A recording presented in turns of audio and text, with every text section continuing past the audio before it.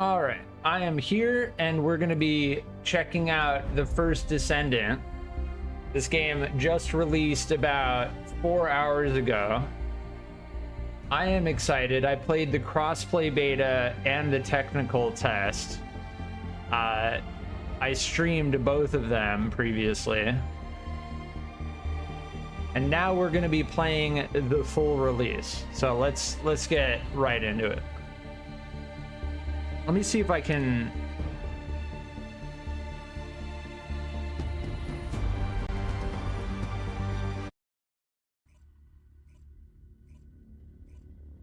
I wanted to change the settings before we started. I'm going like, I did not test whether it's going to work or not. So we're going to find out. So as for this stream, I'm not going to skip any cutscenes. I'm not going to jump through any content. Everything.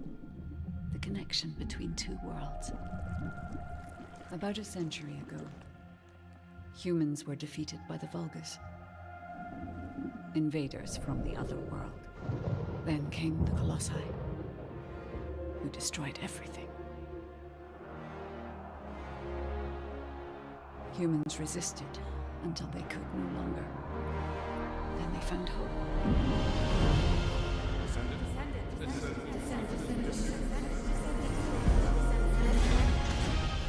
They were gifted the forgotten ancestors' power. Finally, they could fight with newfound strength. But another threat had emerged. Karel, the new leader of the Vulgus. His dark ambitions are driving both worlds to the brink of collapse. We must fight back.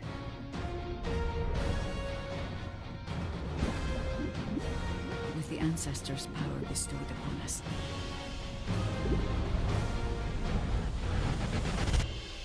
Descendant, can you hear me?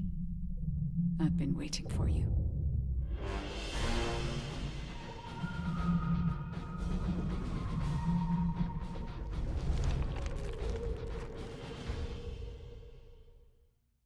Nice, cool intro. Yeah, so during the technical test and the crossplay beta, I skipped through like a lot of dialogue. I'm not gonna be doing that. According to the investigative core, the Ironheart is in the ruins. The assignment is simple.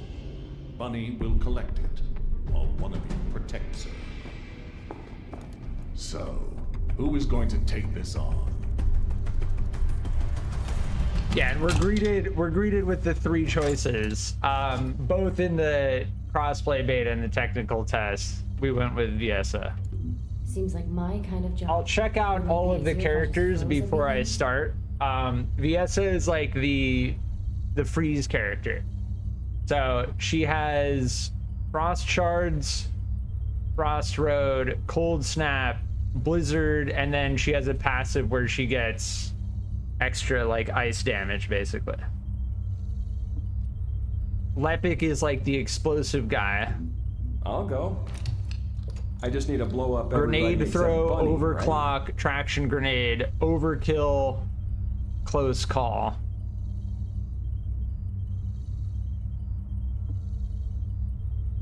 I will say Lepic looks like a very like straightforward character. It like never interested me. Ajax is interesting as like a defensive character. Orbit Barrier, Void Walk,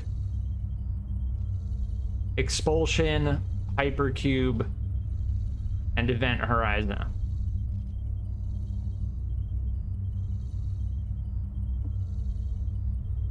But yes, those are your three options when you start the game. My kind of job. Wouldn't it be easier if I just froze everything?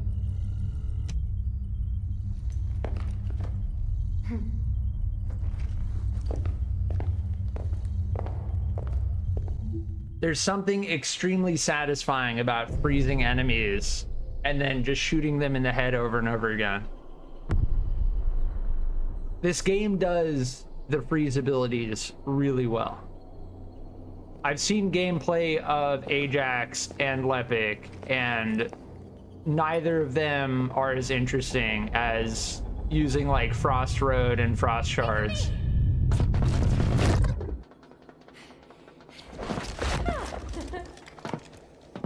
no But Ironheart on that side I do either. plan on checking out This is the last spot. all of the Descendants. Let's get this over with.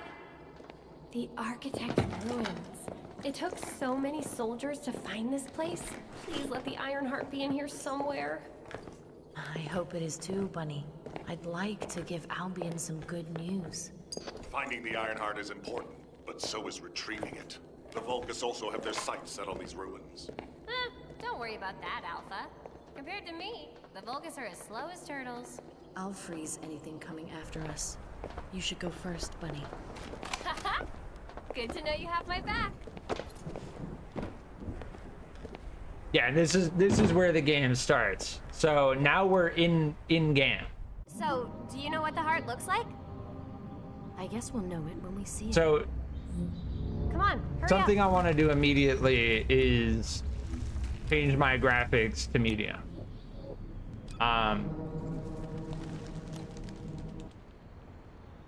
Messing with the graphic settings may crash the game. It did crash the game last time I played it. But it's worth it. I can't play at 60 locked.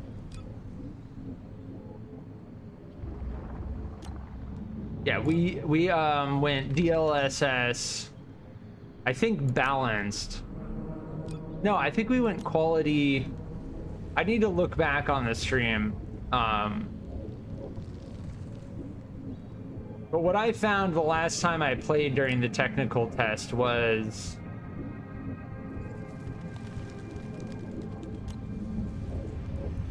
medium settings looked not nearly as different as you'd expect, except for a much higher frame rate.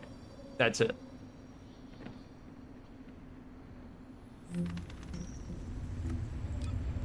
I want to see what this... I'm going to mess with the graphic settings for a second.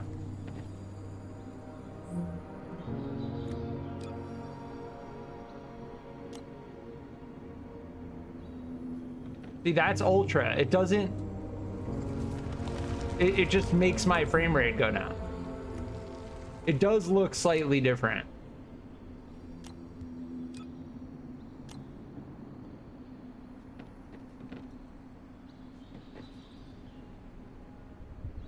Yeah, I'm putting it on medium again because, like I said,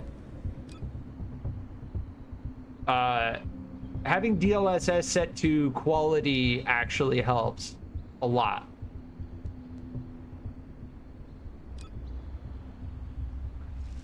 I don't know what this does.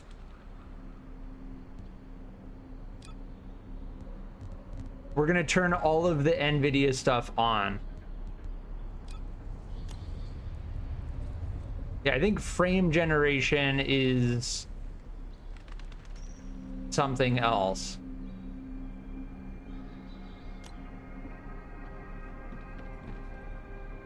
I'm getting 83 frames. Before we were getting... Hold on. Yeah, see, now we're getting 100. So turning this on drops our frame rate, but I will turn that the low latency on. I think we're good. We're good. Let me turn down my mouse sensitivity.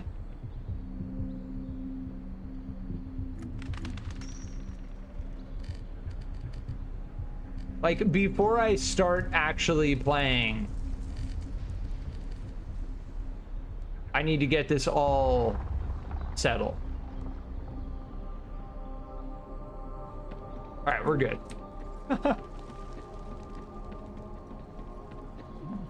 I'll take the lead. Let's turn it down a little bit more.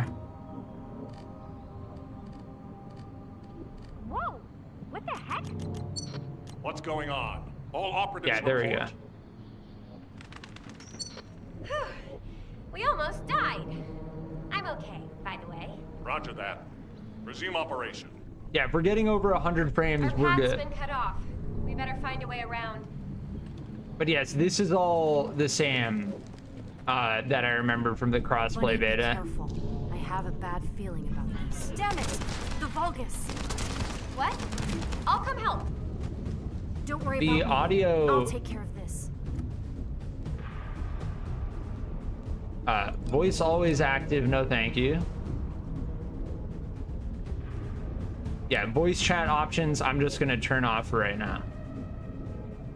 The sound effects, the hit marker sounds can be balanced a little bit higher.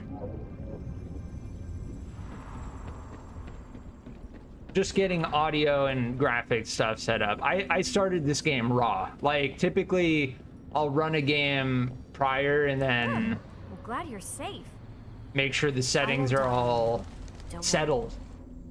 No need to brag. But this game drops you directly in to the character select, so I didn't really have an option. Whoa.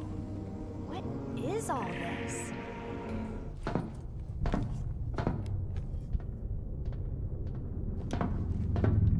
Huh, there's no way through. This is the only place left. There has to be something here.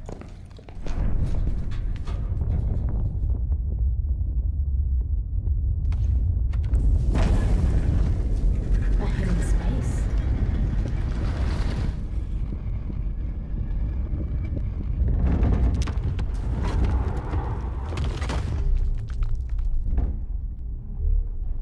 That is the Ironheart. It's the Ironheart!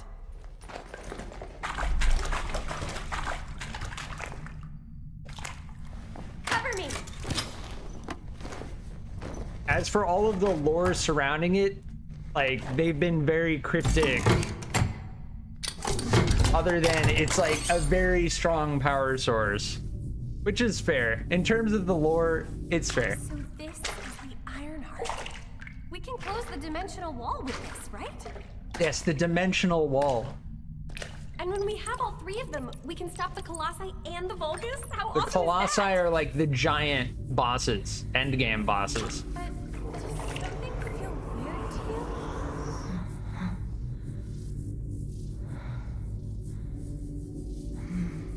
It feels like the Ironheart is somehow calling to me.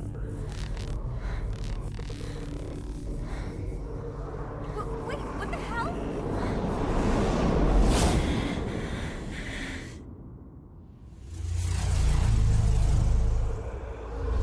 It's the one true ring.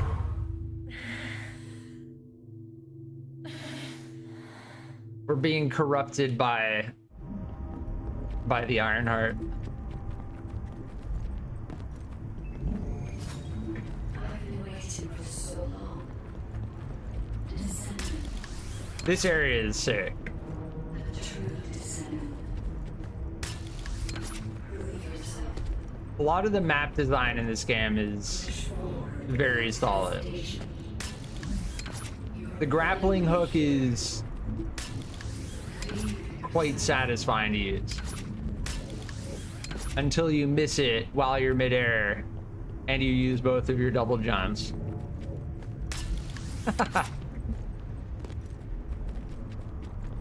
There are modules for the grappling hook. It's gonna be crazy to figure out the end game of this. Because it feels like both the crossplay beta and the technical tests, like, we were given a hint as to the end game, but not enough time to actually, like, dive into it. So it's awesome that this game is finally released at this point.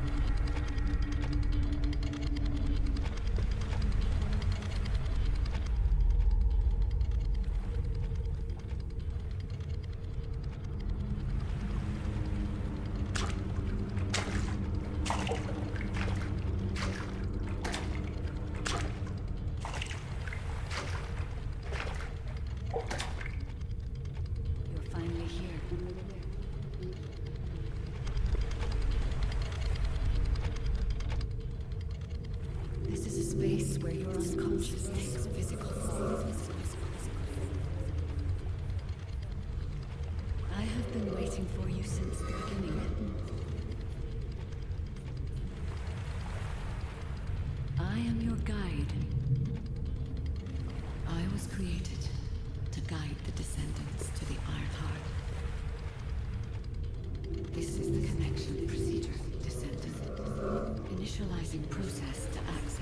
consciousness.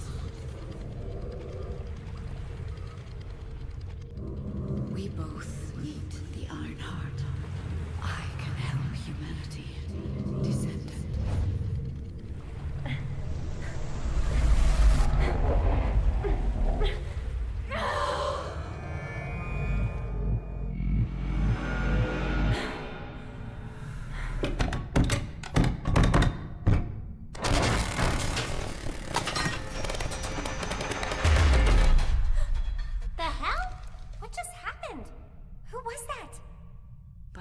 Did you see it too? The guide?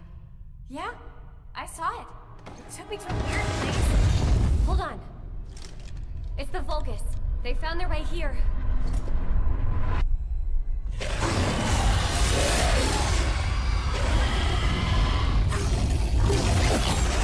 Let's get out of here. Hurry! I seriously have no idea what's going on. Target secured. I'm moving out. You need to stay alive. We have a lot to talk about. Understood. Be careful.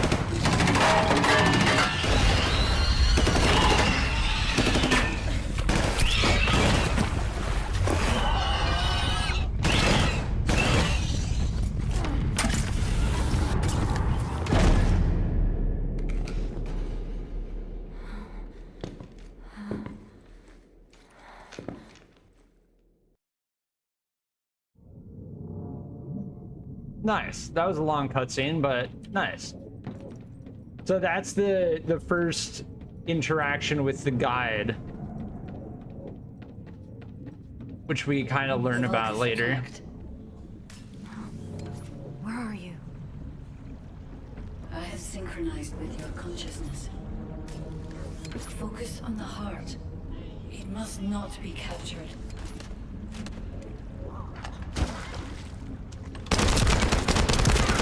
Yes, the mass soldiers. Can I melee them? So the way the melee works, you can melee with a cooldown. Yeah, we can roll with control. So if you look at the bottom, the fist, we can melee once, but then our melee becomes weak if we do it again over and over again.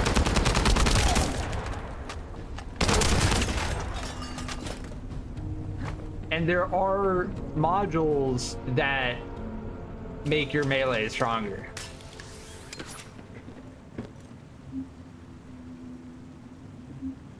Yeah, it's called sub attack. Crammy, welcome back. You're early? Yeah. I kind of rotated my sleep schedule a little bit. But yes, the melee is called sub attack in this.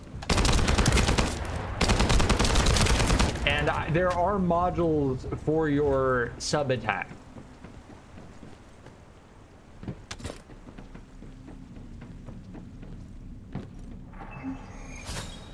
Yeah, I typically start streaming like 4 or 5 hours from now.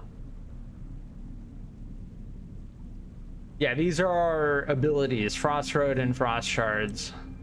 I don't think we could even use our abilities before. Test your limits. What kind of power is this? This is your true form. Yeah, so these abilities are safe. And then we have our blizzard. Nice. I love all 4 of those. Only 9 p.m. rather than midnight or 2 a.m. Nice.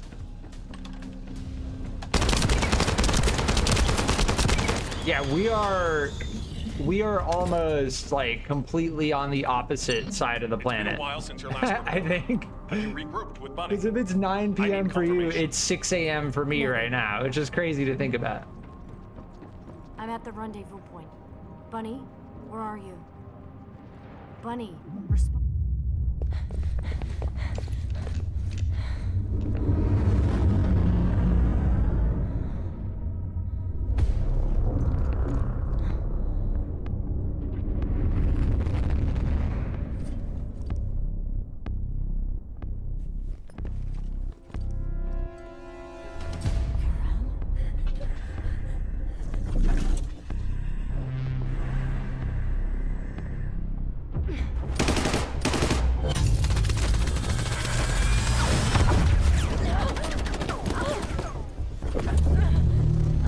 if we'll actually be able to fight Corrupt.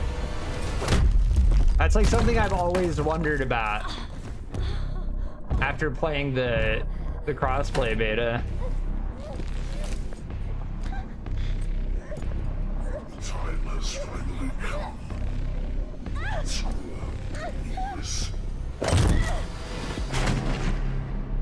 Wrecked. I imagine eventually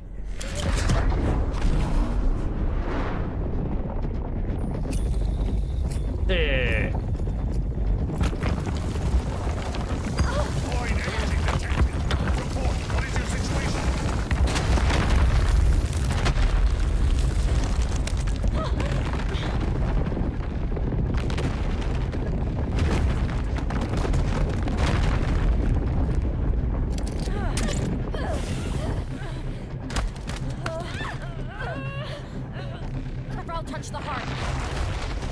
It's triggered some kind of anomaly.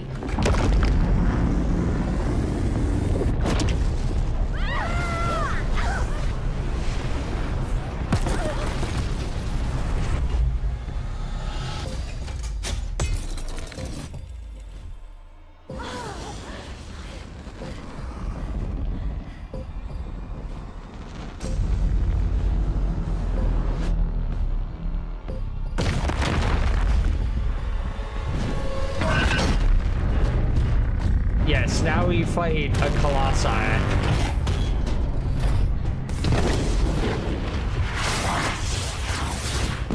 A giant crab demon.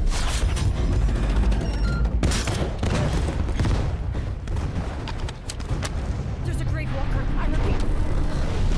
Yes, a grave walker. It is interesting that the Vulgus and the Colossi actually fight each other. And the Colossi shows up after he fucks with the Ironheart. Damn it. I lost Corral and the objective. Grave Walker approaching. As to what actually happens to the Ironheart, I don't know if we... Than normal. You're free to engage. I don't know if we figure that out.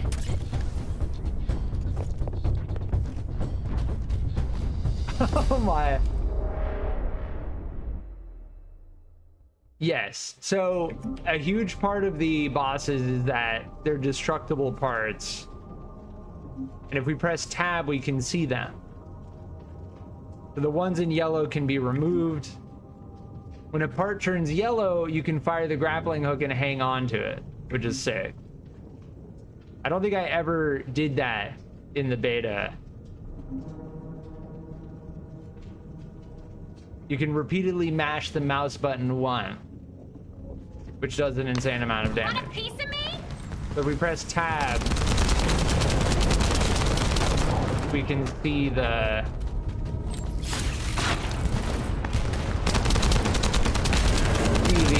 spots that we need to hit.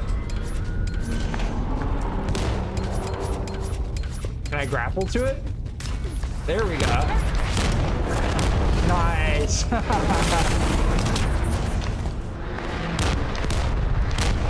I can't see.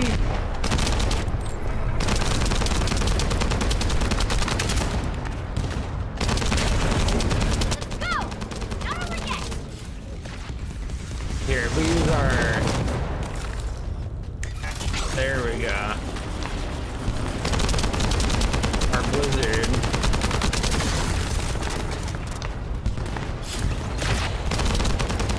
Hitting those up top is difficult. There we go. Nice.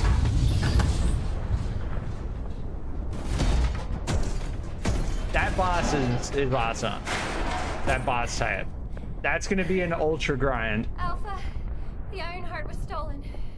The operation Destiny failed. meets Risk of Rain, kinda. Damn it. I never expected It's like a Corral to mix show of in like person. Warframe, Everything we Destiny. go to find that Ironheart. If we don't find Risk the of other two Ironhearts Rain. before he does, the dimensional wall will be in danger. It takes elements from HQ. a We've lot made of contact like with the looter LITE. shooter style games. It's going to help us.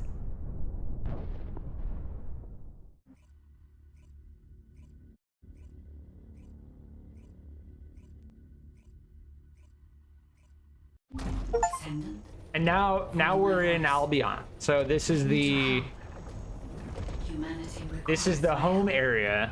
I can find the Ironheart. Enzo, did you hear that voice? Yeah, I heard it too, Bunny. I need to explain the situation to Alpha. You should go and get treated. What? Can't Alpha hear the guide's voice? I don't hear anything at all. It seems to only be linked to active descendants. Now, are there any other descendants who have had contact with the guide? Aside from Jeremy, all descendants have reported connecting with the guide. And the descendant who first made contact with the Ironheart. Oh, we got the polar bear backpack. The bear When it comes cub. to the guide, we have to consider all possibilities. Make sure you familiarize yourself with everything.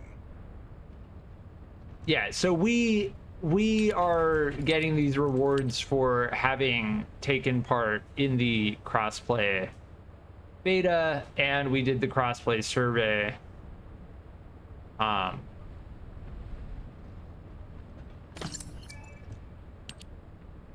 These are items in the game that you could only have gotten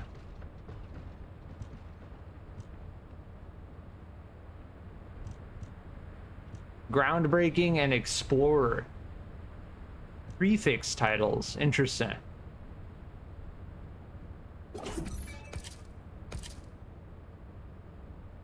Yeah, I don't remember prefix titles.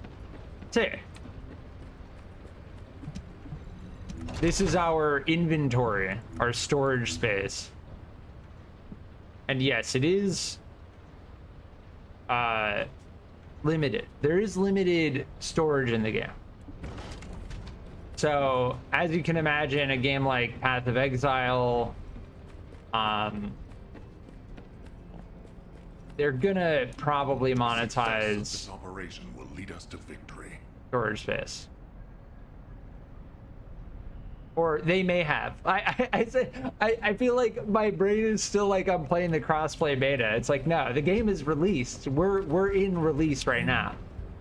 Let's check the. Yeah, here. I wanted to check the inventory.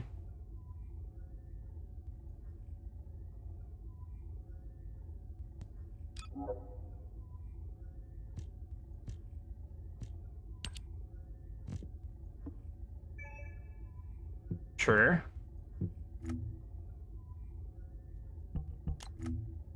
we're gonna put the bear cub backpack on. They flaunted this so hard during the crossplay beta. I'm basically just gonna wear that backpack. Yeah, and then we got the high five emote.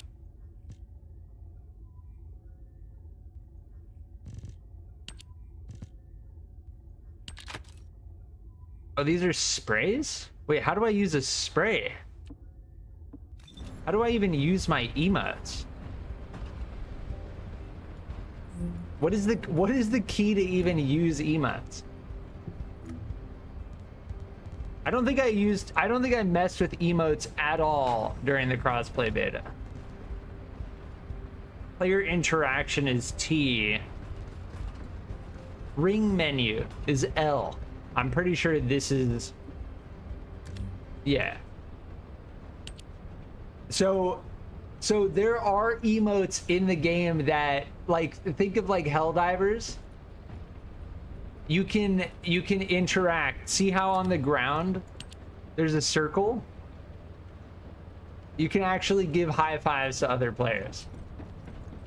All right, let's go and do the actual thing now. Now that we've got our backpacks sorted out. Our Coca-Cola polar bear backpack. No matter what, the Ironheart, to those descendants who have connected to me, thank you for answering my call. This is But yes, I'm not going to be skipping like any story dialogue cutscenes. Many lives have been laid before the Ironheart. I wish to help humanity. My system can locate the Ironheart. However, my functions were damaged after I was separated from it. If I can access the data left by my creators, the ancestors, I should be able to find a way to restore my system. I appeal to all descendants who can hear my voice.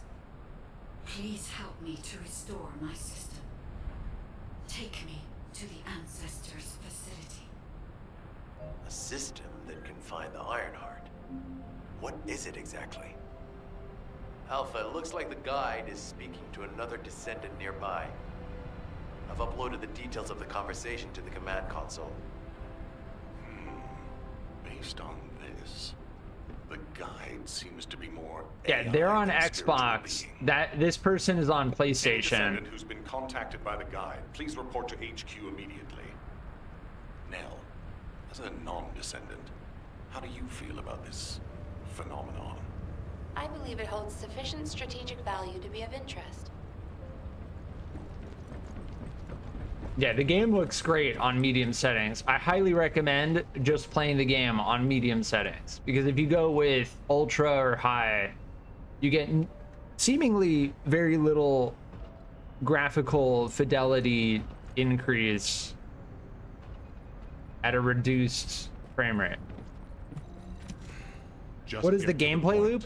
It's a looter shooter. At the core gameplay loop is you go out, fight enemies, they drop tons of loot, shiny, tasty loot, and then you refine it and make a very powerful build to then fight those giant crab enemies. There are different types of colossi in the game. I didn't expect you In to be speaking void to the guy. intercept I battles. thought you were headed straight to HQ. Well, first off, well done on the mission.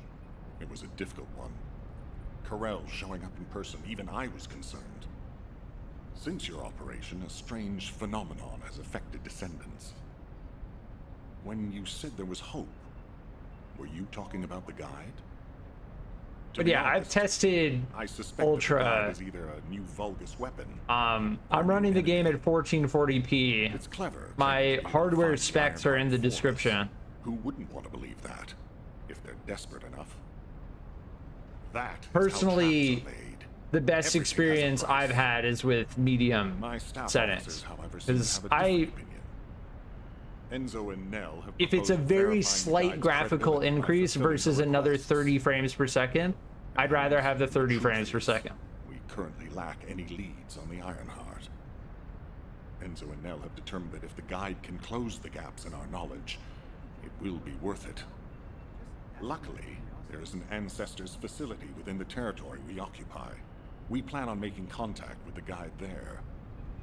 Descendant, this is your next mission. I would like you and Bunny to bring the guide to the Ancestors facility in Kingston. Deploying the Descendants who have been in closest contact with the Ironheart is our best bet. Bunny, I know you're recovering from your injuries, but I'm sure you understand the importance of this. I'll order the Investigative Corps to provide support. I hope we see some results, whatever the outcome may be. Bunny, you'll need to equip a new suit before you leave. I've already notified the Ordnance Yeah, it's an Department. interesting dynamic because the The new leader suit. alpha It of won't the be taken out of Descendants my can't pay, actually communicate It will be deducted from your pay, naturally. with the guide. Yeah, this is the mastery system in the game, which is a core progression system.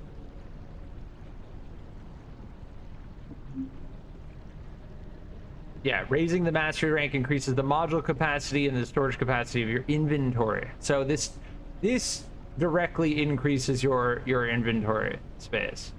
It's a core progression in the game. Yes.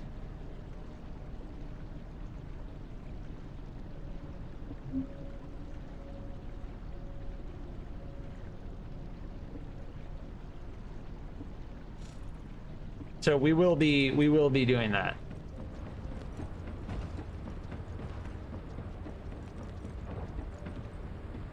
What is that over there? There's like a portal or something.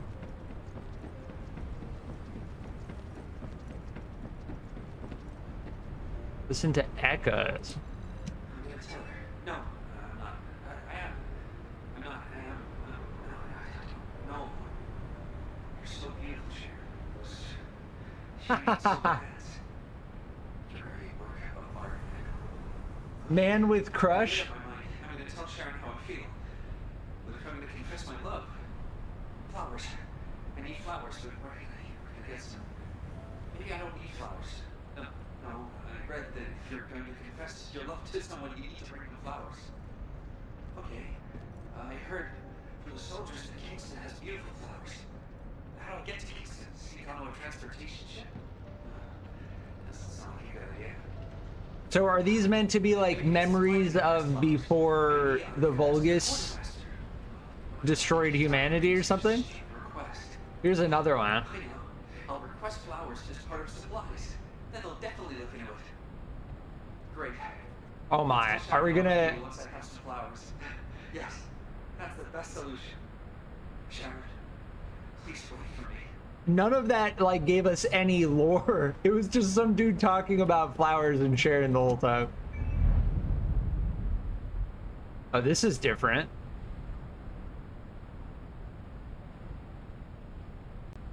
Yeah, the giant guns on the mountain are why the Vulgus can't actually attack this place. Humanity survives. Magister. Stubbornly continue to pursue existence in Albion, a final bastion created by gathering all their remaining. What happens if we fall off the edge? Mountain range. This location once thought to have been an architect facility. Oh, here's another echo. Are we gonna listen to all of these? Humanity entered into I may as well take my time. We gave them technology and the knowledge of how to fight back while fortifying. Yeah, this person here, Anais, is a magister. So Ultimate weapon for them. Or to be more precise, we have awakened the ultimate weapon for them. there's like a different Once the Descendants completely reclaim the land species of individual in this game. will look different. It's not just humans. After that, humans will continue to disperse to find places to call their own. But This city will become I mean, if like this follows a similar formula, if we're being honest at the core, like let's do the mission. This is a lot of dialogue. In that day, we continue to create weapons for those who are humanity's last hope. Yeah, world map for G. All right, good. We did 2 echoes, sure.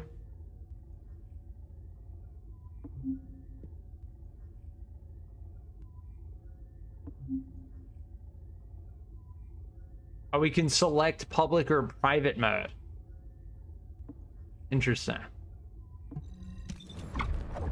Let's actually play the game rather than just standing around listening to lore stuff that doesn't really... That one, there's a massive difference between the guy talking about flowers and that explanation of the Magisters. Between those 2 echoes, like one was like very core lore to the game, the other one was like some dude talking about flowers and having a crush on Sharon. Like, what? Like, oh, I okay.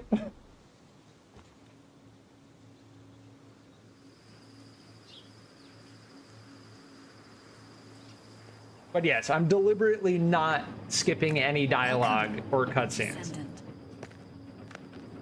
Please, do not be alarmed. My appearance has been configured to facilitate communication. I am linked to the Arcade of Descendants. I can appear wherever you may be. But I am incomplete. At present, only you, Descendant, can see or hear me. I need you to help me fully restore my system. Only then can I help humanity. Ah, there you are.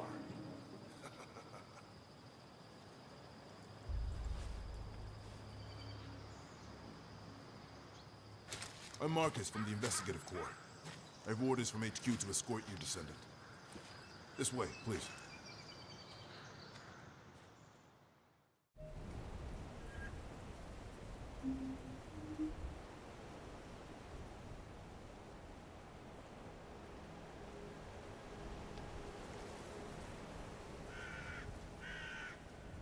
Nice.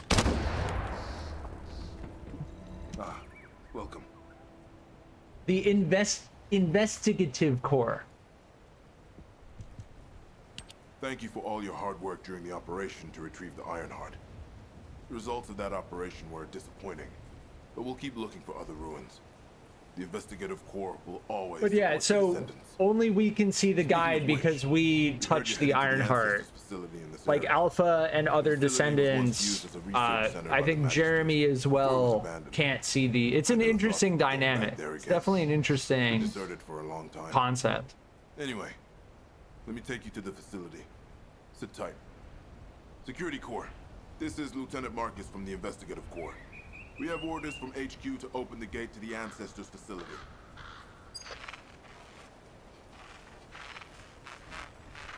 Security Corps, do you copy? This is Lieutenant Marcus from the Investigative Corps. What's going on?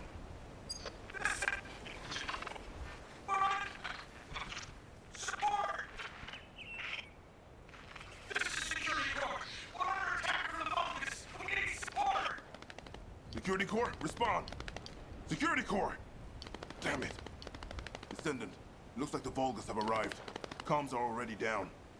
Use the emergency communicator to contact HQ while I try to get a handle on the situation. Sure. Yeah, I remember all of this from the crossplay beta. Vulgus signals are being detected from inside the communication center. So this is Kingston.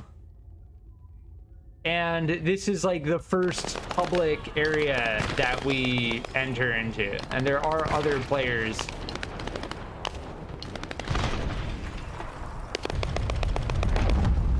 Yeah, we only have our Frost Shards ability.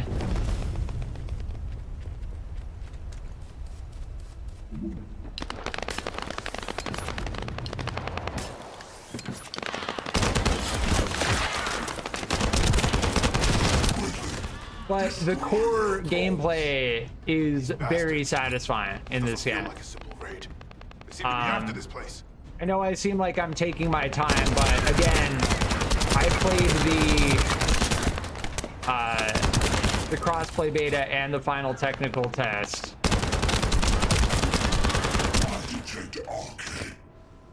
I skipped through all of the dialogue the first time. This is Commander Greg. Deploy the assault ship. Yes, Commander Greg.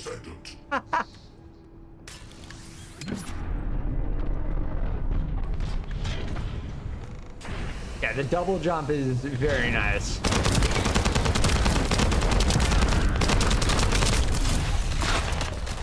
So our Frost Shard ability has a limited range, but it's reasonable considering how much damage it can do.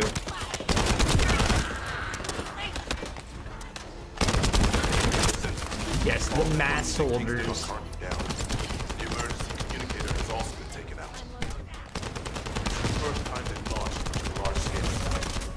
We must reactivate the communication and secure the emergency communicator. Oh, interesting. That player just killed that that enemy. So like we're doing this mission, but that player was able to kill that enemy. Oh, we're in a group with them. If you look in the top right, we're actually in a group. They're playing on Xbox, which is sick.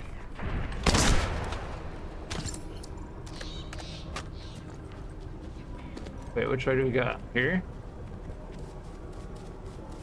Yeah, we're doing the same mission right now. All gates have been blocked. And it looks like we've lost all our soldiers. Damn it. Those bastards. I'll try to go around. Yeah, these are Monad Shard. Those are a core crafting item in the game. I don't know if it's really... Oh my. replay base.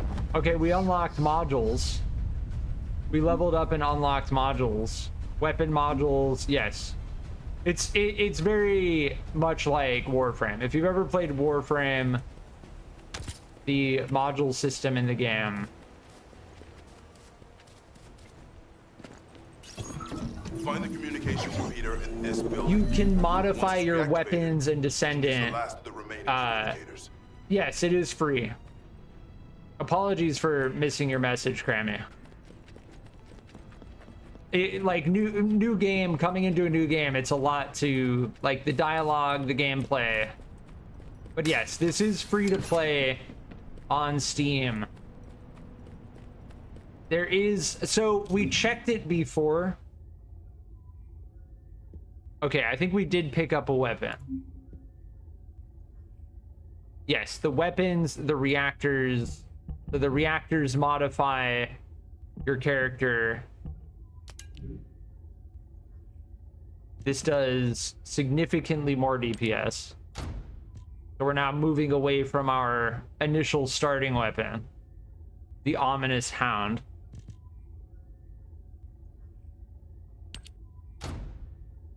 And the nightmare hound.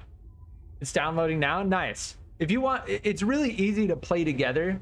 Like if you're interested in like doing like a boss battle or something, like I'm gonna be playing this game a lot over the next 3 days. What you're seeing right now is the core progression of the game. Like, okay, we had this was our starting weapon, we just got this, it does twice as much DPS, right? And that's we're gonna see like tens of thousands of DPS, like end game. That's the core progression of the game.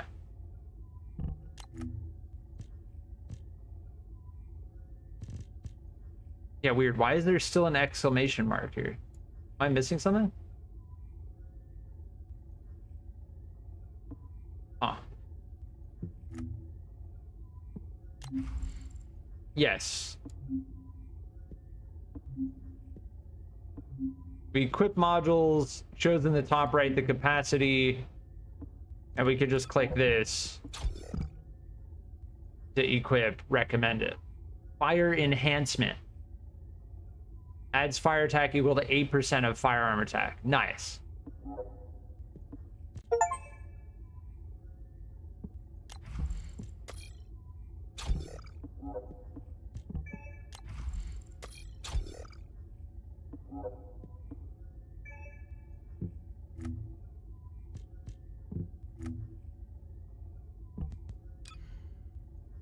And then this is, so these are all the weapons in the game. We have yet to unlock the vast majority of them. And then this is our Descendant. These are our Descendant modules. So this just flat out gives us plus 22% HP.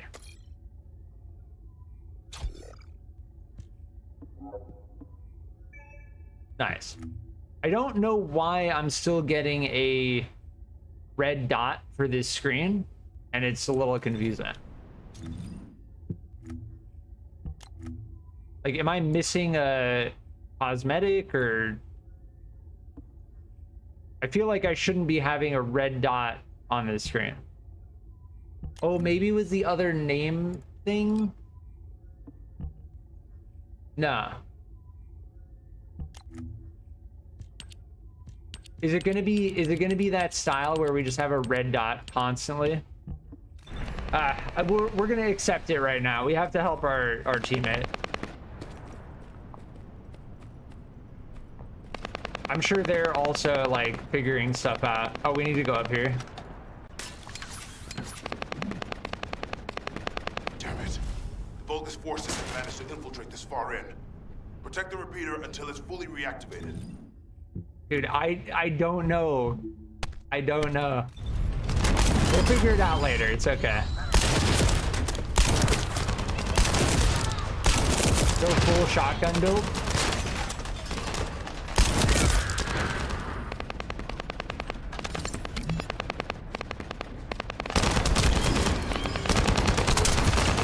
The AI is a little bit like, it's a little bit, oh, what is that thing?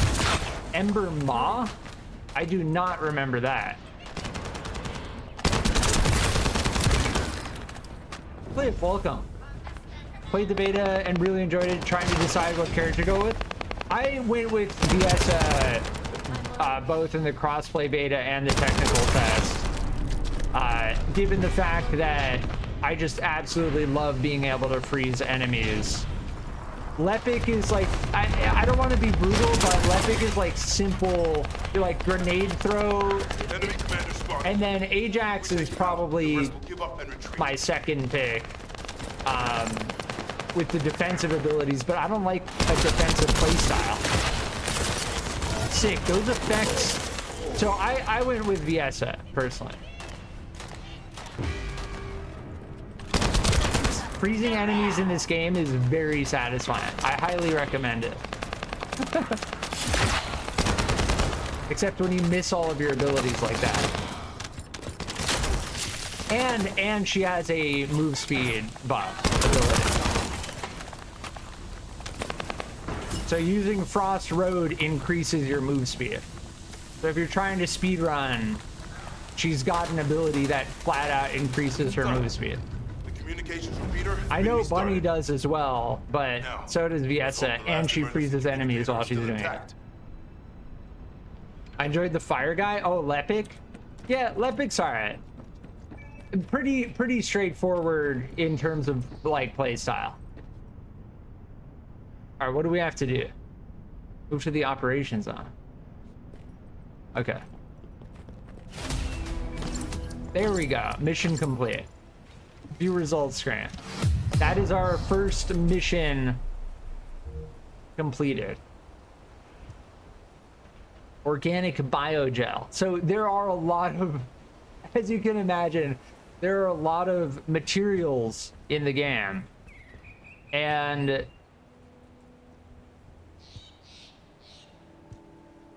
with that comes a lot of grind. And we can restart as well. They full-blown added restart mission. So if there's something we're trying to get from this mission, like a rare drop, we can just try it again. But that was the first mission you do in the game.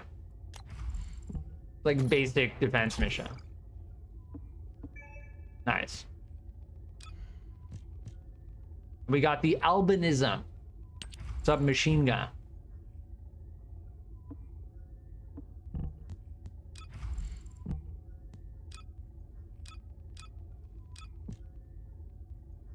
Yeah, if you're wondering why, like, if you're watching, it's like, why doesn't he hurry up? It's like, there's gonna be plenty of time. So there are 3 different presets that you can have for your character.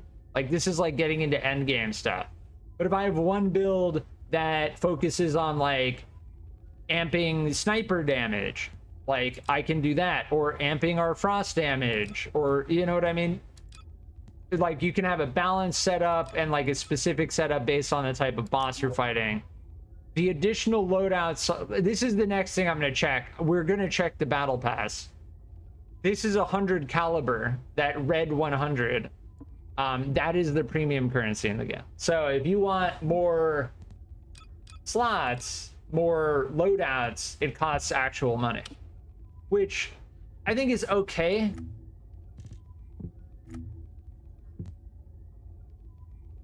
And yes, we found a new reactor. So the reactors are, we can, I think, equip. What was the button to compare? I assume it just shows the red and green. So if I equip that,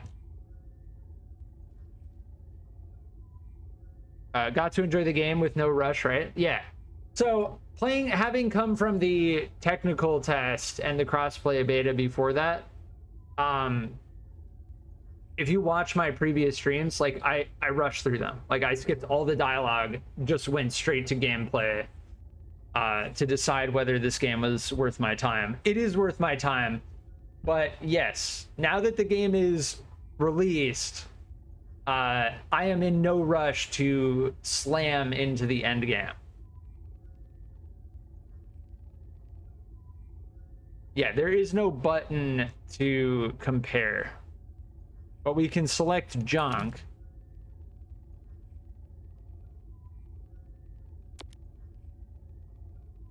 Yeah, interesting.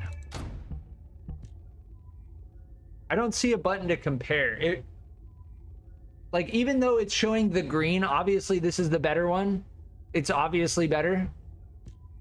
It would be nice to be able to compare, but yeah, so we can select junk and then hold control, dismantle. We get solenoid and superconductor core. Yes. What you just saw is a core progression in the game. You like pick up a new reactor. Oh, this one's green. It's better. And then you yeah. I don't. This is gonna drive me nuts. We're gonna get driven nuts. The red dots on everything. It's like it's starting to feel like a freaking mobile game, but I think it's a bug.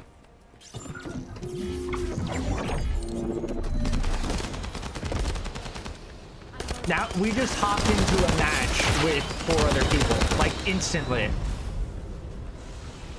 Massive frame stutter. Massive frame stutter. But yeah, we're in a match now with 4 other players. 1 is on Xbox, 2 are on PC. But yeah, I'm getting 80 FPS. I'm running this game at 1440p. So if you're running it at a lower resolution, you may have an easier time running it. But personally, I'm running it on medium settings. Because I require over 80 frames per second. What exactly do you mean by that, Alpha? Things went south as soon as the guide arrived in Kingston. And not only that, but it seems the Vulgus are after the same Yeah, Alpha's mad at the guide. Alpha, that's probably because the enemy has the Iron Heart. Nell, I don't think we know too much about. We'll have answers once we investigate the Ancestors' facility. It's too late for that. The Vulgus have surrounded the facility. But see, now we're out of it. We're not in a party anymore, but the players are still in the world, which is awesome. That's seamless, right? That's like a seamless experience where I started the mission, I wasn't in a party, immediately dropped into a party of 3 other people to make a party of 4. We completed the mission, and then boom, we're back out into the open world without like needing to worry about like getting out of the party or like jumping to a different thing. You know what I mean? They nailed that with this game. Yeah, so the next thing I wanted to check,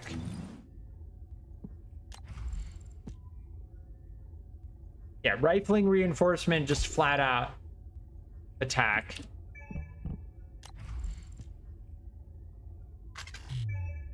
Ah, see, now our shotgun is max module capacity. So we'd have to choose. Shell up gives us more ammo. And it takes 16 energy capacity.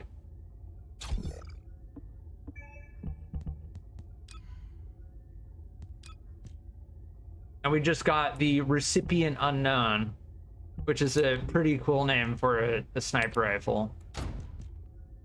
The albinism. Yeah, we've been using the ominous hand. And yes, so we can designate all of these starter weapons as junk and dismantle them. Super alloy liquid metal. So far I'm going SMG assault rifle. Nice. Yeah, the SMG, the albinism is very satisfying to use. The recoil is a lot though. Yes, here are all the Descendants in the game. I'm not going to go through all of them.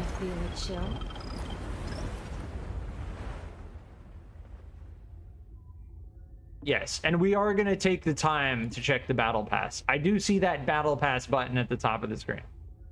Yes, these are all of the Descendants. There are quite a few of them. I don't know exactly how many. We're gonna try and get rid of this red dot. It's gonna take some time, but I suspect it's somewhere in here.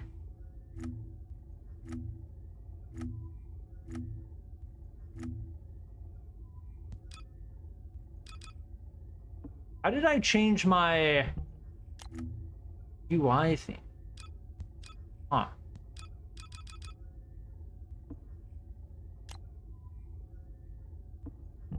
Are they, so the UI theme, this makes me suspect that they're gonna add cosmetics for the way that the UI actually looks. Which is, I don't think that's actually in the game yet.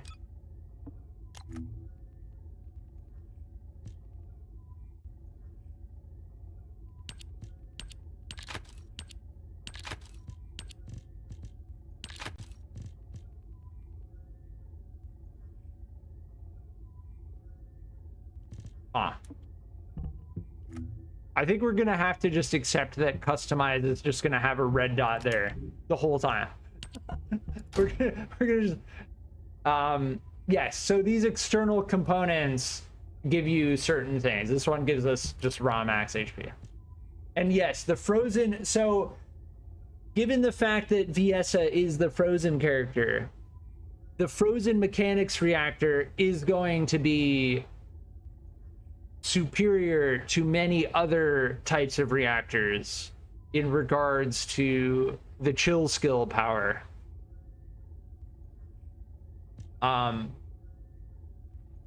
But you do have materialized phase reactors which do not have any attribute skill power, but these can have different effects on them, and I believe in the end game there is like a reroll system. Yeah. I have no idea what that noise was. Okay, we just leveled up by equipping that. Okay. Let's look at the battle pass next. So they did show the battle pass in the final technical test, and there was quite a lot of feedback about it, given the I believe there were 3 different currencies, and they simplified it. So there's the battle pass and the bonus shop. Here's the battle pass. There are, so it's alternate. So 1 paid, 1 free, 1 paid, 1 free. Yes, so the emotes, there are a lot of emotes in the game that are like communal, which is pretty cool. Yeah, so there are bonus coin. We in the technical test, like nobody knew what they were even for. Yeah, sick shotgun skin. This is free on the battle pass, by the way. Yeah. These are important.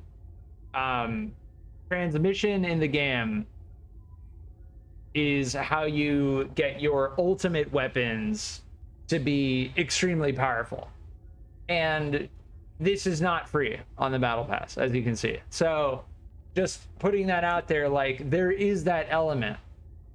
They do give you caliber in return on the battle pass. So the battle pass, if I wanted to buy it, premium upgrade 500, 500 caliber is $10. So the battle pass is $10.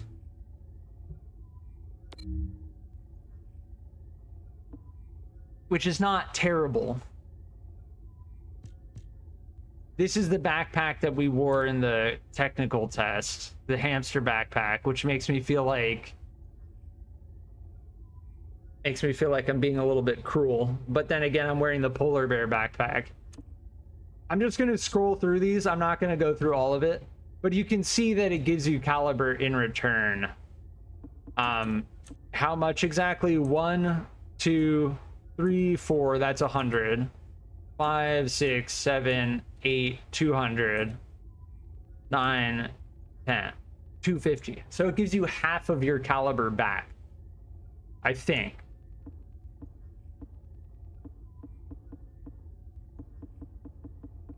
But this is the preseason battle pass with 57 days remaining. And this is the final thing on the battle pass, which is a skin for Sigvor's Proof, which is an ultimate, one of the several ultimate weapons in the game.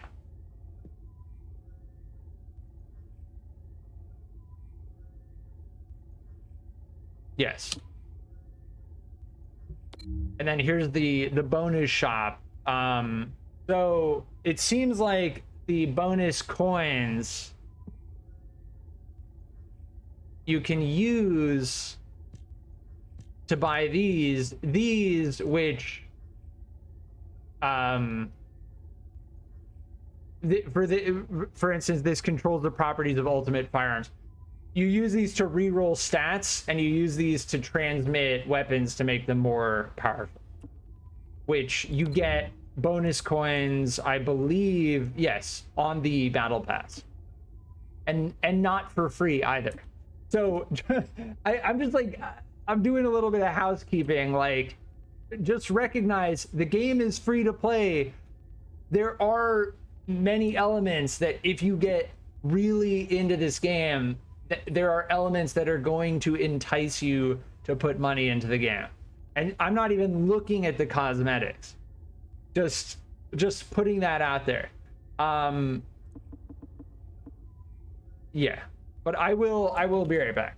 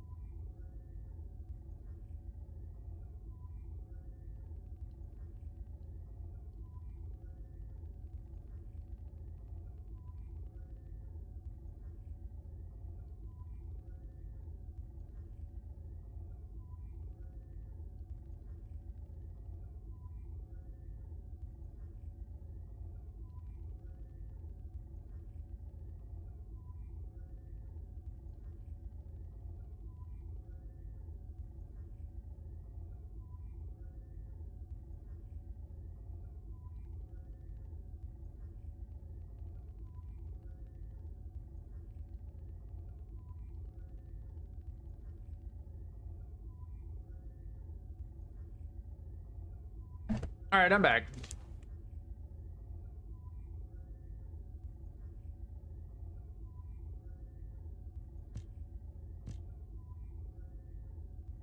And yes, so the paint in the game, as far as I understand it,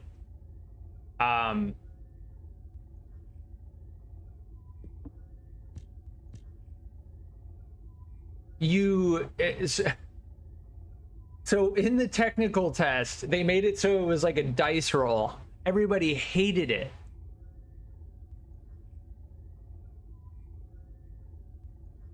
So what they did was they just added paint to the battle pass and then made paint so you can just buy it outright.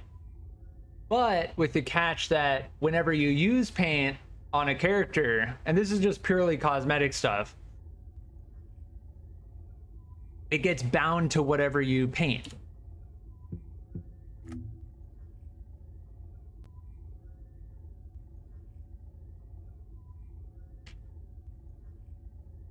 And this is the shop.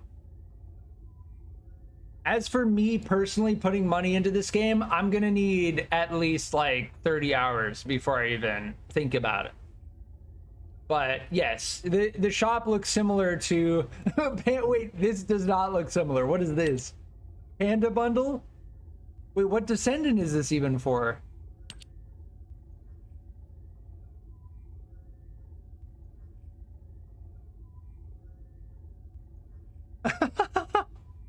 Wait, you can use this on any Descendant. That is hilarious.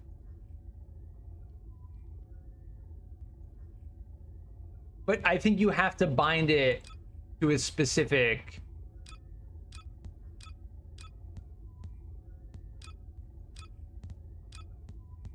Yeah, you would have to bind it to a specific character.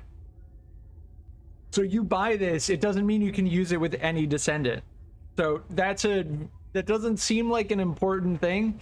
It is. Like, if you want this cosmetic for Viesa and Lepic, you're gonna have to buy it twice. You have to select which one.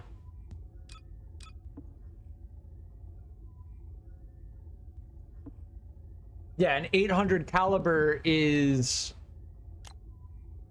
So they went full-blown with that style of like, yeah, you want 800 caliber, you're gonna have to pay $20. So yeah, I think it's good that I'm, you know, checking out the shop and everything to start.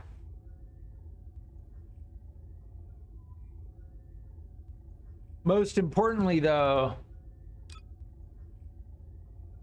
you can, so they monetized everything. I'm gonna just leave it off with this.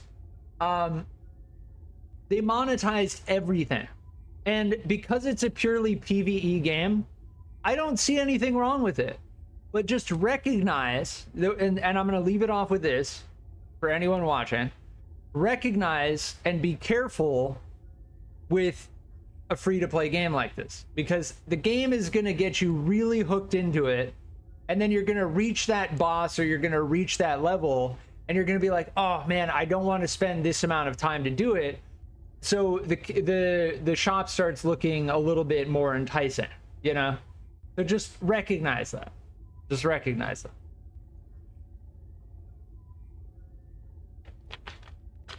And I've been around long enough,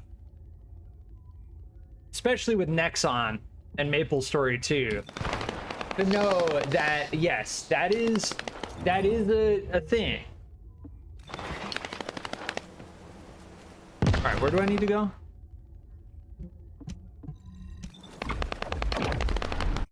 Nah, I just grind my money, goes into my racing IRL. That's the thing, is like, you know, in my mind, why would I pay to skip content in the game that I enjoy playing? I may as well just play it, right? But there are people who don't fully recognize that, right? Did you just hear something?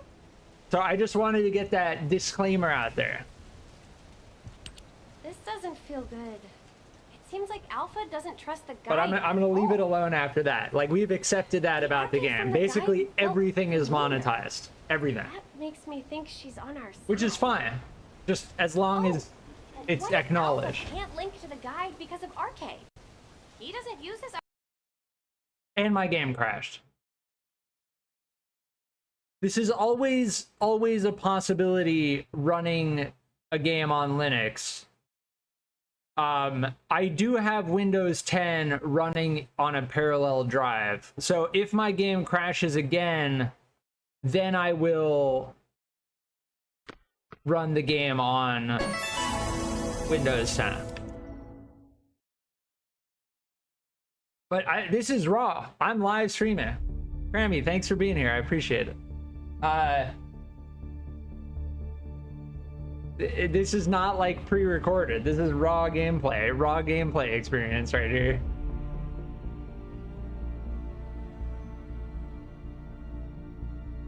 During the crossplay beta and the technical test. Ooh, interesting. Previous game ended abnormally. Okay. And the connection to the server failed. So during the crossplay beta and the technical test, I did not experience a single crash.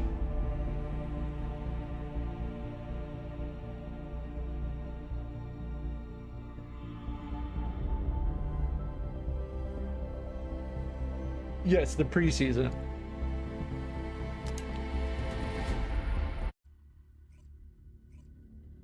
Screwdrivers has done well on Linux. Yeah. Honestly, people poo-poo on Unity engine. Unity has some serious problems with how the developers are trying to monetize it. But as far as Screwdrivers goes, using the Unity engine in regards to playing it on Linux, it's been extremely smooth. It's been great. I highly recommend playing Screwdrivers. All right, we got more red dots that I have to click on. We got the cold prefix title for choosing Viesa. If we chose Lepic, we would get Overkill Spray, Grenadier, Ajax Survivor, Determination Spray. Yes, the library is like...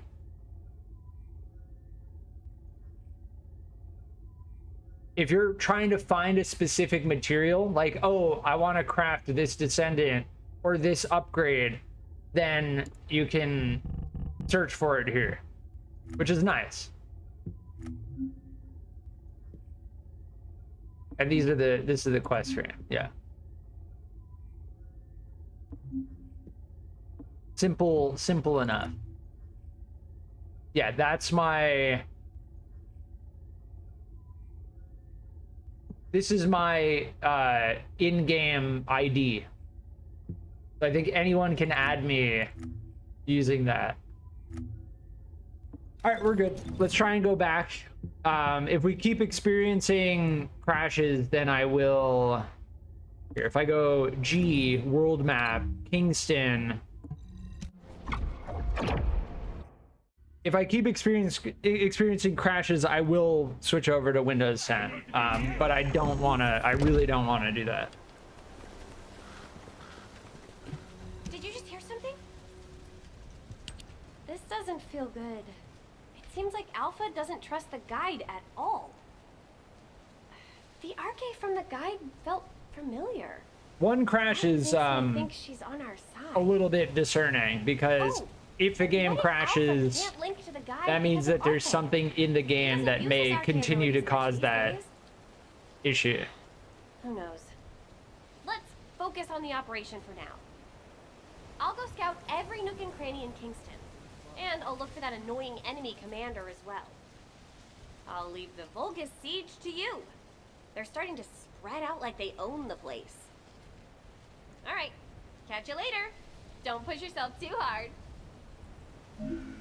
All right, that is a good sign that it did not crash again in the same place. Okay, so now we have Bunny Quest. So this is a sub quest, and this is the main quest. So the sub quests are blue, the main quests are purple. I'm just gonna stick to the main quest. I don't care to grind for the bunny materials right now. So I'm just gonna stop tracking that mission entirely. The invading Vulcan forces are establishing positions. We need to clear out the building before they really dig in.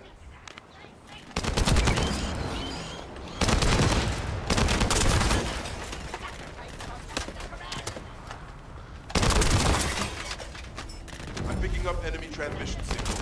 Be careful.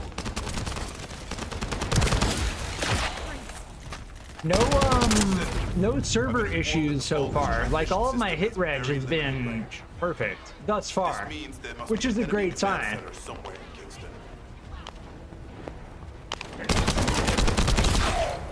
Stay where you are. Oh, I don't have my V ability.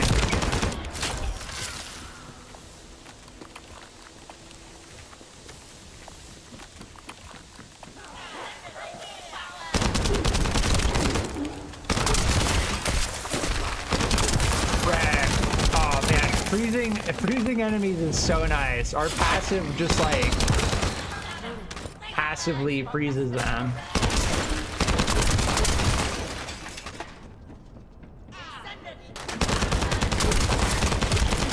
Oh, I forgot to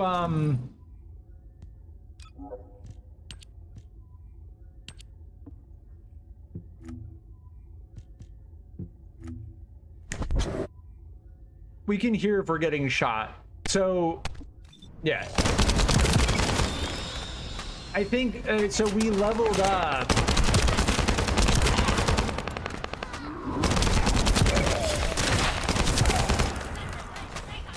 There are a couple things we can do.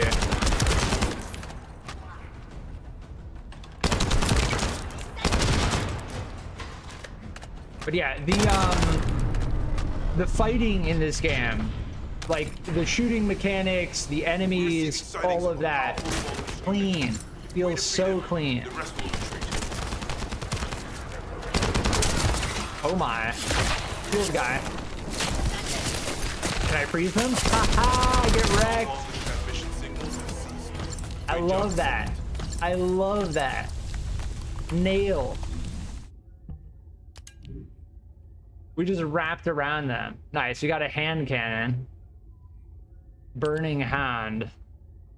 Let's switch to a different weapon.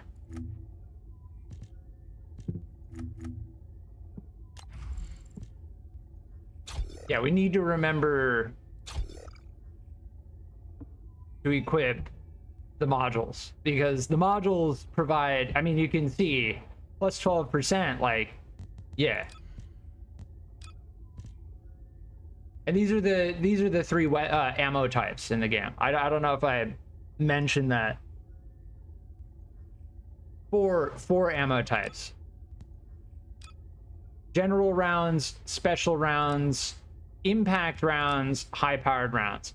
And that may not seem important, but it is, because if you equip 3 weapons of the same ammo type, you're gonna immediately run out of ammo.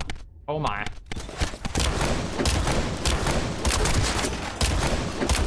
thought I was using the missing every shot. I thought I was using the rifle again.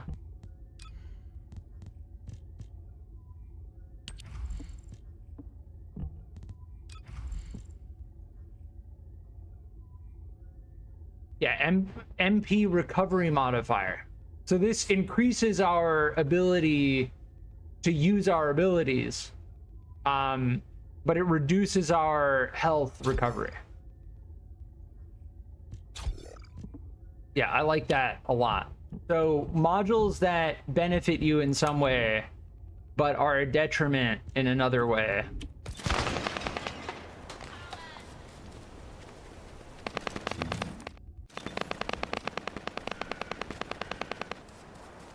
That's gonna be the way to like make a really refined build. Focus and establish a field power plant in the area. Seems to be linked Like if you want to go max damage, you can go max damage, but you're gonna have to sacrifice like a lot of other things. Oh, this thing feels so good. The sound balance in the game, a thing I do recognize is that a lot of the audio in the crossplay beta was all over the place. And in this, it just sounds good. Like the balance, whoever did the sound design did some serious work over the last 6 months. Because it sounds good. Like the sound design in the game is good.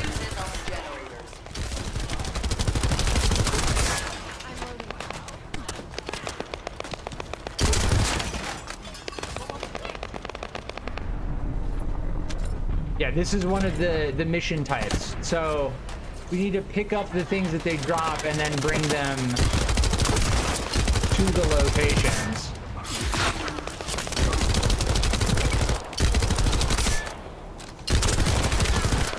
Yeah, the albinism feels pretty good. Damn, we're getting shot at.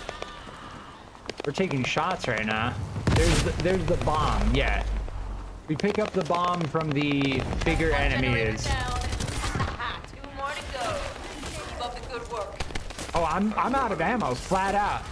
The Albion generators will fail if you attach high voltage fuses to parallel circuits. That's what I'm talking about. Ammo is definitely a thing in the game.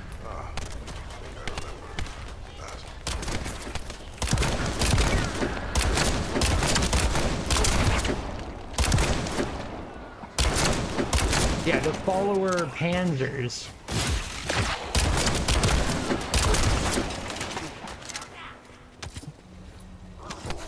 Can I use my... Nope, you cannot. If I use my crossroad ability, I drop the bomb. And then I need to pick it up again. But it seems like we can run with that ability active. So as for like speed running...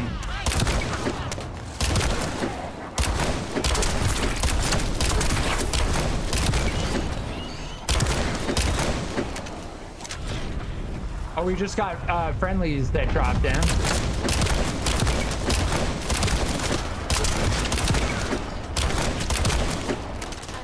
Nice. There is an absolute element to this game.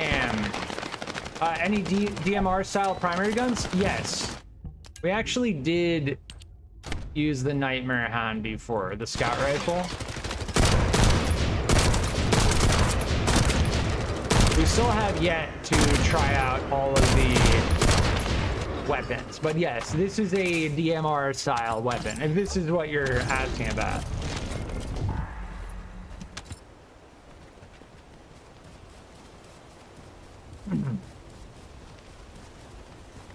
They're kind of skipping around a little bit, but if their ping is high, then their ping is high. I bet they weren't expecting us to use the fuses like that. Descendant, Alpha reinforcements have arrived. Okay, I don't know if there's a damage fall off. If there is, it definitely feels like a very small amount, at least with this weapon.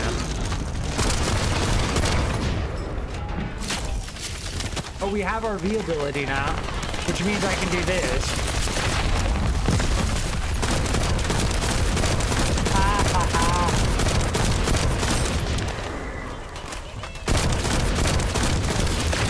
I've learned a useful tactic today. Thank you, Captain Harris. From now on, any Vulcan field generators we find will be handled using... Yeah, the Frost Wave ability is just so nice. It's like this close range, massive amount of freeze damage. Call that authorization. It's not your concern. We've exchanged some My main harsh weapon in words. most games? Nice. Yeah, this thing is satisfying to use. It feels good, it sounds good. Respect Alpha's prudence, but I do not want to waste what might be our only opportunity to work with the guide. If our results at the Ancestors facility are positive, Alpha will change his mind. Which is why I leave it in your capable hands, Descendant.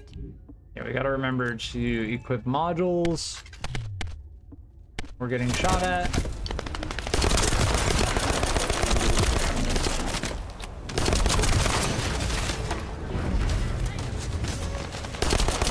See, we got a mastery rank up. We need to go to the mastery hands. First up, you need to find the facility managers among the enemy forces. They'll be carrying fuses. Once you get your hands on them, stick the fuses on the generators.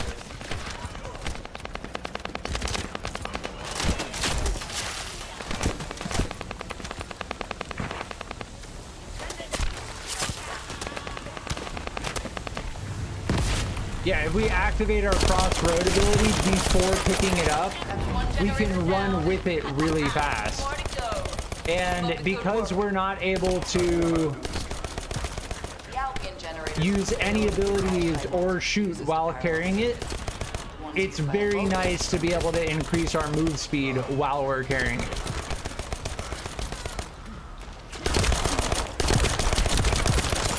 Yeah, this thing feels pretty good. I don't think I ever messed with these pistols in the technical test. This thing feels pretty good. The auto pistol, what is it called? The Hungry Hound.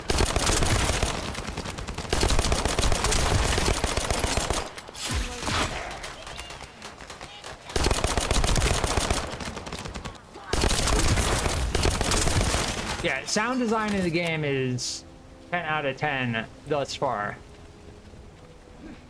They add, like, I don't remember it sounding this good in the technical test. They did something.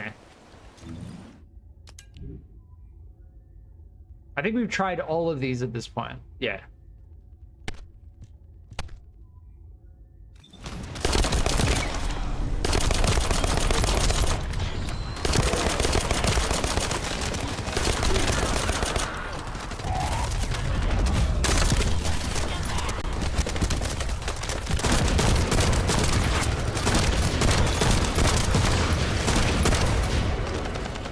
Season level up. We can see in the mini map in the top left all of the drops that we're missing, and we want all of the drops. Yeah, now we're in a group of 4 people doing this mission. Like, we've just been cruising. Yeah, we gotta go this way. I think everyone's still trying to, like, figure out what to do.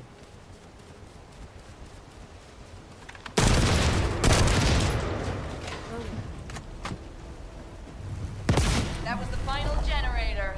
Ha! I bet they weren't expecting us to use the fuses like that. Descendant, powerful reinforcements have arrived. It's okay if I don't remind you what to do again, yeah?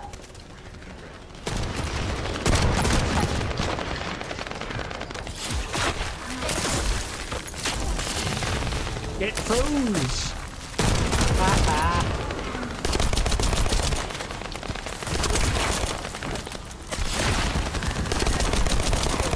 Dude, being able to freeze the big enemy is just so nice. Now on, any Vulgus field generators we find will be handled using this method. Yeah, that was the mission. 3 minutes 27 seconds. Oh, I love the Cygnus. The machine guns in this game are satisfying. So the bunny enhanced cell, I think, is what we need to use to craft, to unlock bunny.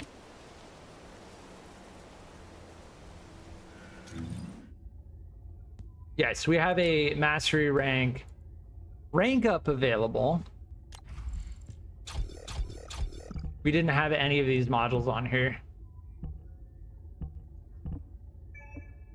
Always need to remember the modules.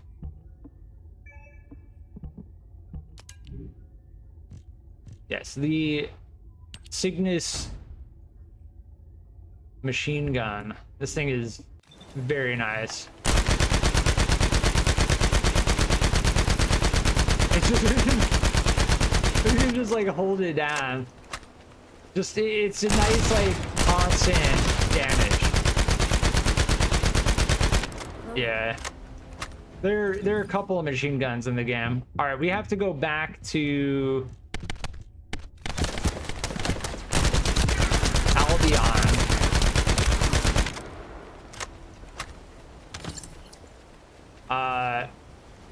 I could go and do that. Yeah, let's go. Let's just progress the...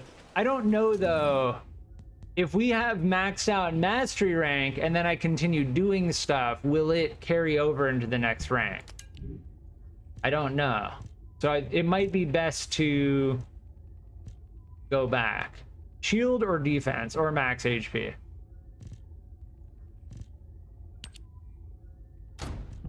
We're gonna go with max. These all take up a different slot. So support, so memory, auxiliary power, reactor. We haven't found, no, we have a sensor. Yeah, these all take up different slots. We haven't found the CPU yet, or whatever it's called.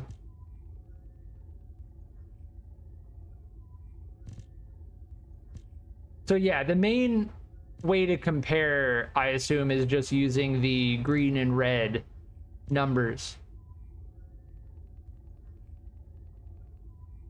So this is going to be better in most regards, so we'll use that, even though it's a tingling rather than a frozen.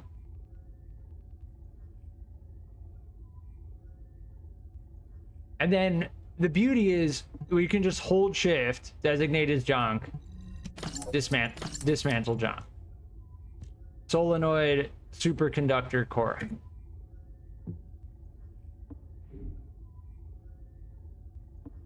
But yes, I am going to take the time to go back to Albion. It seems like you can go back to Albion at any time. At any time. You don't need to, like... you don't need to go full running simulator. You don't need to... Yeah, it's very convenient. It's nice. So the prime hands is where we increase our mastery level.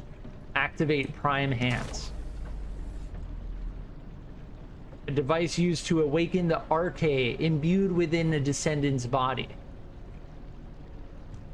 And the magisters are the ones who created it. But yeah, so mastery rank 2 benefits: we get more capacity for our descendant, more capacity for our weapons, and equipment inventory slot. Storage slot, consumable, so you get, yeah. I don't know, tracking count? I don't know what that is. Is that like how many missions you can track? Interesting. I don't know. Let's do this stuff.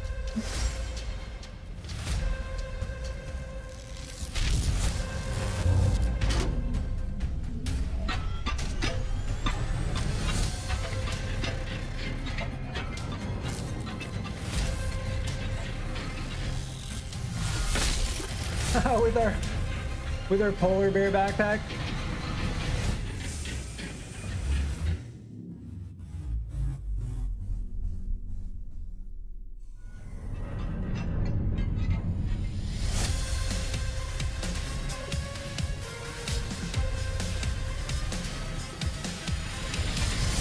Our polar bear's mastery ranked up as well.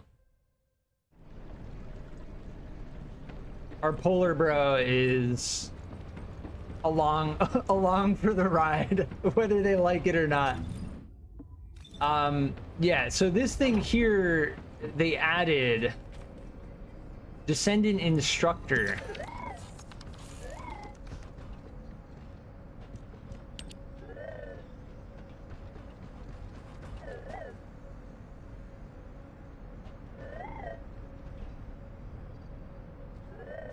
Now, I don't know if they intend to add a voice to this thing,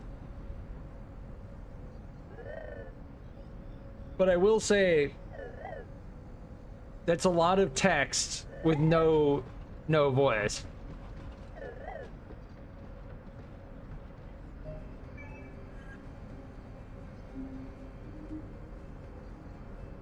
But yes, so in the crossplay beta, this used to just be like an orb thing, like right here, that you could kind of like, you would just, it would just give you dialogue, flat out dialogue. And then it's so it seems like they're trying to convert it into an actual robot NPC, which I don't fully understand why, but it's okay.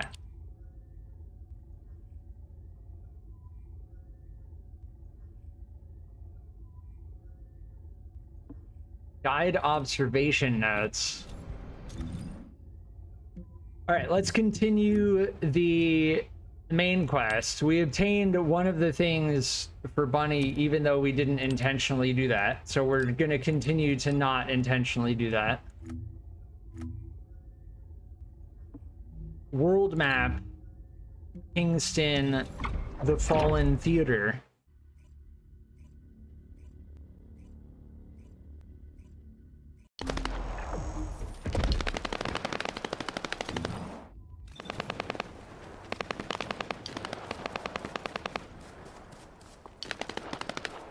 Yeah, it's interesting how you like enter the core of this game is very interesting.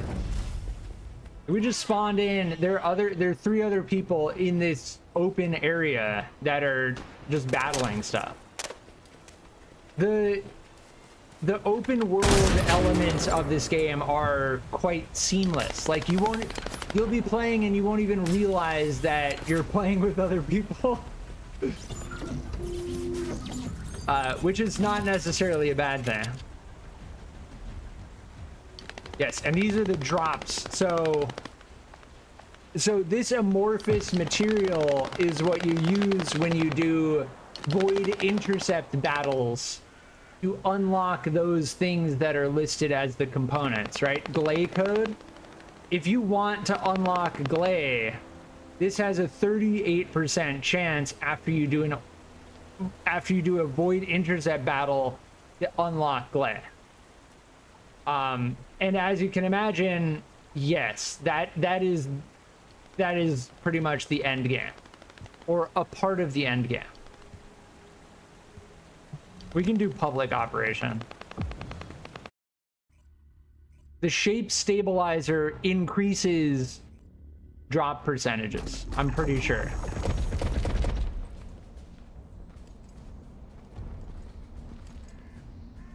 Can I do emotes here? This is the Ancestors facility. Yeah, you can do emotes. The key to do that is L. But the Vulgus commander has already ordered his troops to extract the data. Can we just speedrun this whole thing? Ancestors' data should not be underestimated. Not only does it have immense capacity, it's also quantum encrypted. Even the Magisters who worked here doing research said that We're gonna find the ultimate speedrun strats. Magisters? Do you know the technologists who were once allied with the Vulgus? More importantly, enemies have the Ancestors' data as well. Can anyone think why? Nothing comes to mind. My only guess is that this place is somehow connected. Dude, the freezabilities are so good. They're so good. That was Lepic's grenade, I'm pretty sure.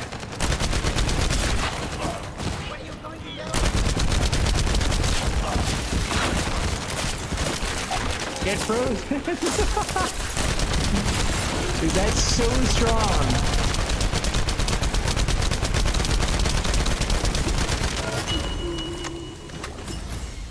That's so strong. We just unlocked our blizzard now. Descendant.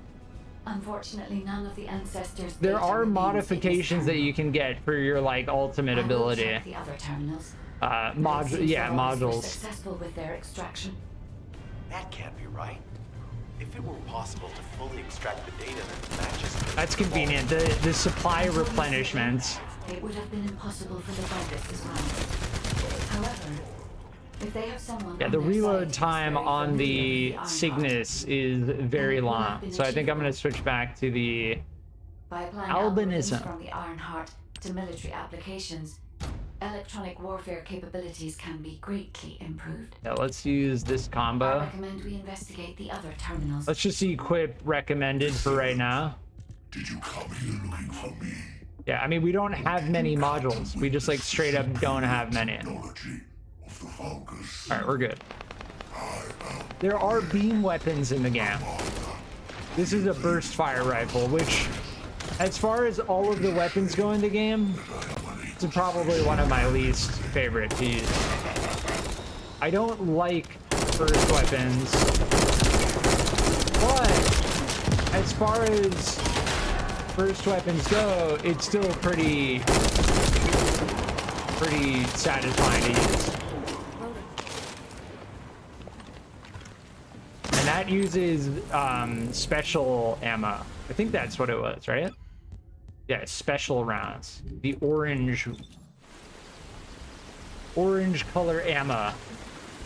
But yes, it does definitely seem like you want to use ammo, 3 different ammo types.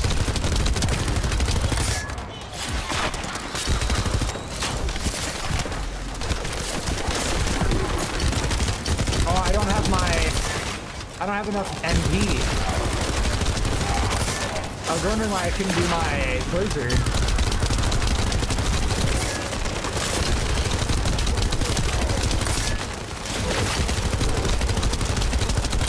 Sick. The lighting effects in the game also seem better. I don't know what it is. But overall, the lighting seems better.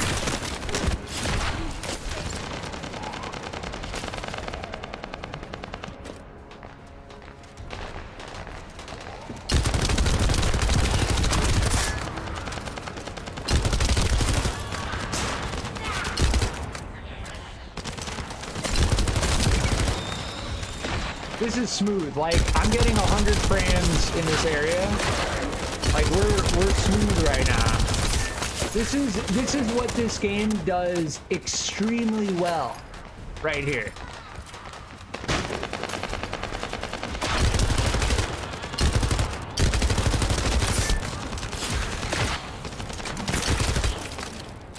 Loading.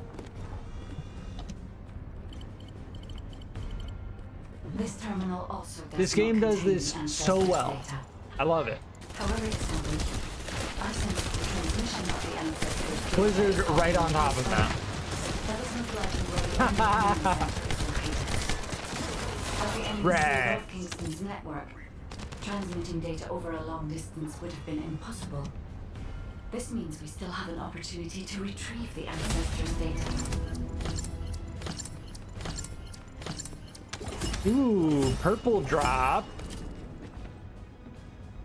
Yeah, that was it. So if we hold F2, we can see the mission screen. I do like seeing a full screen mission successful. Magister Lab.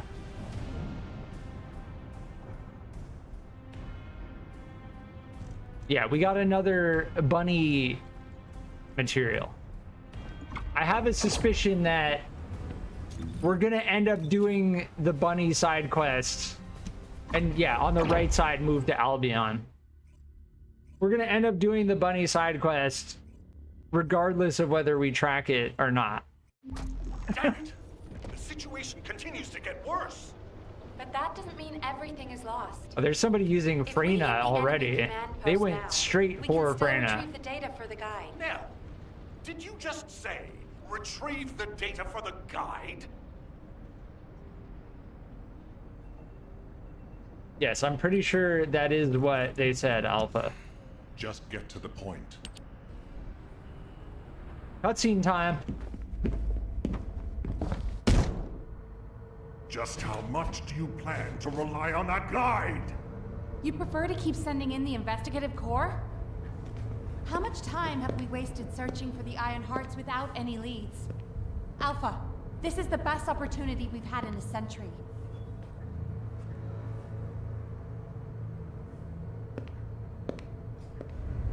Or it could be a trap. It's a trap. The Descendants are Albion's only hope.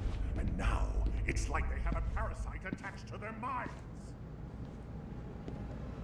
Our polar bro is just chilling throughout this whole thing. No fucks given. This way, Descendant.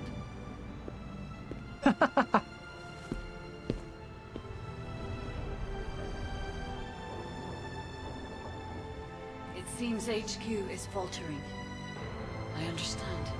After all, HQ shoulders the burden of protecting humanity.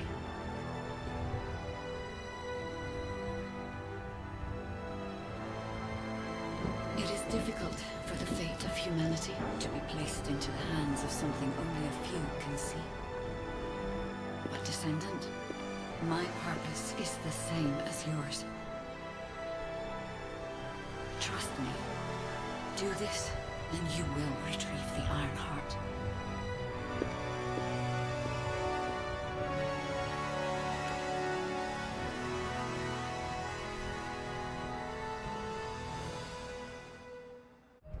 Just like full-blown epic music. The so all of the mouth animations and like facial animations are clearly for the Korean language, which is completely fine. But yeah, it's just very, very obviously dubbed.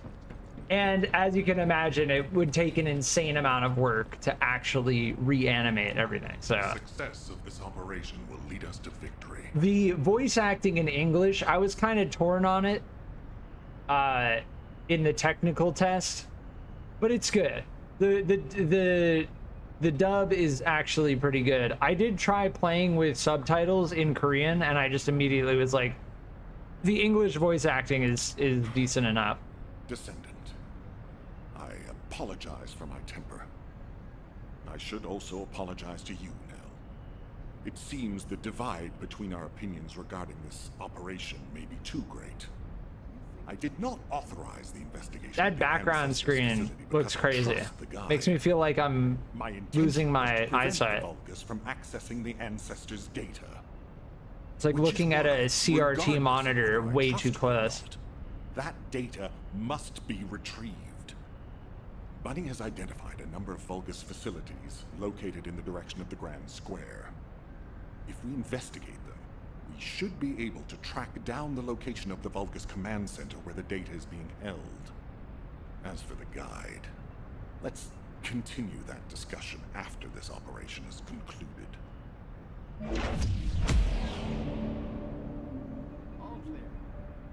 Yeah, so Alpha doesn't trust the guide. That's kind of like the core twist in the lore of the game, which is, it's pretty interesting. I will say I actually like that aspect. Like, we're relying on the guide, and some of the other Descendants can't actually see the guide, so it makes sense that they're skeptical. Yeah, they give you get titles here, prefix titles. I think these are just all prefix. Here's an EMA, firearm cleaning. Clear all Kingston battlefields. If you want this firearm cleaning EMA, you can do that. Interesting. Yeah, this is the journal. This is like full-blown completionist vibe.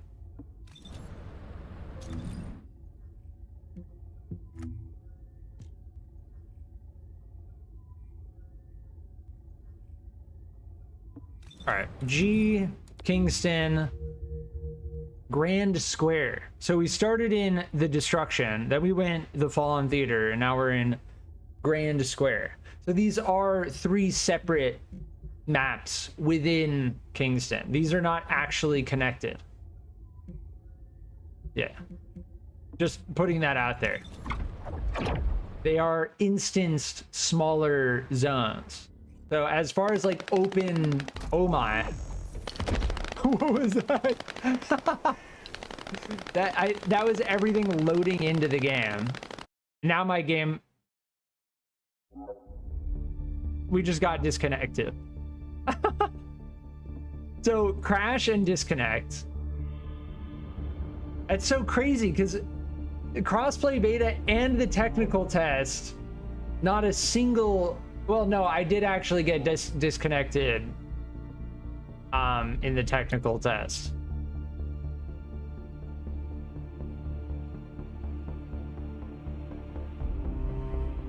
I'm pressing enter and clicking. It's not loading. There we go.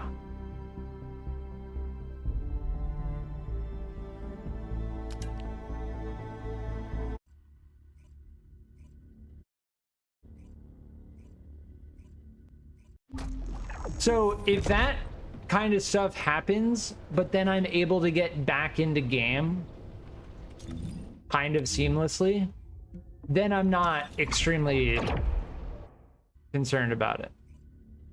But this is the second hiccup that we've had. Yeah. Raw gameplay experience.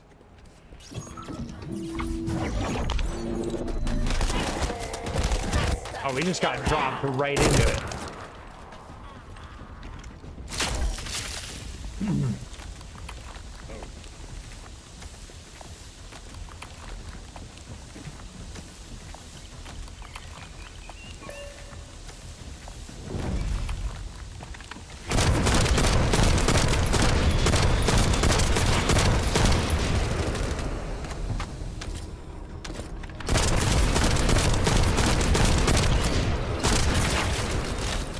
The way the game spawns in enemies, I brought it up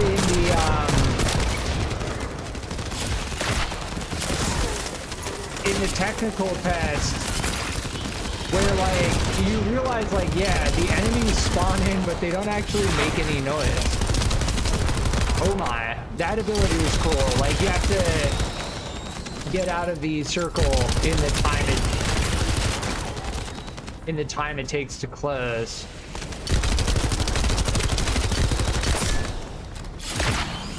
Zapped. We have to stay inside of the circle. That's a part of the mission objective. Vulcan transmitting the ancestor stated to an external location. Nice. I'll send the details to Bunny. See, so they damaged the network infrastructure. I wasn't even tracking the bunny quest, Came back to bite them. but by doing the main quest, we just unlocked all of the bunny crafting materials. Yeah, we got bunny spiral catalyst. It's kind of crazy. Like, how many hours is it gonna take to get all the descendants? So Bunny is not one of the starting descendants, but you unlock Bunny seemingly quickly. Excellent timing. I just happened to be mid-battle. Help me by protecting the radar over there. Thanks to that, we can track down the enemy command center. So it better not break. Yeah, I like this SMG a lot.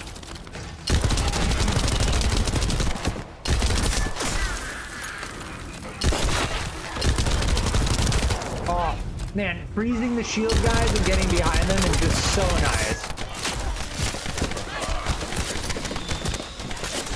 Stop shooting me! I have no MP. We don't have skill energy.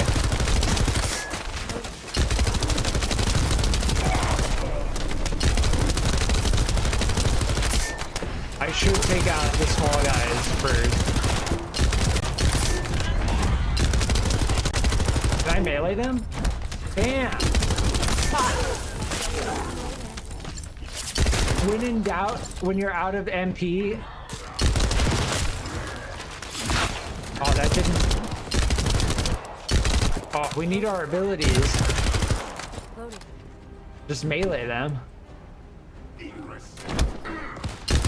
It does knock them back. It does stagger them.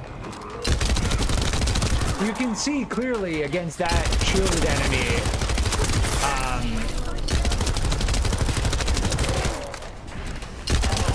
How important it is to be able to freeze them, right?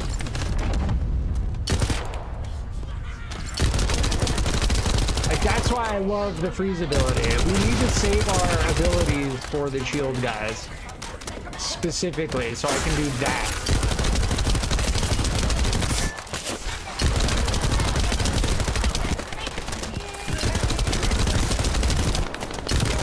Yeah, do that.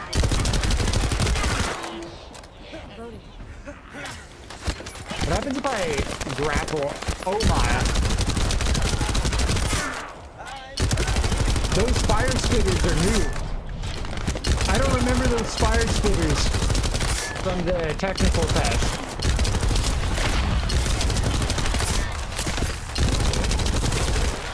But yeah, our abilities are very strong with relation to I'm gonna put down my blizzard. Yeah. Oh, wrecked. I need to change my gun is what I need to do. We've gotten better stuff. I'm using like a low level. There we go.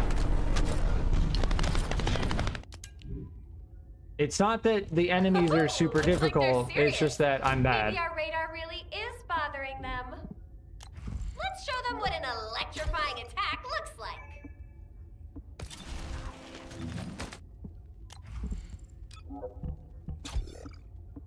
I'm just going recommended.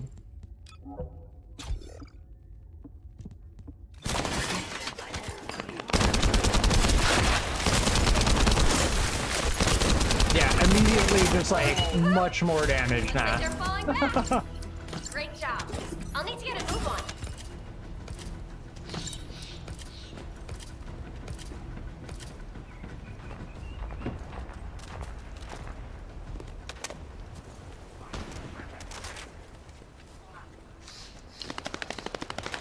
That was the mission. So this is a set of 3 missions.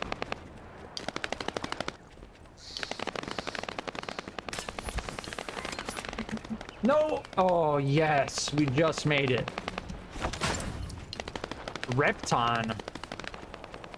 Yeah, I think the blue materials are, like, common.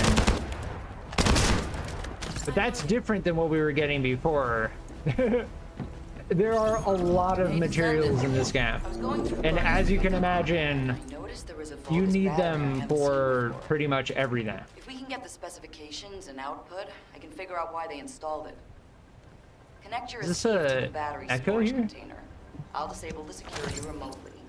Once the battery pack is exposed, put it in the supply box and send it over. I survived. When Grain Soldier fell, Cody. I gave up and ran. Thanks to that, I survived. The night at the burning city remains a horrible, miserable memory. I don't know what happened to the people who escaped the city and scattered. I ran away. Despite hearing the screams, I ran and Out of ran mission until I could zone. hear them. What do you mean out of mission zone? Oh, we went the wrong way. They told me to head south to the mountains. They heard there was someone who was rallying survivors. I need to get better at melee. I just like kind of stood there thinking for a second, what button is the melee button? They shared their food without hesitation. As I wolfed it down, I felt the tears welling up in my eyes. I don't know why exactly. Maybe it was relief at having survived. Or from a shock. Damn, these echoes are very long in terms of the amount of dialogue. Whatever it was, I couldn't stop the tears. So I joined a group of survivors. And I hope their marks for survival. Yeah, we need to, I'm pretty sure we need to stay in the area, right? No, it still captures. Huh. Maybe enemies can't be inside of it? Let's see.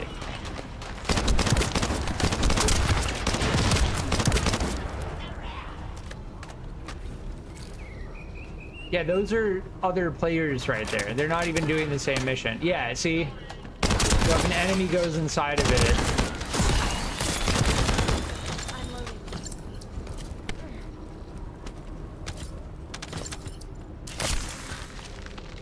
And yes, you do have to run, and that may not seem significant now. That may not seem significant now, but yes, you do have to... Oh, I tried to hit both of them with it. If you want to pick up the drops, you have to run over to the drop and pick it up. Oh my, the war slaves are freaking crazy. Those can get very strong later on. Yeah, see how the enemies spawn in, but they don't make any noise? Like, that was something I kind of brought up in the technical test. That's still a little bit, it's still a little bit weird. Like, you see the enemies spawn in front of you, but you don't hear anything, you know? Like, there's a ship right there, but it's not making any sound.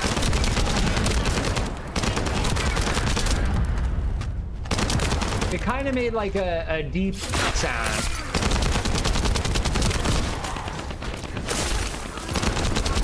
Dude, so nice. I love that. But yeah, if I'm holding this and then I press C, I drop it. So, but if I'm holding it while I'm using Frost Road, then I can run really fast while holding it.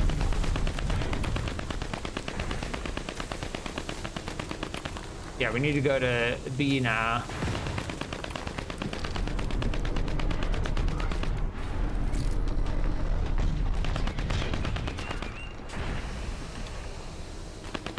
See, the ship does, you can hear it's making a sound, but it's like really quiet. And it doesn't sound like it's directional at all. It's kind of interesting.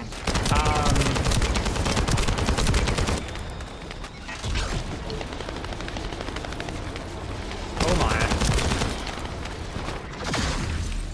Weird, when I jump on top of this, see how I like skip a little bit?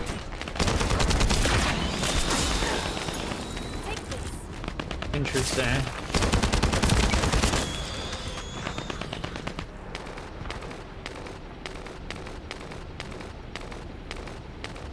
Yeah.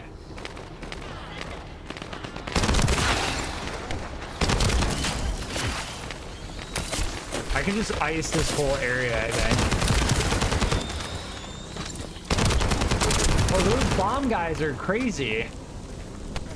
And they leave fire on the ground when they die. Oh, that's crazy.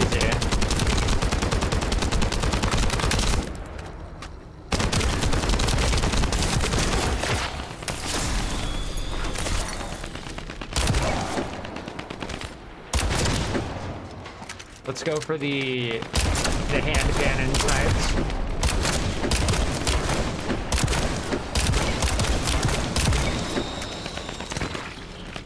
Dude, that squeal noise they make when they die is actually kind of crazy. The soulless.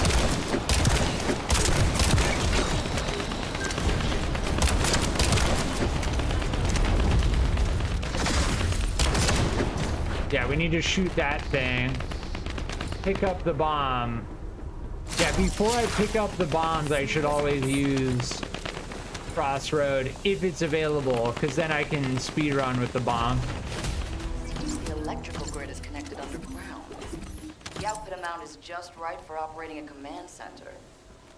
So the Vulgus command center is underground. I'll let Bunny know. Haha! Got it! The enemy command center has been identified. Great work, Bunny.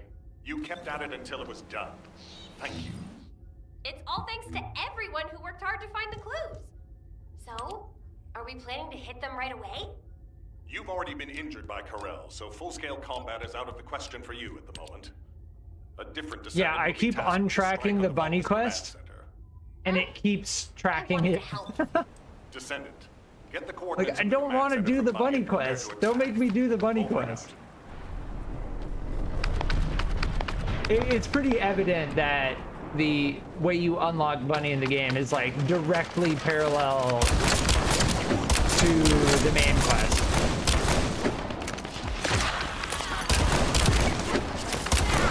Yeah, these guys are doing a mission here. I don't know what this thing is. Void fragment?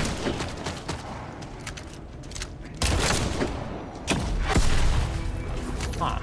Destroy void fragments complete. Oh, we got moon fragment. Hold on. Yeah, this is the beam weapon in the game. We got a purple shotgun, the last night. This is much better than what we're using.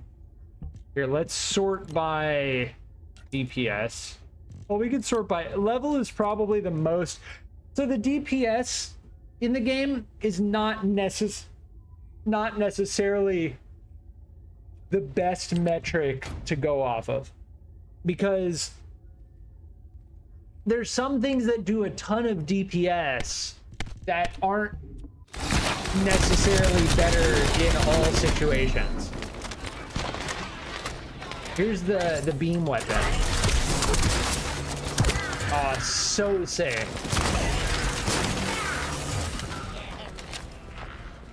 The beam weapon is very nice. Did you just hear something? Did you hear Alpha? Time to swap shifts, partner. To be honest, I wanted to be the one to capture the Vulgus commander. How infuriating. The operation to retrieve the Ironheart failed, and I got injured. Ugh! That leaves a bad taste in my mouth. I should go swap out my weapons and upgrade my modules if I don't want to be defeated again. Guess I'll head back first. Good luck. See you in Albion. Sure. Was that the whole reason we came over here, just to talk to them?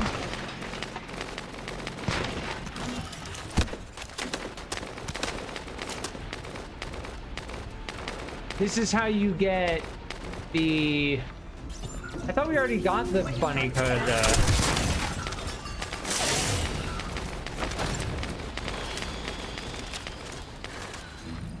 Huh. Slumber Valley. Okay, this is the mission that we need to do. I'm gonna go back to... Oh, interesting. Wait, are we in a mission right now?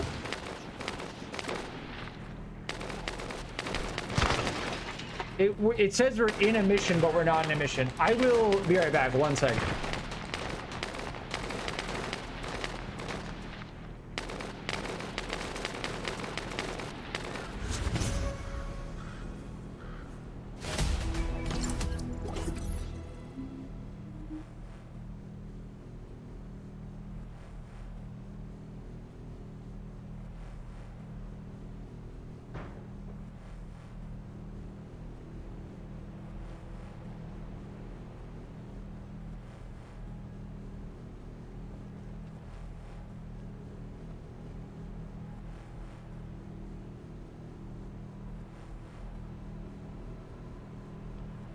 All right, I'm back. I think we're in a mission to start a mission. It's like a yeah. We have to start this operation as a part of the mission. It's like a weird, yeah. I don't like it when games do that, but it's fine. This is that we're progressing the main quest. We're doing like this bunny side quest as a part of the main quest. The fact that you can't run through teammates is very interesting. Getting blocked by our friendly.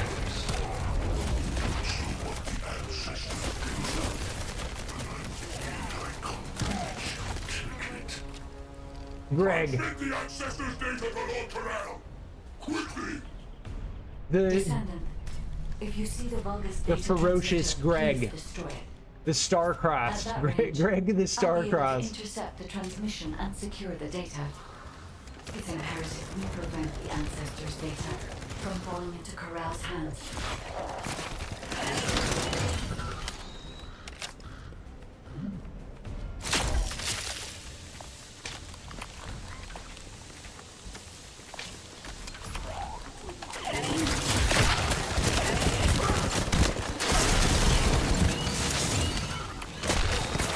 Dude, Frost Road lasts so long, it's crazy. Like, we can use it almost until it's cooled down. Damn, the beam weapon. So the way the beam weapon seems to work is we do more damage with it the longer we have it charged. It's got like 3 phases, which is sick. This one doesn't have that much ammo though. This is the shotgun, the purple shotgun we found.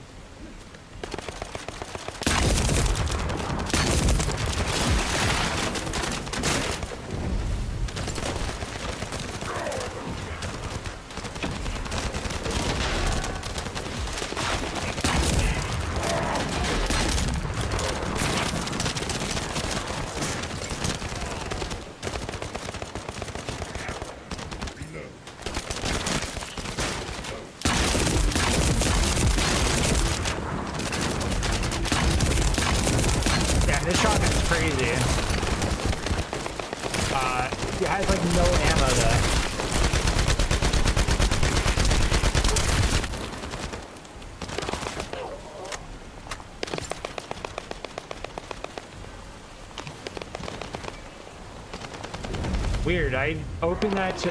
You cannot replenish this item anymore?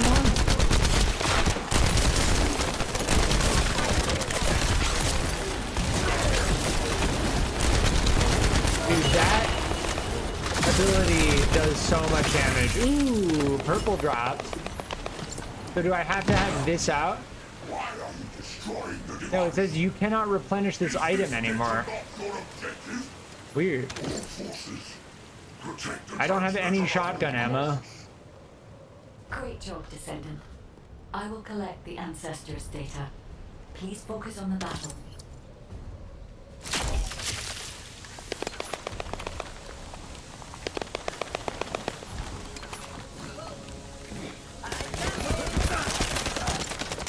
Dude, this place is like a maze.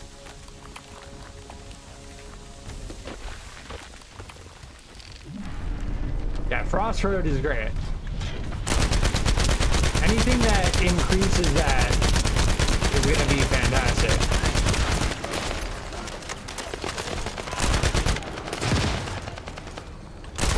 Increased Frost Road duration. I think I'm gonna turn down the game audio just a little bit. Yeah, by 2.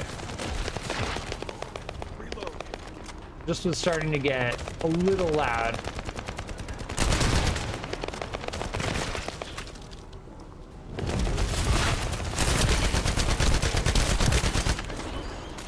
Oh, the gameplay of this game is just so good.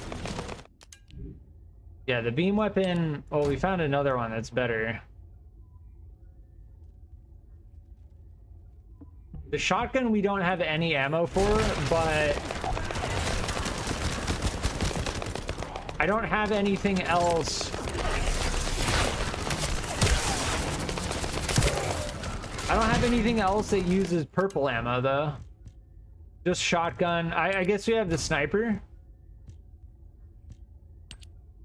Yeah, there we go. I think I'm gonna get rid of pretty much all of that.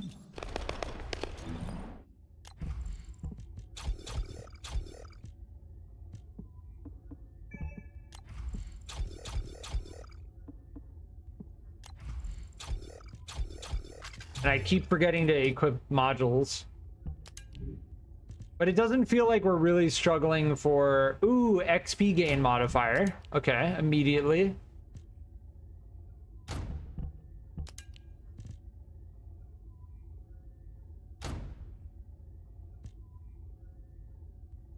Yeah, see, fusion skill, toxic skill. That is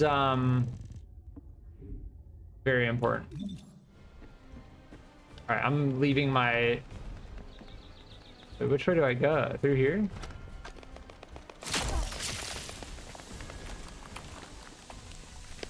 Leaving my teammates to do all the work while I upgrade my stuff.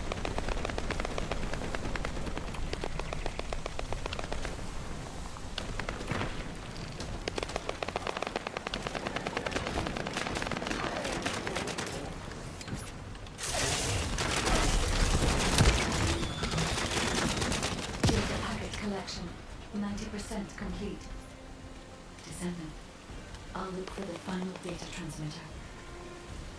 Wait, the location is... No, freaking Greg. They... What? Why did they go with the name Greg? It's basically a meme at this point. I'm pretty sure that We need to hurry. The data transmission is we'll almost find out. complete. We'll find out.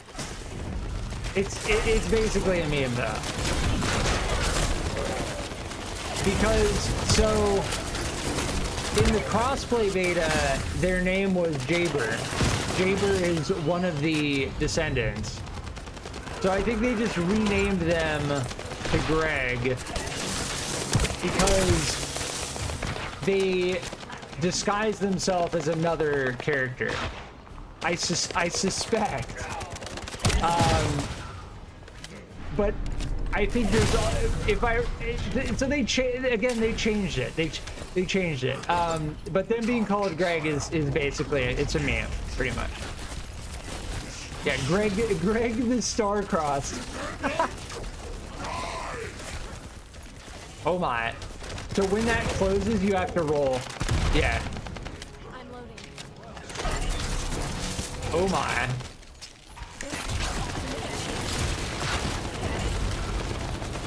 Greg the Star-Crossed. Classic.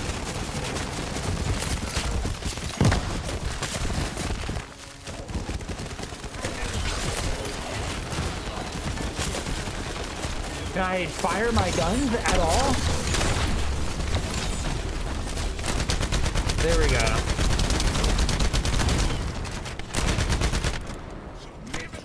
I was like, it felt like I was cycling between weapons. Yeah, and you have to shoot the orbs.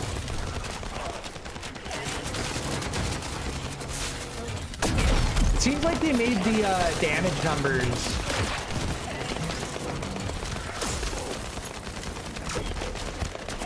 different. Like the way they pop out. Oh, I missed time. Damn, those orbs are strong, dude.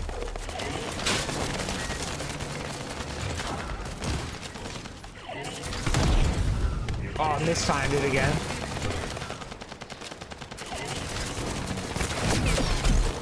Oh my. Need to wait for our shield to recharge.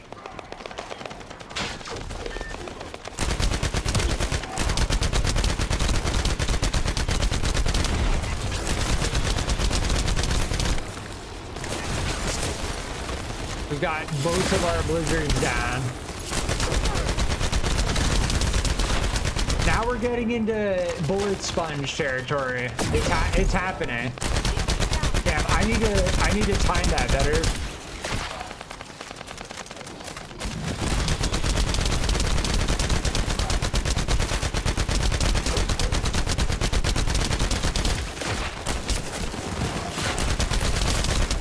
There we go. There we go.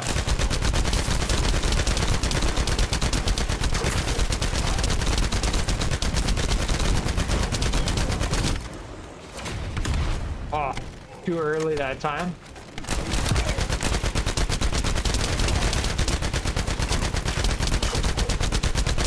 I have a lot of ammo in the beam weapon. The recoil on the beam weapon is crazy though. Like you can see it. Oh, wrecked.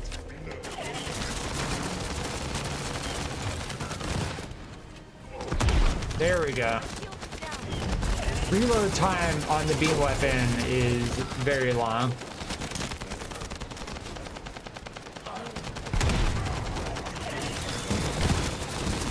Ajax shield bubble.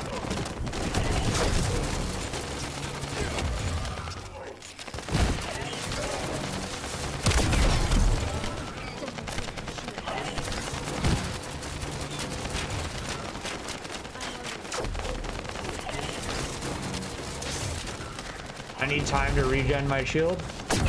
Oh, a little late. Finding that's very difficult.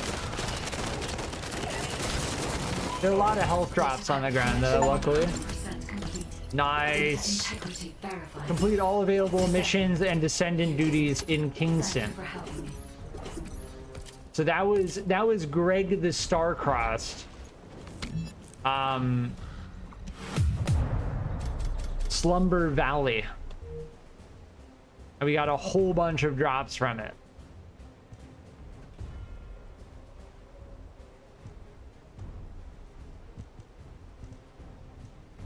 Nice. Give me all of the purple drops. So at this point, like, it becomes clear kind of what the gameplay loop entails. I think we're going to be able to actually begin unlocking Bunny. I have been able to restore my system. If there are any descendants, Even though we, like, please connect. did not track that quest at all. Directly. I have vital information. This is Enzo, standing by to upload records to the command console. Yeah, Enzo is another new descendant. Please speak to the guide. Enzo is one of the new descendants in the game. Child, what do you need? Yeah, Anais is where the Research Institute is where you unlock new descendants.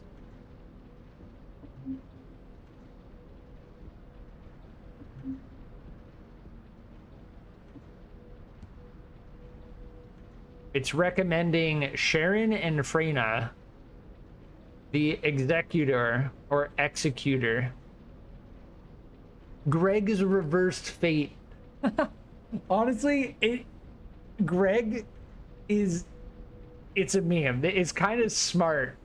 If I'm like looking at it from like a bird's eye view, it's actually kind of smart because it's just goofy. It's a meme. Yeah, see, we need Bunny code. We have 2 Bunny enhanced cells. I don't know what in the world we can do with our second Bunny enhanced cell. There's no trading in the game, so that is something that should be noted. Like, I don't think we can grind Bunny and then trade the set of research materials to another player for caliber, you know? That is something that Warframe got pretty well. So with the dojos and the trading, so in Warframe, if you really don't want to buy platinum, you can crack open relics, which drop prime blueprints, and then with those blueprints you can actually trade them to other players who are looking for those blueprints, and they can trade them to you for platinum being the premium currency in Warframe. But there is no trading in this game, which is okay. It's okay, but it's important to recognize that there is kind of that limitation.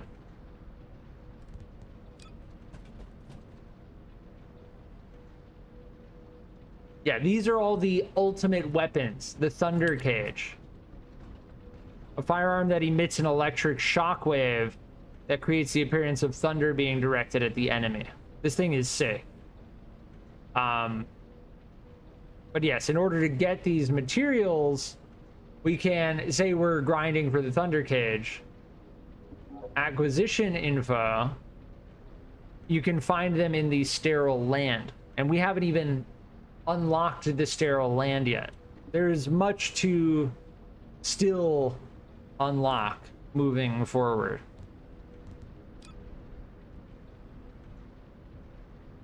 But yes, you can by playing the game get all of the descendants in the game. If you want Ultimate Lepic, you can get Ultimate Lepic. Now, getting these ultimate blueprints Yeah. There are 2 intercept battles on hard mode that drop it, and then 1 sterile land normal mission.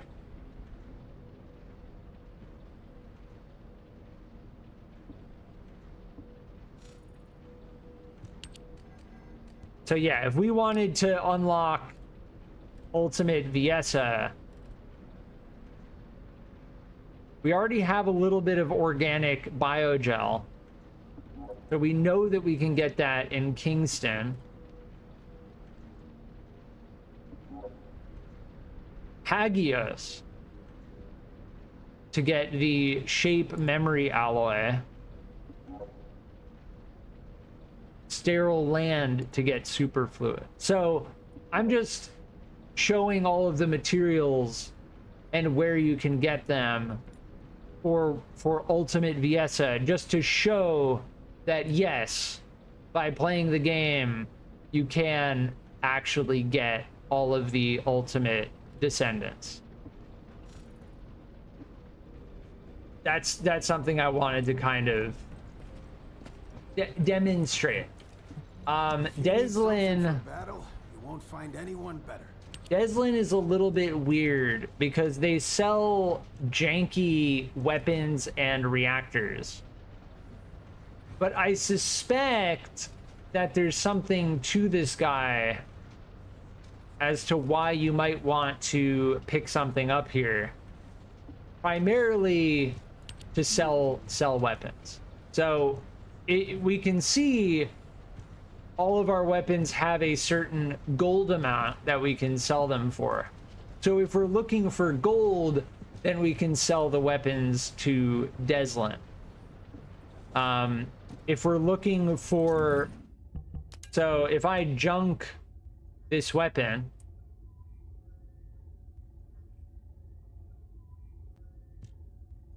Wait, why can't I press J on it? Select junk? Oh, because I was pressing the wrong button. Select junk, and then dismantle junk. By dismantling, we get super alloy and liquid metal. So you don't get any gold when you dismantle. Just putting that out there. If you're looking for gold, you can sell your drops, your weapon drops, to Deslin.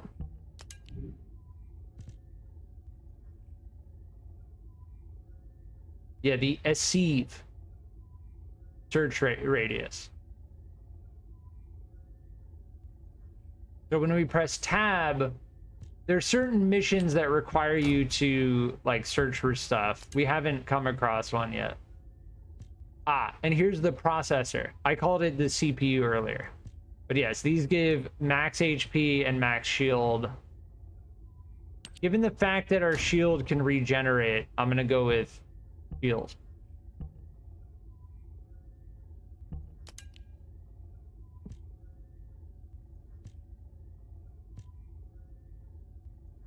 Ah, see, so here's a toxic mechanics reactor. The reached skill power plus 140% is grayed out because we need to have a scout rifle weapon equipped in order to get that benefit. So as you can imagine, when you're building a character for the end game, it is a mechanic that you're gonna want to take note of, because if you build your character correctly with a scout rifle that works really well with this toxic mechanics reactor on a character that benefits from the attributes of it, then that's how you would build for the end game. Now, why is the text at the bottom cut off? Additional skill attack when attacking, and then it's cut off. That should not... Alt... Oh, if I hold Alt and scroll wheel, tooltip scroll, so it's so long that I need to scroll down. Additional skill attack when attacking Colossus. So this is specific to the big enemies that you fight, the big bosses that you fight in the Void Intercept battles, like that giant crab enemy we fought. You get 53 skill attack additional. And tech skill power boost, I'm not sure. I think tech skill is Jaber specific. I'm not entirely sure about that. I don't know. I know Viesa uses chill skill. Yeah, we found the hero's scar, the moon fragment, which is sick. This weapon is really cool. The beam weapon I like a lot. The last night, tamed beast. Is that a grenade launcher? Hold on, we found a whole bunch of weapons that we haven't used yet. So we'll use this thing.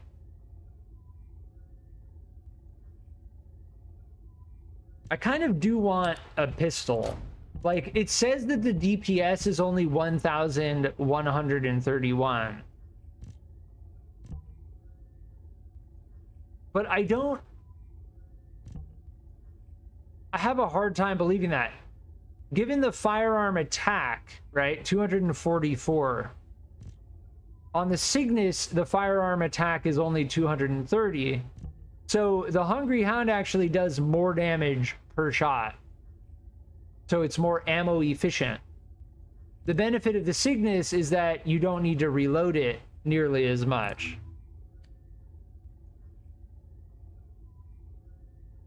And yes, here, answering my question that I asked like a million times, there is damage fall off.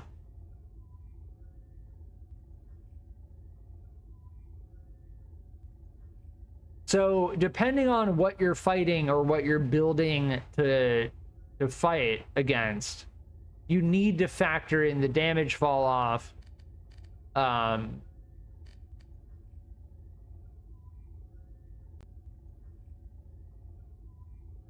Interesting. So Pierce, Crush, Burst. Why does it say Pierce, Crush, Burst, Pierce again? Huh. But yes, this does 10% crush damage. And every weapon has a movement speed modifier attached to it. So depending on what you're carrying, let's look at this. 435.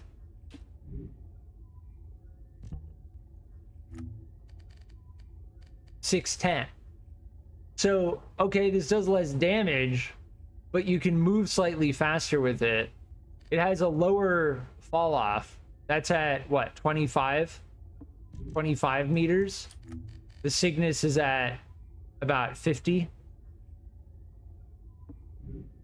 Motorized Segway. I made a two-wheel car and screwdrivers and beat Prince of Gears. Nice. I was wondering about that. So two-wheeled vehicles, like, I don't know. Can you make a motorcycle that like self balances? Because honestly, that would be pretty cool. I haven't seen it done yet. I saw Al Magma attempt to do it, but I didn't see them succeed. Yes, and then this is the Tamed Beast launcher, which is a giant grenade launcher with a digital camo scan. There.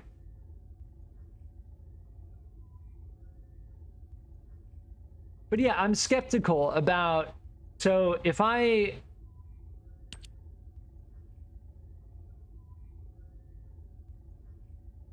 wish there was a way to, here at the bottom, comparison tooltip on. If I select this and do that, there we go. Comparison tooltip.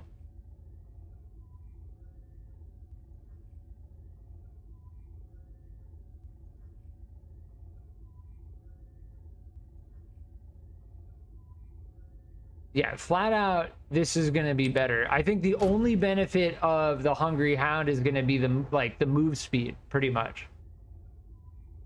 So if you're making like a move speed build, Hungry Hound would be good. Now, I wanted to check as well if I'm in this screen, shift comparison tooltip. Okay, so there is a comparison tooltip. So going back on what I said before, you can indeed look at what you have equipped, hover over what's in your inventory, and see directly side by side, which is very good. I do like that.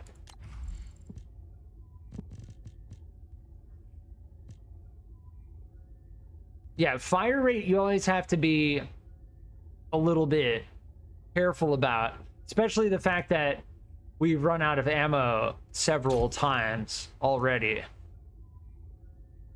Crit damage.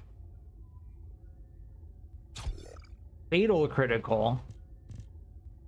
That increases crit hit rate and crit hit damage.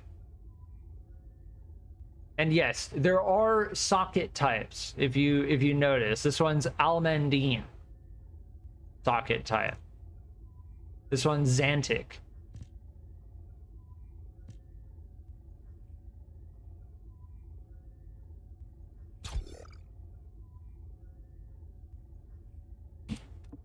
Nice. We need to go and see the module guy.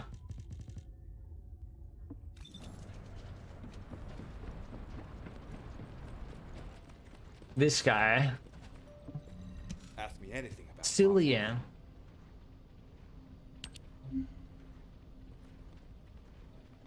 And there is a module enhancement system, which is a core progression system.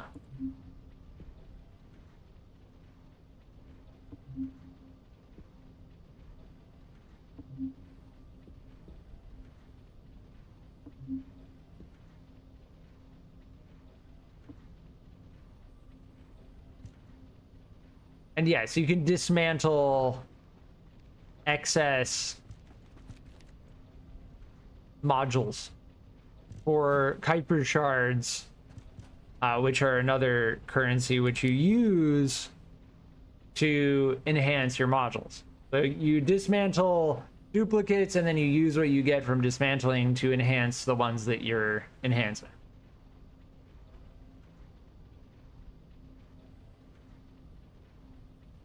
So I've been noticing that I'm running out of energy. So I want more energy recovery, MP recovery modifier. And HP recovery doesn't seem as important as shield recovery. So my shield recharge is much faster than my HP. So there we go. Now that's enhanced by 1. And as you can imagine, it gets very, very expensive to max these out. That is a taste of the end game. And yes, we can dismantle our duplicates, which is a very important thing to be able to do. Yeah. Be careful not to select valuable modules. Yes, you don't want to accidentally dismantle, for instance, the one that we just upgraded. Yeah, sort by enhance. We don't want to dismantle that. Oh, it doesn't actually let us. Oh, because it's equipped right now.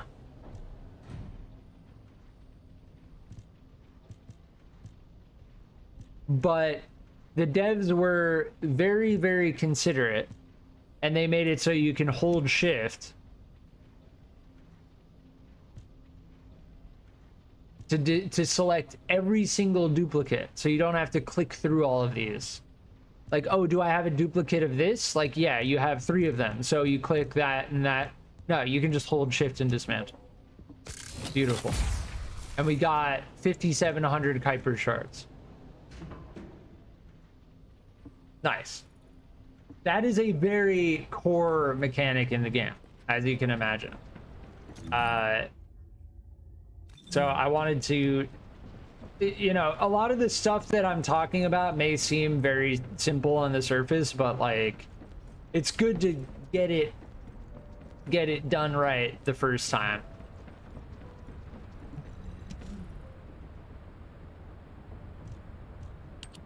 Descendant, thanks to you. Like, yeah, I could be blazing through the main quest right now. I know, but I'm not going to. Should my system be damaged again? I did try, but we can't put wheels on axles. Okay. However, should this prove to be impossible, Yeah, if there isn't some type of like self-balancing system, put in place by the ancestors, it seems like it'd be very difficult to make a two-wheeled vehicle. a similar contact environment can be created. This protocol can also be Because naturally, when you ride a motorcycle, be damaged. The Vulgus wanted well, to the secure forward motion ancestors' stabilizes data it, to obtain this but information. any type of turning or low speed handling has a lot to do with shifting your body weight. Likely occurred due to this damage. And if there's no mechanism like that, it's difficult. Concerns me. How did the Vulgus know Like most games that have motorcycles in them that I can think of? have some type of like automatic balancing system where if you turn, your character will lean, There is an ancestor among the Vulgus. and then if you let go of the turn, your character will straighten back out, and that automatically stabilizes the motorcycle.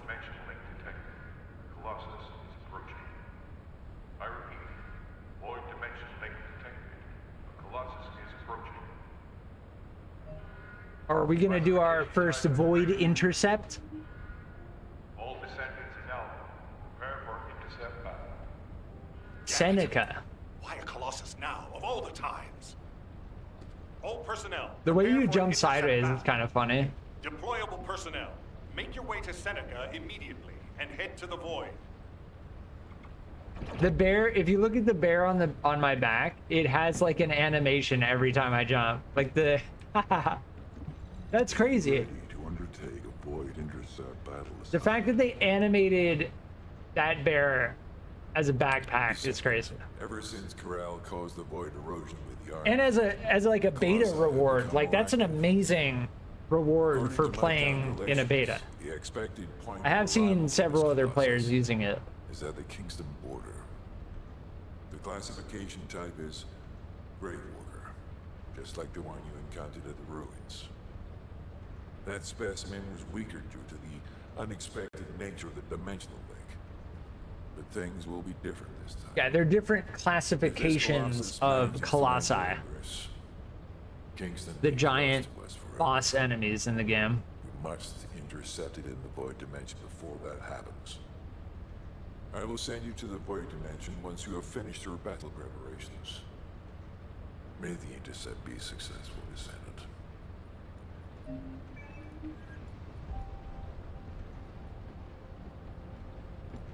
Nice.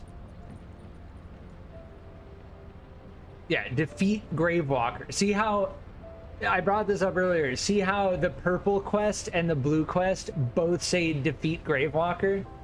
So, yeah, it's pretty clear that the quote-unquote sub-quest is really just an extension of the main quest. Like, you don't really have a choice as to whether you unlock Bunny or not. Which is, that's fine, but it's just kind of goofy that it's separate. They should have just put it together at that point. But we don't know what the other subquests are, so we'll find out. It's fine. This boss is a fire type. They are resistant to fire, and they are very weak to frost damage.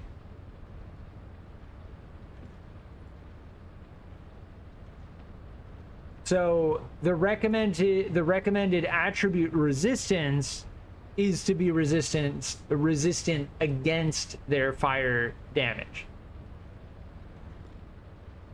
These are the destructible parts.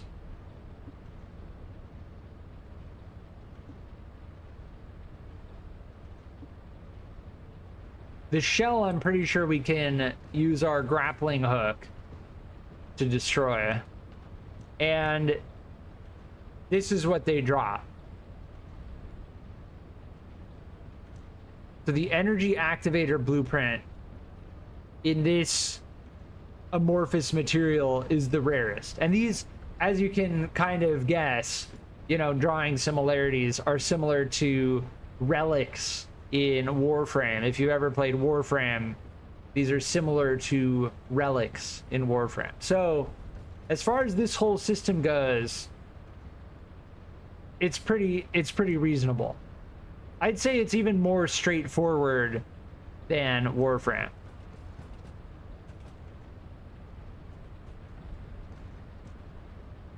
Like, they're very clear with what you get depending on what you bring. Yeah, let's try it. Let me, before I start, let me make sure we've got our gear in order.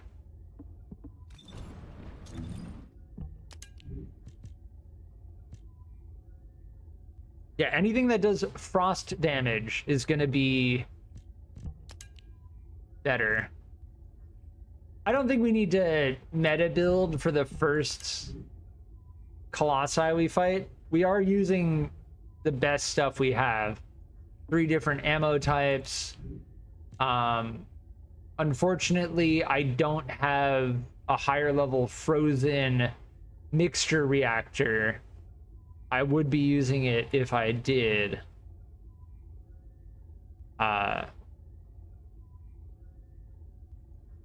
Yeah, I'm not going to use any of these, so I'll keep this one. But we can dismantle all the rest. Solenoid, superconductor, core. Same with these. Yeah, level 8. Max shield.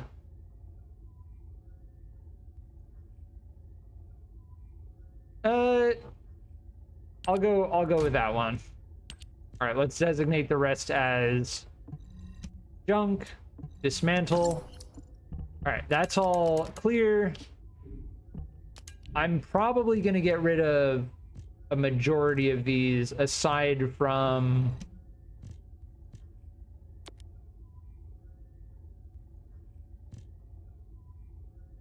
yeah, the one we're using is just better than those. It's not as simple as DPS, right? Like, you can look at the DPS and be like, oh, that one's higher than that one. Yeah, but they all have different attributes. So it's not like I'm learning about the different attributes. So I'll hold on to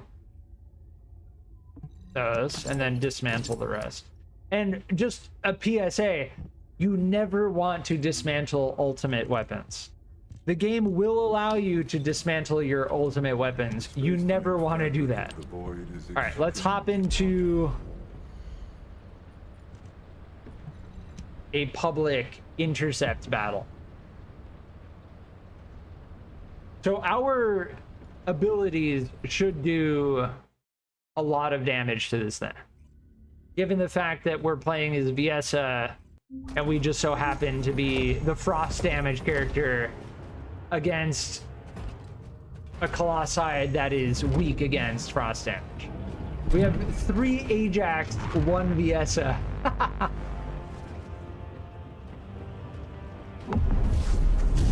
Let's go! Alright, I think it's immune until... There we go. Health bar.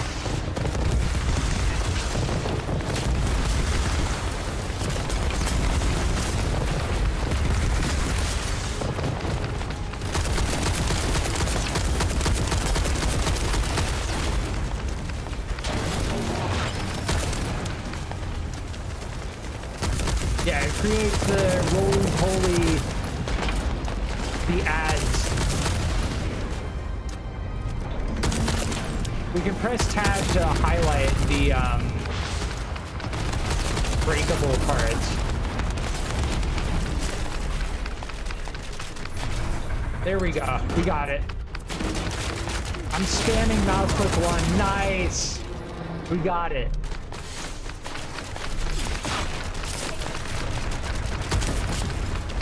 Grenade launcher. Oh, this thing is sick. Oh, wrecked. Yeah, we need to sprint when we're getting targeted. So every weapon in the game has a impact on your move speed. The grenade launcher clearly reduces my move speed. Oh my, we are getting slammed right now.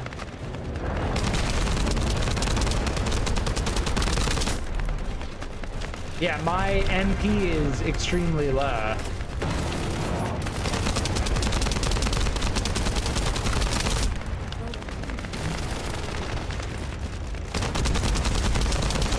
I'm trying to hit his shoulder.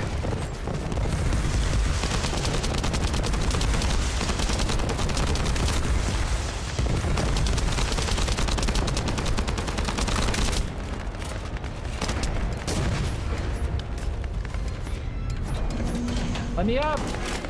There we go. Broke him. Nice. What can I break on it now? I think it's messed up.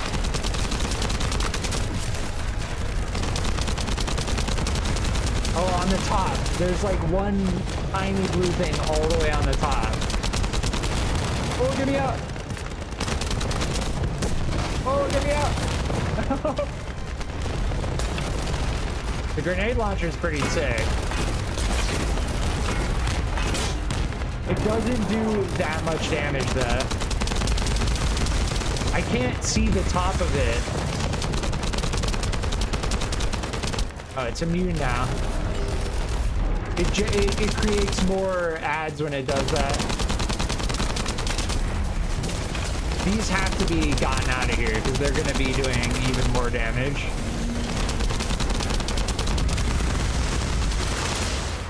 Oh my.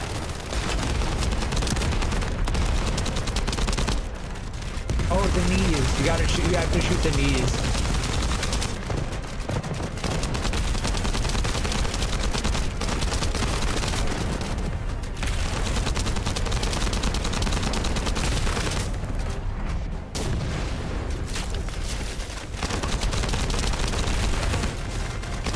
So this is the second phase of it.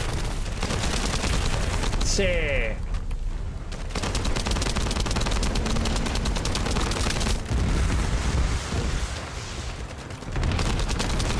Oh, so nice. I love the boss battles in this game.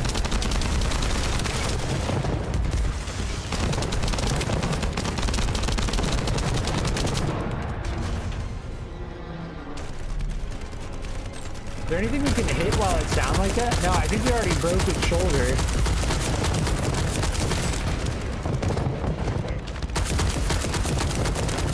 Both of its shoulders are broken. Oh, we can hit the top orb. Damn, we just got slammed by that. Yeah, see those blue on the top are the hardest things to hit by far. Dead. Give me the purple drop. Yes, that was the first Void Intercept battle that we've done. And there will be many, many more to come. I think there's one up here, yeah.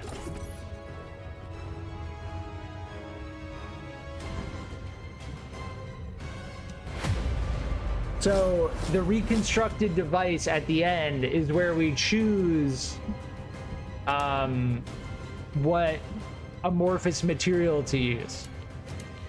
So given the fact that this is the quest,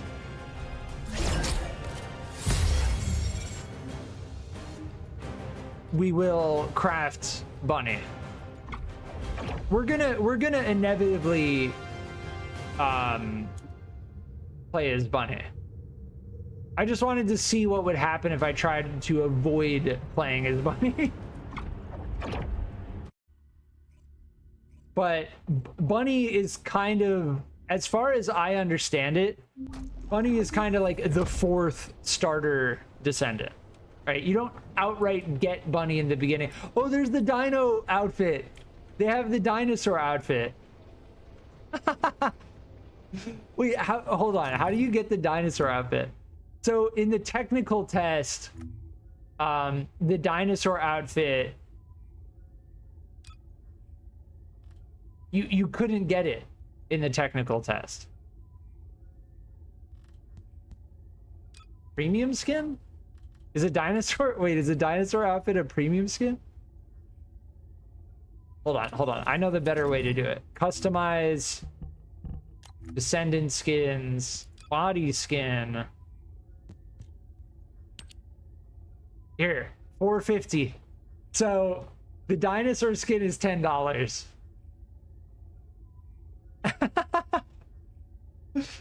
Is it worth? If I'm gonna put money into this game and I'm gonna get any type of cosmetic, it's gonna be this thing. Because it's just so goofy. Running around with a dinosaur cosmetic with the polar bear on our back. That sounds like a fun time.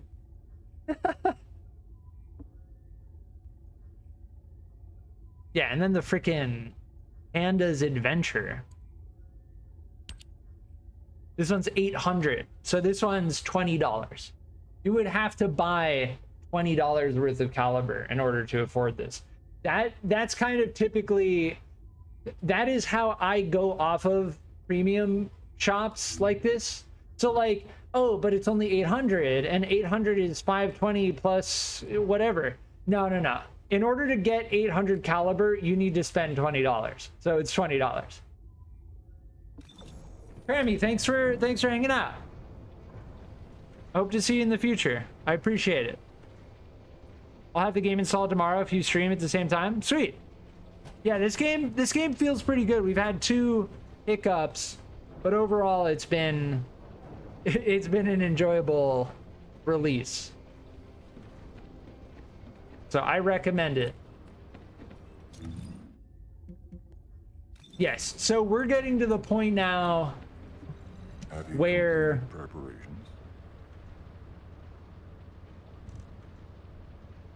Those void intercept battles are going to be a core, I'm just going to flat out say it, a core part of the end game grind. Like, you're going to have to do these void intercept battles many times in order to open those amorphous materials. Like, just putting that out there. It's not like you do them once and done, Dark Souls style. Good work, Descendant. The Colossus was stronger than average, and you still achieved a resounding. We're gonna have to do that Colossus battle again. However, that's what I'm trying to put out there. And that's something I accept about the game. Like, it's something I've known with any looter shooter. Until the dimensional wall is closed, humankind will have no choice but to live with the fear of the Colossi. Descendant, securing the Iron Hearts and closing the dimensional wall, it isn't just to defeat the wall. And I think Seneca is another magister, the invasion of Ingress by the Colossi, similar to Anais. There will be no hope for humanity. But we don't really know anything about. I will focus more attention on monitoring the void dimension.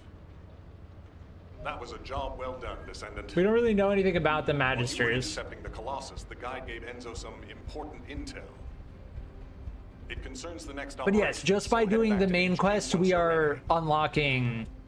We're unlocking Bunny now. Which honestly is great. You know, the fact that you just play the game and you just unlock a Descendant. Now what do you want? Go on, I'm waiting. Yes, and it costs 400,000 gold, and we just have enough gold to unlock Bunny. So I think, as far as I can tell, that's going to be one of our best uses of gold.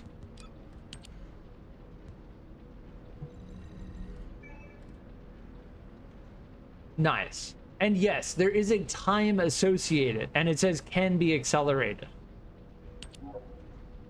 And you can accelerate it using caliber. So Bunny only takes 1 minute.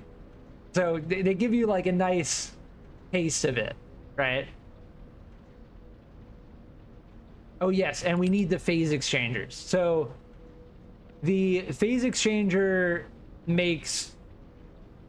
replaces the level of common and rare firearms. Yeah, we should research one of these. And these take 2.5 minutes.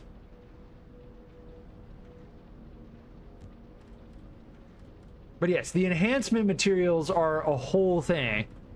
But as far as I can tell, you can unlock them with the materials that we've been getting. See, like the liquid metal. All right, we've already finished Bunny.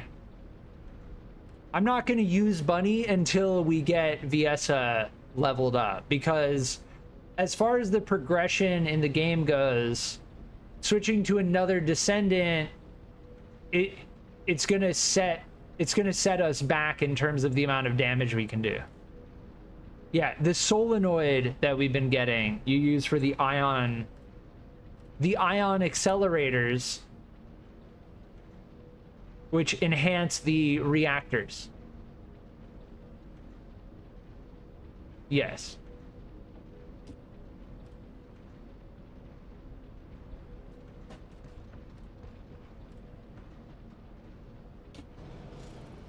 Now,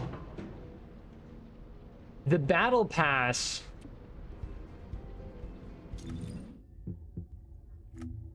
we've leveled up. I don't know if we automatically get this stuff on it, but I think we can get these precision phase exchangers. Yes, level transmission. Infusing a lower level weapon with a higher level weapon.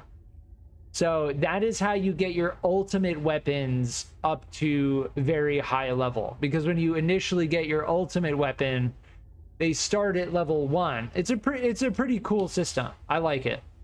But yes, the precision phase exchanger you can get on the battle pass for free. You can also get the precision phase exchanger by unlocking it with liquid metal, high precision exchange components, and that seems to be it. Now, I don't know what the difference between the phase exchanger and the precision phase exchanger seems to be, except that the precision is much more expensive in terms of material cost.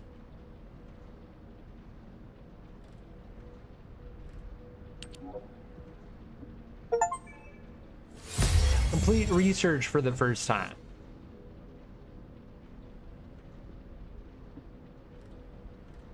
All right, we also completed Bunny, so we should be able to use them now. I'll use Bunny in the future. I don't really like the play style of Bunny. Like, you have to run around the whole time in order to charge their AoE. They do seem really good at farming large groups of weak enemies. They have like an AoE electric ring that they generate when they sprint. Would you like to access the laboratory? Yeah, the lab is where you can test your DPS and stuff. We don't care about that. Yeah, it's interesting to me that there's a mailbox here, but as far as they did. So during the technical test, I was always thinking like, damn, I hate having to run all the way back here after talking to Anais. They added another storage box here. I'm almost certain that there was not a storage box here before. Also, I'm pretty sure this entire area was slightly different. I'm pretty sure they added this entire area here. The Brown Beer Tavern is the best in the whole of Albion. You don't agree? You're obviously new here, but Trust me, a glass of Interesting. beer is the best reward after a hard day. Yeah, this was different last time. It's somehow different. That definitely wasn't here though. You definitely need my help. Come on, we're done for the day. Time to go. Where? What's through here? Beer, of course. Yeah, I don't remember this. Drinking is sneaking out at your age. You don't believe me? Come on, I'll show you. First round is on me. And to make it even better, Blair will be showing off his magic hands. Sick. It's like this giant ring. Blair's gonna be showing off his cooking skills at the brown beer. Ah, Blair. And now? Blair is the fire character. Food? Oh wow, today is definitely your day. My treat, just follow me. So the ring just abruptly ends right here. But there is another pathway up.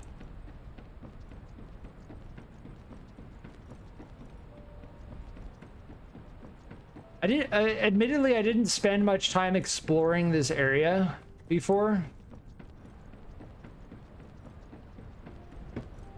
Yeah, we can do the prime hands while we're here.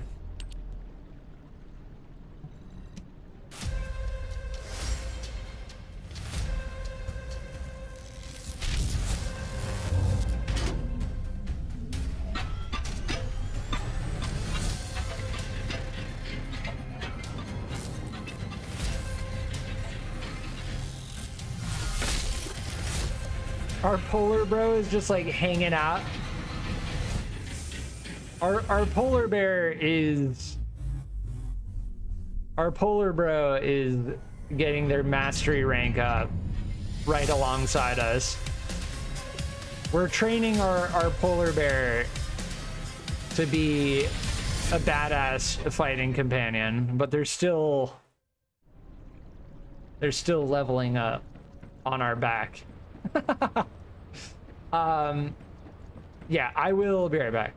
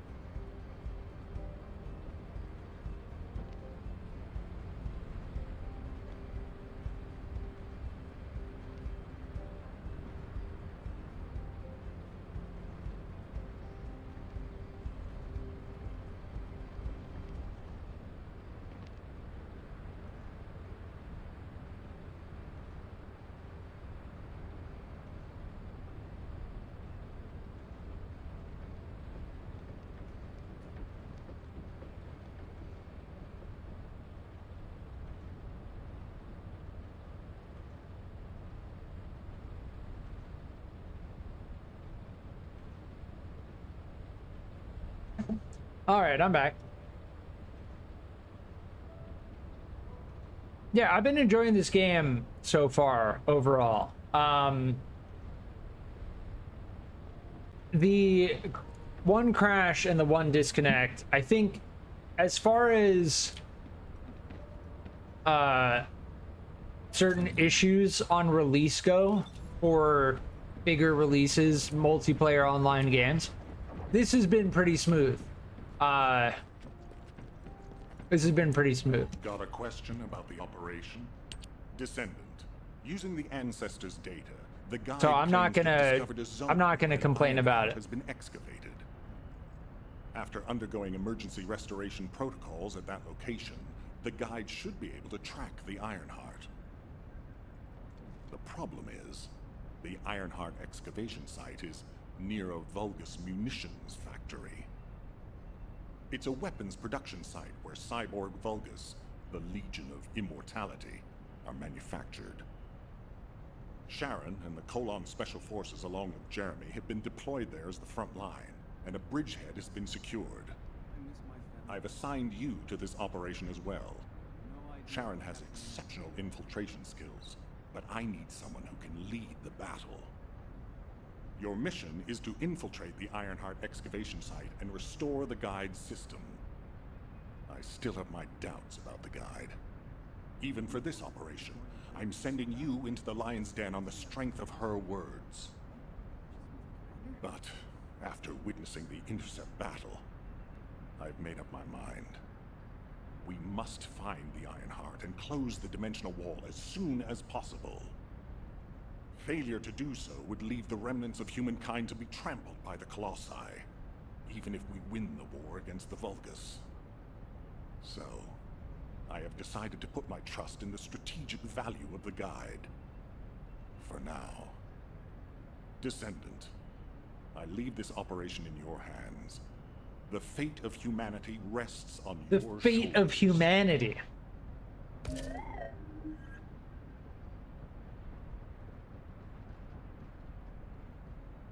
But yeah, so the Colossi and the Vulgus aren't like friends. If we defeat the Vulgus, the Colossi are still a problem. And that's why Alpha is trusting the guide,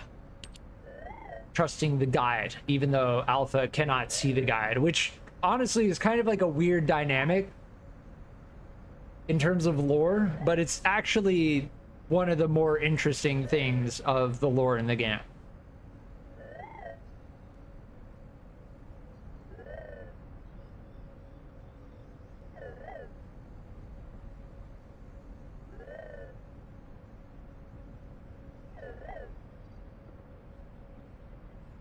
Yeah, I have to say, like, having a robot without dialogue,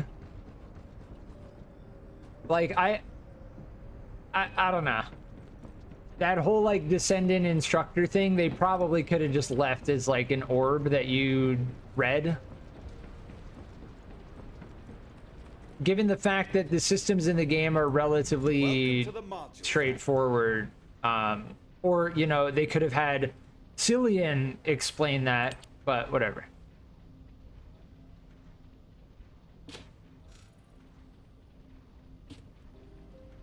All right, what am I meant to do? Enhance any module one time. Okay. Anything about modules.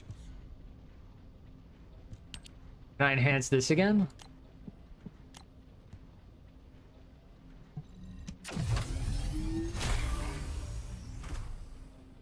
Yeah, see, I like the idea of modules that give us a benefit and a downside. Like, those are very interesting to me.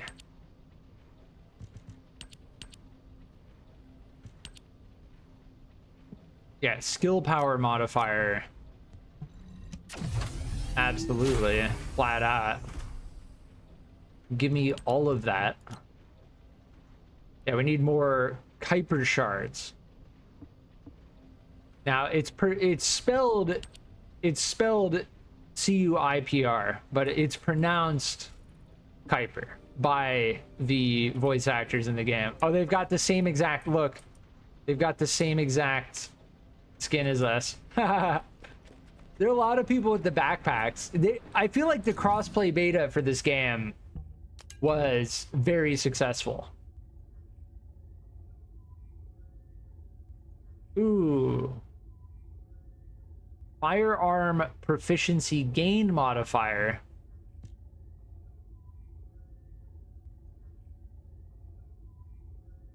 I don't know if defense affects shield or if it just affects health.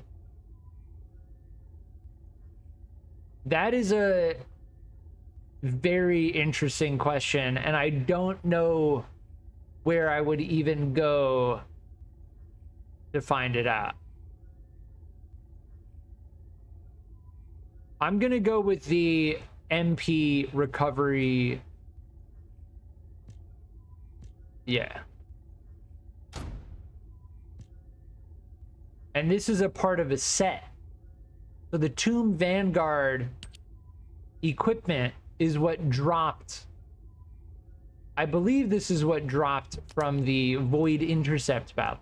Oh, nice. We found a frozen phase reactor. And to get the bonus skill power, that 40% bonus, we need to have an assault rifle equipped, which we currently do. So that's fantastic. That's exactly what we're looking for.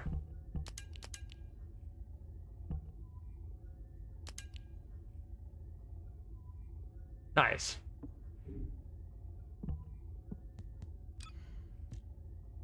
And we found 2 new weapons, Young Noble and Magnus AA, Young Noble's Ambition. And Forest Gaze. You can also change your modules in this screen, which is kind of interesting. You can see how many modules you have equipped. Now, just seeing how many modules you have equipped isn't... It's clean in the UI, but what's more important is your module capacity. So I don't know if they'd want to put like 17 out of 31 on the screen. It would make it much easier to figure out.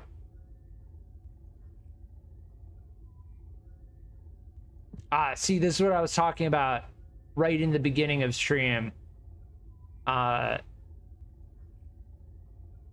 This enhances our sub attack, our melee.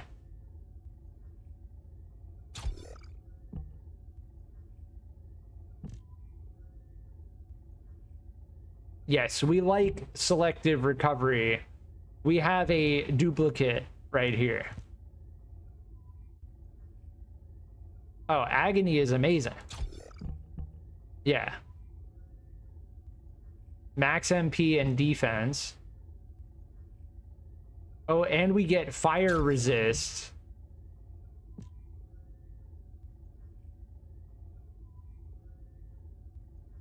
I think I'm gonna go with the all attribute resist.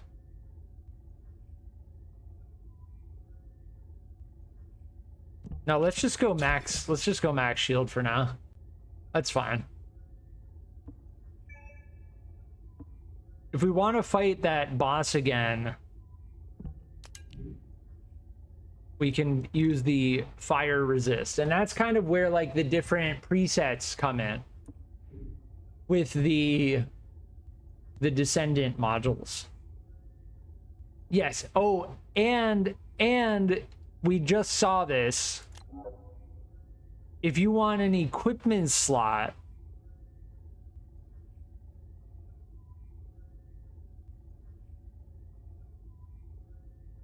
wait, it says it costs 0 caliber. What? I can't actually buy one. Oh, okay. You need to select how many. So I'm pretty sure equipment slot is not, this is a little bit weird. It does not give you an additional external component. It does not. This is simply inventory space.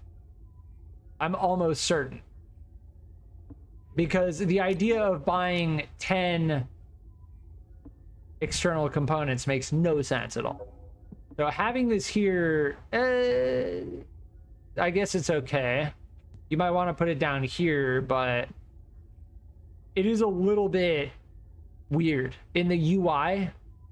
Like having a purchase slot right below my processor. Yeah. But yes, if you want more inventory, that's 500 caliber is $10. So if you want 20 equipment slots, 20 more inventory space, $10. And if you're going hardcore end game grind, 77 equipment slots is not going to be enough.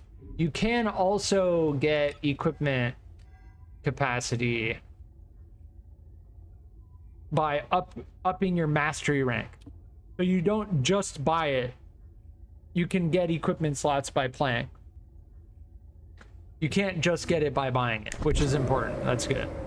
Yes, and we do have Bunny, which is interesting because they started at level 10. I didn't expect that. How do I get to my Descendant module?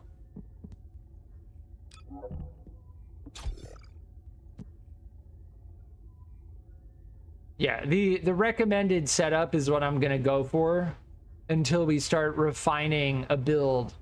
But it's becoming clear as we're getting more modules that we're gonna be able to build very refined setups for each Descendant. But yes, I'm not gonna be using Bunny. That is interesting that they give Bunny to you at level 10 though. I don't remember it being like that. And I assume it's because they realize that nobody wants to start from level 1 after reaching level 10 and then unlocking Bunny.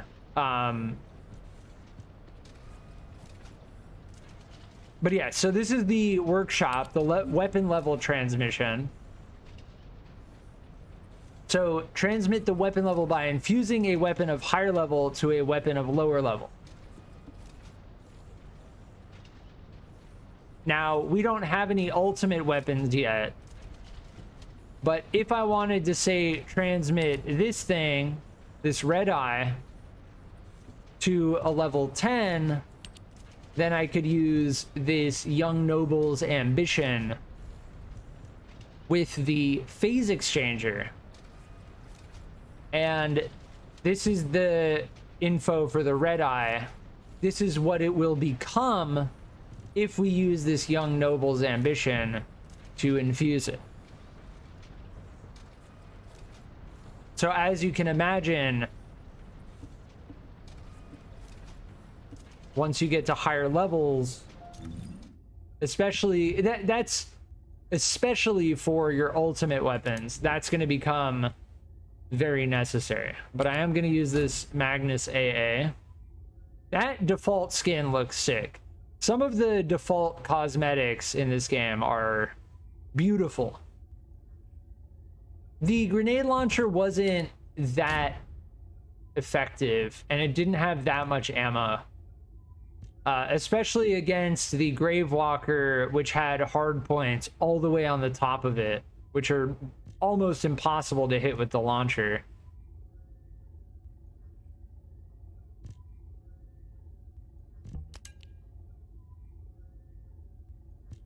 Yeah, the tactical rifle is the burst rifle. Lower recoil, higher crit damage and rate, and bonus fire attack versus Colossus. So I think if they're yellow, so blue, purple, yellow, if they're yellow, that means that they're above a certain amount. So they're very good. Like blue is okay, purple is better, yellow is very good.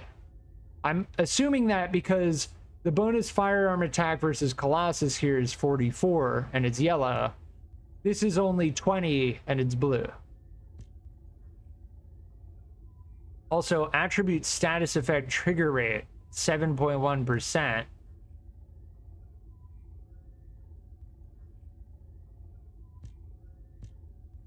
I'm gonna go with this one on top of that. That attribute status effect trigger rate sounds really good.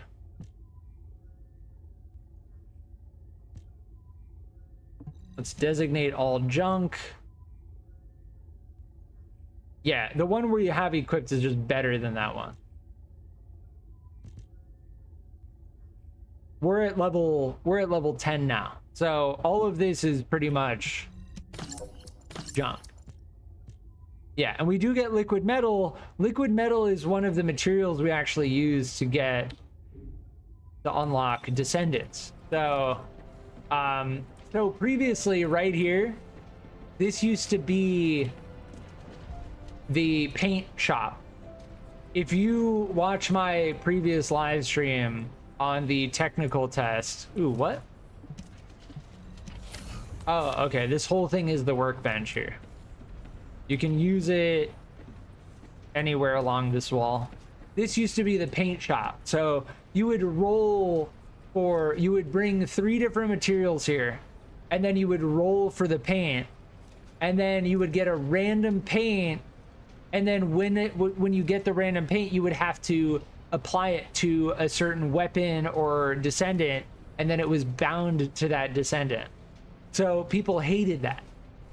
And my reaction to it in the technical test is I wasn't the only one that felt that way. There's a reason why they got rid of it.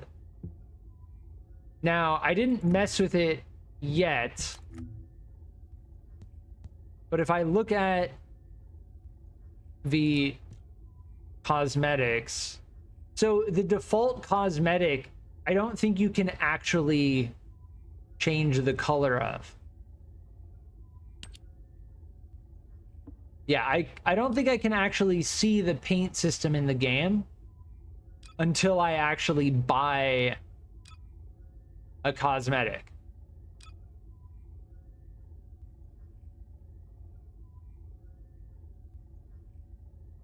Yeah.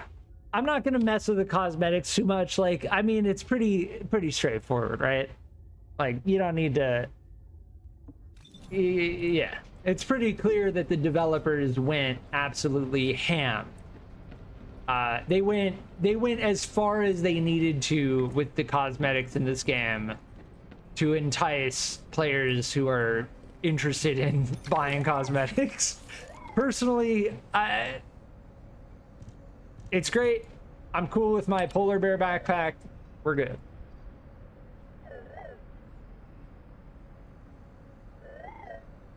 In the technical test, the Ultimate Viesa cosmetic, I'll show it in a second. Just to get it out of the way. The Ultimate Viesa cosmetic that I used for the majority of the technical test is $100.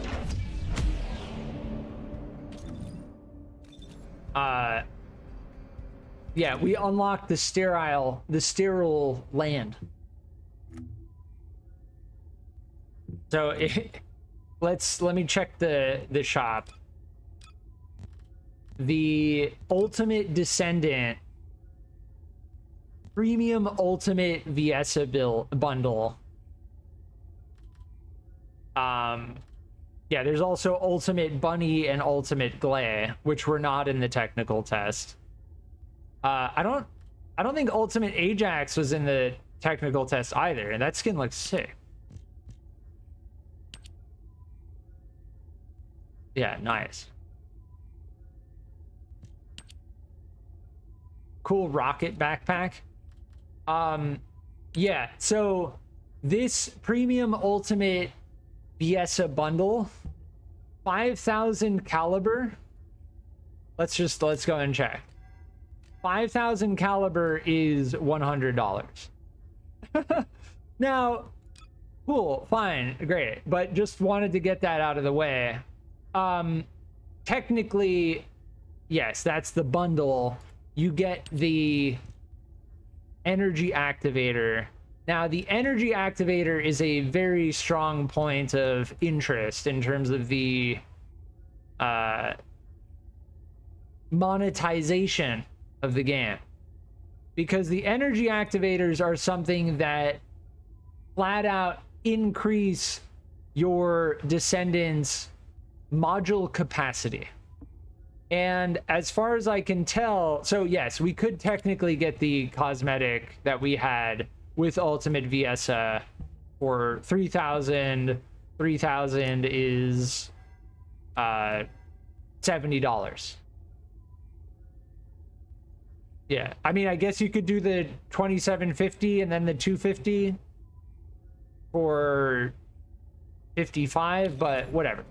I'm not gonna be putting any money into this game until I have a considerable amount of hours in it.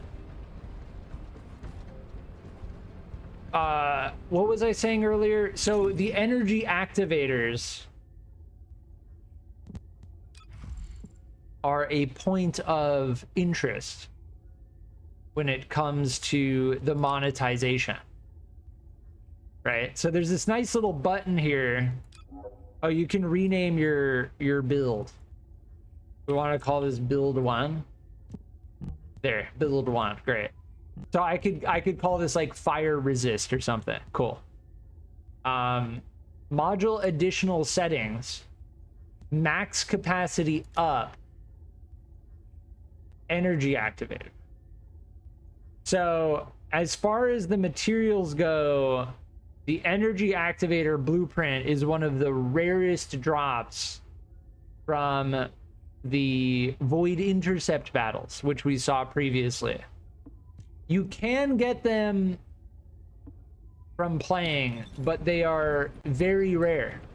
And you can imagine why, right? To squeeze out that extra module capacity on your Descendant, you're gonna need an energy activator. So the energy activator is absolutely gonna be something that you need to grind for, right? If I look here, acquisition info, Gravewalker, and you can get them from all the other Void Intercept battles.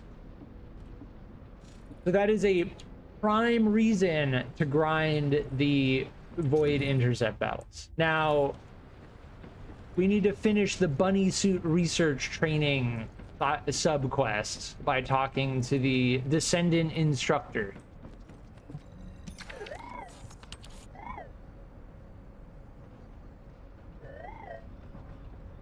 Getting bunny within what, the first 4 hours of playing, that seems pretty reasonable. I'll be honest, you know, when I played in the technical tests and I saw that, I assumed they were gonna make bunny a grind. Like, I thought they were gonna make it so you had to play 10 plus hours, and then also make the crafting time take like 8 hours. But yeah, I mean, we have VSA and bunny now, so, and I haven't put any money into the game.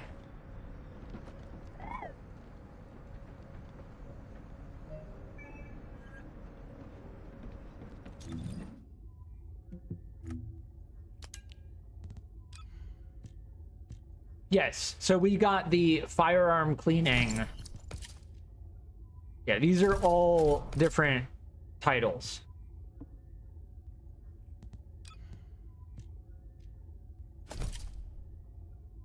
But there are other interesting things. You get sprays, primarily the suffix titles, but you also get sprays. And we just got that EMA.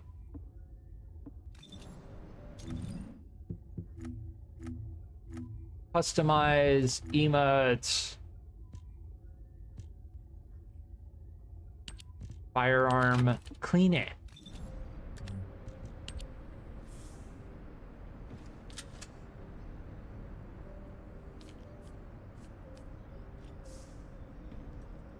Interesting.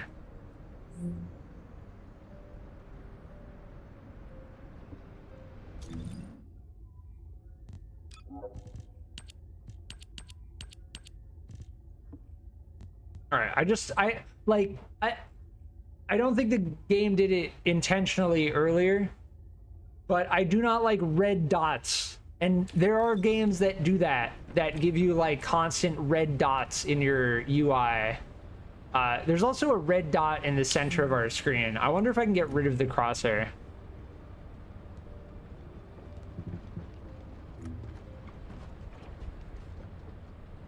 Oh, I'm gonna turn my FOV all the way up. City camera. Interesting.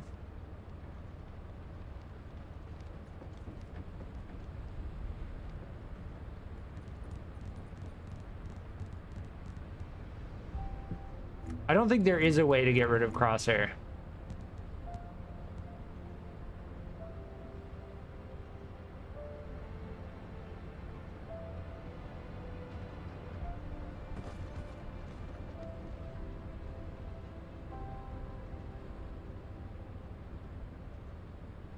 If I turn all of these off,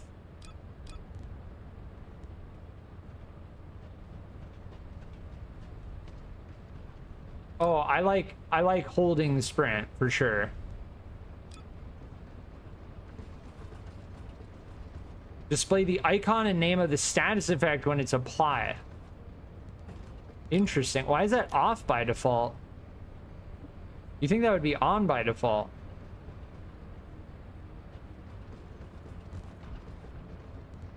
I don't know what these do, but I'm gonna turn them all on.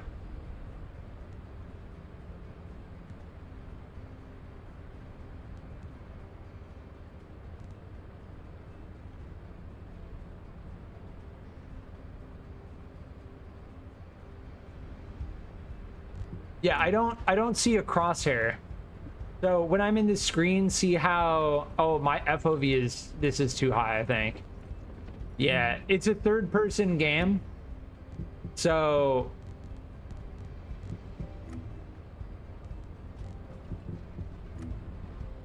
I think a 90 FOV is actually okay in this case. When I play first-person games,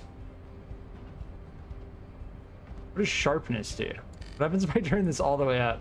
Oh, look how crispy that looks. It's like everything's fried. Yeah, let's not do that. What about halfway?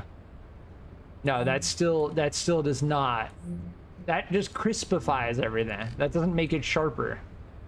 Yeah, the default, yeah, we're good. All right, let's continue. Let's stop messing around and actually play the game.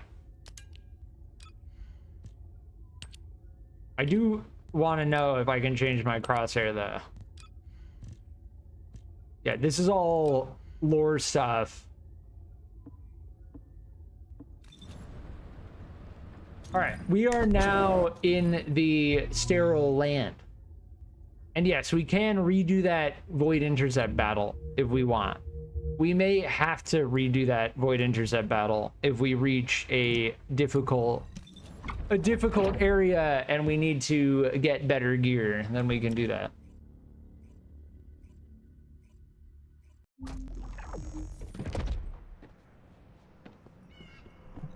I'll listen to what you have to say.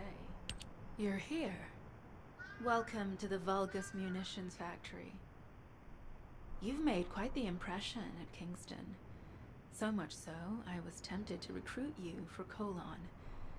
But then again, the enemy isn't exactly a pushover. However, now that we have the guide as a strategic asset, I'm sure the trajectory of this war will change drastically. Shall we get started? Based on the coordinates provided by the guide, the Ironheart excavation site is near the enemy's industrial zone. Unfortunately, the exact location needs to be confirmed in person. The coordinates are based on data from the time of the ancestors, and there's a high probability that the topography today will look a little different. I'll do recon around the industrial zone. While I'm doing that, your mission is to create a diversion to draw the enemy's eyes away from me. Even though I have active camouflage, things will be much easier if you can hold the enemy's attention. I'll tell Jeremy to stay behind and provide operational support. Jeremy seems to be unable to link with the guide, so he won't be much use in finding the excavation site. He'll be better deployed using his arcade teleportation abilities as support for your diversion operation. Let's get moving. We need to restore the guide system as soon as possible. What, me? Support? For crying out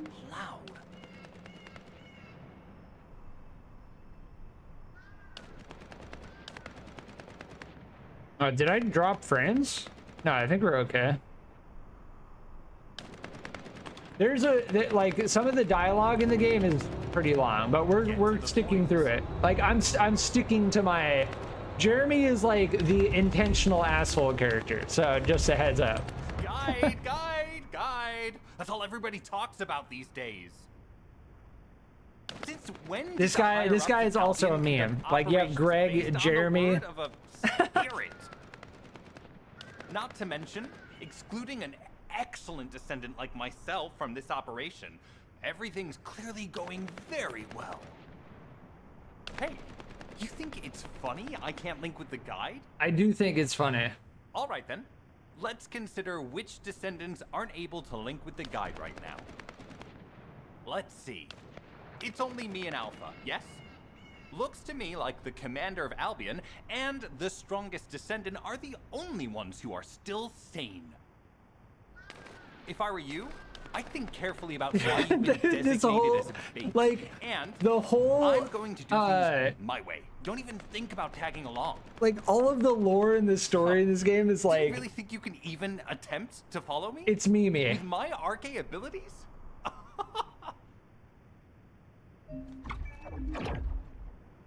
It's very, very me. Yeah, he can teleport, I guess.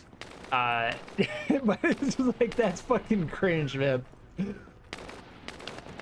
The voice acting is actually not bad, though. Or did you let it happen? I think if the voice acting was bad, there'd be no way that I would listen through all of that.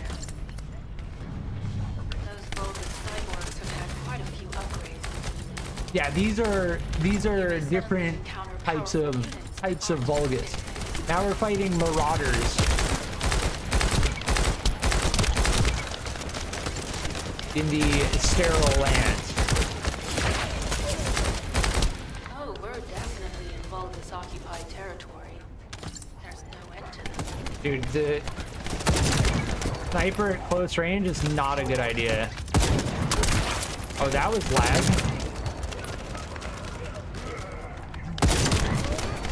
Yeah, why am I doing that? That's not a good idea.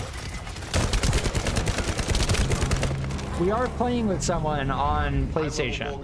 Oh my. Yeah, they immediately died.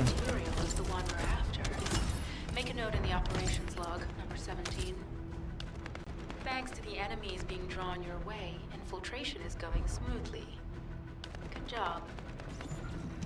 I hope our polar bear bro is doing okay. I think they're hanging in there.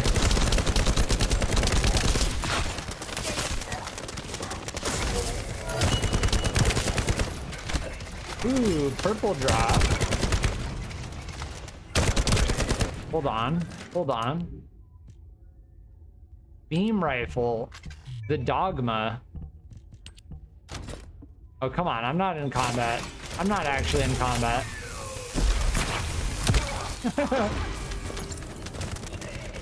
Tactical target achieved. Mission accomplished. Nice. That was very easy. I imagine the difficulty ramp is gonna be like, I'm just calling it right now, like, oh yeah, so easy, the enemies just die so quickly, it's so great. Yeah, that's not always gonna be the case. Like, it's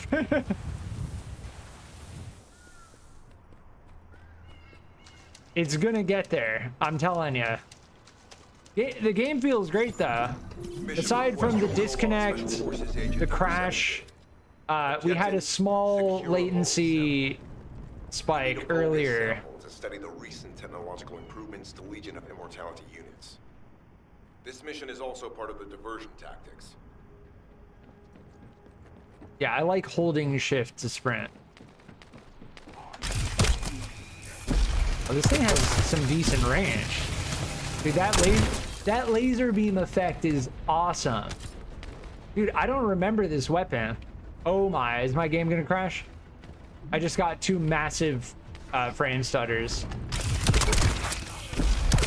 Dude, it's starting to lose my trust. When the game does that.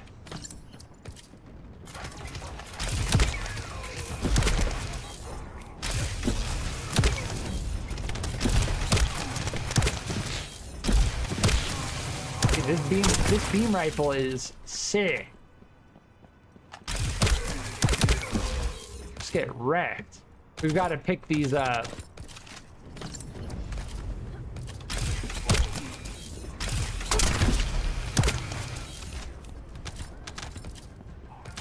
The Vulgus biometric code.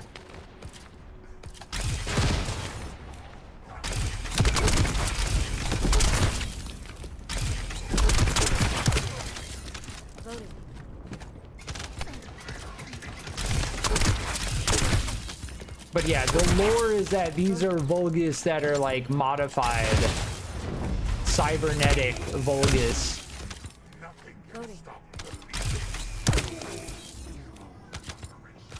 They are completely different enemy types, which is cool.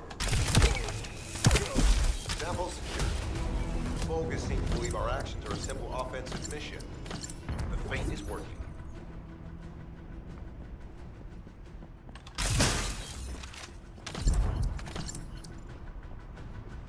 Yeah, all of these materials we're gonna need.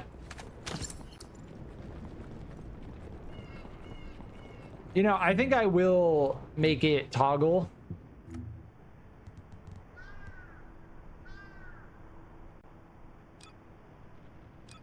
No, I definitely like holding right click to aim. So the grapple hook, yeah, it doesn't give us that aimer anymore. Yeah, so I understand what that does now.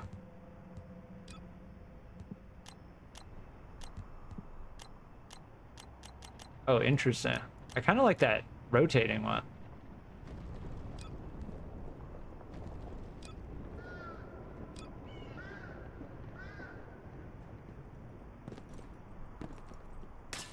So that's much more indicative of like where I can put the grappling hook. The only problem is if I'm playing... Yeah, no, I understand why the default is the default. Let's not mess with that anymore. Yeah. If I'm like trying to shoot at enemies, I don't want a giant circle rotating around my crosshair.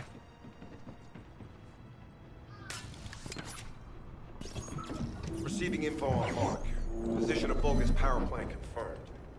Mission request. Yeah, this beam rifle has a feint attack. Definitely has a limited range, but it's not too short. I heard Captain Harris let you in on a fun trick.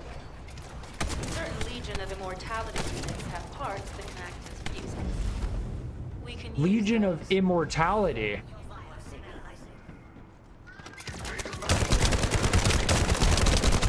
Oh my, those guys have a lot of health.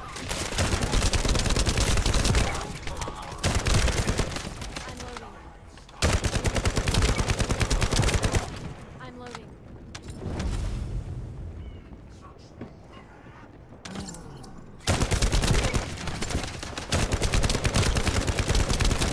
So I think Legion of Immortality, I guess, is like the subset of the Vulgus. I only really use my abilities if I need to do more damage. And I think that's a viable strategy. Oh, see, I think that's what it shows, right? Those icons, like the electric, I kind of like that. It is a little bit too much in terms of the UI.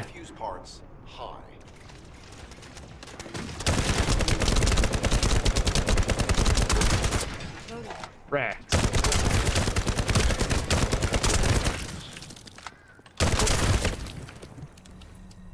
Yeah, this assault rifle is definitely feeling like what we want to be using. I'm loading.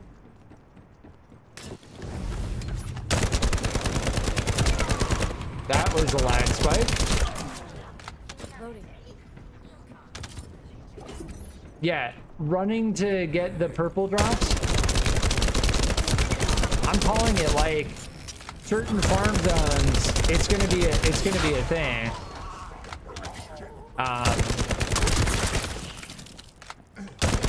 But I'm saying it like I'll keep saying it.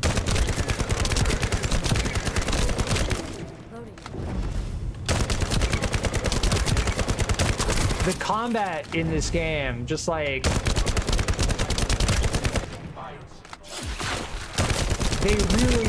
they really did nail it down.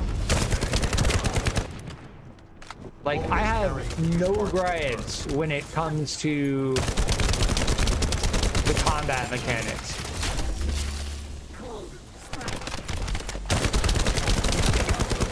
Damn, those guys are crazy. The fortress guards.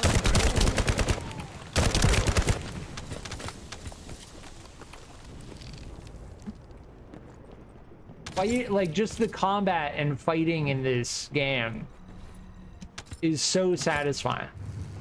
High-level Vulgus closing in. Request combat engagement. Is that a purple drop?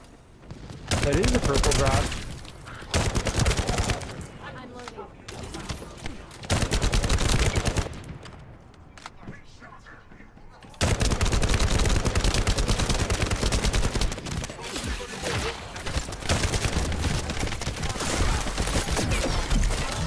That hurts. All generators disabled. Mission relay terminated. Yeah, they got killed by the blizzard. Our blizzard ability does an insane amount of damage. We have an urgent development. The tin tails are pretty Number cool. 17 has received details. All units are to head to the mining outpost. The enemy types around here are completely different than the enemy types in Kingston. Which is, oh yes, so we're unlocking the Thunder Cage now.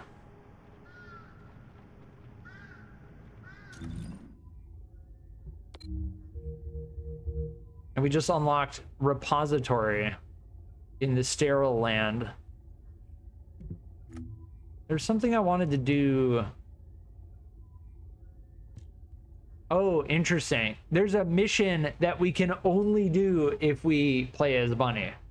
That is actually kind of cool. I don't really mind that so much, because I like the idea that you can unlock Bunny by playing the game alongside doing the main quest, and then you get a quest that requires you to play as Bunny. If they have different quests for the different Descendants, especially if they're like lore-driven quests, that's actually pretty cool. I like that. We'll see. Yeah, why is this? Oh, weird. That was a bug. It was being tracked, but it didn't have this icon on it. And yes, there's a sub-quest to unlock Freyna as well. And we will. My goal overall is going to be to unlock all of the Descendants, including the ultimate Descendants,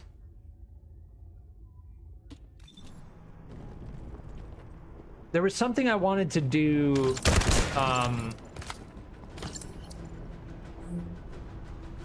Yeah, let me go back. I don't know. Are we still in a mission right now?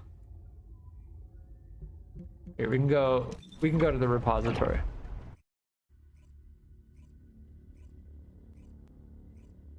We need to upgrade our gear.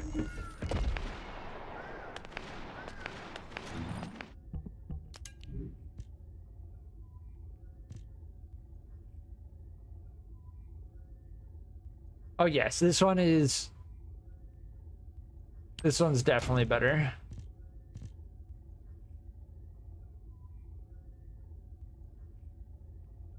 And it compares whatever you have selected, which is pretty nice. Having the sniper is convenient. No, that assault rifle is going to be hard to top. And all of these are under-leveled, so...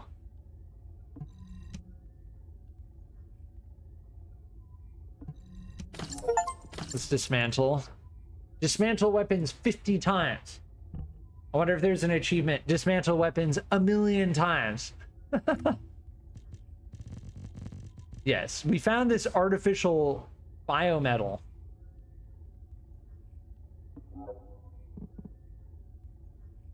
It would be nice if it also showed you what it's used to craft. In that screen. Yeah, this doesn't have any...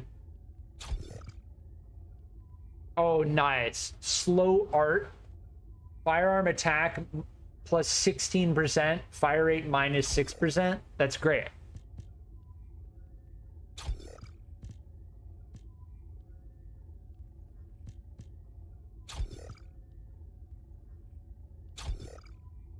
Yeah, I don't care about fire rate because we want to conserve our ammo.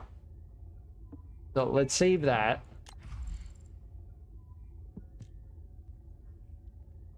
Reload time. Rifling reinforcement for sure. I think we can just equip all of these. Yeah, that's fine. The rate at which we're getting module drops, it feels okay. It does feel a little bit like it's on the low side. Fire attack, okay. Crit rate, weak point damage. Now let's not go accuracy.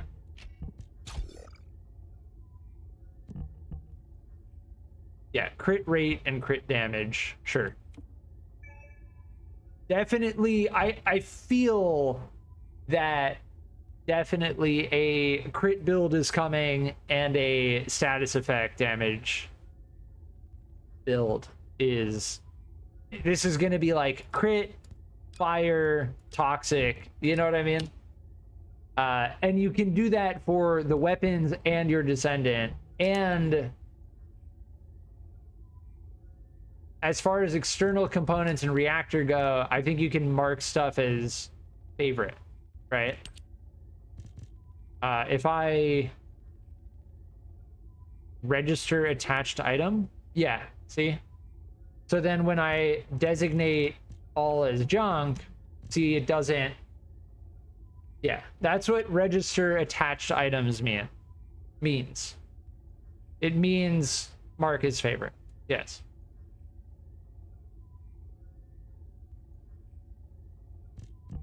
Why is this red here?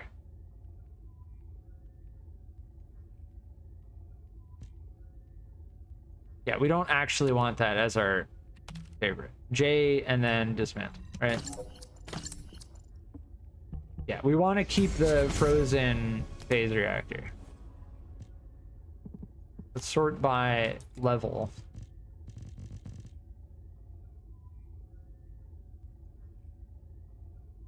The gold drop rate seems pretty good. We definitely need a new auxiliary power. Yeah. That's much better.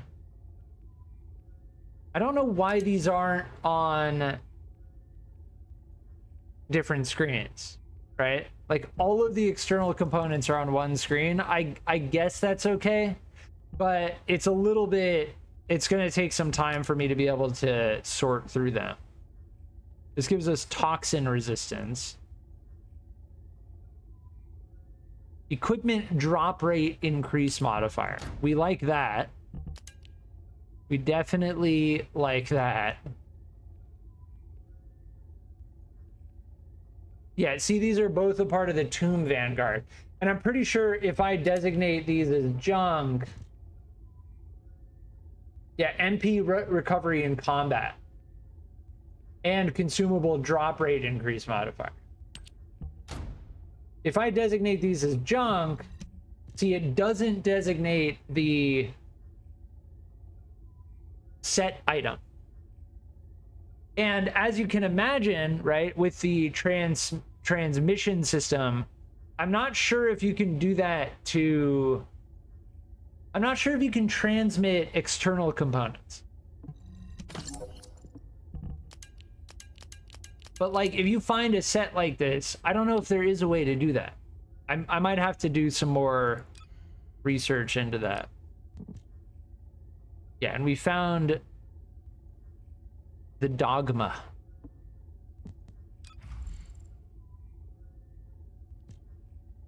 Skill cooldown. We like that. We're capped out on module capacity.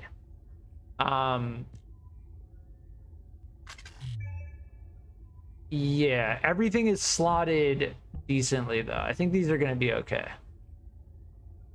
Yeah, that'll be fine for now. What we're really angling to do is get an energy activator. That is going to be the grind, for sure. I will be right back.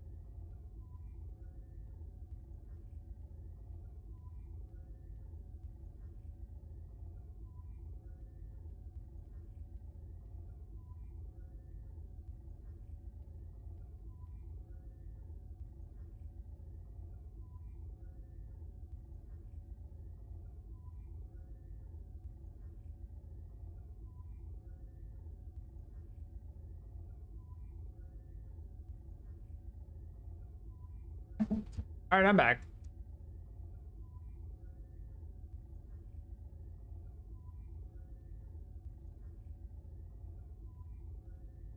Yeah, we're already hitting the point with our Descendant that we have is such that we have more modules than we have capacity.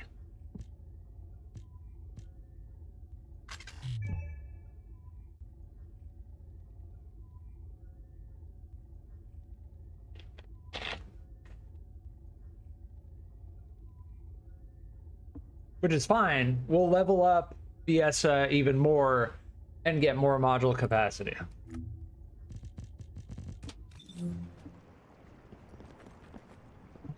Please be as brief as possible. Immortal Descendant, we have an Watcher. urgent report on Sharon.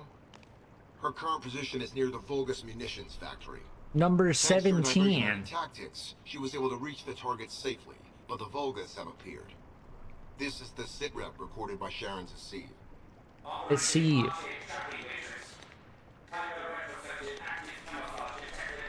Yeah, Ederlick. I remember Ederlick.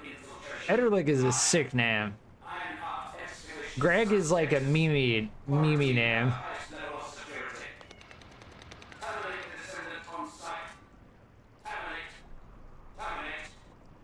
This cyborg Vulgus, Ederlick, is a commando-level model specializing in defense missions.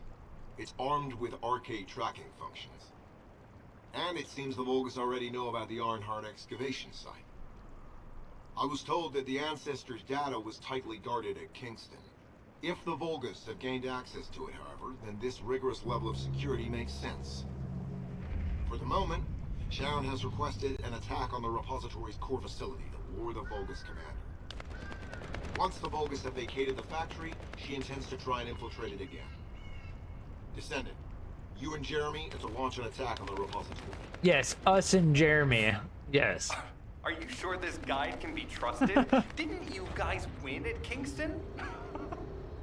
Focus on the mission, Jeremy. Descendant, I am at a loss for words. The ancestors data that the Vulgus Now, the reason why we're being paired with Jeremy is because he can teleport. all of the data packets were combined. The Vulgus managed So like to Alpha transmit is 90% kind of the of data. in a position to trust the guide. Transmitting the remaining 10%. But yeah, Jeremy is just an asshole who can who can teleport. 10% themselves and read all of the data. How is that possible? I need to analyze this. Descendant, you need to continue your search for the Ironheart excavation site. If the Vulgus enter it first, they may destroy the entire site after they find what they want. We must hurry. How pathetic. The story in this game is kind of like, it's a little patched together. Guess the Colon Special Forces aren't that special after all. It's a little patched together.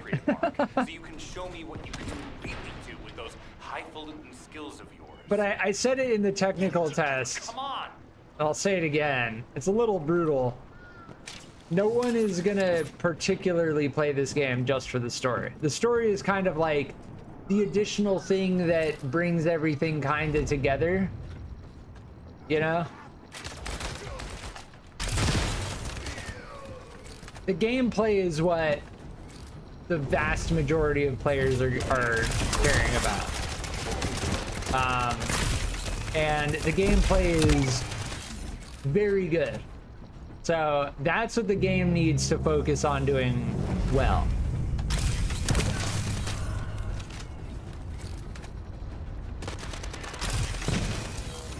Dude, beam weapon is thick. I didn't mess with the beam weapons too much in the technical test. This thing feels very strong. Yeah, the shield bubble is pretty great. Ajax's shield bubble doesn't seem to last that long though. Alright, we need to shoot that thing and then pick up this thing, and then we have to bring that over here. Yeah. All storage tanks disabled. Mission Nice. relay terminated. These missions are very, very easy. Oh, nice. I love this thing. The death roar.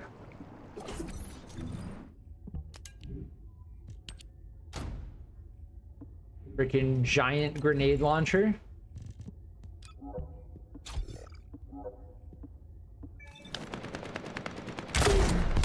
that bloop is so satisfying. Nice. Yeah, that's totally like the thing you break out when you want to get heavy damage off in an area. AoE, heavy AoE damage. But yeah, it does not have much ammo at all. Is that a... I think this is a fast travel, right?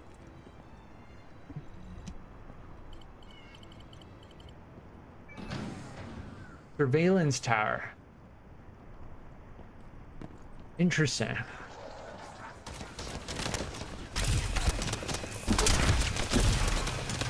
So they're like slight open world elements to the game.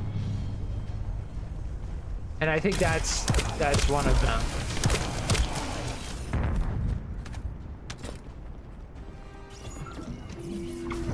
What I really want is a beam weapon that does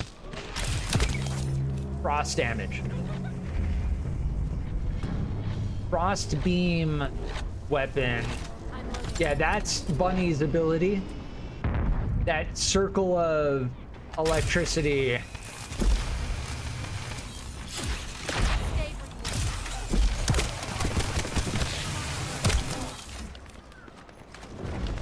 But it requires them to run constantly.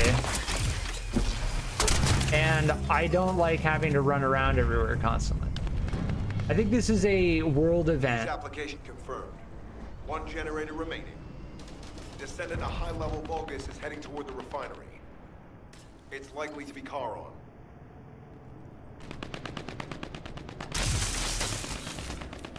Yeah, I think this... Is this a world event? Oh, when you hit the grappling hook just right.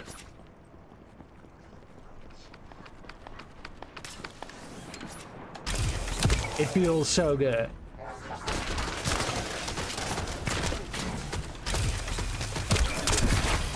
I'm loading. You can't escape.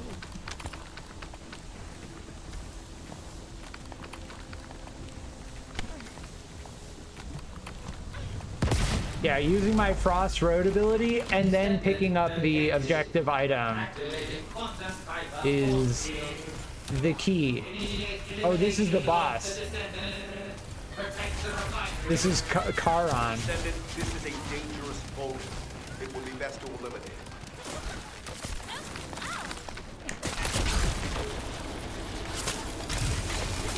Yeah, they're kind of like a mini boss. The mini bosses all kind of have like similar effects.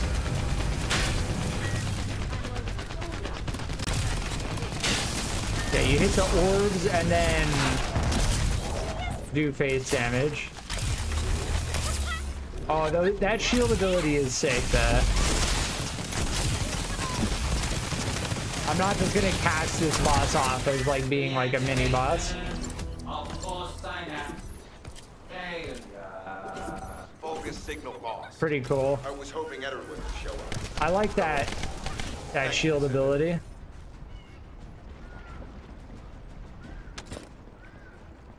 We actually got pushed back by the shield.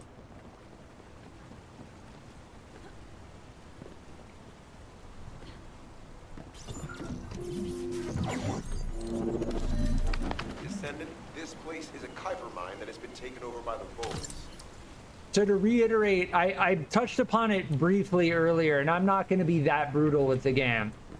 I said it like, I'm not going to put any money into this game until I have at least 30 hours. I mean that, but I'm strongly going to consider putting money into this game after about 30 hours. Because although the battle pass doesn't look extremely amazing, I'm not like, oh man, that one thing on the battle pass, I need it. At $10, like, if I get 30 hours of enjoyment, $10 feels fair, right? Like, I know it's Nexon. Like, Nexon doesn't need my money, but I'm still probably gonna do it. Like, if I'm just being flat out honest about it. And not so much because, you know, oh, I want to support, you know, not so much I want the cosmetics, and not so much I want to support the devs, but more so because if we're being completely real, like, my vote of confidence is going to come from, yeah, we have to stand inside of these. And each one of us can do one at a time. So we can both be on an individual, separate one. But yes, my vote of confidence for the game is going to come from buying the battle pass, right? Like, oh, I enjoy the game, I'm going to buy the battle pass. I got enough enjoyment from this game that it's worth $10.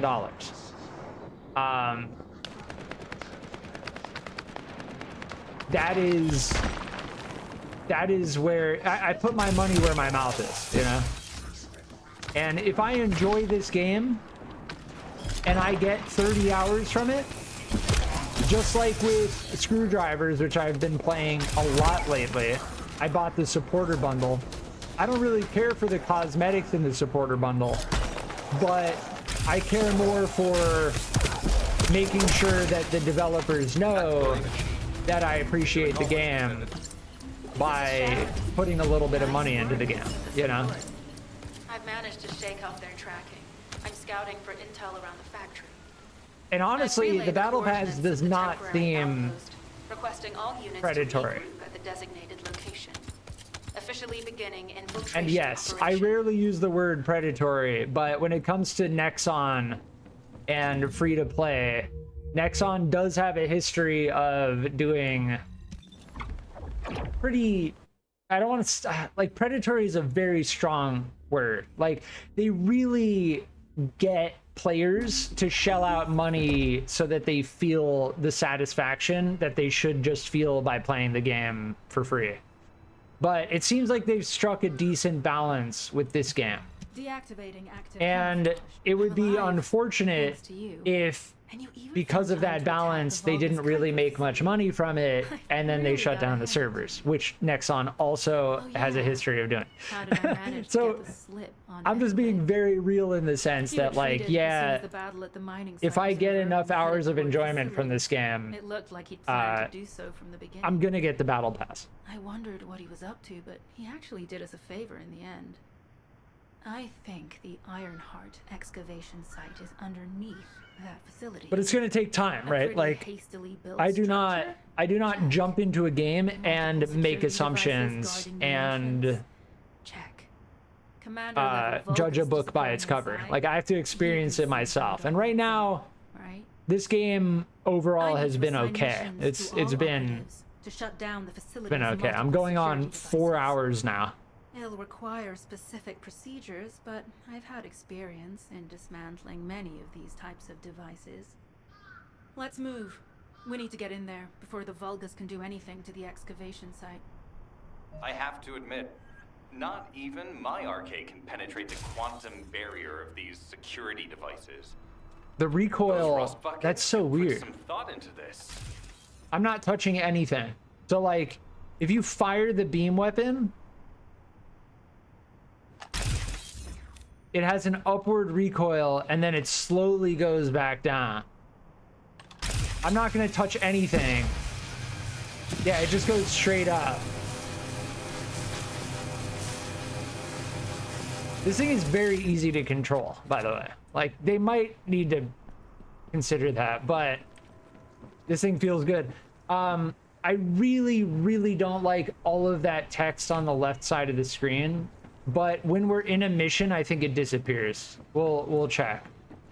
But that's a lot of text. Maybe I can scale the UI down slightly. Because I'm not having trouble reading any of it, right?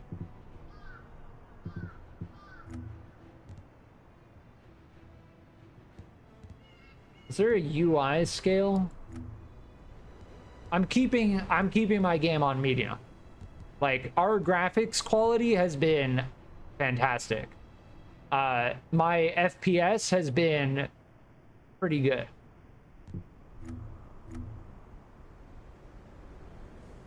No, I don't see city camera. I don't know what that does, but I'll turn it off. I think that's what was causing... While I'm thinking about it, I'll turn it off. And I'll try to remember that I turned it off. No, I don't see...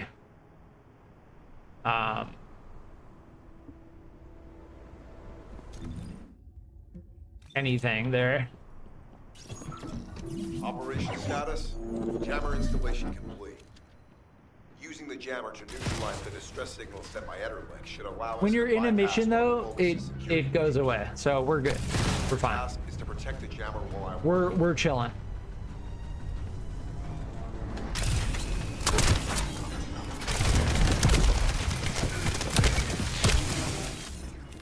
I'm loading. Yeah, those I think are world events. And I don't know.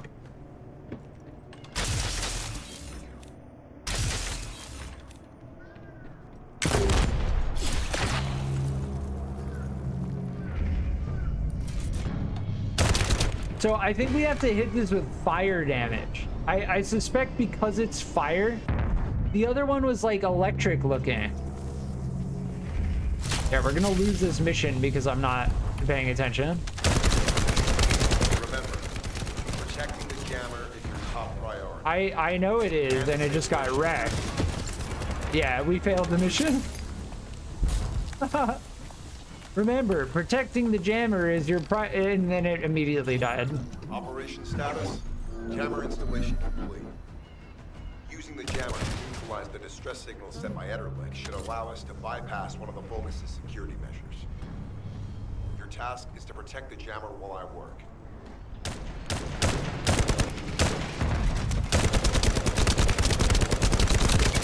Stop shooting at the jammer.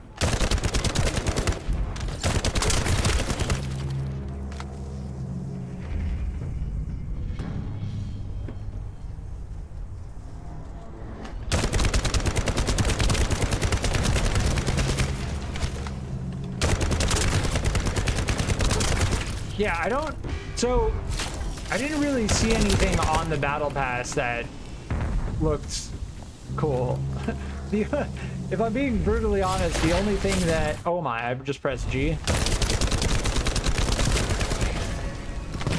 The only thing that kind of interests me is the dinosaur outfit in terms of cosmetics.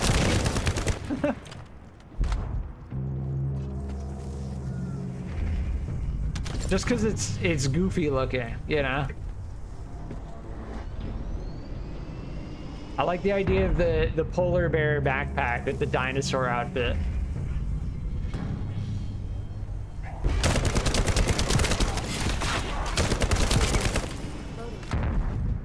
This is feeling like a hurry up and wait mission. High-level Vulgus closing in.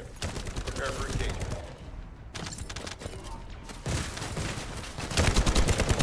Oh, there's a guy.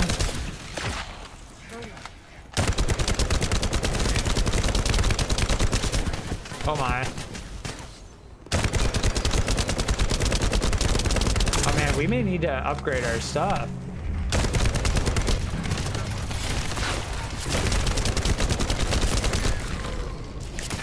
Yeah, there you go. Have a blizzard right in your face. Get wrecked.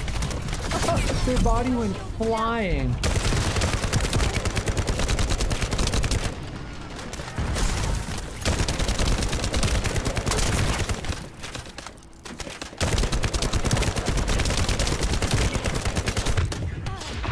Oh my. If I go down, do we lose?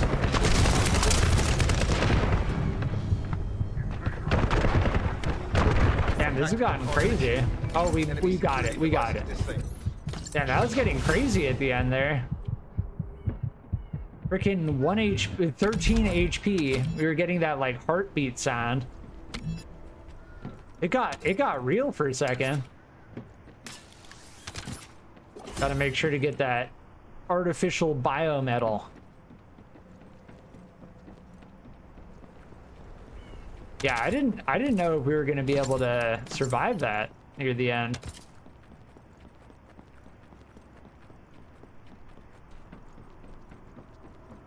Is that the Thunder Cage?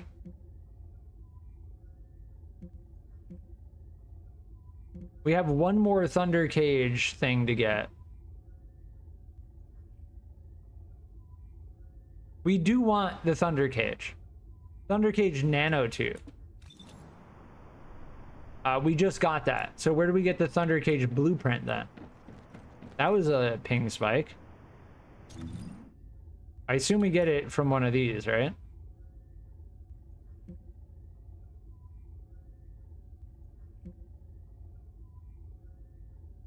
Huh.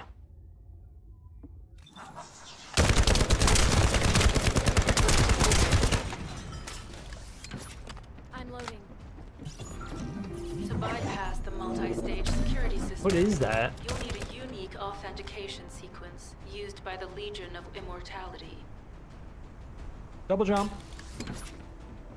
You need to collect samples from the Legion. Yeah, she keeps saying Legion of Immortality. I assume that's like this faction of the Vulgus. Security authentication.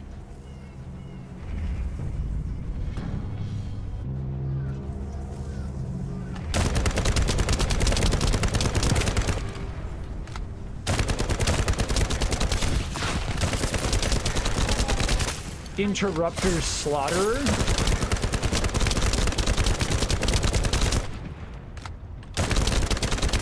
Yeah, that was a strong guy. We may need to check our equipment. If we can't do this one,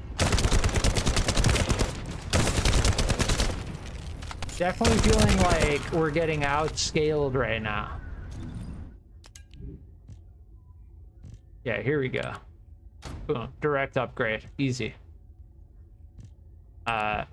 Shotgun. Yeah, I'll keep using the beam weapon though.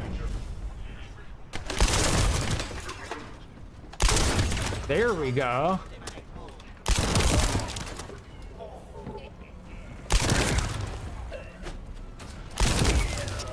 Dude, this thing is crazy.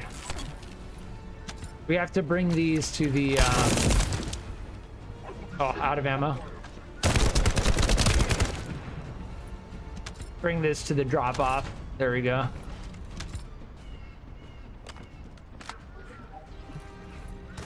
Depending on the amount of arrows,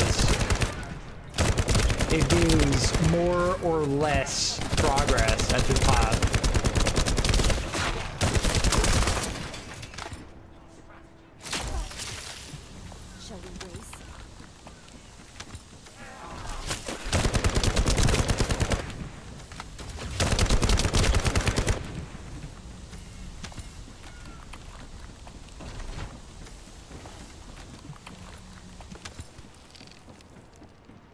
Yeah, I wonder, mission attempts available.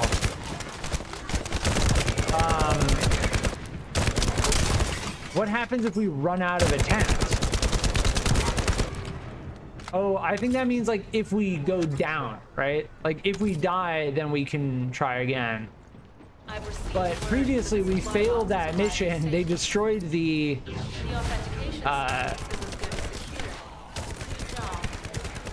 they destroyed the defense objective, and then we just immediately lost the mission. Here are the mission results. Yes, and there are core weapon proficiencies. So I assume, depending on your proficiency, if your proficiency is higher, then you do more damage. Oh, this is the first time we found one of these. Assassin's Edge hand cannon.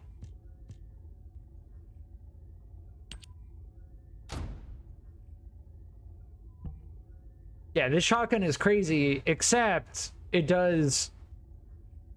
Let me see the damage fall off. Look at the damage fall off.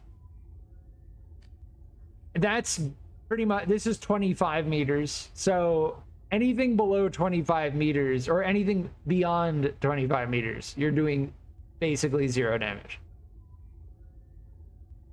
That's probably like, what, 5%?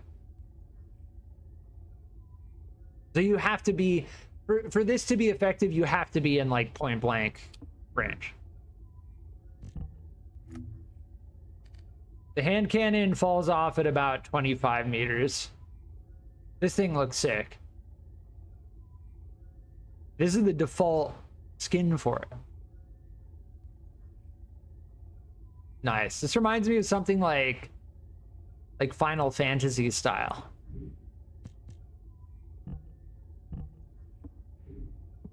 We've got to do our mastery rank up. I'm just going to go recommended for right now. We're still leveling. I'm not refining a build. We'll get there eventually.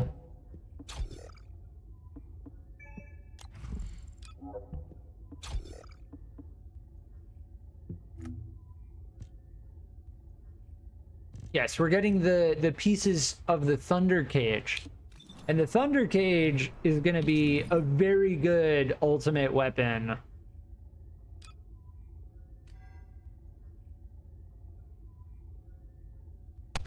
Yeah, we need to go and do that.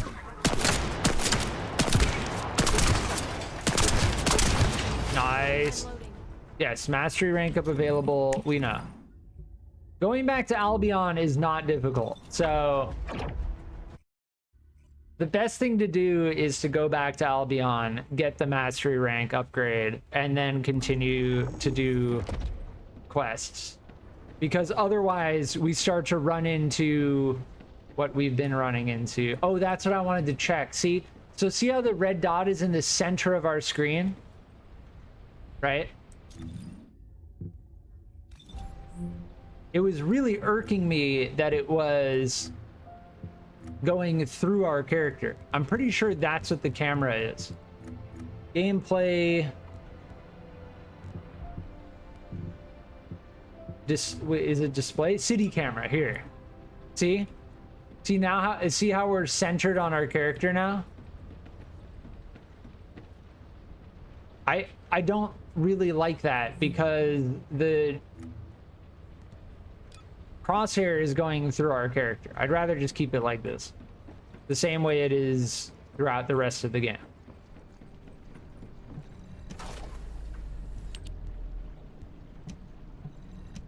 I didn't even realize that was different until right now, but I guess it makes sense. So we're mastery rank 4 now. After about 4.5 hours of pretty casual gameplay.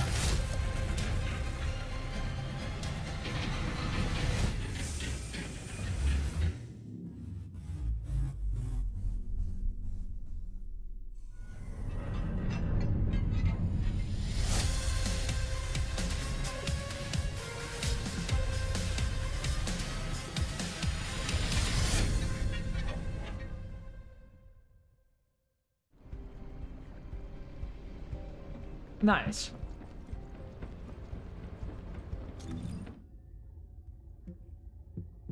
That should have increased our module capacity. It did.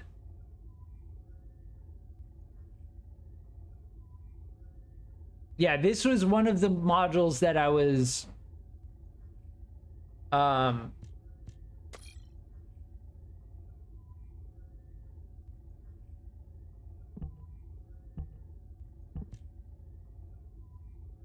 I'm confused about this one. So it says only applies only to certain skills for each descendant. Like, I feel like we kind of need to know.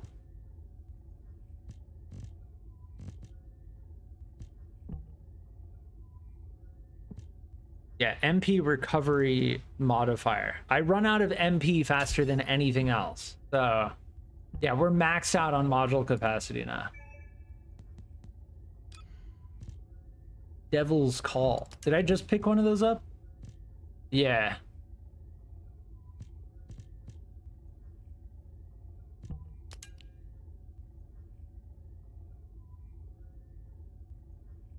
See, this assault rifle is giving us chill attack, which is very good. We like that.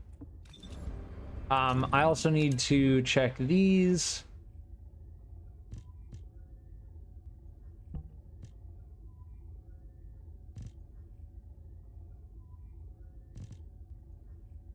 I think, are these identical? Hold on. Almost. Interesting. So this is, okay, here we go. Chill skill power and tech skill power boost on the one we're currently using. The Blizzard, our Z ability, our fourth most ability, uses chill skill and tech skill. So, because this is chill skill and tech skill boosted, it's giving an extra boost to our Blizzard skill. So I didn't understand what that second icon was, but every single ability has 2 skills tied to it. That's very interesting. So we just learned that for the first time. And because this is chill skill and tech skill specifically, this is better because our Blizzard skill uses chill skill and tech skill.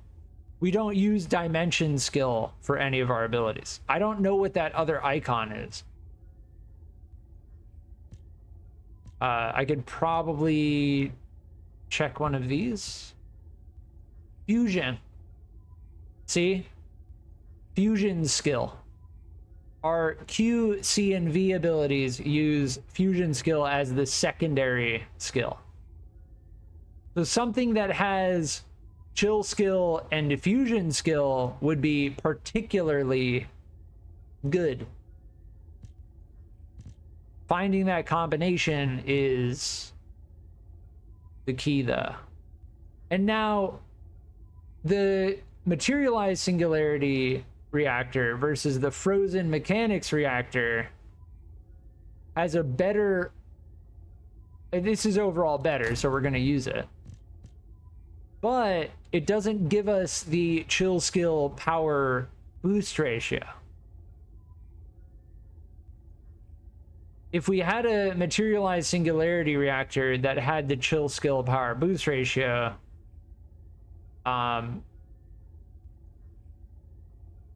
see, I don't know if you can get that. We'll have to find out.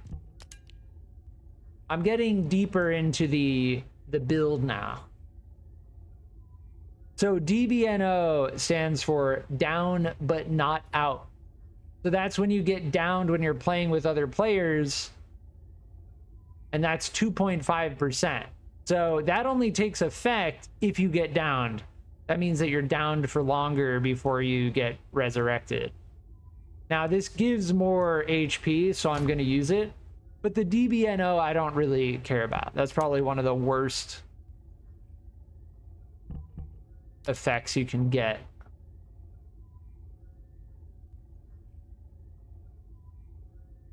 Yeah, I think I still like the firearm proficiency gain modifier. I think we're going to stick with that.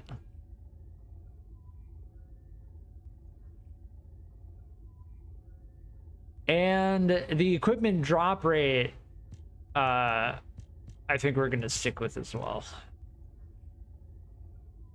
Yeah, but the defense, I'm almost certain that defense has an effect on...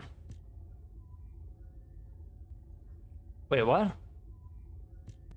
Here. Yeah, I'm almost certain that defense has an effect on shield. I may be wrong, but I suspect it may. All right. Designate all as junk and scrap. We'll keep this set item. but we're probably going to out-level this pretty quickly, admittedly.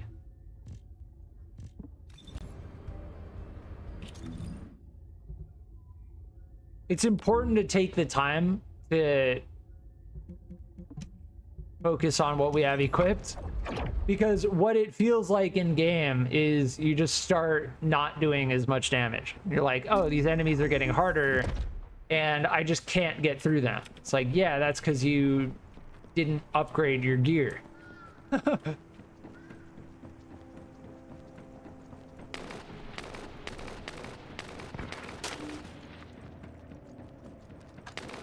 So yeah, I assume you have to hit that with fire damage for it to activate it.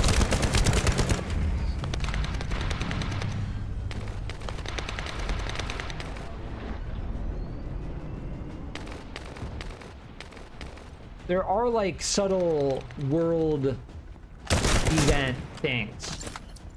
Not really world event, but location, zone event, right? Deactivating the power is the most basic and surefire way to break through a security system. Correct. Now that the attack has begun, tech units that protect the generators will start appearing. These units have the fuse parts we need. Use the parts to burn out the generator circuits. I actually like the icons. I'm glad I turned on the damage type icons.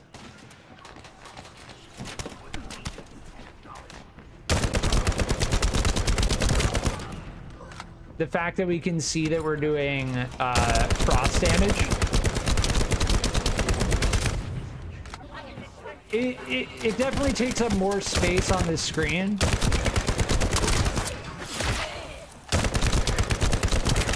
But I like it.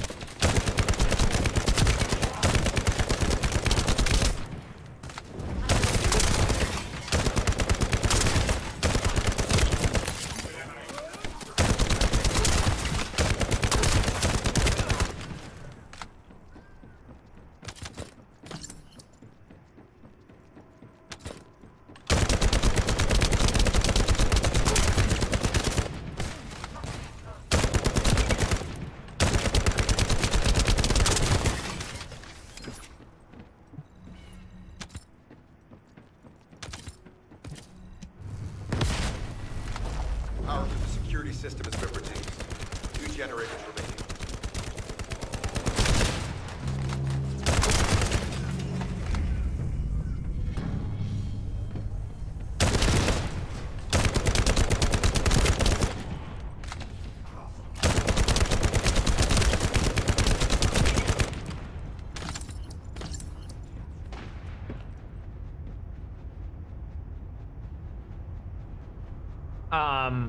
Enemies?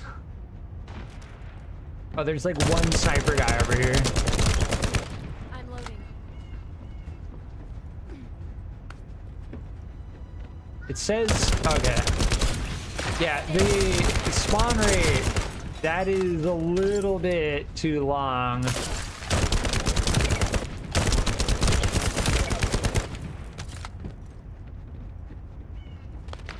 Just like kind of hanging out, waiting for them to show up. Like, we're meant to be the ones that are going after the enemies.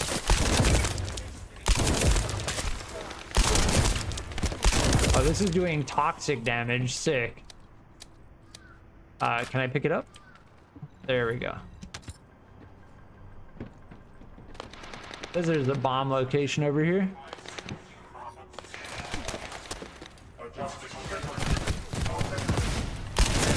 This is the last generator. Keep going, Descendant. Damn, that fire rate is slow. But at point blank range, yeah, that's jank. Some of the movement in the game, you get hung up on like rocks and stuff. I kind of mentioned it in the technical test. It doesn't feel good. Nobody likes that.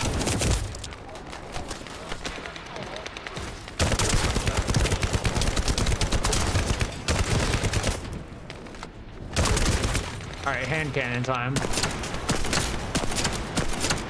Oh, the fall off is very real.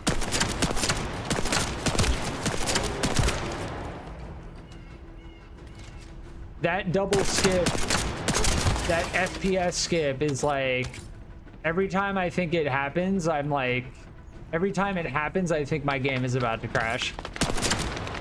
It never happened in the technical test, but it's happened quite a few times on release now. Yeah, see, they're doing a mission together down there. It's interesting that I haven't actually come across anyone else doing this mission. This mission is like dragging, man. The rate at which the enemies are spawning definitely needs to be increased, because that's a little bit slow. Concentrate defensive forces at our. Oh, now we're in a group. The Descendant must be stopped. Damn, I just got frozen.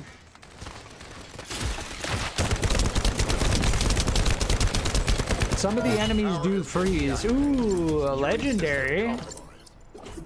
Tactical targeted Tingling mixture reactor. Nice.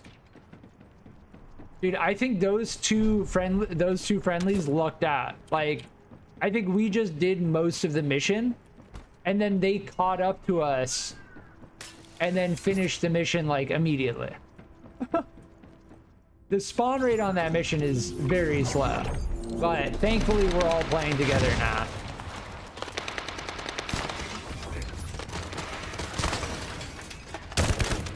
I mean, I don't really care, like, we get the weapon mastery from killing enemies and stuff, so...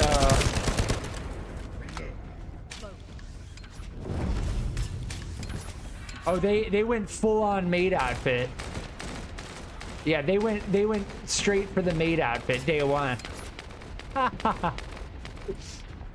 They're playing as Glay with the maid outfit. That's hilarious.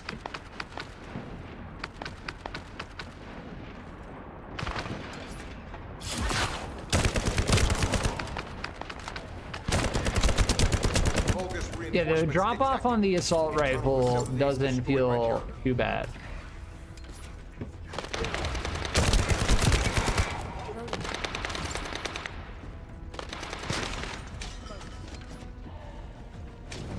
Weird, they don't even have a name. Their name isn't showing up next to the Steam logo. If you look at them, they just don't have a name at all.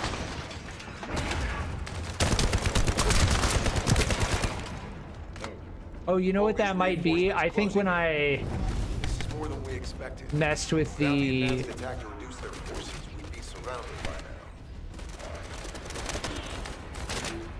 Hold on.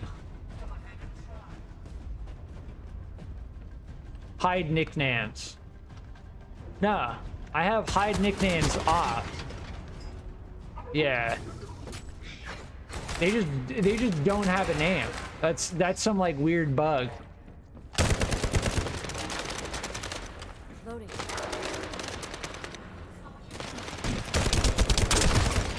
When I get close to this guy, I think I can see that they're playing on PlayStation. If I get close to them, all I see is the Steam icon. Unit numbers. Yeah, weird. Munitions. Urgent resupply requested. I mean, can you just have like a blank name? If you just make your name on Steam spacebar, that's it.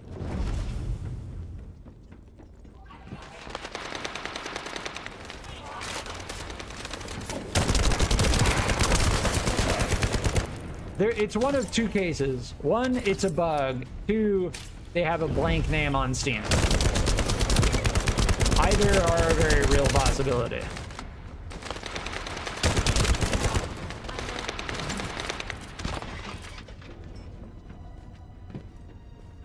Deploying elite forces to resume control.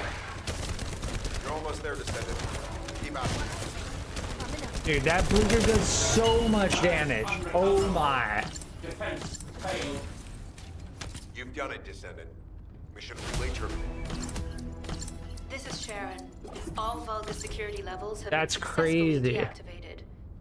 All units regroup at my position to investigate the Ironheart excavation site. Regroup? Huh. Yeah, I don't think so. I think I'll sit this one out, Sharon. What did you say? Nice. We got another reactor. And yes, this one is better because it has, even though they're the same level, same skill power, sub-attack power, it has the chill skill power boost, and that applies to all of our abilities. So yes, we want to be using the Frozen Singularity Reactor. Now, I don't know if there's any case where you won't want to be using that the Frozen Reactor on Viessa because of the chill skill. And I don't know if there are any other Descendants either that have have abilities that use chill skill. I'm not sure.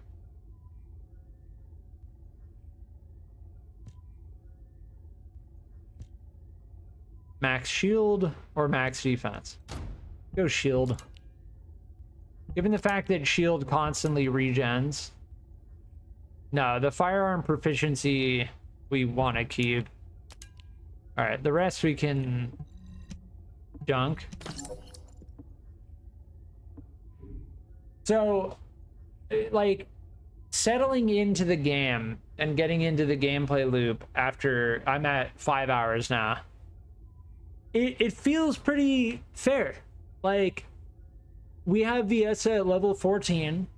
The progression is starting to slow down a little bit. Like, we're you know, hitting that curve where, like, we were gaining levels one, you know, like 1, 2, 3, 4, 5, and now we're kind of like hitting that slowdown. But it doesn't feel bad, you know.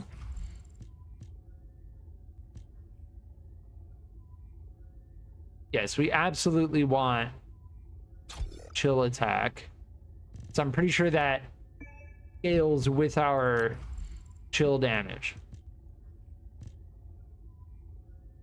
Accuracy on this thing doesn't matter because its damage fall off is already so low.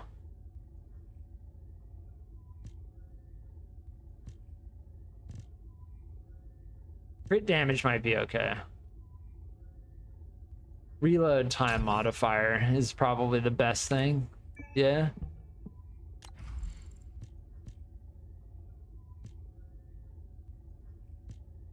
We have enough for 4, so we could use this. Yeah, let's max out the mod capacity on that.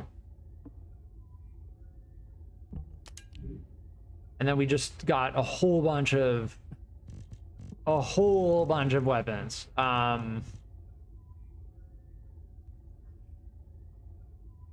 Yeah, let's switch over to the sniper. And we can swap out our hand cannon for this one.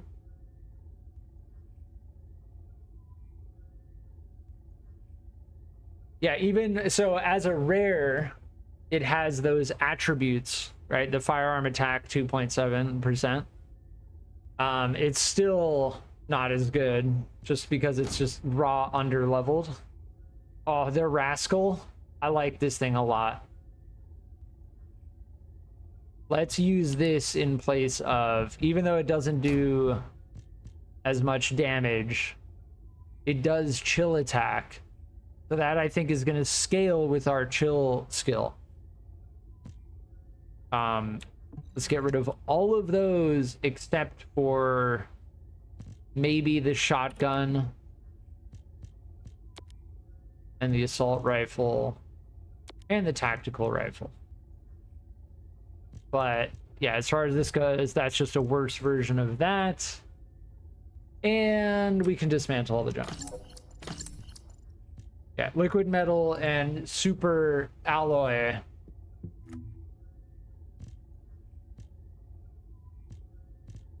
Which we will then use to unlock other Descendants. Now, I don't know what we could do with the extra bunny enhanced cells that we have. I don't know if there's like any reason to have this thing. But what I do know is that there's a limited bag size and it is taking up a slot. So that is a concern.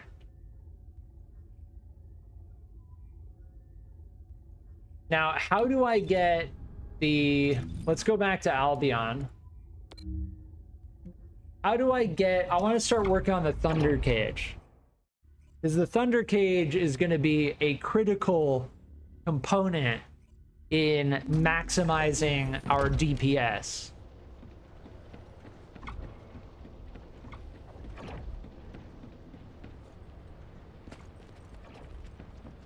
Yeah, I like... So...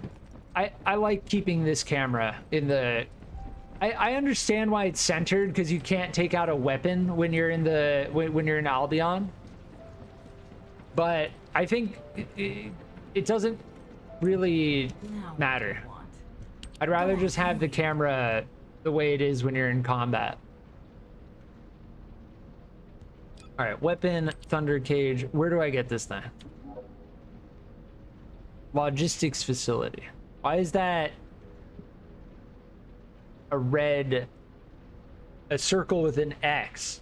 Oh, I think that means that you can't repeat it. I'd assume based on that icon, that means you can't repeat it.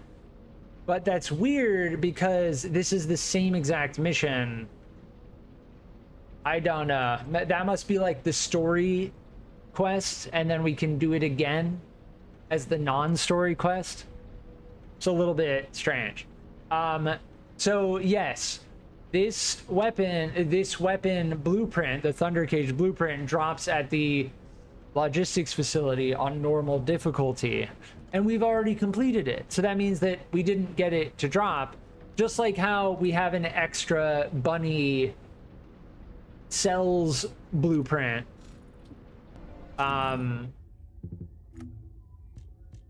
The bunny enhanced cells research material, we got 2 of them when we only needed 1. Because of the chance of it dropping, we got it twice. But yes, so we're gonna need to go back to the sterile lands, back to the repository, and we're gonna need to do the...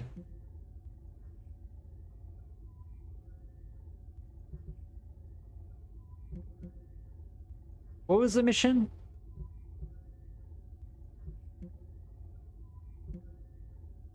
Hold on. It said... If there's something you need, you'll need to pay. Logistics facility. Sterile land logistics facility.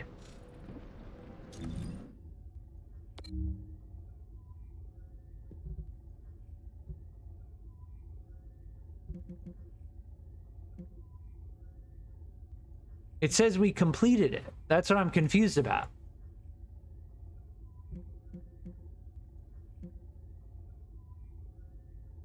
This is the main quest here.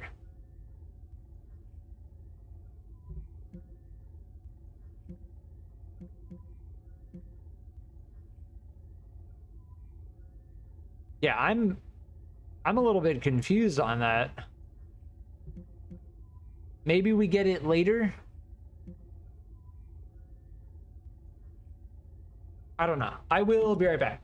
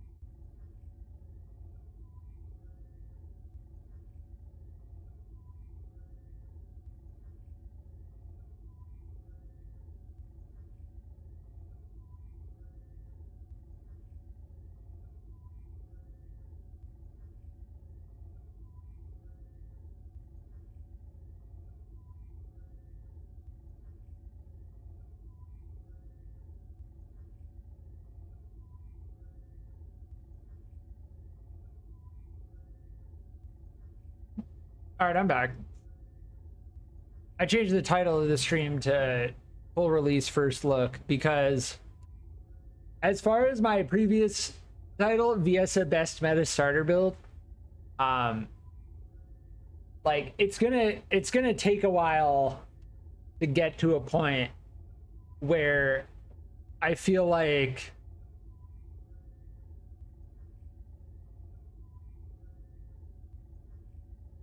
I can confidently say we have a good build going.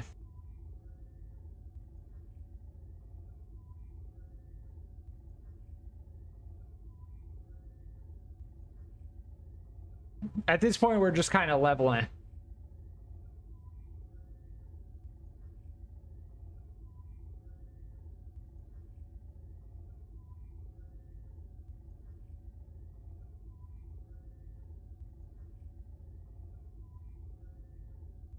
Give me 1 sec. I'm gonna be right back again.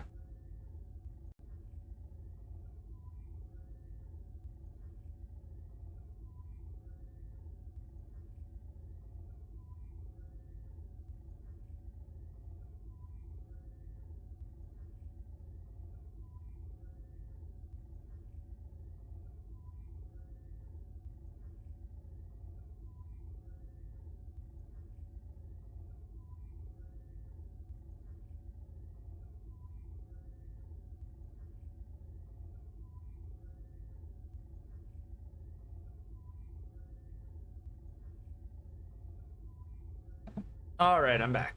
That was a longer BRB, but we're good.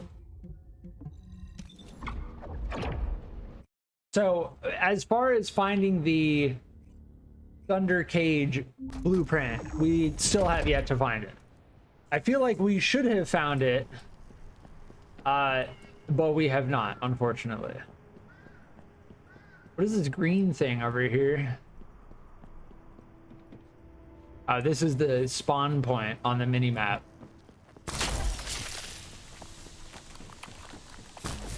We can use our Frost Road ability while sprinting, which is pretty nice.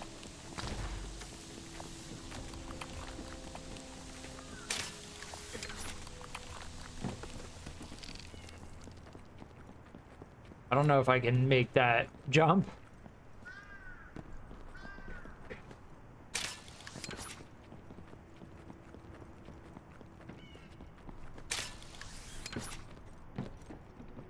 The world, like this area at least, feels a little bit, it feels pretty empty. I see enemies over here. The game is very heavily mission based, so there are these open zones, but as far as like you can tell that they're kind of bringing it together. But in some regards, this game feels like it's still gonna need time to really bring it together, right? I remember this from the technical test, and I remember trying to grapple hook through this and not being able to. So yes, we have to go around.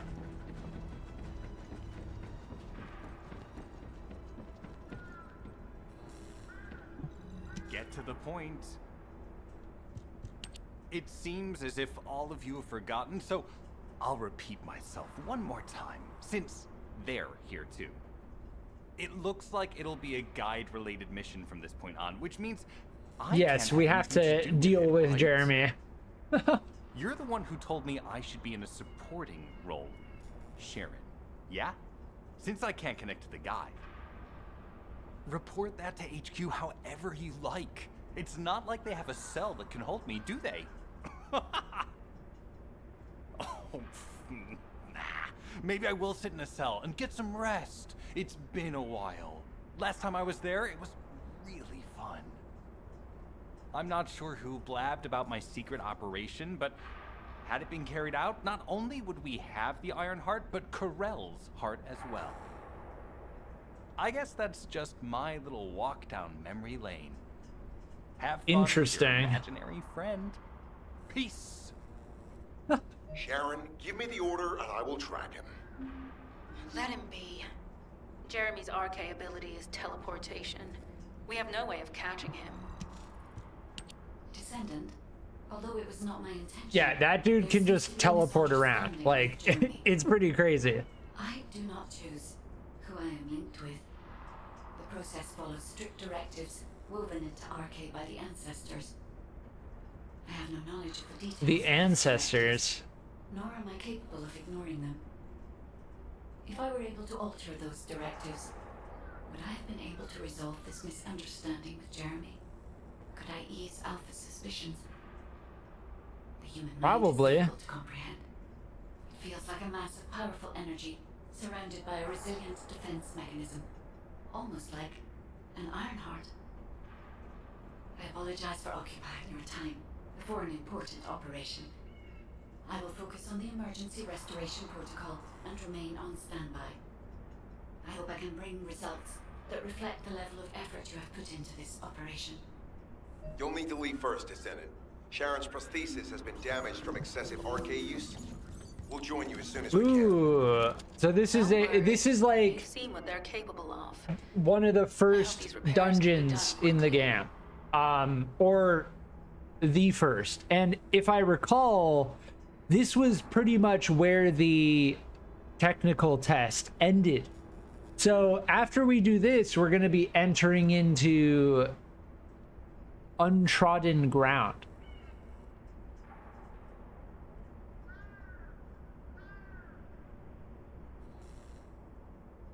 Modifies the effects of frenzied states, maximized lethality. Fire rate becomes fixed, but duration increases significantly. Why does it say, oh, it's for Glay? Okay. So that's a Glay Transcendent module.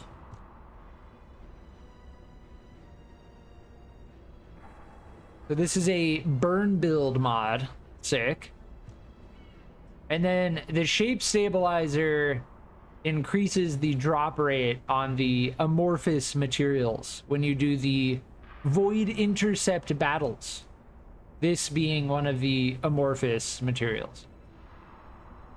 And this is how you unlock Ultimate Bunny with the 3% drop rate.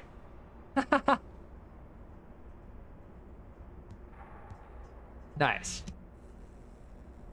That's gonna be the end game grind. It doesn't feel, the gameplay of this game at the core doesn't feel bad.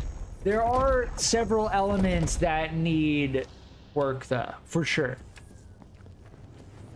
And I imagine, you know, over time they'll flesh it out. But the core of the game feels good, and that's what's most important. Right? That somehow made their way to Ingress. They were first discovered by the architect. The Iron Hearts were passed down to the ancestors, my creators, and the forebears of the Descendants. We don't know why the ancestors hid all the Iron Hearts. But this much is certain. I was created in order to lead you to it. After that, Where are my teammates? There's one teammate.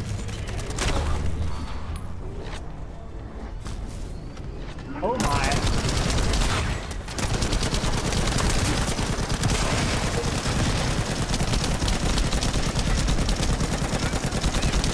Yeah, this thing is awesome.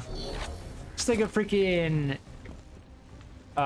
multi-barreled machine gun. If we do want maximum move speed, we should have our pistol out.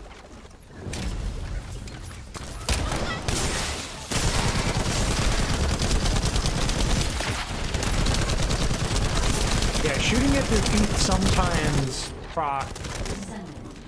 I'm detecting an unusual energy flow nearby. These are traces of Ironheart excavation. Ironheart microparticles confirmed. Initiating emergency restoration protocols to repair damaged systems.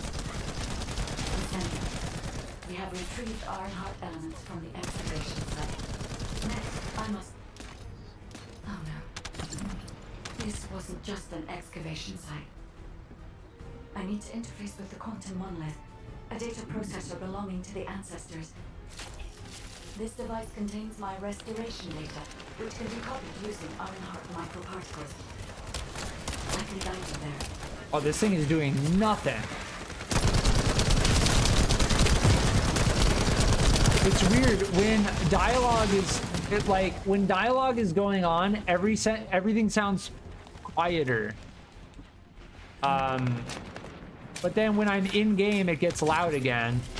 It's like the dialogue has very strong sound dampening. That's what it is.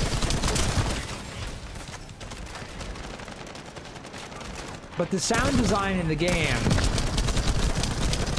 is quite good.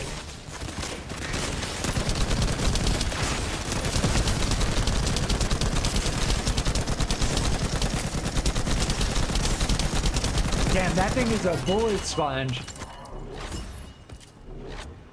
That thing just got slapped. However, to access the quantum monolith, Descendant, I must undergo authentication here first.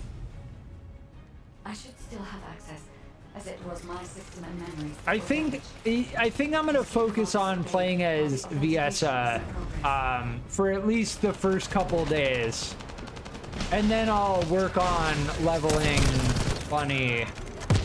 But as far as like experiencing the content in the game and progressing through the main quest,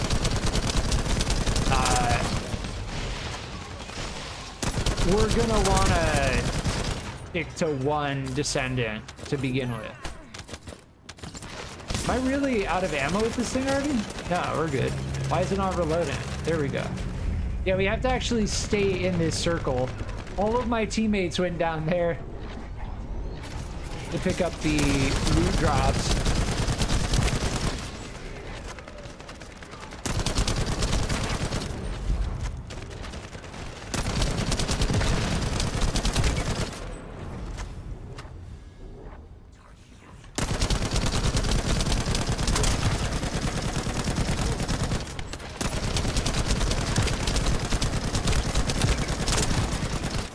This thing is awesome. It feels like it has some weird damage ramp. I don't know. Intruders accessing core asset. Approaching. You can switch over to this thing. Initiating facility lockdown procedures. Descendant. Switch from the Burning Hound to the Assassin's Edge. This has fire attack. Please be careful. That makes me wonder if we shot that world event thing with a fire attack weapon, would it trigger it? Maybe.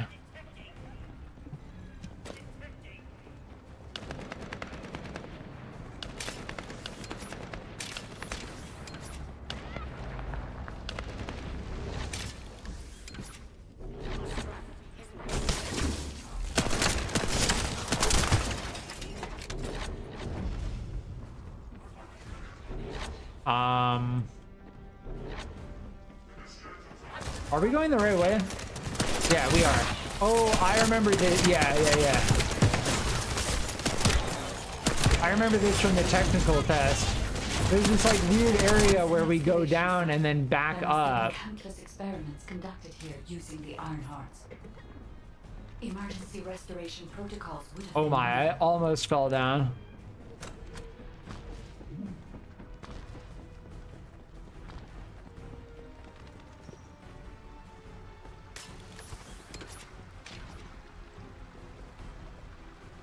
Which way do I go?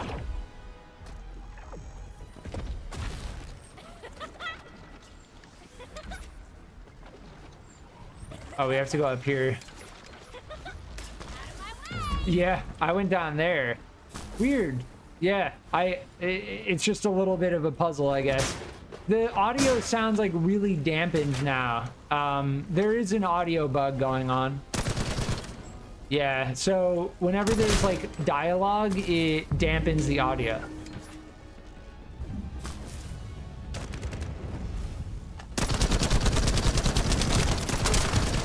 And And honestly, I don't know. That's not a great thing. It doesn't. It only seems to be happening here.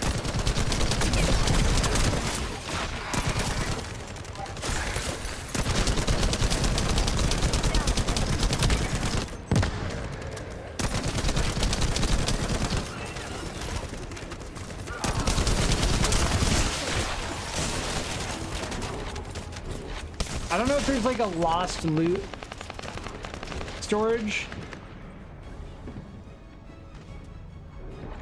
Say, I'm pretty sure there's a boss fight right here.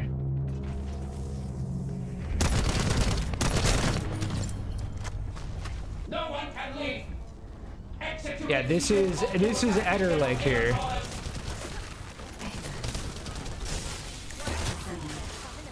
Yeah, Eamon is another boss, like the sidekick of Corel. I'm pretty sure. So you have to shoot the little things on their shield to do damage to it. Yeah, there we go. They're really difficult to hit because they're constantly rotating.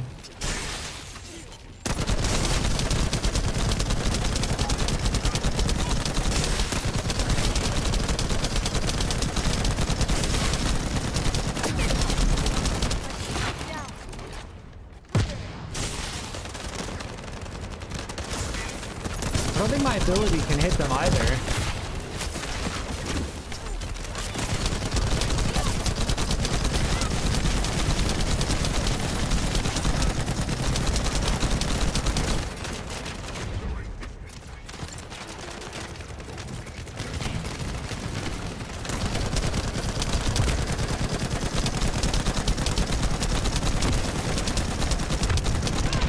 Oh, I'm gonna die.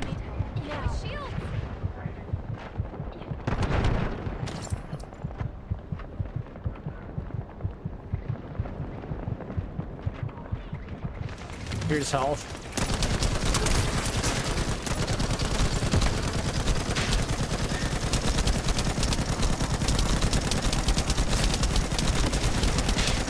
I'm gonna use my blizzard. The thing is, the blizzard, I don't think can hit the orbs. And good luck hitting those orbs with the frost shards.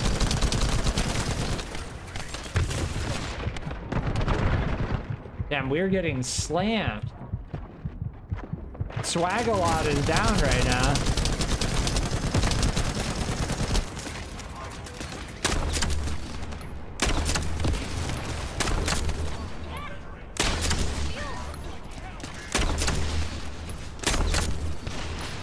Damn, this thing hits hard.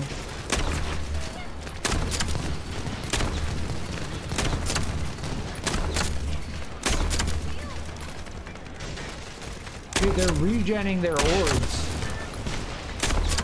No way.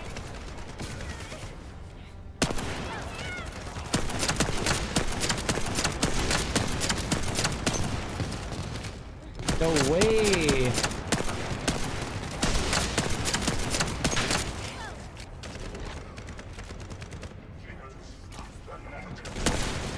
Are they full on regenning their orbs, like out regenning our damage?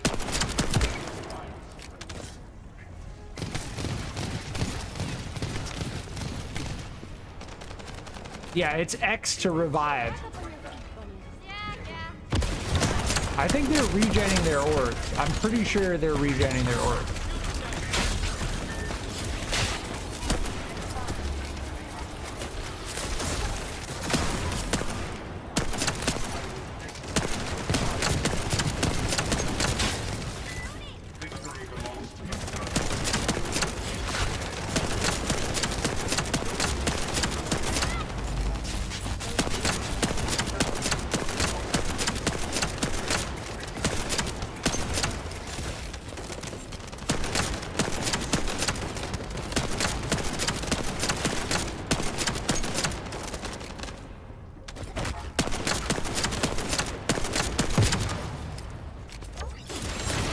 Yeah, my abilities don't actually hit the... That's crazy.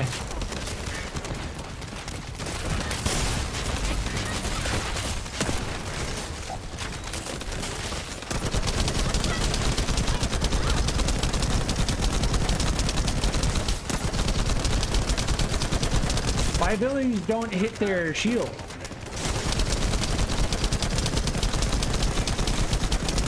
They're only second stage right now.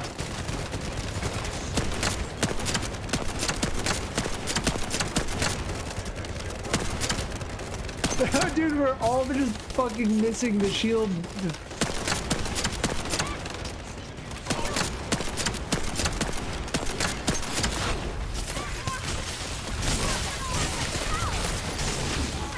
There we go. All right, now they're in their final stage.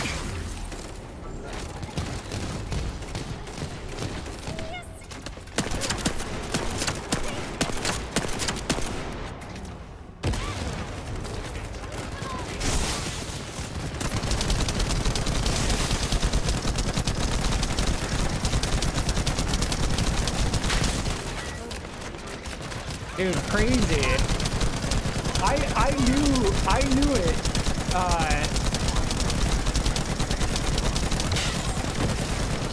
In the technical test, when I fought this boss the first time, I knew they were gonna make it more difficult. Yeah, we're gonna full blown have to get geared up.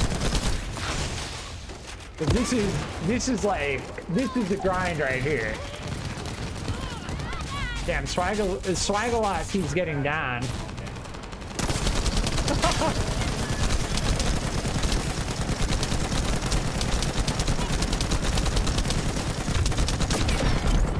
No way, dude. So, yeah, they targeted us with that ability.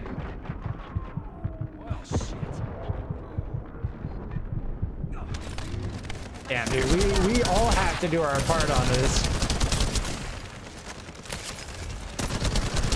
But I'm running out of ammo.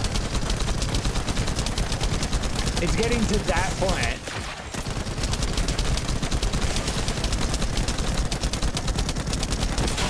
Yeah, we can't stand in that circle that they do because it hurts a lot.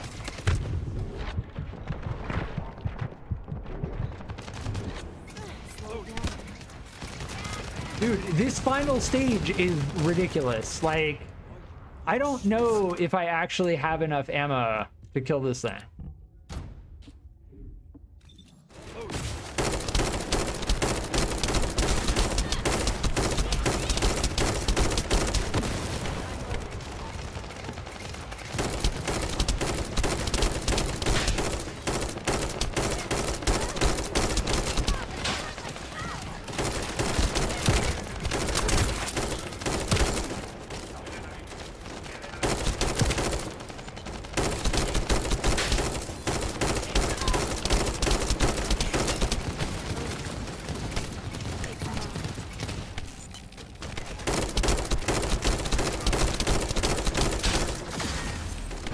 Yeah, those circles of electricity are very damaging.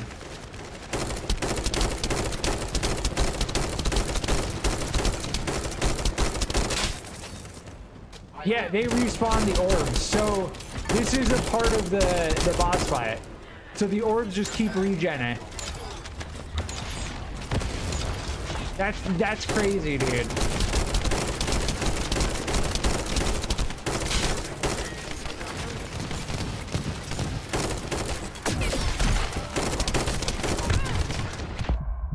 That is crazy. We've been in this boss fight for like, what, 10 minutes now? How do I check the time?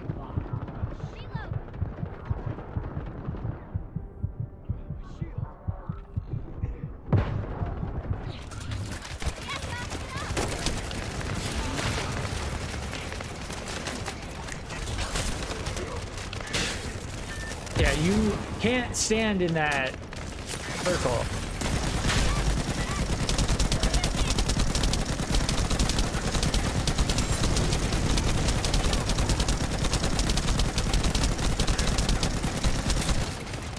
Dude, that's crazy. The fact that the orbs just keep respawning. I don't know, dude.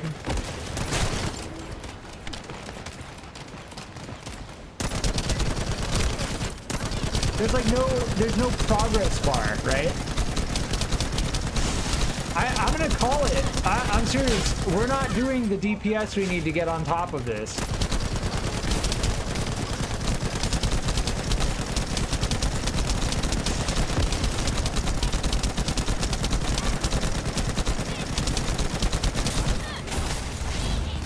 Like, I've been here before, you know? I think we need a higher level.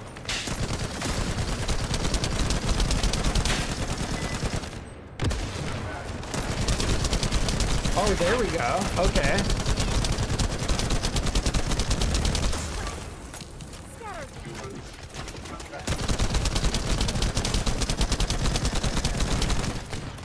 Wait, why did they go over the edge?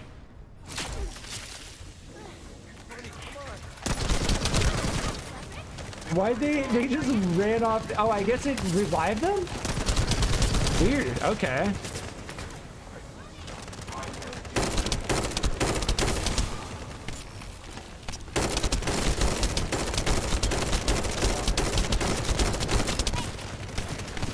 Damn, this boss fight is going, dude.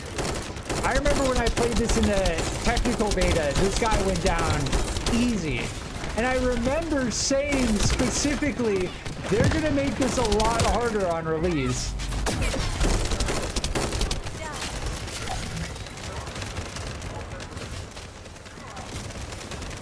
And alas, they did.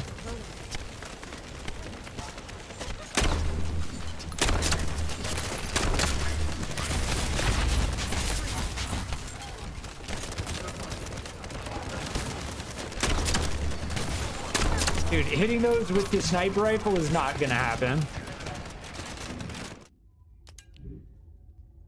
That's just not gonna happen.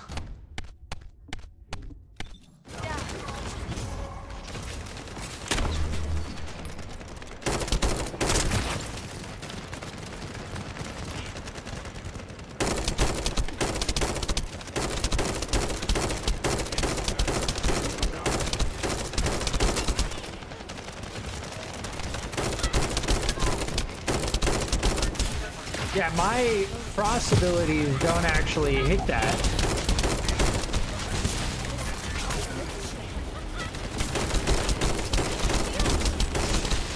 Yeah, so my god, man, they have regenerating orbs and then they do this shield ability how many times?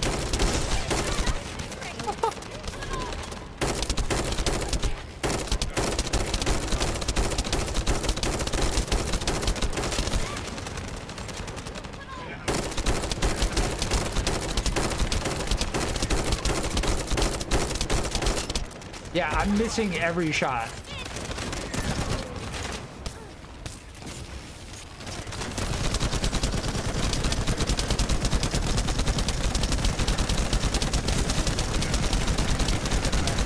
There's only like a very small spot that you can actually hit.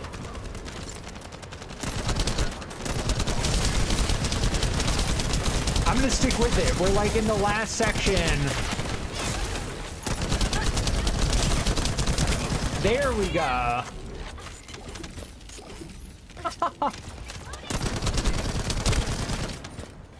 The respawning orbs are definitely a thing.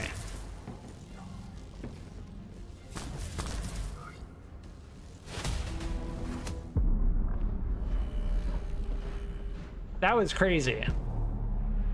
I mean, you can tell, like, if we were geared up, if we had more damage, it would have been way faster. But that was like, damn.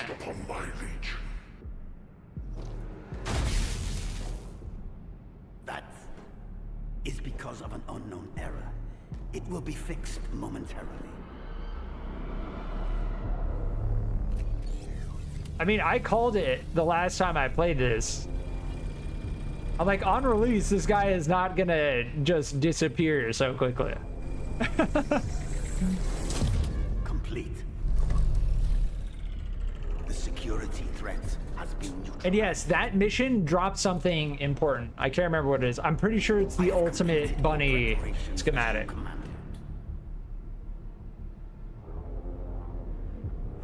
Begin.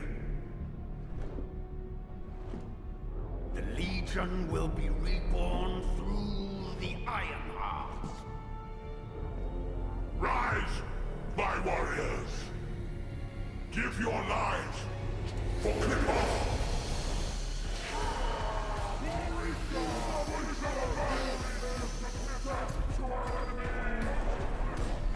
Yeah, this cutscene is sick.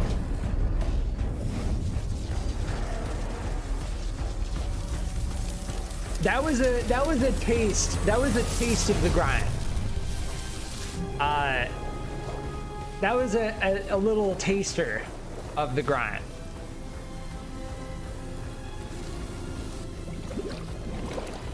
But it didn't feel bad though. Like the fact that I could switch to the burst rifle mid-fight, like that actually was very satisfying. To just not be stuck and be like, oh, I'm running out of ammo and now I can't do anything. Like being able to switch to a different weapon and then continue doing damage mid-fight, that's pretty sick.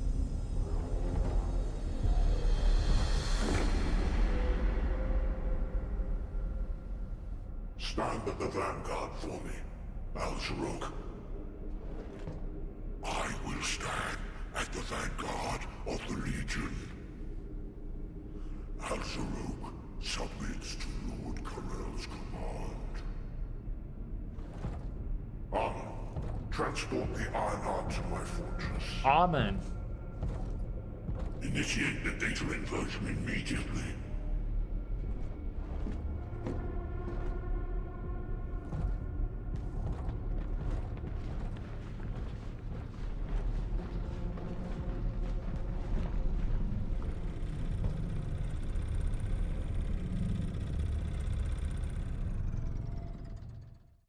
Sick. That's a very like core lore cutscene. 21 minutes. 21 minutes. Yes, indeed.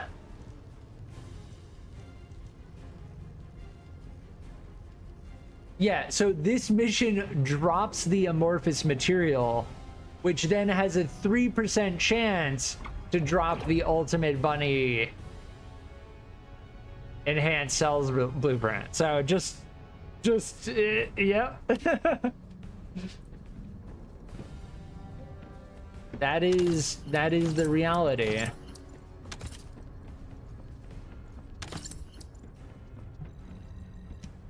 All right, we need to get the Thunder Cage blueprint. Now, here's the thing. As we level and we get more powerful DPS, that mission we just did is going to be much easier to do. The data first. I have been able to restore one of my core functions through the emergency restoration protocol. Now I am finally able to detect the Ironheart. Let me explain this function and how to utilize it. We're getting to the point where the final technical test ended, and as far as the crossplay beta went, many things were very different.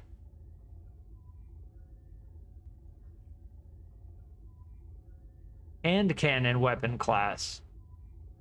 Oh, this is for toxic though. Yeah.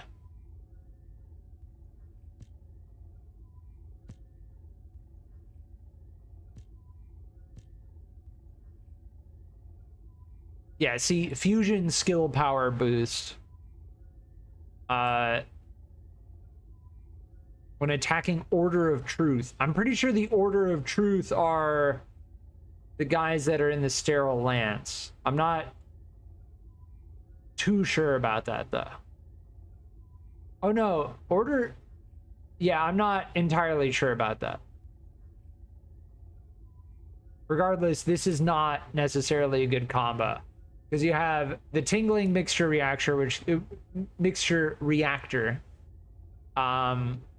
gives electric skill power boost. This might be good with Bunny. Let me switch to Bunny and actually see.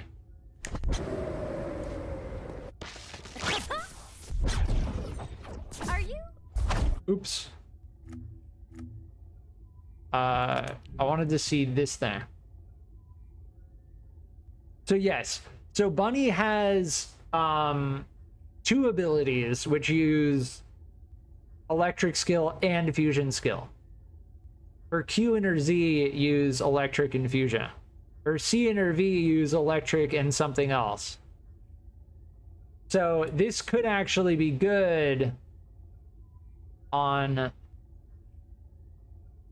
Bunny, except yeah, the toxic skill power boost ratio. That is good to know though.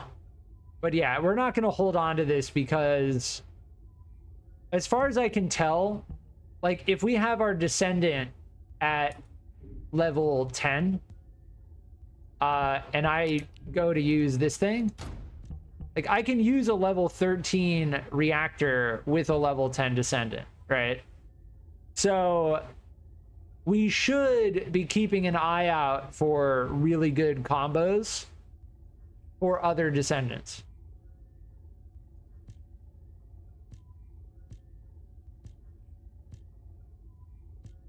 This is singular skill. This is dimension. Yeah, that's what that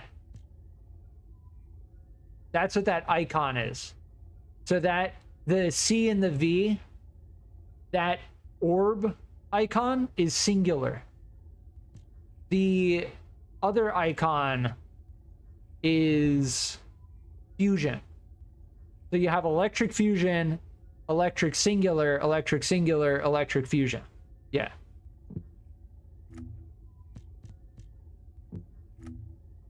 Interesting.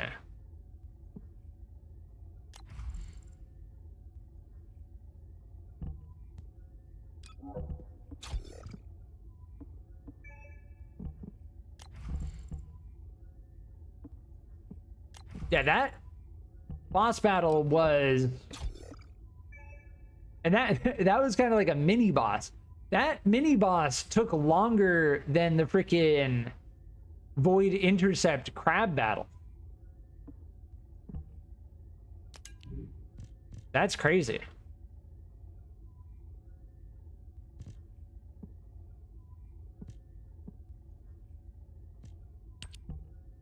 Yeah, as far as consistent damage goes, I think that's going to be the best choice.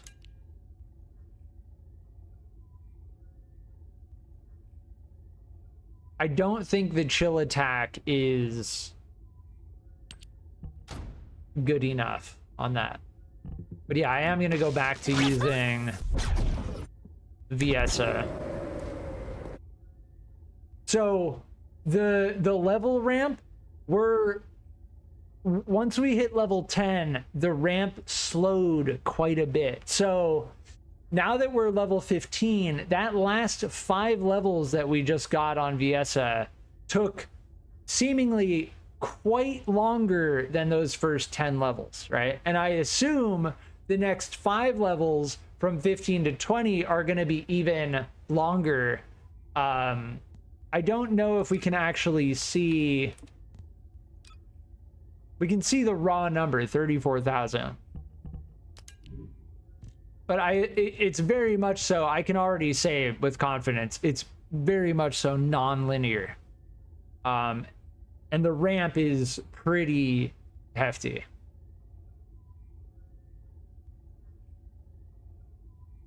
Yeah, we'll use this one.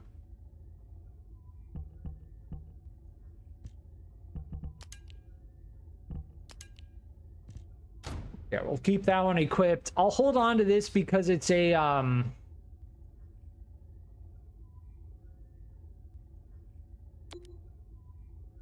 it's an ultimate, and it uses Thunder Cage, and it happens to be a tingling mixture. Obviously the toxic skill isn't ideal, and it's only level 13, but that looks like a decent combination, so I'm not going to get rid of that. I'm also going to hold on to this. Yeah, register attached item, designate everything else as junk, and we're good.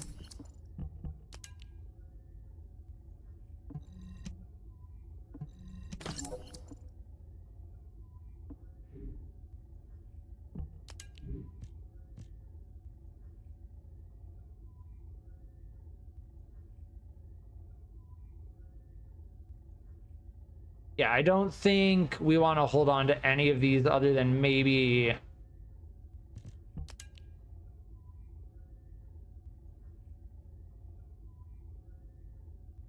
Huh.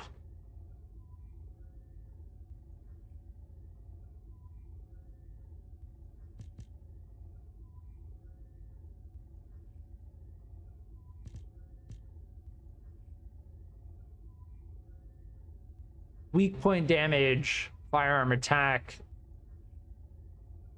Yeah, we'll keep the Assassin's Edge. But I think everything else aside from the sniper, we always want to have one of every type of ammo. Everything else is junk. Either under-leveled or being outclassed by something else.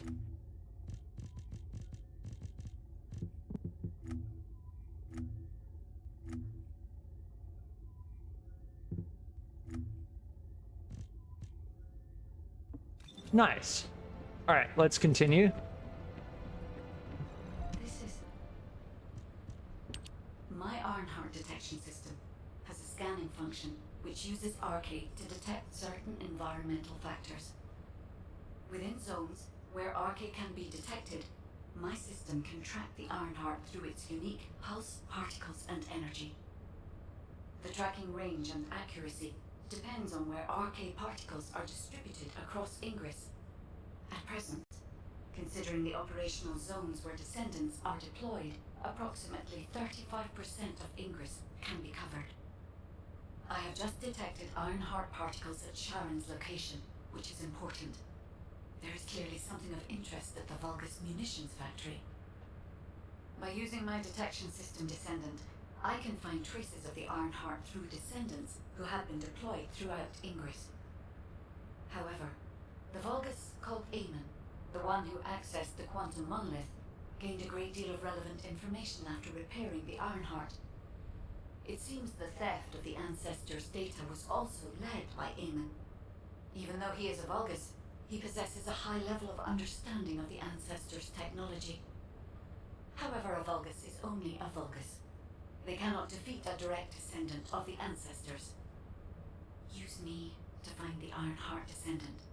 I will assist humankind from this moment forward. Descendant, I've received the report on the results of the operation from Colon Special Forces. It seems the core functionality of the guide has been restored. I have a related operation for you. Please return to HQ. Nice.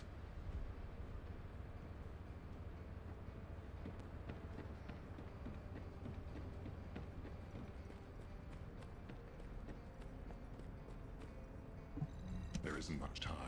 We have to... Descendant, a quick word before the briefing. You seem to be a little too preoccupied with your AI friend at the moment. As your commander, I'm concerned that you're prioritizing the guide over the operation report. The guide is only a strategic tool. I tolerate her under the condition she does not cross a line, but I don't consider her to be one of us. She is essentially data, and data can be manipulated by external factors, or even by itself. We should never see it as being at the same level as those of us who have fought together against the enemy, and built our trust in each other in the process. Keep that in mind, and you'll be the best teammate anyone could ask for. That being said, this operation was expertly handled. I trust you to keep up the good fight, Descendant.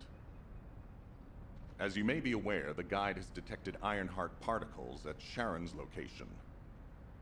The location is inside the Vulgus military factory. Sharon and the Colon Special Forces have been conducting stealth reconnaissance, but time is running out. Once you've completed preparations, join Sharon and look for traces of the Ironheart. We've kept our end of the bargain. Now it's the guide's turn to prove her worth. HQ, we appreciate the support. The operation will commence once reinforcements arrive. Nice. Yeah, I'm glad I'm not skipping any of the dialogue. It gives like some context to what we're doing because, I mean, if I'm being brutally honest, if we just blow through all the dialogue, skip all the dialogue, skip all the cutscenes, like, it's just gonna be mission to mission, grind, mindless, you know. The story, the voice acting, it gives it some good feels, you know. So I'm glad I'm taking the time to listen to all of the dialogue and all that. It's clear that the developers and the voice actors who worked on this game put a good amount of effort planning and thought into the storyline, the plot, everything.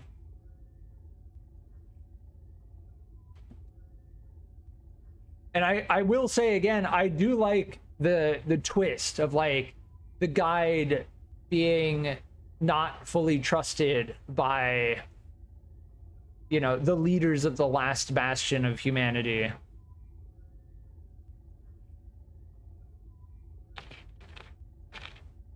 It's a nice twist to an otherwise potentially very bland and generic storyline. So now we're at the Ironworks, and I'm going on 6 hours now in stream. If you've been enjoying this video, please consider liking and subscribing. I am going to be playing the first Descendant for the next couple days. I really want to get a good amount of time in this game. It'll be fine for a while, all right? Sorry, I wasn't able to help you at the excavation site. Because it feels like, To be honest, if I'm being flat out, sure like, if my it feels like a potential Warframe competitor. aren't at full capacity. And I have well over 100 hours in Warframe, Amount of so RK to maintain the Kuiper retroreflective active camouflage. It feels like my prosthesis and I are both slowly reaching our limits. But if the Ironheart is within our reach, I have to give it my all, even if it breaks me. The guide said that Ironheart particles are the fundamental clues we need to track it. They're kind of like footprints that the Ironheart leaves behind, wherever it goes.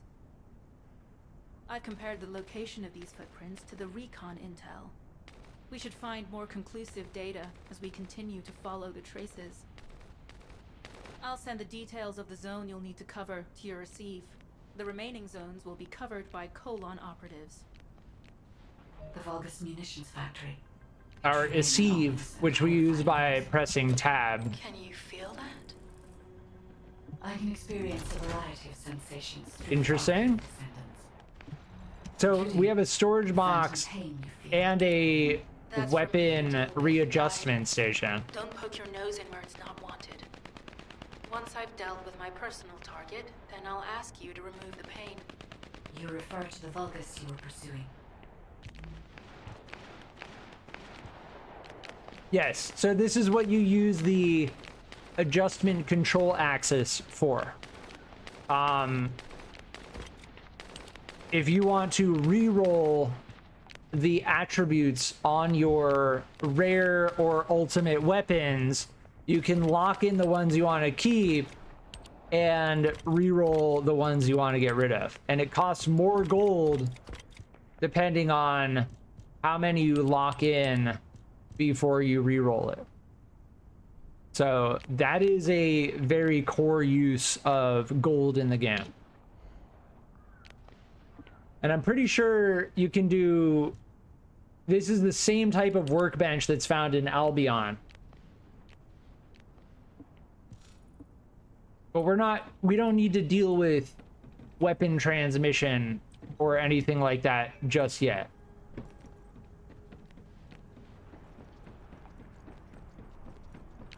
Because we have not found... I wanted to just double check that. We need to take the time to just double check. I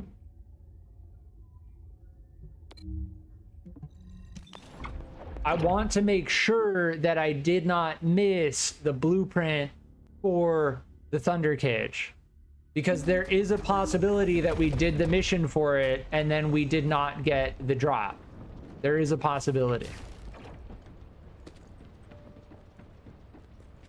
So I'm going to go back to Anais. I know we checked it before, but it's important. Because the Thunder Cage does an insane amount of damage if you transmit it. Magisters are probably humanity's real home. If we use transmission on it. Here. Okay. So this is where we're at now. So in hindsight, what I could have done was the first time we were here, and we're learning, the acquisition info, I could have just clicked on this. Now, what's weird is it says complete, but we haven't actually completed it yet. That's what was confusing to me. And if you see there, Thunder Cage Blueprint, acquisition chance 100%. So, by doing this, we will guaranteed get the Thunder Cage Blueprint. I was suspecting, and we can easily fast travel there as well. Like, the game is very, very lenient in terms of jumping around a little bit, which is much so appreciated because this is our second disconnect, unfortunately. It's very much appreciated that you can just jump around because, come on, nobody likes a freaking running simulator in a game like this. Like, if I wanted to play a running simulator, I would go and play DayZ. You know what I mean? Not to poo-poo on DayZ, but that's a part of the game. Like, you accept that about the game. It's like a survival, crafting, open world zombie survival game. In a game like this, it's not fitting. It would just simply, the only purpose it would serve would be to make things take longer, to make things harder to get, you know? It wouldn't be enjoyable.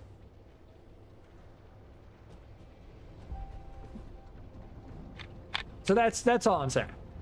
There are many things that this game is doing very well, and I like pointing them out. So yes, we need to do logistics facility. Hopefully we don't DC again. Thankfully we've only had 2 DCs.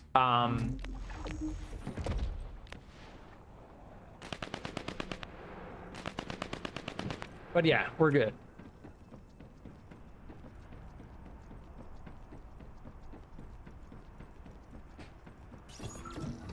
Yeah, logistics facility.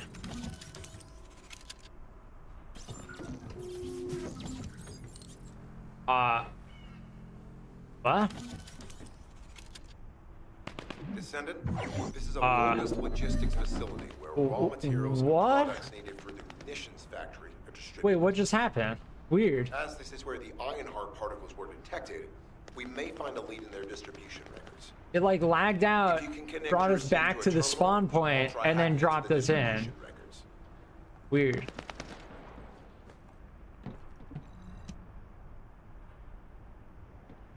Oh, I'm getting serious ping. We'll see if it... I'm not dropping any frames right now, so we're good. My internet connection is fine, but I think this server is poo-pooing out a little bit. See at the top, it says time limit 2:59 and it's not moving. Yeah. The server's dying right now. Are we good? I think we're okay.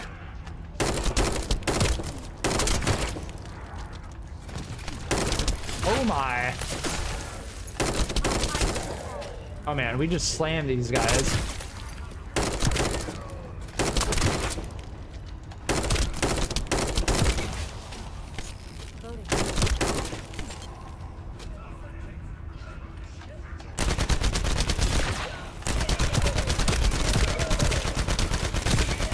Get out of here.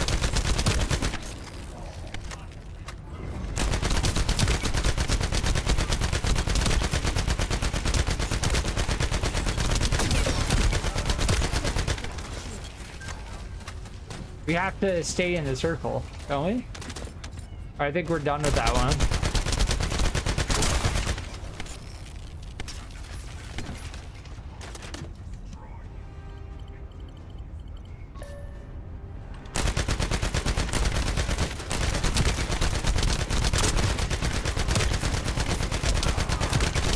Oh my.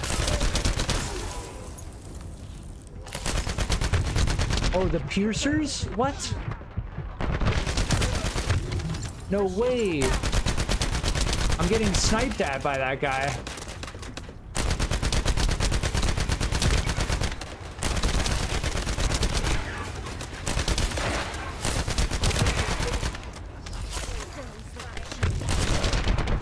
Oh my. Ajax would be really good in this situation.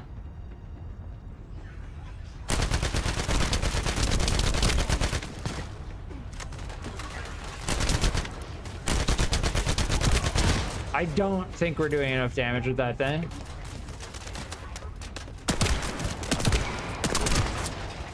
Oh, this thing slams.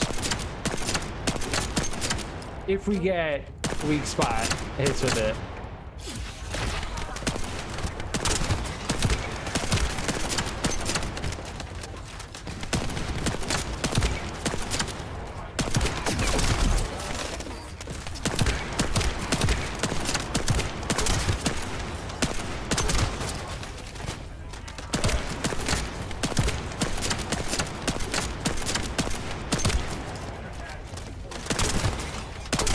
Oh, nailed. Dude, when we get headshots with this thing, it slams.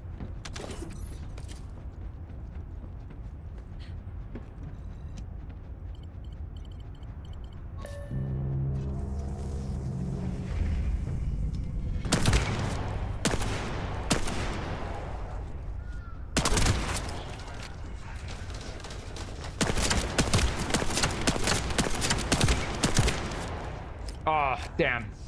That feels very good. The damage difference from like a body shot to a headshot. And this thing is freezing on hit. This thing is insanely good. Yeah, that machine gun we were using was not cutting it.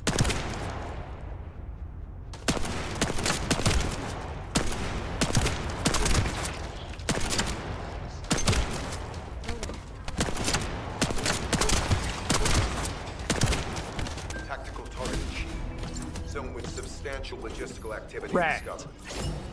A large volume And we got the of Thunder Cage materials blueprint. relocated from here to a suspect Nice. zone. At the same time, secret supplies have been transported from there back to here. This is definitely suspicious. I'll send this info to Sharon.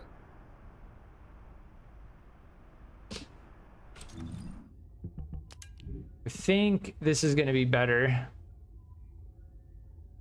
We need a submachine gun. So if I equip that,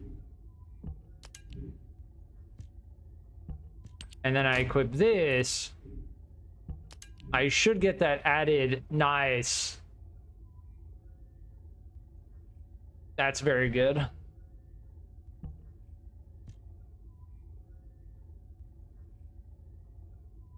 Yeah, this and that can be junked. At this point, yeah.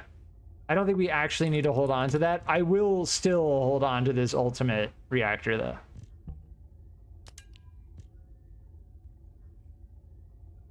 Yeah, the MP recovery is very good. We do like the MP recovery.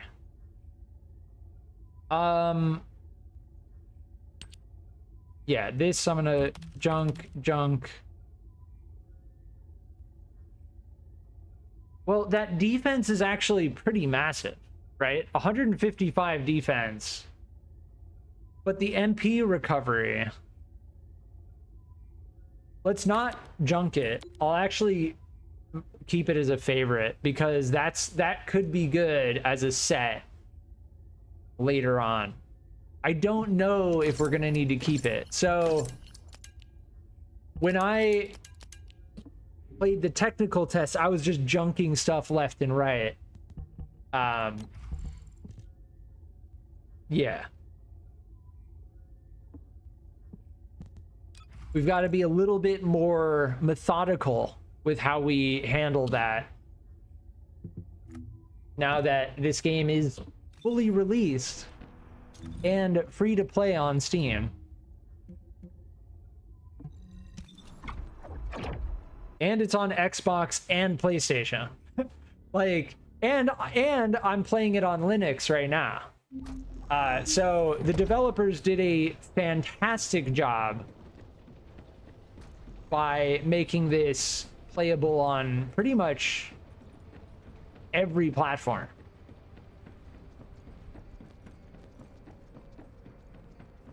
I don't know if it's going to be on like Nintendo Switch or anything like that. I kind of doubt it, given the I'm using a 4070 Ti Super at 1440p on medium graphics. I'm getting 80 frames, so just yeah. Now what do you want? I'm surprised that people can even run this on PlayStation. It has to be optimized differently. Like, you have your PlayStation build and your PC build.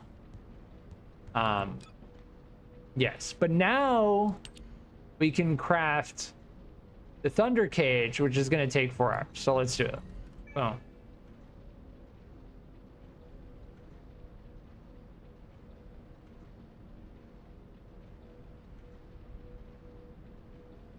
I'm not going to worry about creating phase exchangers or anything yet until we really need to be like squeezing out that extra power. We got a taste of it from Ederlich, the first like hard boss that you face. That is a nice taste of what is to come, effectively. That boss mission was a total of 21 minutes long.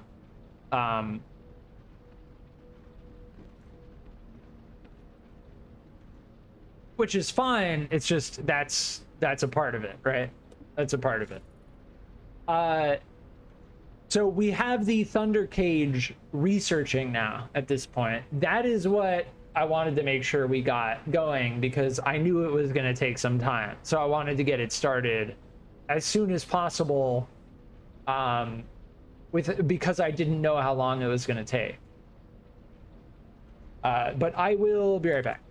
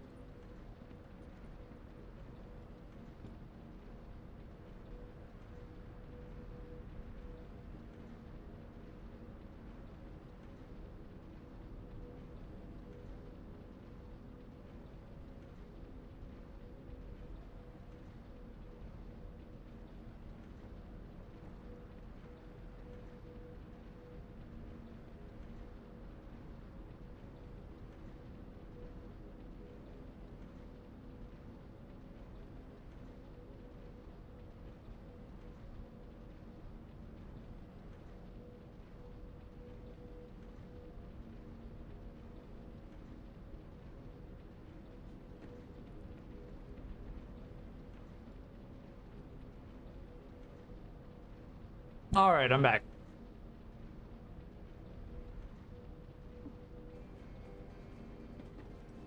I feel like we can. I'm listening. I feel like we could do this. I don't know if we need the super alloy for anything else. It only takes 10 minutes. So I'm not too concerned about it.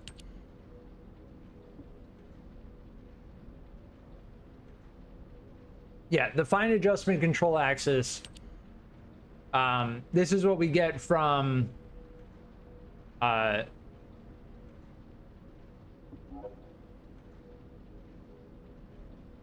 dismantling weapons.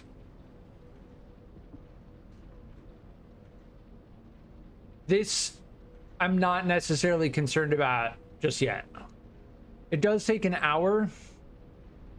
What it's going to come down to, we're just going to be flat out while we're focused on this before we move on. The end game is going to involve rolling and re-rolling attributes in order to get the exact attributes that we're looking for. That's what it's going to involve.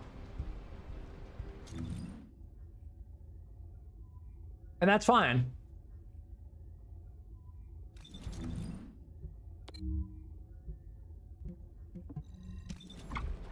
Just something to take note of. But the progression through the intro has felt pretty good. Like, I'm at 6 hours. You know, this has felt pretty reasonable. I don't feel like I'm just stuck. And I feel pretty settled, you know? Like, I feel like we're at where we should be at.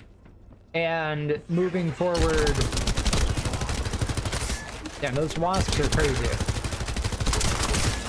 This combo is what we needed, right? The submachine gun. We need to remember, without the submachine gun, we don't get that extra skill power.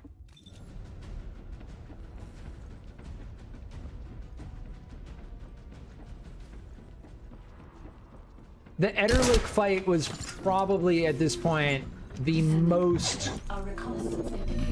the toughest thing that we faced. And we played against Ederlich with 3 other players who were also just slamming the boss.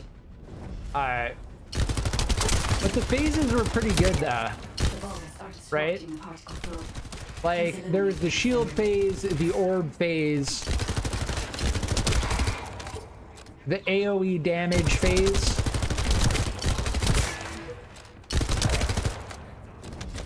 It felt pretty good. Yeah, this thing is getting...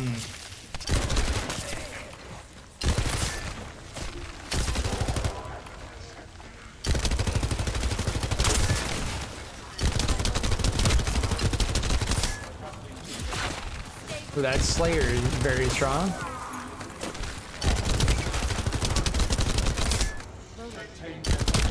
This thing has like no ammo, but it's very satisfying to use. I'm detecting signals from multiple Vulgus. I think this is the albinism, right? Yes. But you can just feel it that this thing... Oh, they sidestepped that. That was crazy. Yeah, the piercers...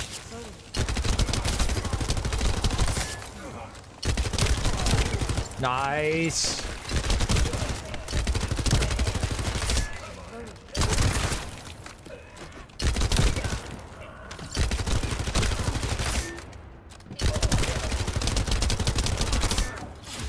Oh. Yeah, those fortress guards are pretty crazy too. The enemy variability in this game is quite satisfying. It says there are a bunch of drops over there.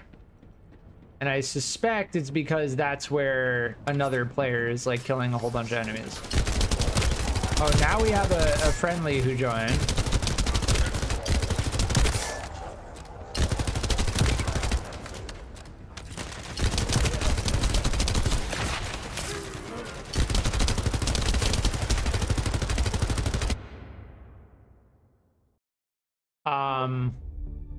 And we got DC'd again. So that's my third DC. Yeah.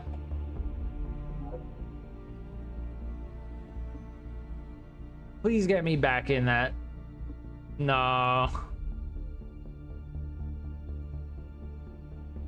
I think that whole server went down.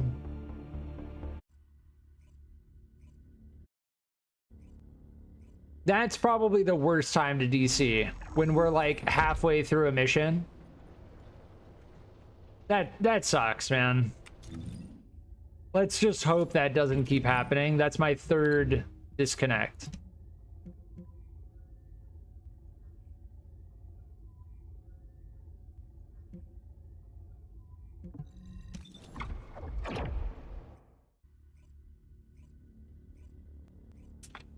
At least we can get back in after, but it still doesn't feel good.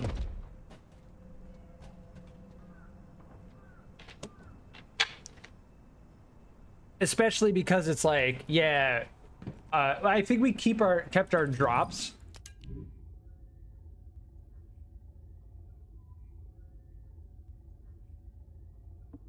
Yeah. Especially because it's like we did half of that mission solo, and then someone joined, and then the server crashed.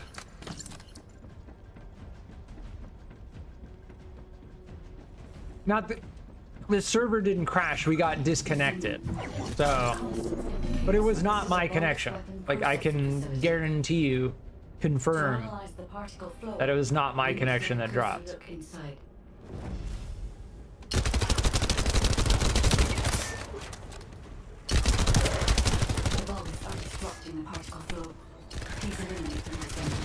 Why are these guys just standing around? Are they doing the same mission? Yeah. Interesting.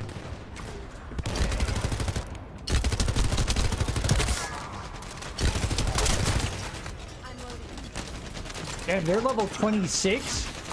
Wait, what? More enemies. I'm detecting signals from multiple Vulgus.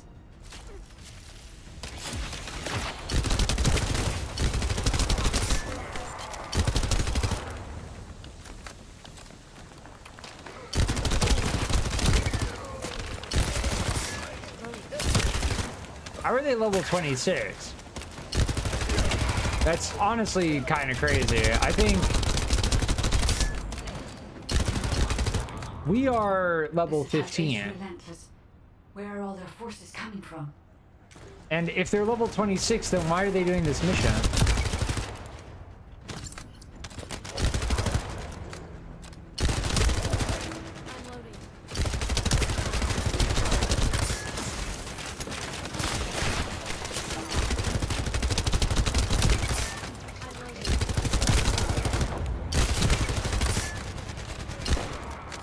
Interesting.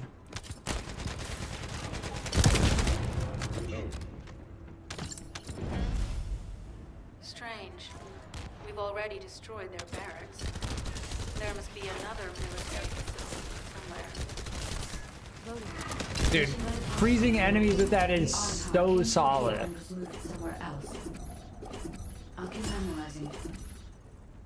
So solid.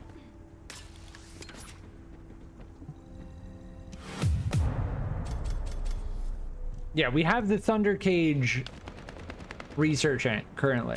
We need to get the Thunder Cage and we need to max it out ASAP. I don't know if I care about max HP. I don't think we care about either of these.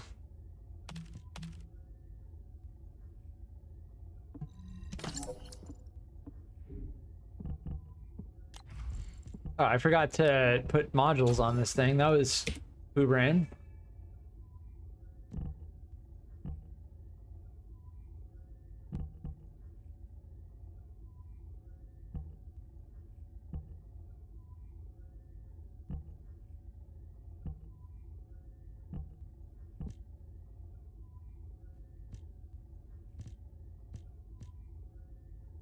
Yeah, why doesn't this have electric gun barrel on? I'd much rather have Yeah, crit damage, crit hit.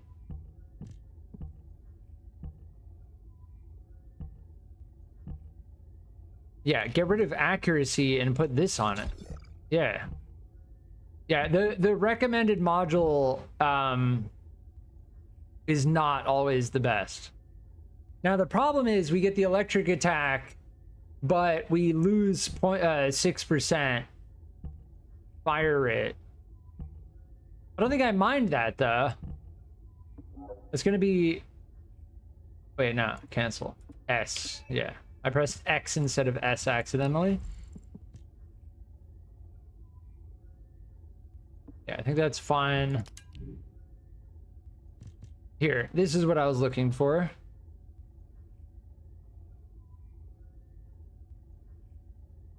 That raw power is what we need, yeah.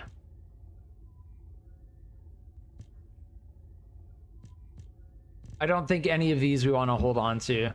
I really think that, yeah. So, unless it's an ultimate, like, I'm probably not going to hold on to it unless it works better than what we're using with VSA currently.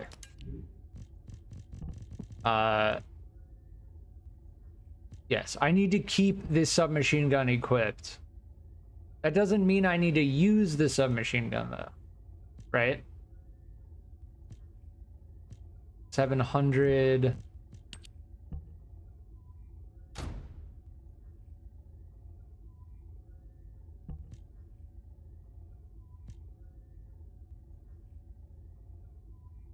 I think well, I like running around while I fight. I just have a whole bunch of stuff for the same ammo type right now. So that's why I'm like, I don't know what to do.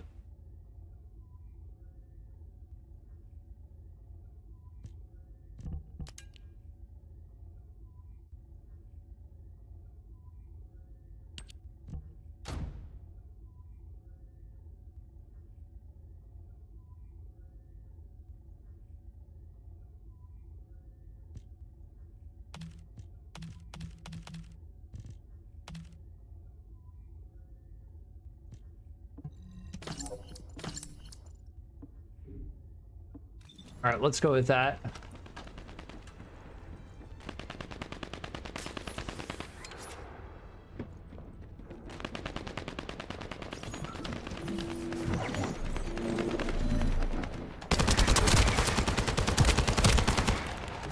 So I think even if we don't have it equipped, the submachine gun... Oh no, we changed this out, right? When we retrieve it, we'll be able to check. Yeah, we don't need the submachine gun to be equipped anymore. Contact with contaminated wastewater. Will there be enough data for you to perform an analysis, Guide? You know our equipment can't detect Ironheart traces. Once I complete analysis of the composition of the wastewater, I should know why I can detect Ironheart particles. Then we'd better retrieve the data quickly. It will only be available for a limited amount of time. Out of mission zone. Wait, what?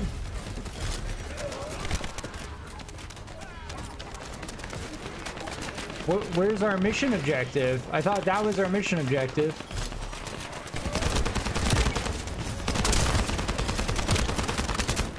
What?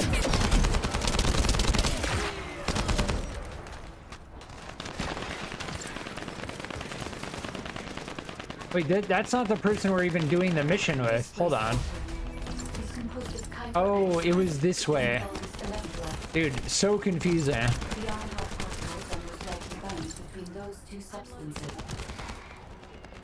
I saw... Yeah, it was down here. This is what we were meant to do. The source of that wastewater, we could trace them more accurately. I have a place in mind. HQ. While investigating traces of the Ironheart, we've discovered a zone in the factory area that looks to have been recently expanded. Considering the circumstances, I think it's highly likely that there's an Ironheart inside.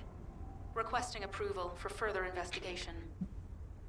Approval granted, but proceed with extreme caution. A large assault ship has been spotted in the airspace above the area.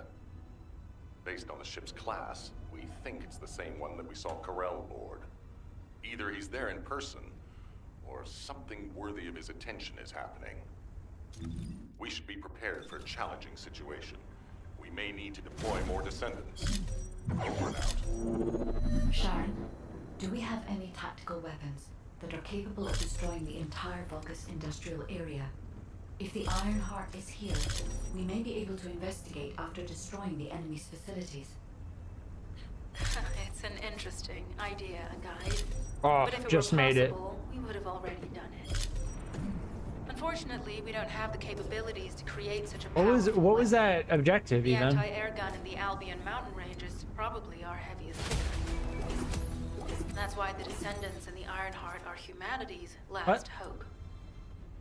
Did I just Closing like the do dimensional a wall to isolate Ingress from the Colossi and the Vulgus. submission? That would be the ultimate tactical weapon. Anyway, we don't have time to chat. Let's head to the restricted zone. This wastewater is composed of Kuiper extracts and Vulgus electrolytes.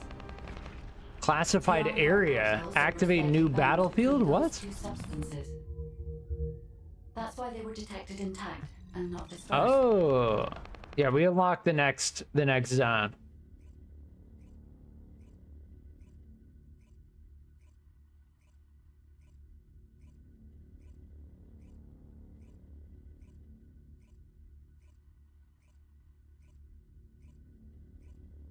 Yeah, it seems like the servers are having some trouble right now.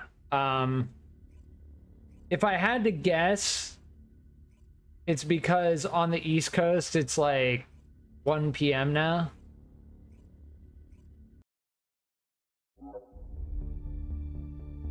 And a lot of people are probably connecting now at this point.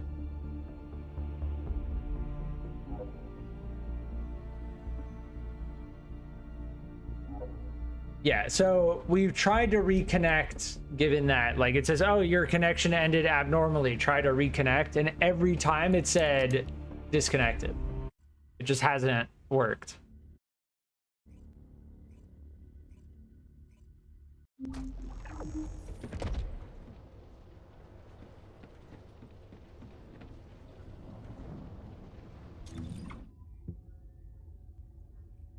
All right, we need to go here, here. Because every time you jump like that, you switch servers. So I imagine, you know, if you jump to a server that's overloaded or whatever, you just get DC'd. Unfortunately, it doesn't seem to try to automatically reconnect you, which is problematic, but... So yeah, we've had 4 DCs. It really hasn't been that big of an issue. It takes about, like, what, 2 minutes to get back into game? The one crash was the most concerning, but luckily we haven't had a crash since then. My system has been more inconvenienced than I expected. I believe that once it was restored, I would be able to locate the Ironhearts wherever they may be in Ingress. However, it may be that my system has yet to be completely restored. As I was created for the Ironheart, I assumed my performance would not be this lackluster. In order to achieve my goal, our goal, my performance will need to improve. Let's think about that later, if we make it out alive. If the Vulgus have a large assault ship, they'll soon be pouring into this place. Number 17 and I will operate in stealth mode. You stay sharp. Oh, I didn't have my double jump. I tried to use my double jump and I just kept falling. Feels bad. Descendant, I have found a suitable location for detecting Ironheart weapons.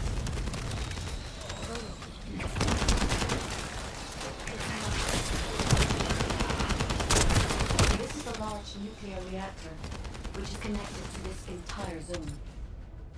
Yeah, my frames went down to 70 briefly. Or 60 even.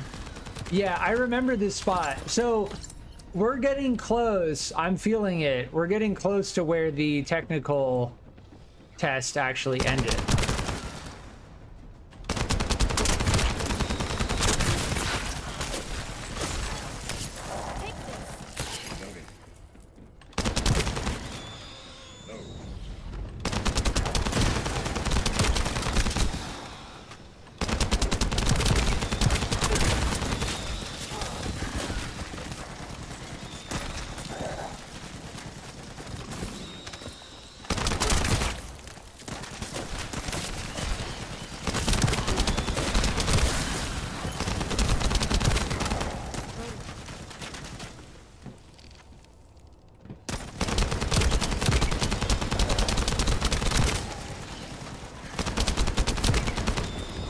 Yeah, so those guys with the orange names are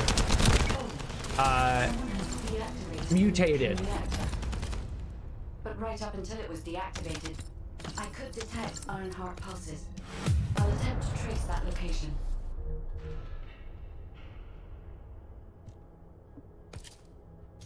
Yeah, I like to check that screen just to make sure. See, this is tech and chill.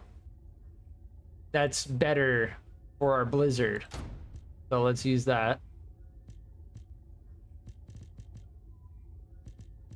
And then everything else, junk.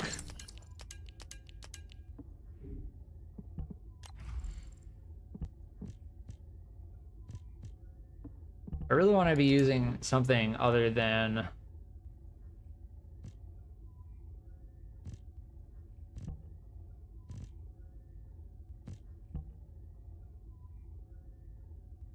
yeah, that weak point damage is pretty massive. I think I should be using, oh, here's another beam rifle. It's only level, no, that's okay. It's level 16. We're fine. We're pushing into level 19 stuff now. Yeah, we're all right.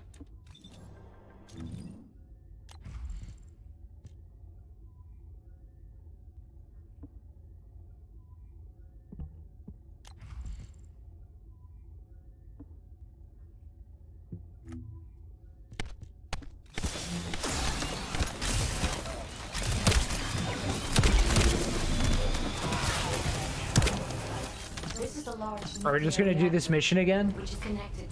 I may as well, like, we're in it now. And this person is doing it too, so... I like the beam rifle. They're using the beam gun too.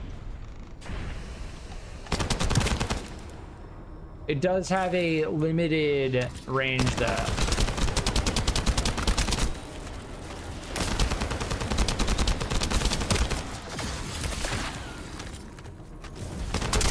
That frost effect is so sick. Visually, a lot of the effects in the game are very, very good.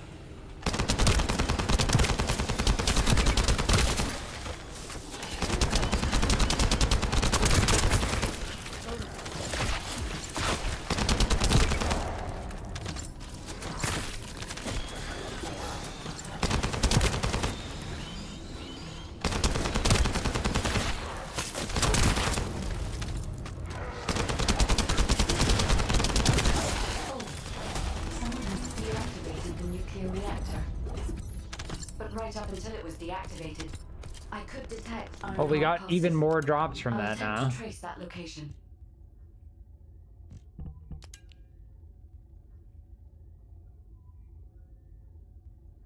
This says bonus damage to Colossus. Interesting.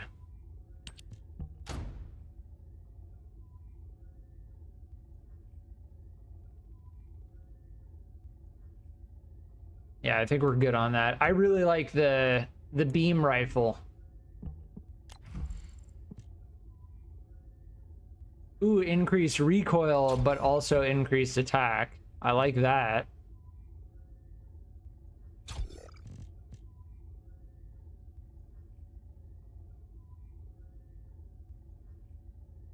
Movement speed for more ammo.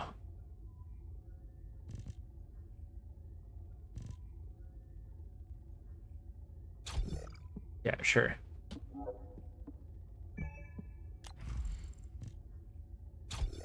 Chill enhancement, definitely.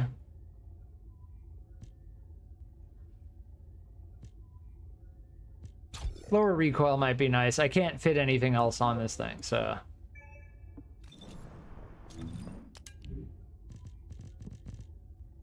Yeah, we're good on all that.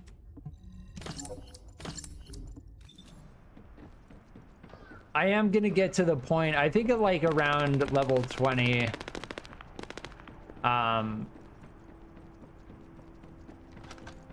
I will focus on considering holding on to stuff for other Descendants. Like if I find, what is this? Huh. If I find a good reactor, like a electric reactor for Bunny, I'll hold on to it.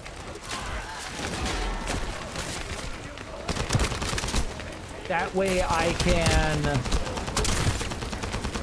just, if I swap over to Bunny, then I can just use the higher level stuff.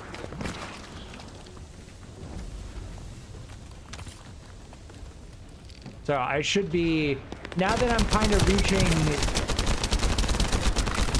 above level 20, I should start considering that.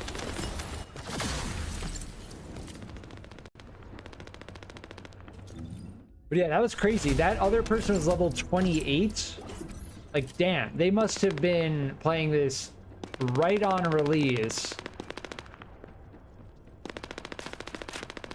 With like no breaks. That's like the only way you would get that level this soon.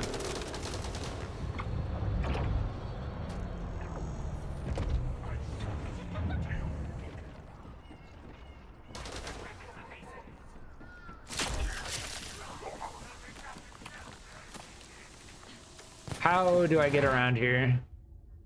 It's this way.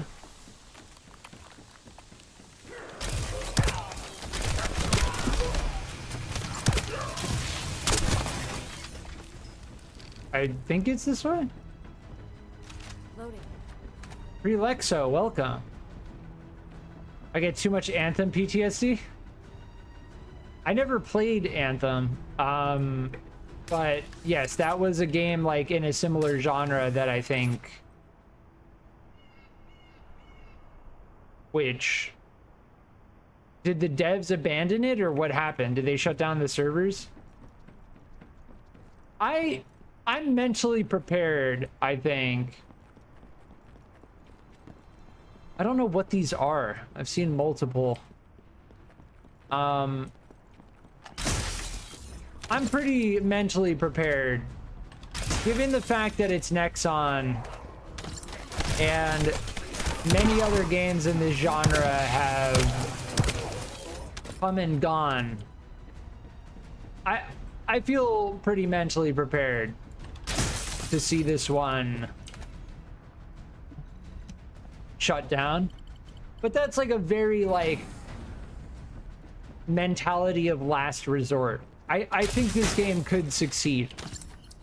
I feel very good playing this game. I'm 6 hours, almost 7 hours in. I'm very much so leaning towards putting 10 in for the battle pass. I could see this game continuing and succeeding. Please go further in and investigate. If you're going to investigate, but yeah, I mean, at the end of the day, like, I'm ready and prepared to see it be abandoned. Like, and I say that, and it sounds brutal, but look at Warhaven. Right? Warhaven was another game that was developed by, or published by Nexon, that they shut down, I think like 3 months after release. It was pretty fast. I don't think they're gonna do the same to this game. I don't think so. I think that they have something with a very solid amount of potential. Not even potential. I'm enjoying it. I think this game is good.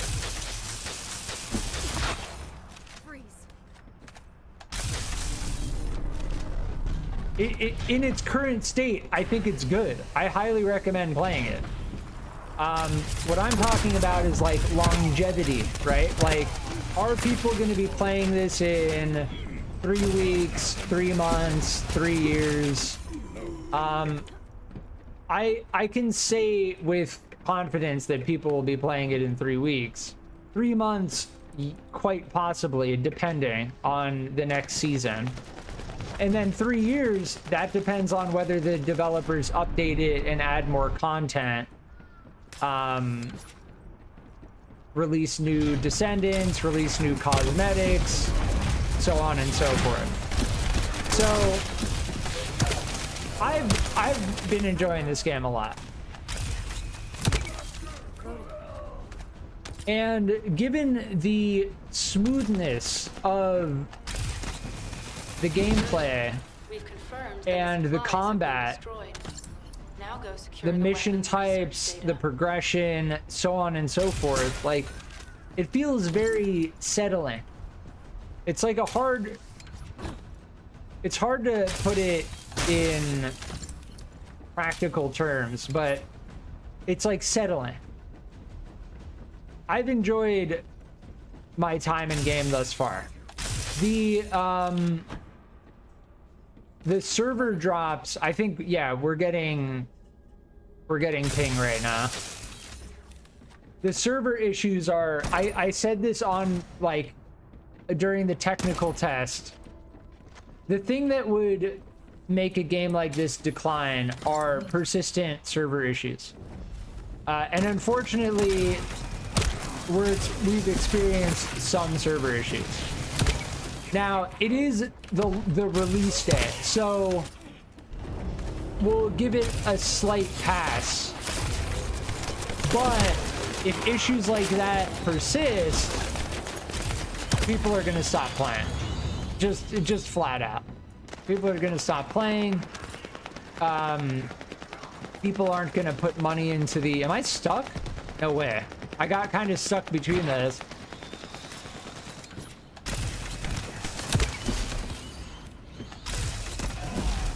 People are gonna stop playing if they load up the game and then they just like lag out and disconnect and jump around. People are gonna stop playing. It's that simple. So I think my main concern for the game is pretty much the same. And unfortunately, yes, we've experienced a little bit of it. We've had 4 disconnects. We've had a couple ping spikes.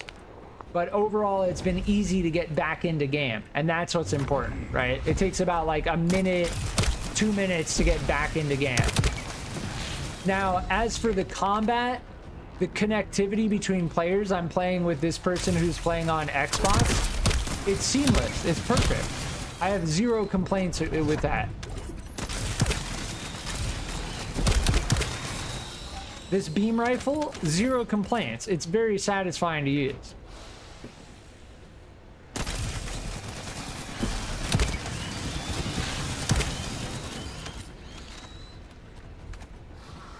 So it's just important to have realistic expectations, right? As long as you have realistic expectations, the worst is that, you know,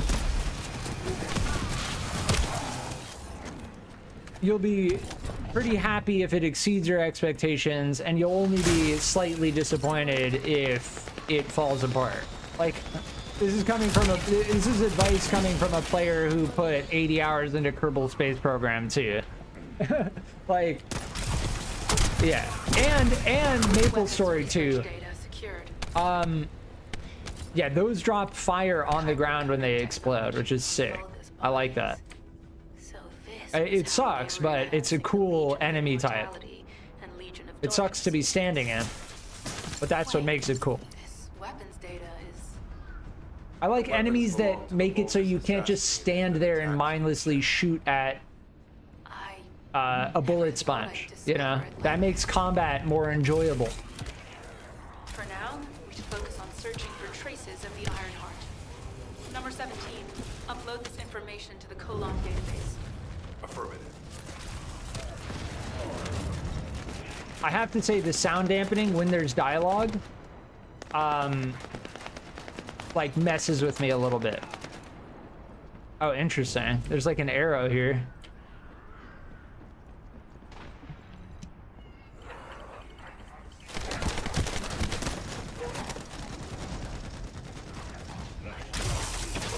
Yeah, I think we're meant to actually stay in here. I don't think we're actually meant to go out there.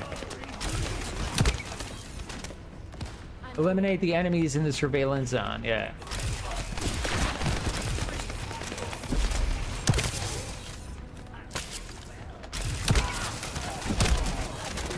So that's at least my take on it. Like, I am gonna get the battle pass if I can get another solid 20 hours in this game without any major complaints. That's gonna be the condition. We're gonna see. We're gonna see. Thus far, it's okay. Thus far. I can sense the Ironheart pulses more clearly now. It is puzzling that I cannot directly detect the energy, but I will know why when we find the origin of the pulses. Yeah, I don't know what these things do. Oh my, the cryo soldier froze me. How do I get to the, I think we do have to go through here.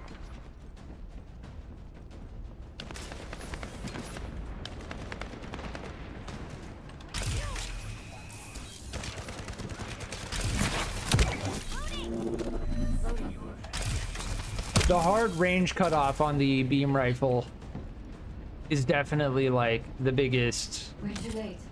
All downside. experimental data has been deleted. Not all of it. Yeah, There's a we're cache of records about still the in a mission right now. It's not ideal, but I'll try to restore it. Or we just got put in a mission with someone else. You and I might as well follow the Ironheart particles. Dude, beam rifle is the best by far.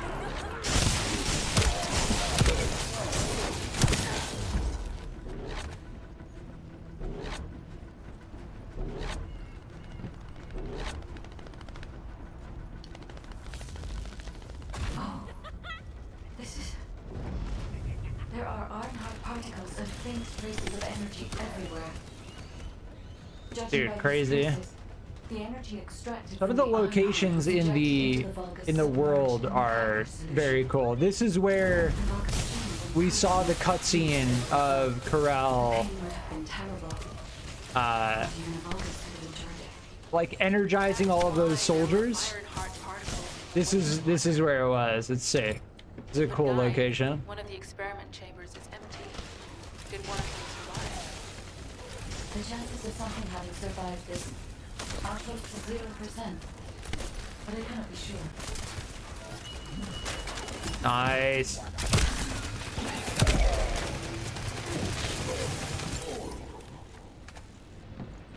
The person we're playing with is using Ultimate Bunny. To get Ultimate Bunny, it's there's no way they unlocked Ultimate Bunny yet. I think it's 70, 75 or something. Like, yeah. I have pinpointed the location where all of Anyone we see with an Ultimate Descendant at this point has paid for it. There's no way you can unlock an Ultimate Descendant yet. small amount of energy from this place, and they seem to be moving. I recommend we investigate this place, Descendant. Which is fine. That's great. They're supporting the game. Cool. Sharon, I will stay behind and retrieve the cache of Vulgus experiment records. I'm sure they'll contain valuable information. I'll enter the inner facility first. Join me when you're ready. I'm not gonna poo-poo on people who bought like Ultimate Descendants and stuff.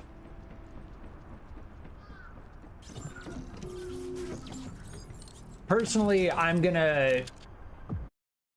probably gonna get the battle pass, and that's probably gonna be it.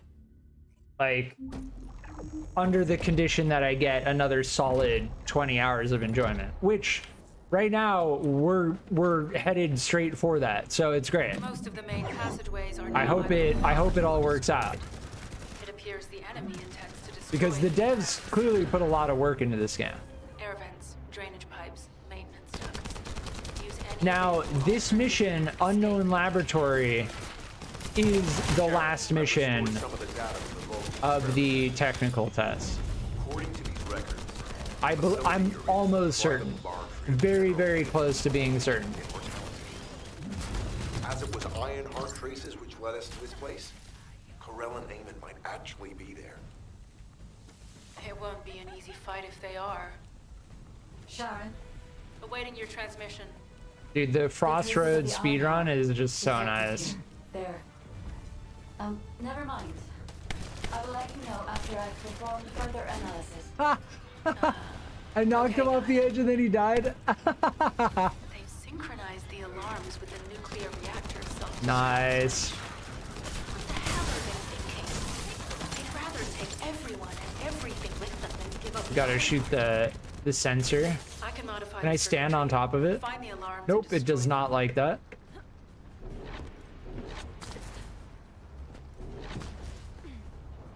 Oh, this is why I did this. See how we're like stuck in the air right now? What happens if I shoot? Okay, we fall. All right. So when you're in that position, you can't actually do anything. I wanted to see if we could get stuck behind it so that enemies couldn't hit us. But there are also enemies that do ranged attacks. So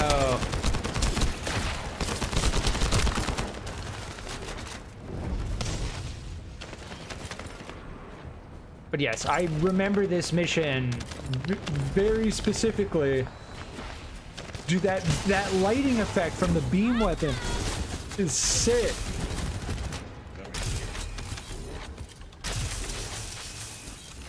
The lighting in the game is very good. Like Unreal Engine is, they were smart to use this engine.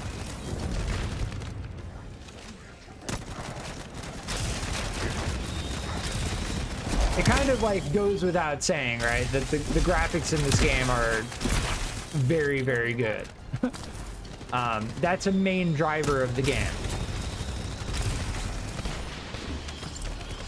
Not the only driver, but definitely a main driver.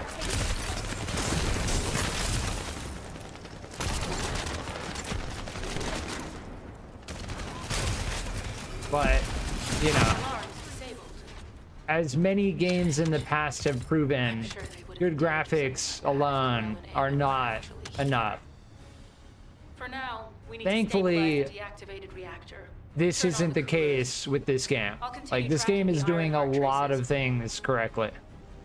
It feels good to be playing this.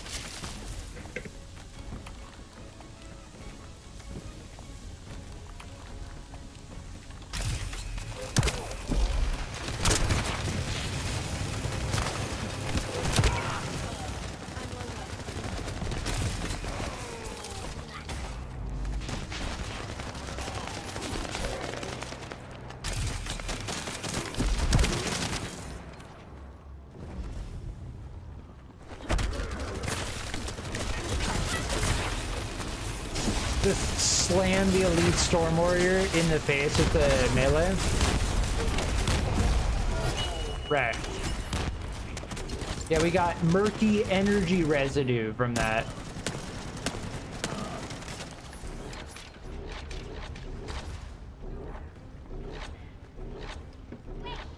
Yeah, Bunny's AoE ability sound. It's just like that weird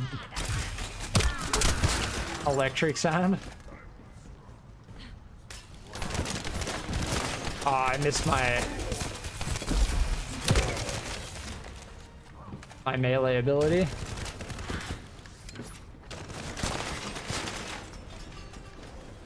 Speedrun. All units transmitting critical operation details. From the restored Vulgus experiment records, I've reconstructed an audio recording that seems to have been made during the time of the experiments. Listen. Dude, that bubble effect is crazy on stream. Yeah, Ajax's bubble ability is actually really cool.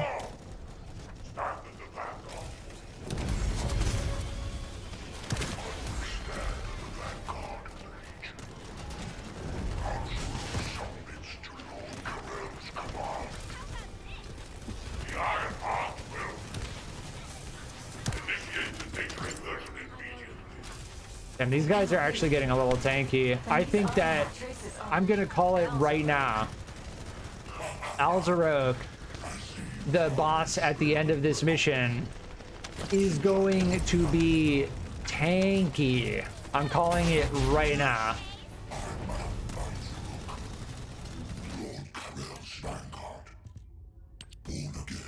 swapping out that beam rifle. Lord Carell said you would come. Toxic. Stop shooting me! I can't do it while I'm in combat. Hold on. Heart's already gone then. So this is why the traces felt displaced. Descendant, in order to increase the accuracy of our pursuit, we need to access all the data on Vulgus units. Yeah, let's go with that. Using the Iron Heart. It's hard to upgrade my stuff as I'm playing. I imagine that will not be I'll be on my way. Good hunting. something that I need to do a lot. No!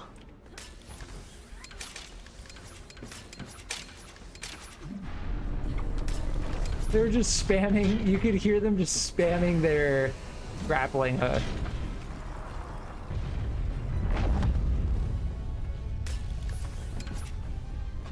I think if you keep falling, like, you just get teleported to your teammates. So there's no, like, sense of falling behind because you, yeah, see how it says moving in 1 second? There's no sense of, see, they teleported in. You get teleported to your teammates. Now, this guy is going to have an absurd amount of health. I'm calling it right now.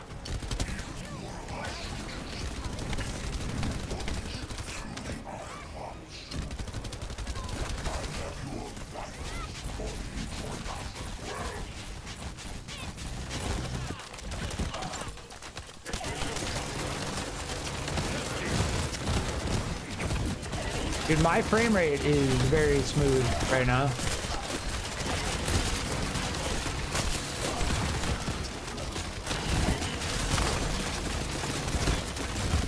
I don't know about that. Oh my. I tried moving away, but there was an enemy behind me.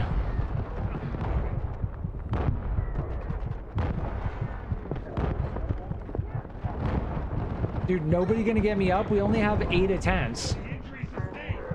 Oh, they went down too. Damn, everyone's getting slammed.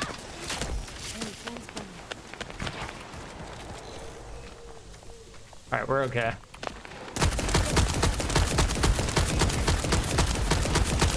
All right, second stage. Oh my.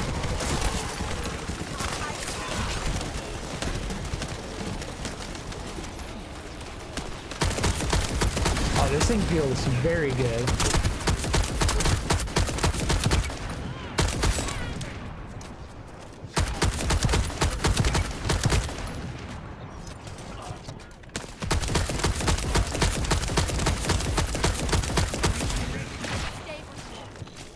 Dude, he's like right next to him.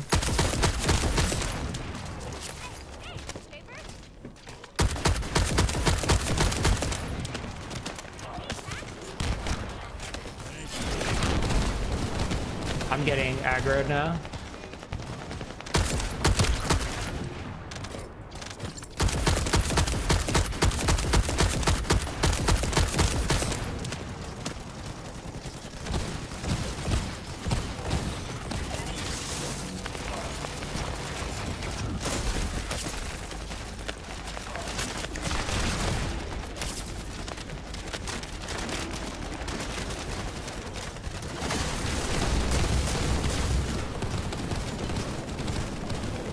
Yeah, that ability slants.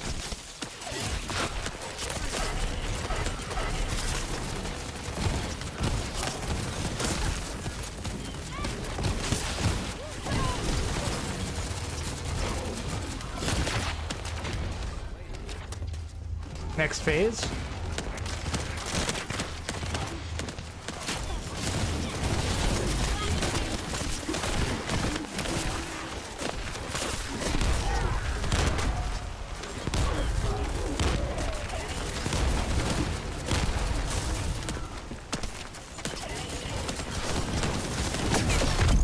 Oh, I got nailed. They were aggroing me the whole time, so...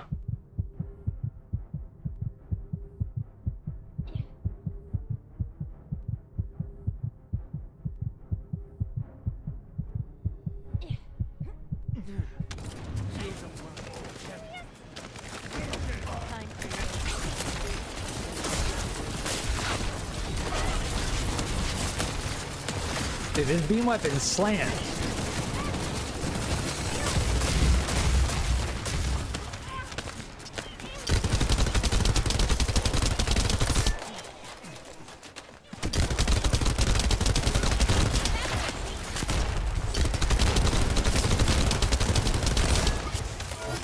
Rip.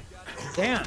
So, Alzarog went down way faster than Ederlich. That's crazy. I fully expected that to be insane. That is hard to accept. This Alzarog is one of them. Yeah, there we go. But Corel has ordered for the Ironheart to be inverted. Whatever that means. 11 minutes, so like half the amount of time as compared to Ederlich.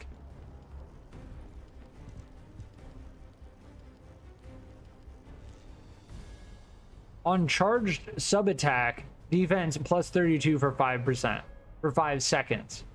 Defense plus 32% for 5 seconds.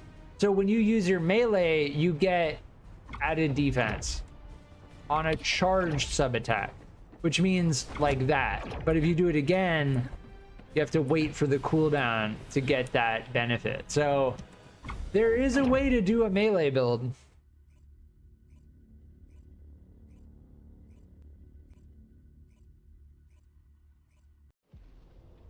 There is indeed a way to do a melee build. Ooh, cutscene time. Now we are in the unknown. As for everything that happens now, the final technical test ended with that last mission we just did.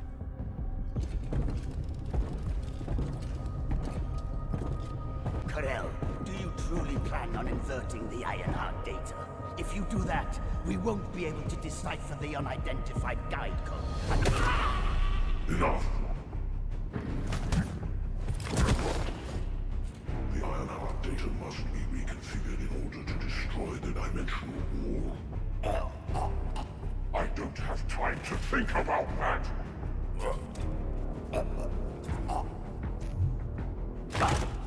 You understand my vision now, don't you? Oh, of course.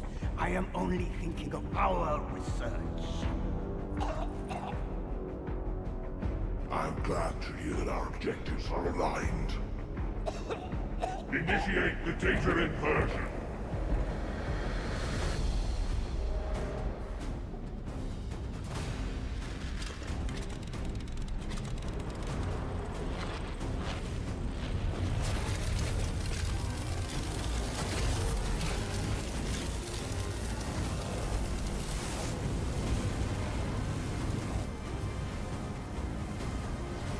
Cliff will engulf increase. The roars of the Vulgus will fill this land with fear.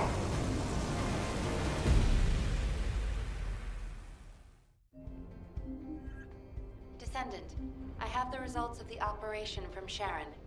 Damn. Alpha is tied up with an emergency meeting with the Magisters. I have been ordered to brief you on the follow-up operation. Please make your way to HQ. That doesn't seem good, although didn't Corel just say that they're trying to destroy the dimensional wall, thus destroying the Colossi? Isn't that also what we're trying to do? What about? Excellent work, Descendant. This operation has yielded many results, both positive and negative. Firstly, all of HQ is encouraged by the possibilities presented by the guide. Although we were unsuccessful in our retrieval of the Ironheart, thanks to the guide's tracking function, we uncovered the Vulgus restricted zone and Alzarog. This proves the guide's tracking system exists and is operational. However, the ingenuity that the Vulgus demonstrated with their use of the Ironheart was alarming. So much so that the Magisters requested an emergency meeting with Alpha. In particular, the inversion of the Ironheart ordered by Corral is something we must understand, no matter the cost. From this point forward, HQ plans to adopt the Guide's tracking functionality and the various other information sources they offer as official operational elements. The Descendants will soon be deployed throughout Ingress. Use the Guide to track the Ironheart and proceed with the mission to investigate the inversion procedure. Humanity's full-scale counterattack has officially begun. However, I know you have just completed a difficult mission. Until the official deployment order is given, please go ahead with whatever preparations you need to make. The Magisters have promised their full commitment to support research efforts, so this is the perfect opportunity to request anything you need from an ace. Before you go, Descendant, I have a personal request. Can you retrieve the Alzarok autopsy report from Jeremy? The report was intended for delivery to the Magisters. Jeremy requested a brief look at it, and I haven't heard from him since. I understand things are strained between you and Jeremy due to the recent operation, but I hope you'll do this anyway. Descendant, just in case, I hope you're not disappointed that Jeremy wasn't punished. I actually saw Alpha slap Jeremy earlier. No one enjoys seeing their superior do something like that, but I believe it was a more appropriate punishment than a court-martial. I'm sure that Jeremy has also learned his lesson. Yeah, I remember this as well.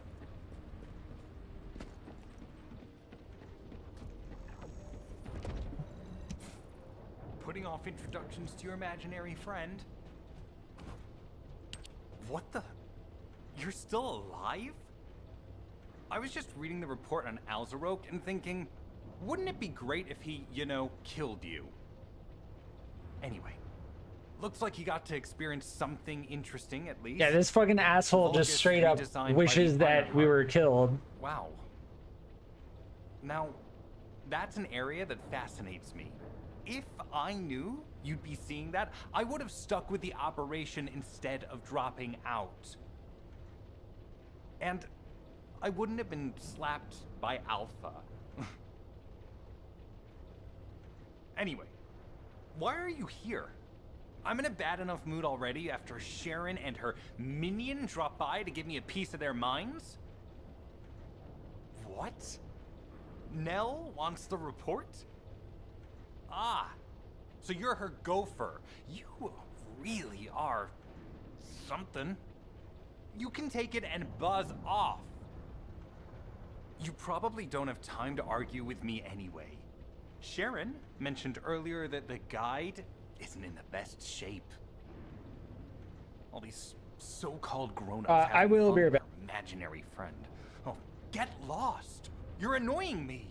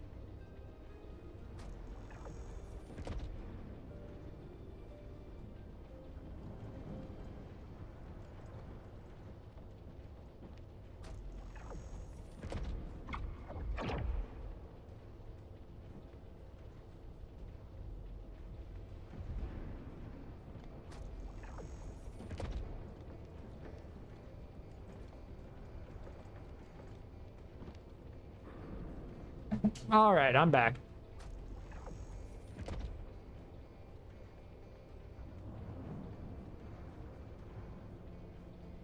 Stream is just over 7 hours.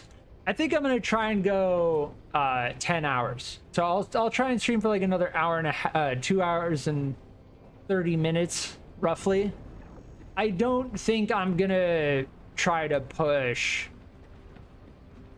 12 hours. Like that's a little bit too much. Tomorrow's another day. I'll be able to stream tomorrow. Descendant, something has altered the properties of the Ironheart I was connected to. We'll see how it goes. As soon as we returned to Albion, I leapt between the arcade of different descendants in order to find Ironheart traces.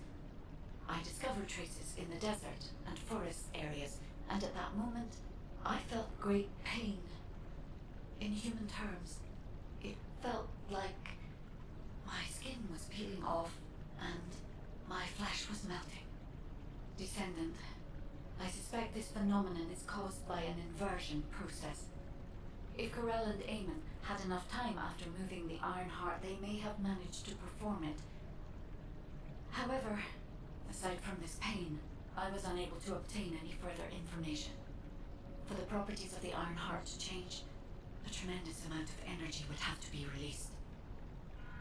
Void dimension being detected. Colossus approaching. I repeat, void dimension link. Ooh, another Colossus. Descendant, a Colossus has appeared. This Colossus, is it merely coincidence? Can this truly be unrelated to the Ironheart inversion? The ancestors always removed the environmental value of chance from all variables. They believed all things had a cause and an effect. My thoughts are all muddled. It would be best to focus on the Colossus for now, Descendant. As for the inversion, I will investigate. Classification type, stunning beauty. All descendants in Albion. Prepare for an intercept battle. They're arriving on the daily. And not just any Colossus, but stunning beauty? Somebody buy Alpha a new pen? He's gonna have to write so many letters of condolences today. Alpha let him off with just a slap in the face. He should have gone after his neck. I don't disagree. Yeah, everybody's like against Jeremy at this point, which honestly makes a lot of sense. Like, the only thing is that character can teleport anywhere, so they're actually kind of powerful. As to the backstory, as to how Jeremy even became a descendant, like any of this came to be, like we have yet to learn, but it's fine. We can fight the next. Void paradox. Descendants, the Colossi are discerning ingress through an incomprehensible pattern. Although the expected time of arrival for the Colossus is unknown, the fact that a stunning... So yeah, the Void Intercept battles are effectively fighting off the Colossus that get hauled by the Ironheart. To energy. Even during the apocalypse, only a few of them are recorded to have appeared in Ingress. But now, suddenly, one is making its way to Ingress. This is not a situation to be taken lightly. Descendant, I'll send you to the Void Dimension once you have finished battle preparations. I hope the... But yeah, it's very much implied that the Vulgus killed off most of humanity, like, which is brutal. Yeah, now we can... Wait, what?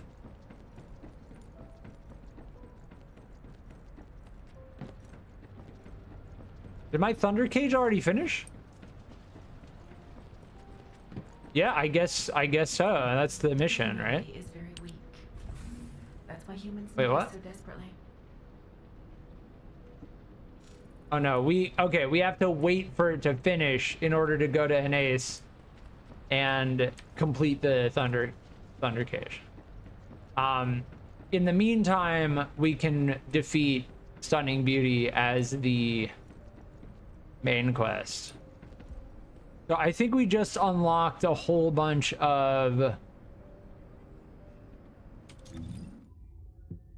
How do I get to my...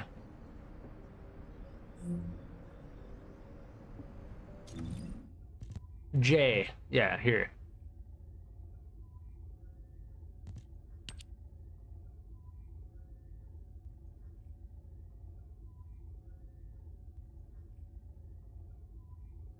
All right, we've got to talk to the robot.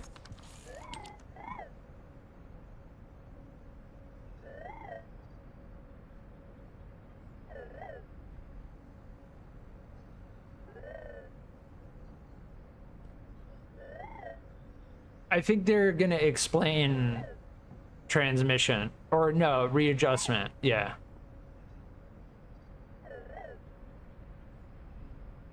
We already pretty much understand that, right? Like, you can re-roll your stats, selectively change your weapon options. Yeah.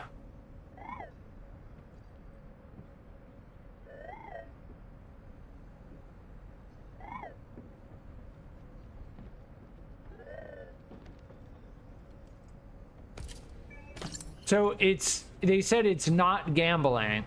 We'll have to test it, because I suspected that you roll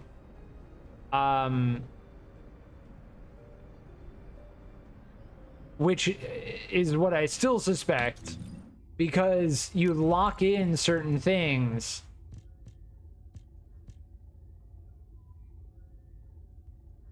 Yeah. We'll have to, before I'm like confirmed on that, we'll have to try it. Yeah, these are all maxed out in terms of capacity.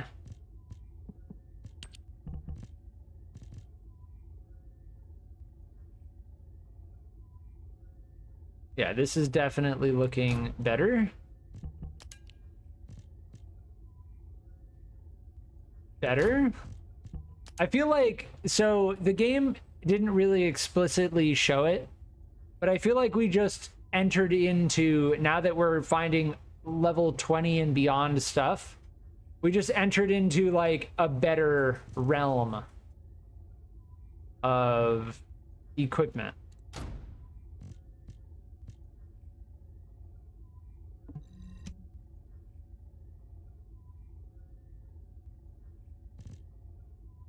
That's the first 10K DPS thing I found. But again, yes, DPS is not everything. We do understand that. We haven't found a pistol in a long time.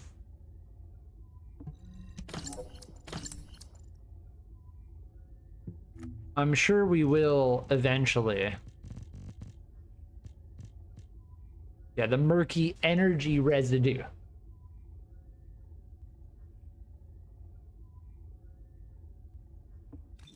Which we get from rare mutated enemies. I think we can do Stunning Beauty at this point. I really enjoy this game. I have 7.5 hours. We thankfully have not had a disconnect in a little bit of time. I will start to say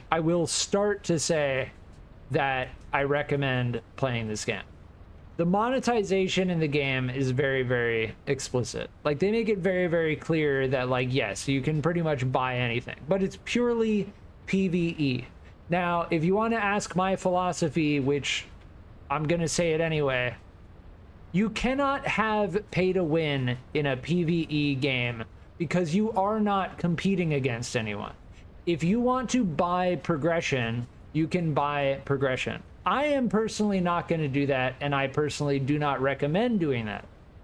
But if you want to support the development and buy cosmetics, sure. Like, I'm probably going to end up getting the battle pass, right?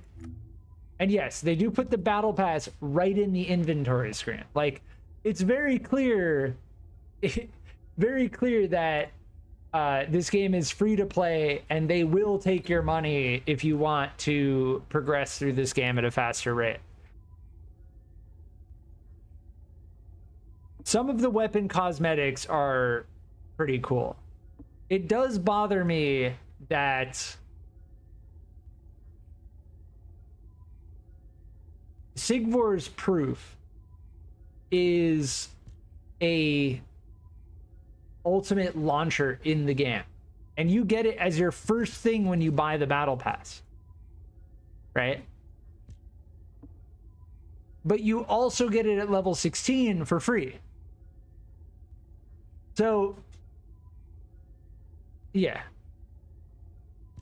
And no, that is not a weapon skin. That is the actual weapon in game. Like, you actually get the weapon from the battle pass. Just to make that very clear. I'm not going to go on and on about this. I'm going to actually play the game. But this is the first day of release. So getting this squared away is very important. Understanding more about the game.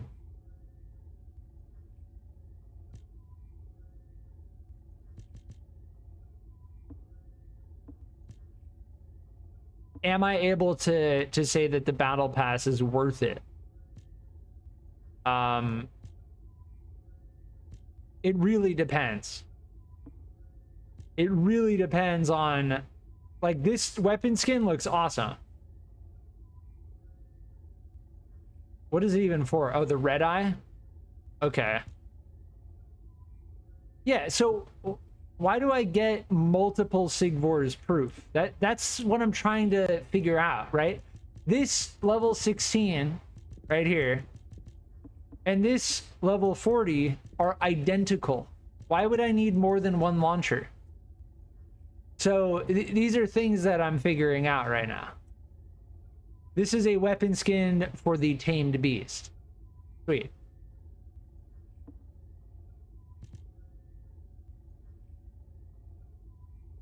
Yeah, these weapon cosmetics are very, very nice. They're probably the main attraction.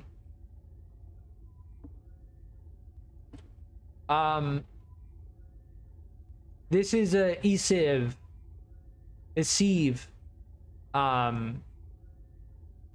cosmetic. ESIV pattern that allows one to check their biometrics. So when you use your ESIV, it makes that show up.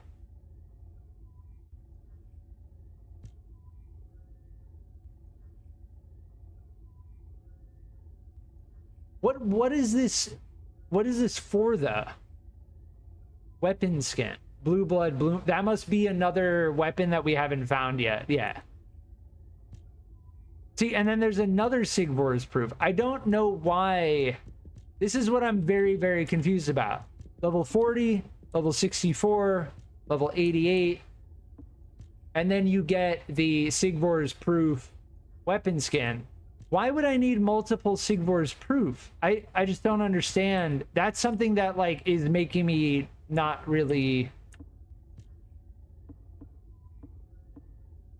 I hope someone can explain that. Because these are identical. I understand why they're multiple phase exchangers, right? Because you can use multiple phase exchangers, right?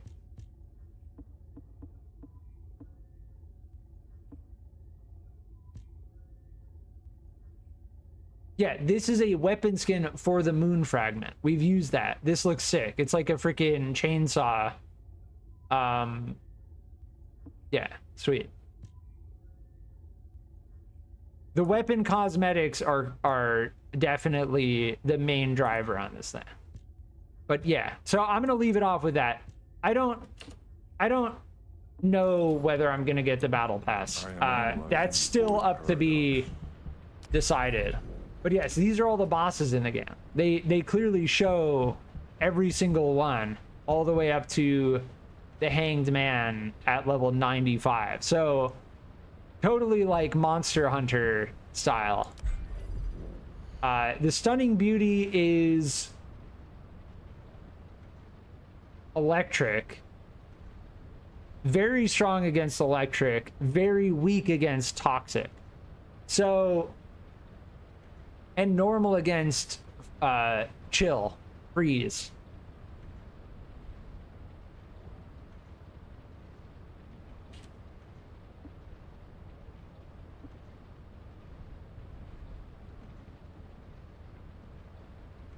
So we want to build we want toxic damage. It's also level 22. We're only level 18 Descendant. I don't know if we have any...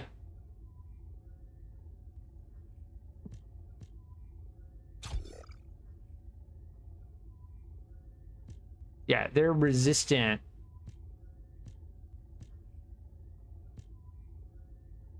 They're resistant against electric.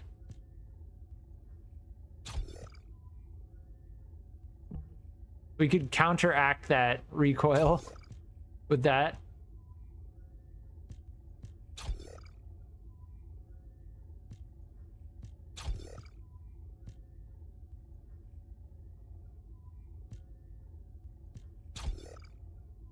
I need to go and upgrade some of these. So we need to think to ourselves, like, what's worth upgrading, right?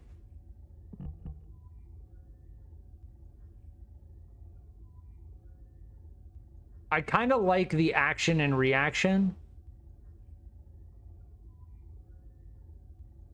It's going to require us to do better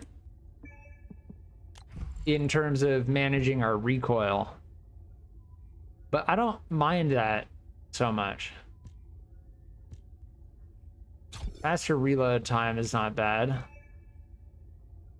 Fire rate and faster reload time. It depends.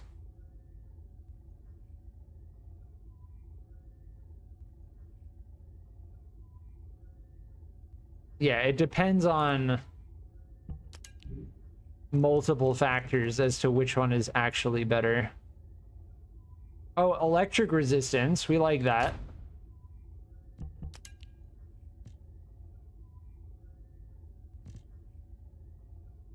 Should we just go for the raw max HP? Probably, yeah.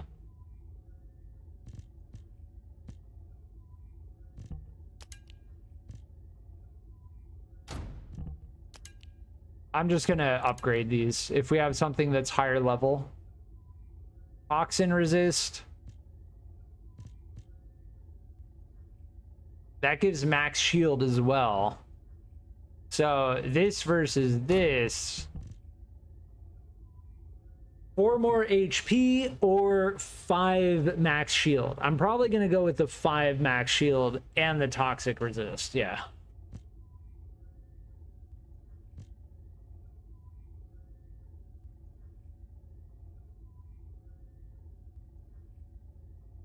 So yeah, to get more of these, we would need to do the boss again. But I think everything else here, we're good. I don't think we're gonna come back to any of that.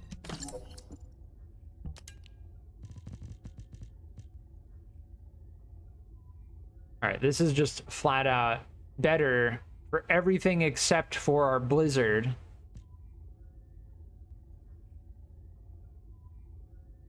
$738, $679. This is actually better than that.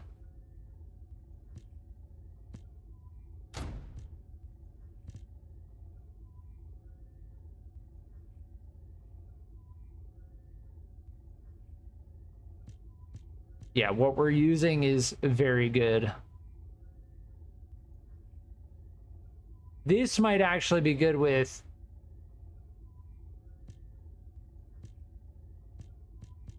Freyna. Oh, and look at this one. Toxic Singularity Reactor with the Toxic Skill boost. That might actually be something I'm gonna hold on to.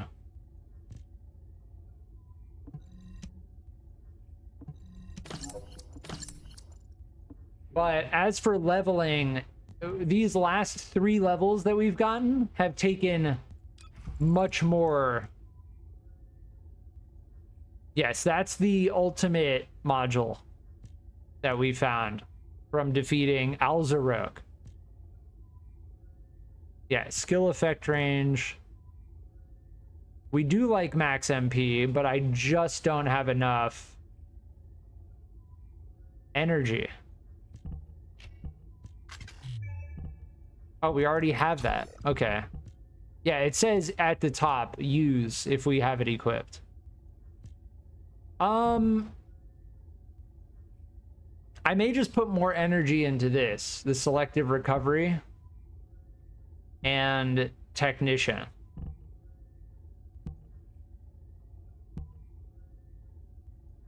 Oh, and agony. Yeah, let's go and upgrade our modules. And then we'll do stunning beauty. I don't want to go into, like, I'm calling it right now. Like, I don't want to go into stunning beauty unless we've spent some time really upgrading our stuff. Because yes, even in the technical test, we got to the point where we were getting a little stuck.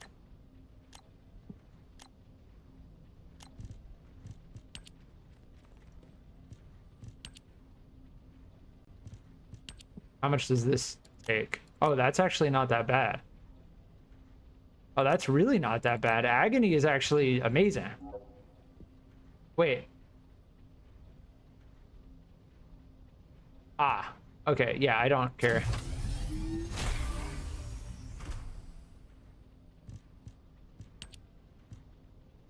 Yeah, agony is fantastic. Max MP and then plus 29.7% defense.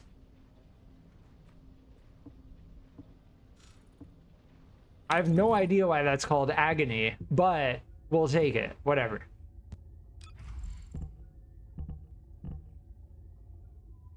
Yeah, and good. We're at 41 of 41. All right, let's go and fight. Let's go and try and beat Stunning Beauty, because I think if I'm suspecting correctly, I think that Stunning Beauty is going to be a nice checkpoint as far as getting like a good because it's level 22 and then the next is level 34, so we're gonna be here for a little while. We may even need to do Gravewalker dependent, but yeah, we'll try. Hopefully our teammates that we get matched up with also try.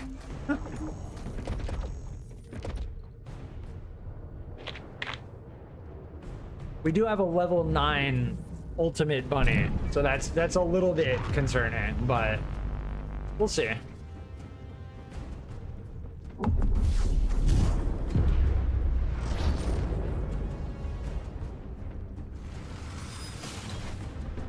Yeah, I do remember this one.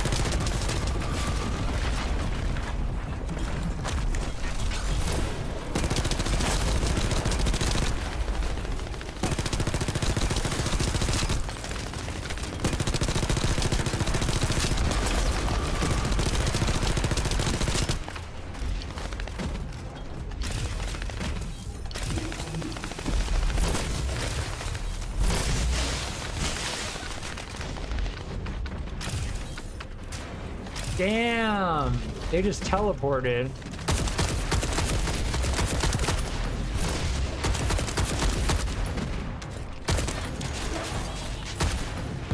Okay, that is too close.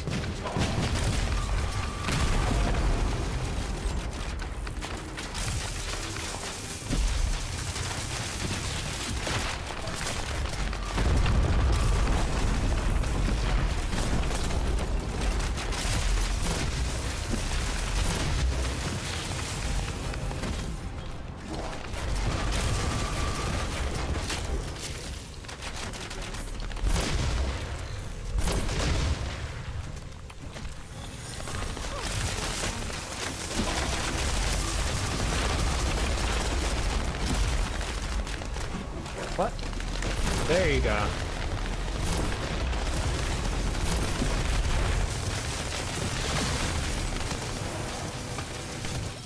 Oh my.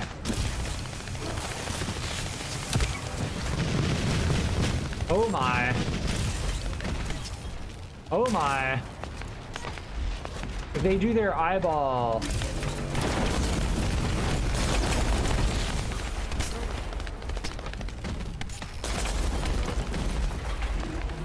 Where?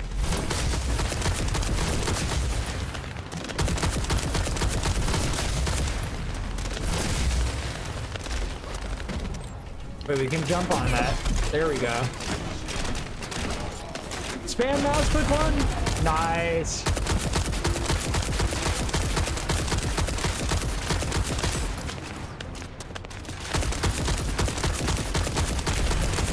Nice, we broke off both their shoulders at this point.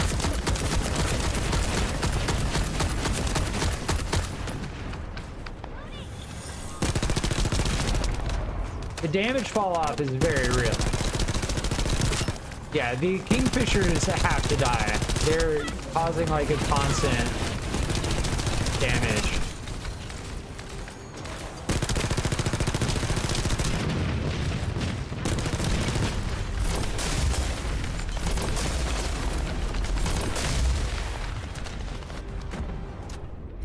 Oh my.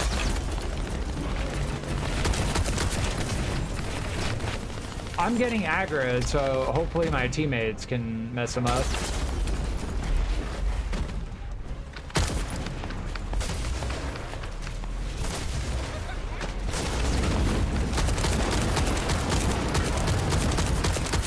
Oh, they're immune. I think this is the eyeball.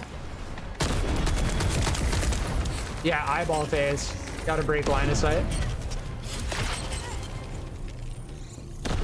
I don't think they know that they can't stand in that.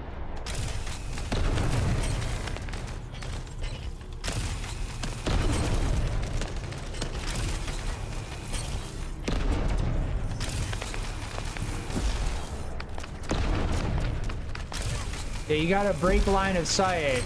You can still get damage off, but when they do that blue circle, you gotta get out of it.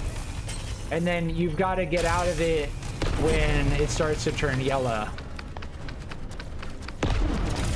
It completely restricts you from standing in place.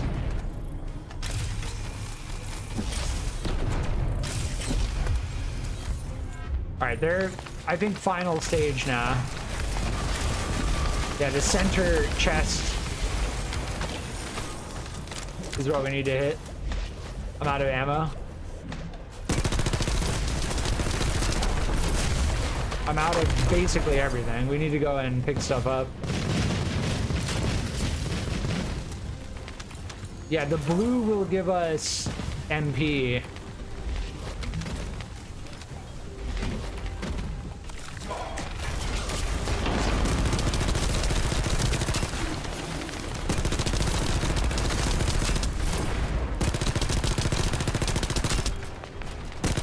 Yeah, we're basically hitting for nothing.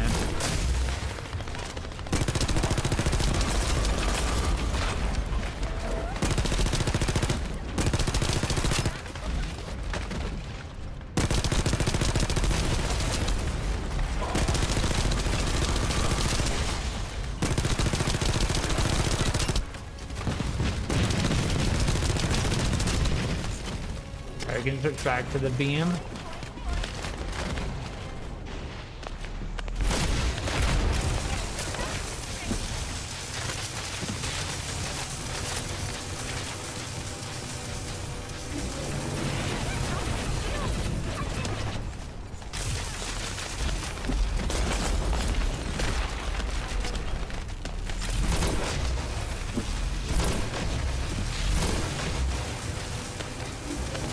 I think the scout rifle is going to be the best. Yeah, like that.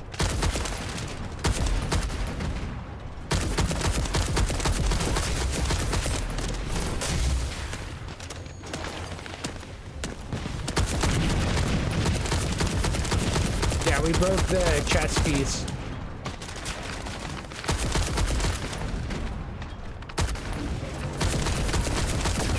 Dead center on the chest is where you need to hit them. GG. That was a good time. That felt pretty good. I feel like we did our part in terms of damage. Nice. So we beat Stunning Beauty. All right, what are we looking for? Ultimate bunny or energy activator? Probably energy activator. I don't have...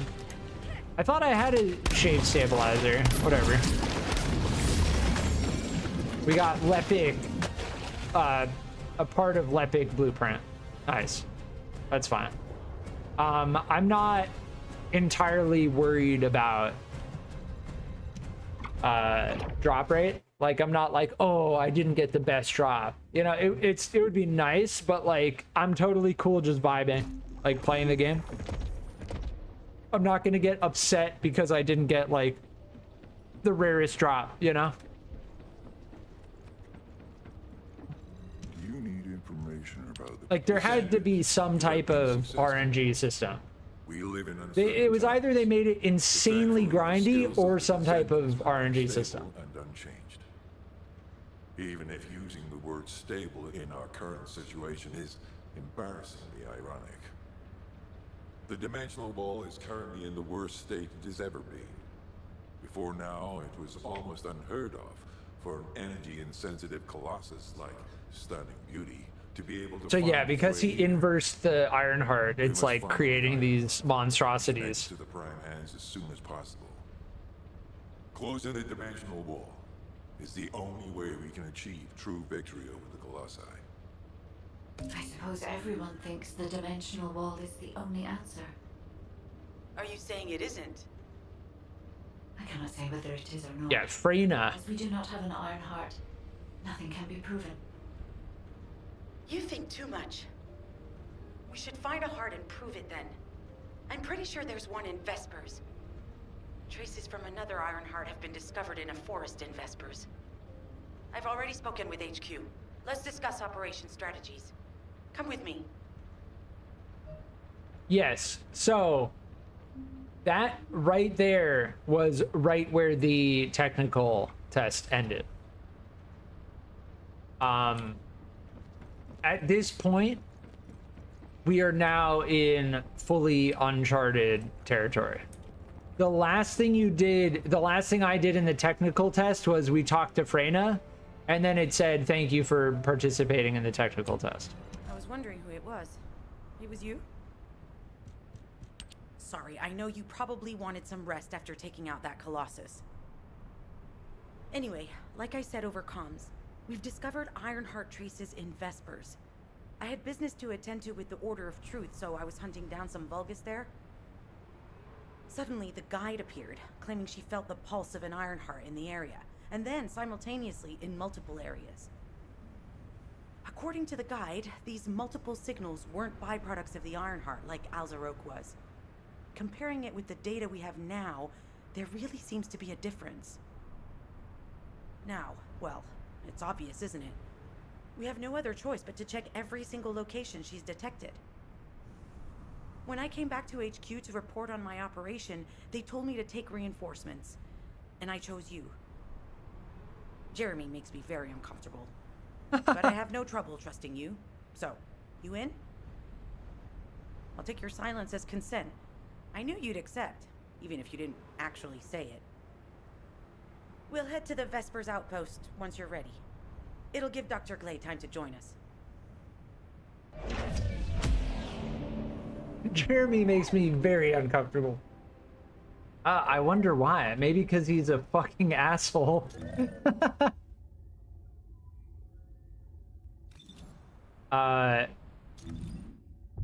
Yes, so Vespers is...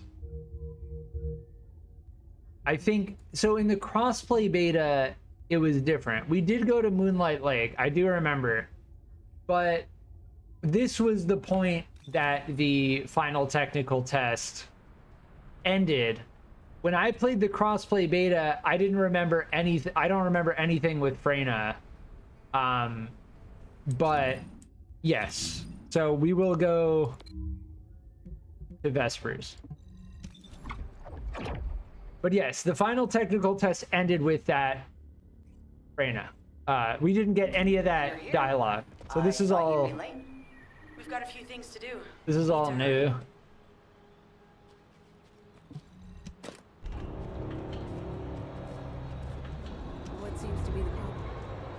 We've received operation details. The Ironheart pulse has supposedly been detected in this area, but it's impossible to triangulate since it's dispersed in several directions. That's correct, Glay. I can feel it clearly, but it's hard for me to pinpoint its exact position. However, I can confirm it is in this zone. I have to say that syringe on her right shoulder is very unsettling. The Ironheart. We'll have to look under every rock in Vespers. Freyna and I were sent here to look for a group of Vulgus who have stolen Like, I get that Glay is a doctor, but having a syringe like that hanging out. Sharon, even I've already had my RK serum stolen by them once. Things will only get worse if we let them take any more of it. Those bastards. They satisfy their own desires by taking everything we humans The way that have. Glay works is she... If the Ironheart is underground, then it makes sense that we're detecting the pulse in multiple locations. She like... I'll check her abilities in a bit of the surface of to make Vespers sense of it. composed of slick inside, but this zone has a high distribution of strange-looking rocks. It's also one of the few zones where there are Ancestors' ruins on the surface, and most of the Ancestors' ruins are built out of Slickenside. That's why it's difficult to pinpoint the exact point of origin of the pulses. The characteristics of Slickenside make it easier for pulses to pass through it, which means there's a higher probability of pulses being detected simultaneously from multiple directions. When I analyze the strata, there are spaces that feel empty to me. They are most likely where the Ancestors' ruins can be found. All entrances to these spaces emit pulses of similar intensity. However, you will need to confirm in person whether these places are the correct paths to lead us to the Ironheart. In that case, we'll need to check all the places detected by the guide. Dude, all the way There's in no the way the distance Vulgus you can didn't see prepare that for enemy. That's crazy. That render All right, distance. let's spread out and find the entrance that leads underground. That'll split the enemy's attention, so it's a good tactical approach as well. Freyna, I understand there are specialized That was a rules that lot of AMD dialogue. created to find the Ironheart. That's correct. And it's still going. Here shortly. That So is they're excellent explaining news. like why Let's begin our they search for can't find the Ironheart and why we need to search for it. That's kind of what I'm gathering. Before I do anything else, so Glay is a character you can play, Beloved daughter died. and Hold on a little they longer. have Your mom will save you no matter what. they have an ability that makes them enter a frenzied state. Yes.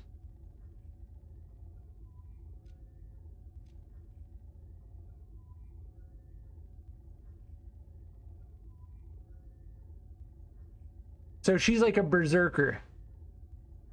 She's kind of like the berserker character. HP focused berserker character, which is pretty sick. Glay is a pretty cool character.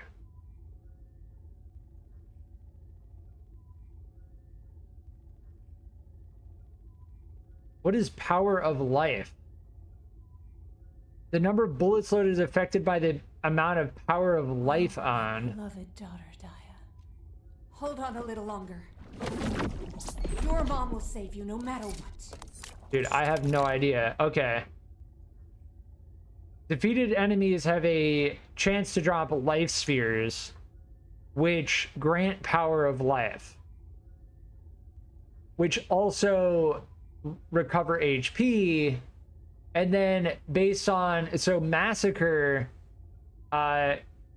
you get bullets with a unique weapon that you spawn, that you equip. The number of bullets you get is equal to, or is affected by the amount of power of life owned, which you get from defeating enemies. Yeah. Interesting. And they just have like a flat damage reduction. 4% flat damage reduction. Oh, my beloved. That's so weird. I've never really looked into Glay too closely. Your mom will save you no matter what. But yes, Frenzied is their like basic ability. Increased firearm attack and penetration, but reduces HP recovery. They're a berserker. That's why they have like the syringe on their shoulder, because they put themselves into a frenzied state, which is pretty freaking. That's pretty hardcore. That's some like metal shit right there. His forces have been spotted in the area.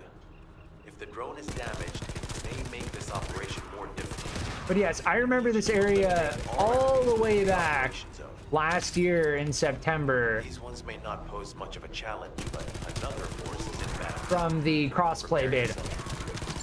Yeah, the acolytes.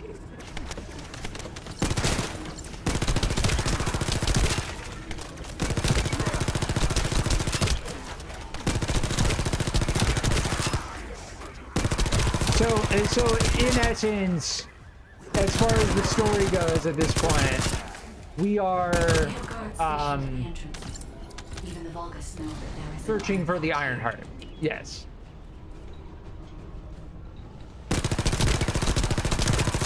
The core, like, I'm gonna explain the core plot of the entire story in one sentence. We lost to the Ironheart, and now we're searching for it again. Like, obviously, it's more complicated than that. That enemy is crazy. I don't like that enemy. Can I put my blizzard inside of the shield? Yeah, I can. Nice.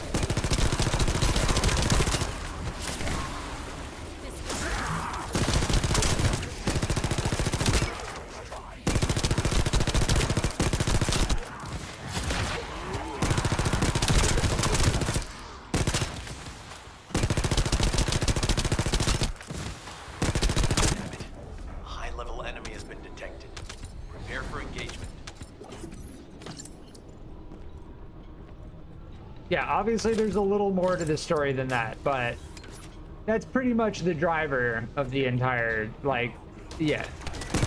Thankfully, this gameplay is very solid, because that's the one thing that keeps me playing, is like, the looter shooter gameplay loop in this game is done very well.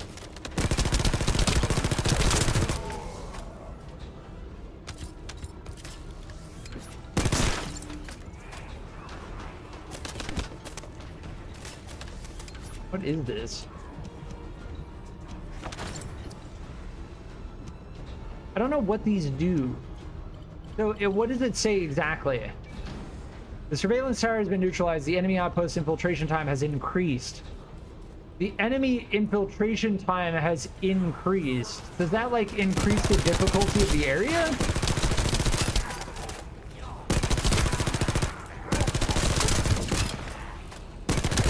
I love this thing. This submachine gun is sick. Target spotted. Danger assessment normal. Defeating the Ooh, I remember these guys.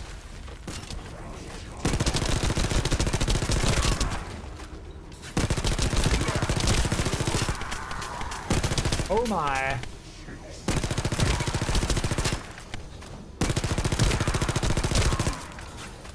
The elite predator. Dude, I'm switching. That guy is like a close range ability. Bam! Operation zone has been eliminated. Great job. Unfinished study. What is that? Ooh, sick. All right, the beam rifle's starting to fall off. Oh, look at that thing. Sick. I think this hand cannon's gonna be... Oh, and it does toxic. This hand cannon would be really good against Stunning Beauty. We are gonna go back to Stunning Beauty and have to farm for that rare drop. So... building a toxic build is going to be, it's going to be a good idea. I think all of these are just not as good, right? Let's see. Oh, this does chill attack, though. Slightly more chill attack.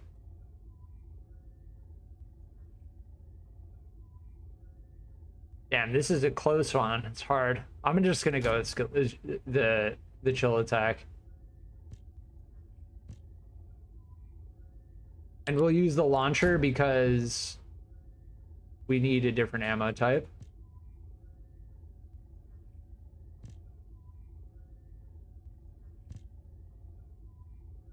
Electric attack. Fire attack. I kind of like this one more, even though it says it does slightly less damage.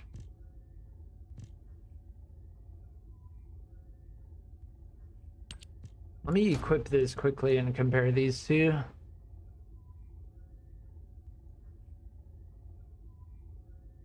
Yeah, the one we've got is better.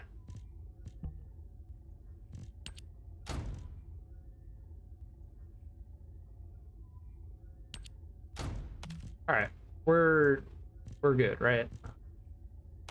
Just because this one has slightly lower DPS, because of the electric attack, I think it's just better. Yeah.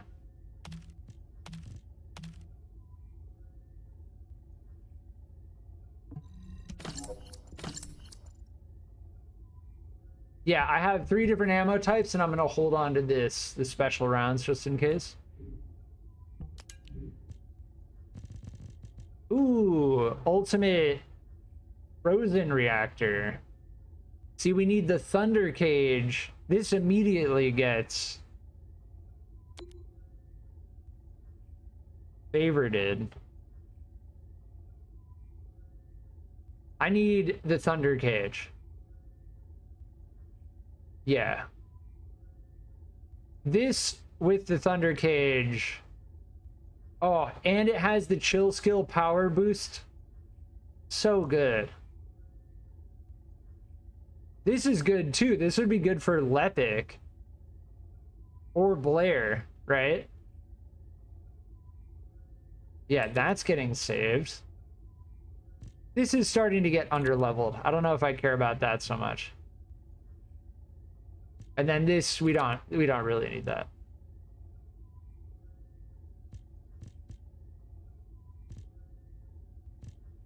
Yeah, we should just use that now. Even though we don't have the thunder cage, it's still better. I'll hold on to this just for a little bit longer.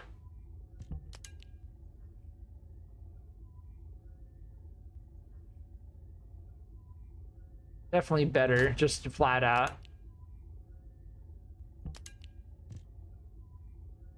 Yeah, flat out better. We don't have one of those. What is this? This is the... So battle aesthetics, I think, is similar to the Tomb Vanguard, right? The memory, where we got this from the Stunning Beauty.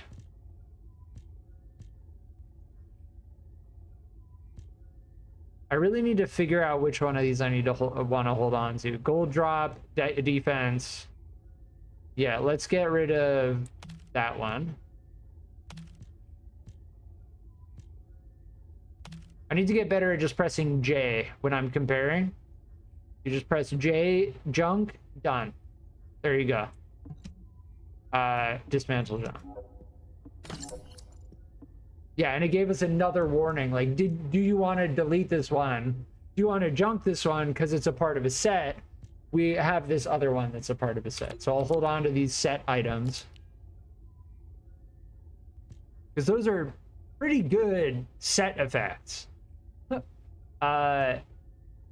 Yeah. There's a reason why they hint, like, hey, are you sure you want to get rid of that? Because even though they're lower level, if you equip that set and you farm at a lower level, then it still could be worthwhile. Crit rate. Yeah. Go crit rate. That's not gonna really matter on a freaking launcher. The unfinished study we haven't ever used, so we need to... The electric attack just seems good. Yeah, definitely that. Just anything with damage, we can negate that recoil. So this gives us +5 recoil, but then vibration absorption gives -11. So we have a negative recoil anyway, right? So we should go about upgrading this because we can compensate that recoil increase anyway. So this is something I'm gonna upgrade. Action and reaction. I'm trying to like draw connections like that.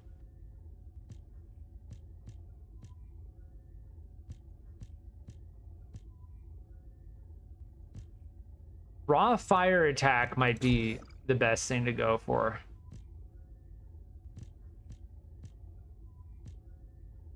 Yeah, crit rate as well. The problem is if we upgrade that, then we don't, there's not going to be enough capacity on here.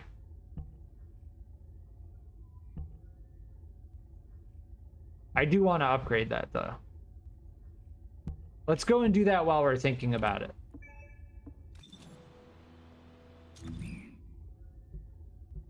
Yeah, getting back to Albion is not difficult. We're getting there. Like, we're getting to that point where I'm gonna be like meta building. Level 20 is definitely feeling... Oh, we need to upgrade our mastery rank as well. We're getting to that point where we're gonna start having to meta build. And it's actually feeling pretty good. It's feeling pretty good. I'm noticing these like connections. They've clearly put a lot of work into Modules will make you stronger. This module system. Yeah, weapons. I want to upgrade action and reaction. Yeah, I don't know. I don't have enough Kuiper shards, but we get another 2.2% of attack for only 0.7% additional recoil. That's definitely worth it.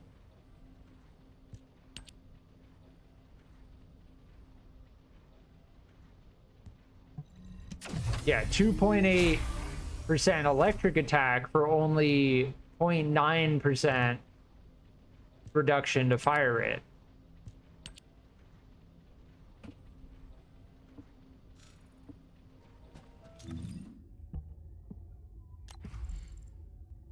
We have 4 more capacity. We already have that. So the only thing we can use that we have... Wait, what? Why does it say use? I thought we already had that equipped. Yeah, that's 5. General rounds compulsive. Yeah. The extra ammo...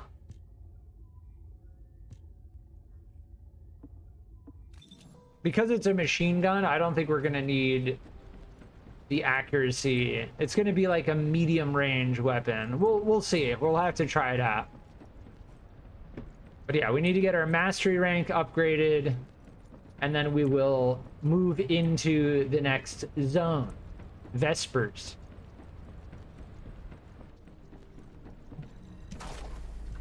And I will be right back.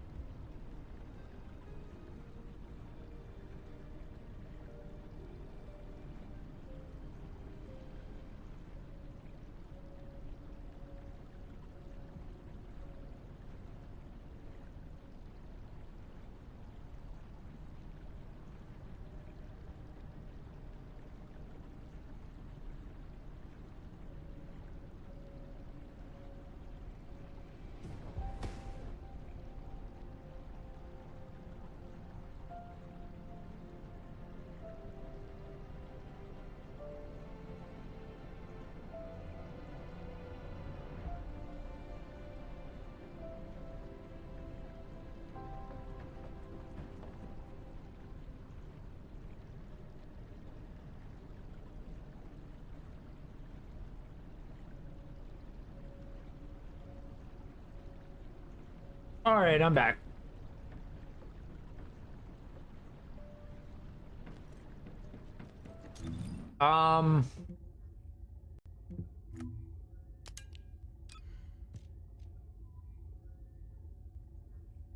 Cool, we got a guide spray. I don't even know how to use my sprays.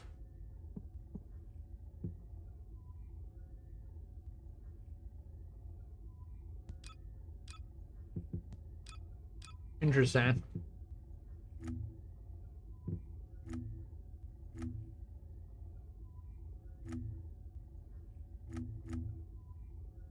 I could probably figure it out. I probably should figure it out. We got this sad emote. Clear all the sterile lands battlefields.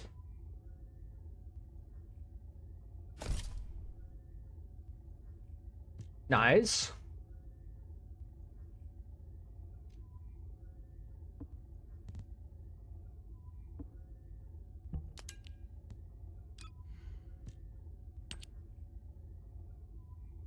Yes, lots of lore stuff. If we want to get more into the lore, which as of right now, I would like to progress into the Vespers area. Because I do remember some good things about this location from the crossplay beta.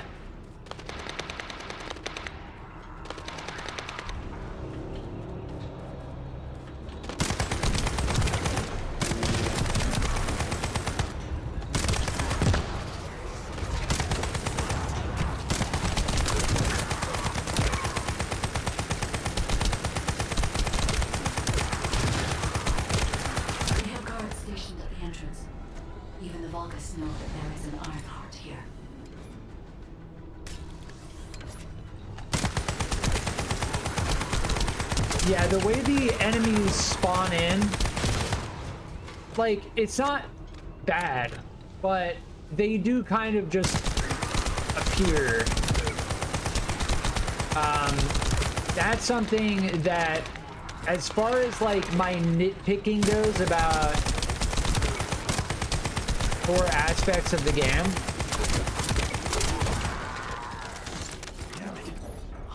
they should add sounds, and there should be like higher quality animations, because right now it's kind of like the enemies just drop in, they like teleport, and that's, you know what I mean. Now it's okay, but it is like it's a little bit jank. It's a little bit jank, especially if you pay attention to it.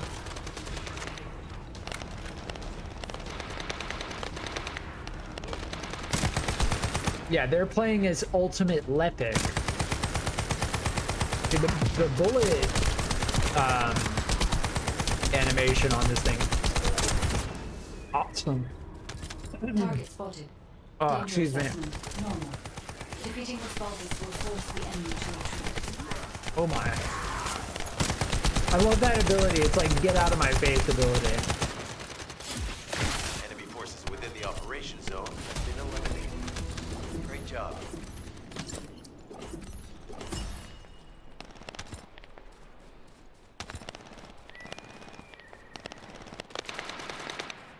Yeah, so we kind of like dropped into that. What is that thing? We kind of dropped into that mission with them without even like really selecting it. What is this? Respawn point? I think this might actually be like a mobile respawn point. Huh.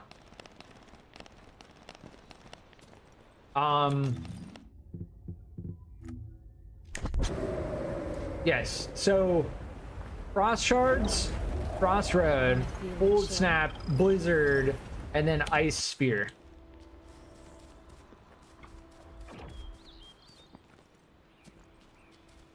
Cold Snap is what I'm constantly referring to. I keep calling it Frost Wave.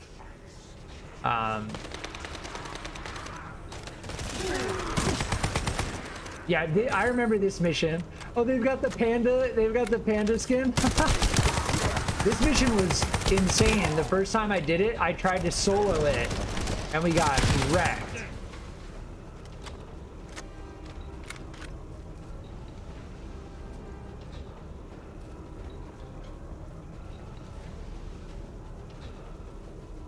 The L menu. I wanted to try to emote on my teammates. If I do like this.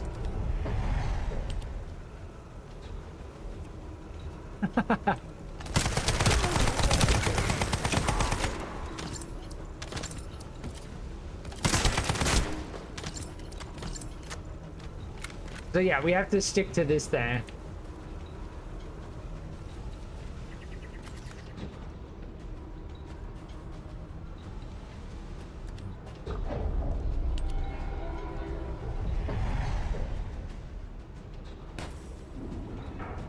Yeah, they've got the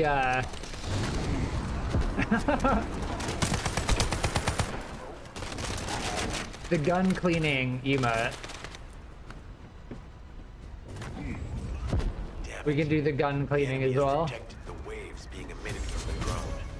You must protect it so we don't lose the data.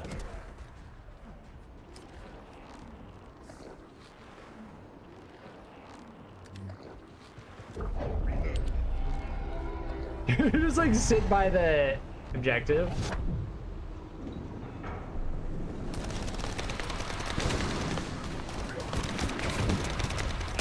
Alright, I should actually help my teammates.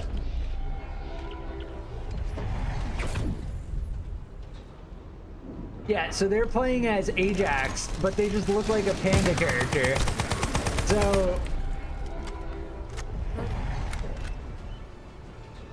So no matter what character you use the panda outfit on, you just look like a panda, like wearing a panda suit. Which, honestly, I think that's kind of smart. I think that's kind of smart to have like cosmetics that are non-specific to the character you're using. So like you're playing as Viessa, okay, you can look like a freaking panda suit character. You're playing as Ajax, okay, you can look like a panda suit character.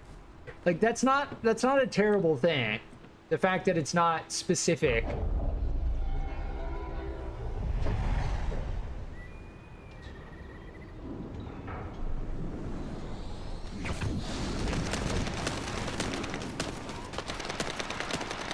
Yeah, there is the time remaining at the top. Data acquisition at 100%.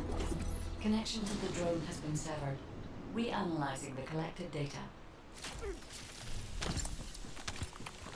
Yeah, I think having the pistol out, you actually run faster. We do move faster while we're doing crossroad.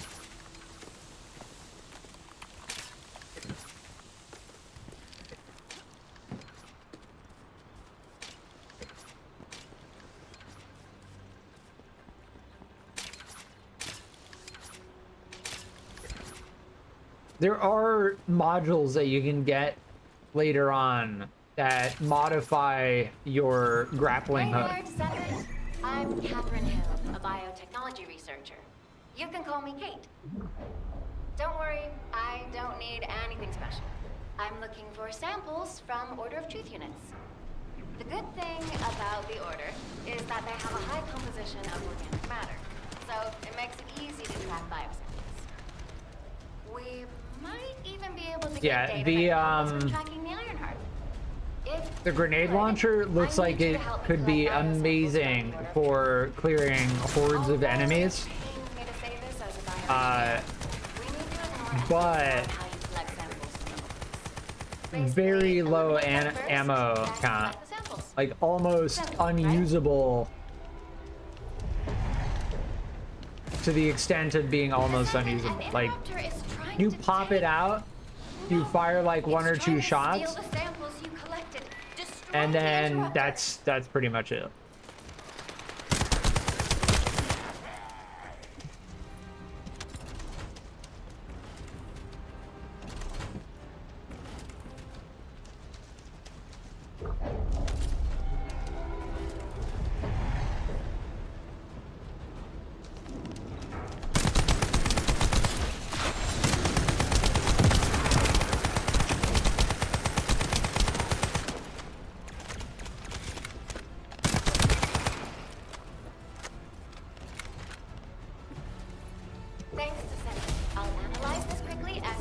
details with you?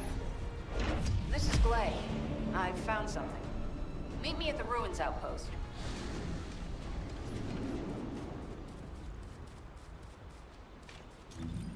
Ruins outpost.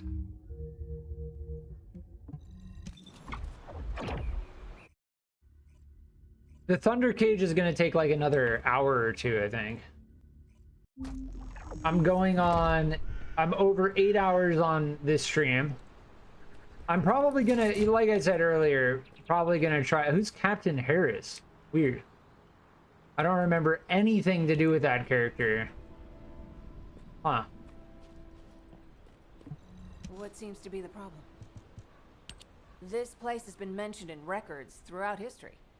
And as the name suggests, these are the ruins. Turns out this is where the greatest recorded number of ancestors gathered. Investigation by the excavation team and analysis by the Magisters uncovered records mentioning the breakout of civil war. The ruins are evidence, remnants of this war. We don't yet know why the Civil War happened. Albion collapsed as a result of the war, and this is the only surviving record. Given the Ironheart is here, that may have been a factor behind the outbreak of any civil war. Past or present, the Ironheart definitely has the capability to turn the fate of Ingress upside down. That hasn't changed. There were bound to be Weird that Freyna isn't talking, but she's like off camera to the side. Freyna's theory is quite interesting. The Ironheart in Ingress. It could be That's like a little bit of a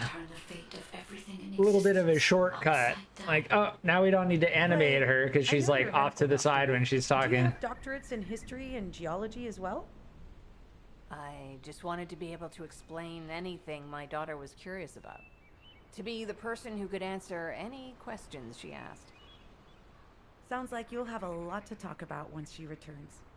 You must have experienced and learned countless things during the time she's been away.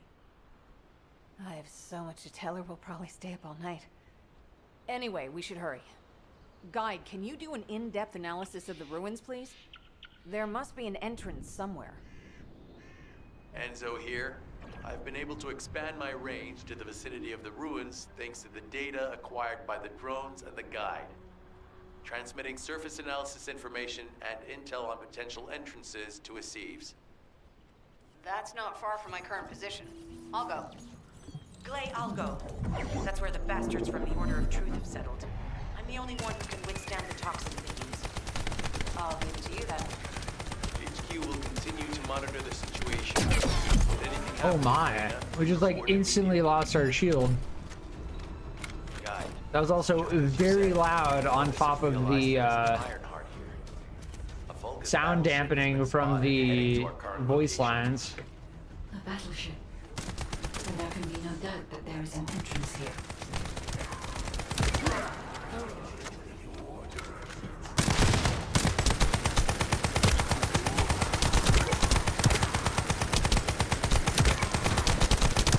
Yeah, the way the acolytes jump is like a little bit jerky. Like, they don't actually leap, they like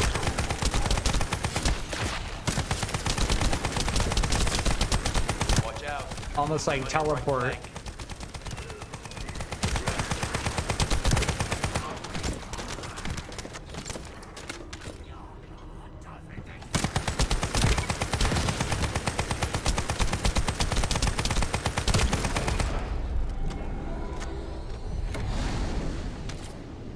Yeah, this machine gun feels pretty solid.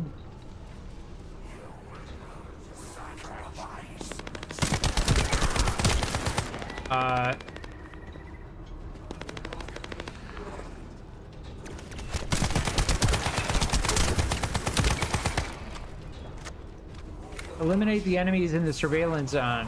Where? I guess just around here.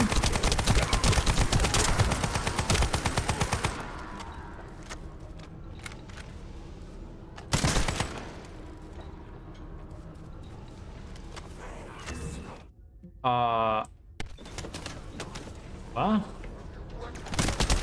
we're in a mission right now.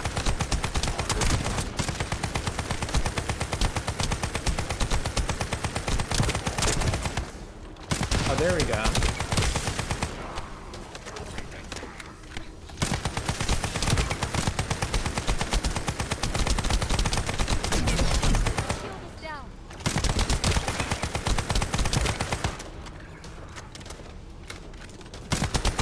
Enemy reinforcements spotted. There's too many. Yeah, it was kind of weird. It was like top of structures and engage them from there. there's like no marker or anything.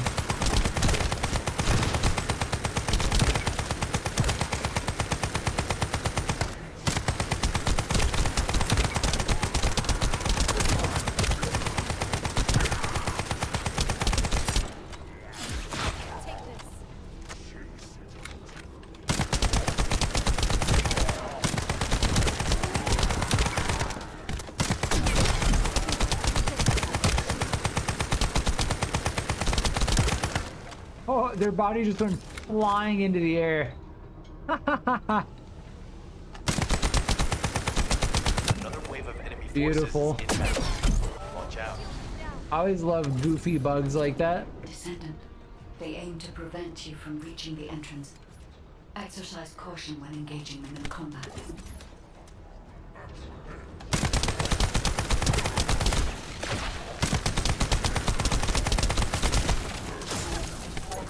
Probably,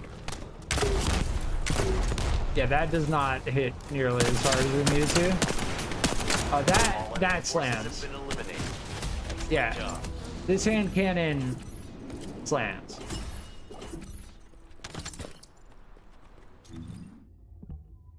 We just picked up a whole bunch of stuff.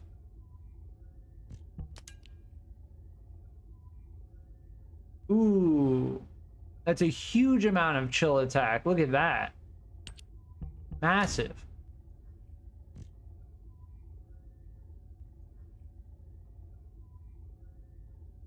That just buffs the firearm attack?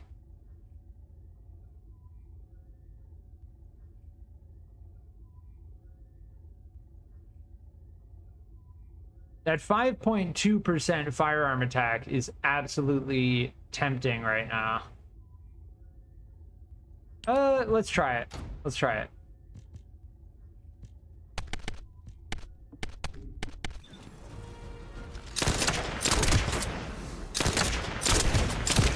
Oh, slam.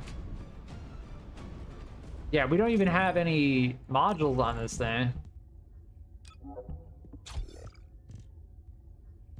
Move speed while aiming. Yeah, I don't care about that. I'd much rather have fill attack.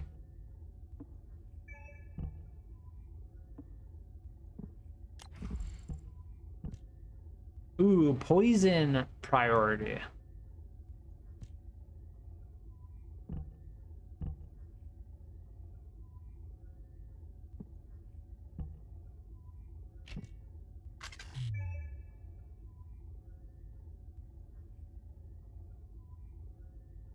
Oh, attribute attack. Okay, that's in the same group. The fire rate on that thing is pretty slow, so I will take that. There's nothing else I can put on this thing. The grenade launcher we really are not messing with. I'm probably going to use the tactical rifle more than that. This I'm still interested in because of the insane chill attack, but beyond that, we're good. What do I have customized? Oh, emotes? Oh, we got the sad emote. Sure, we'll use the sad emote.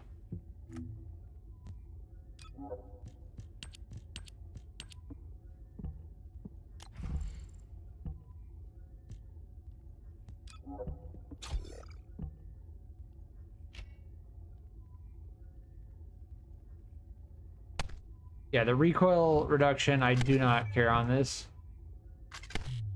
Why can't I don't think I can put anything else on it.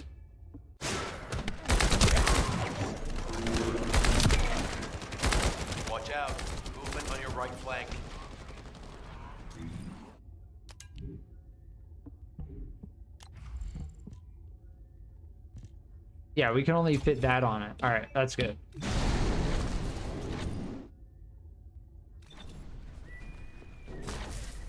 Is this a group of 3? So they started this mission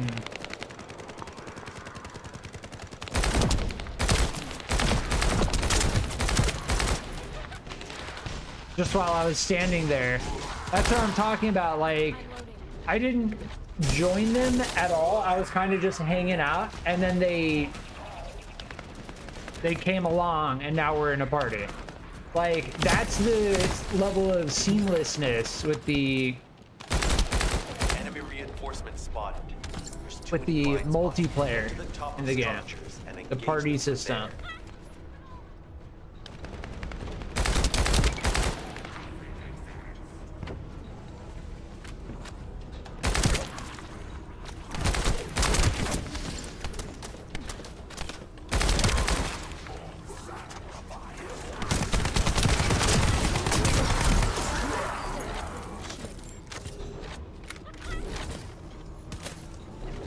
Yeah, they're playing as Eugen. Eugen is like healing class.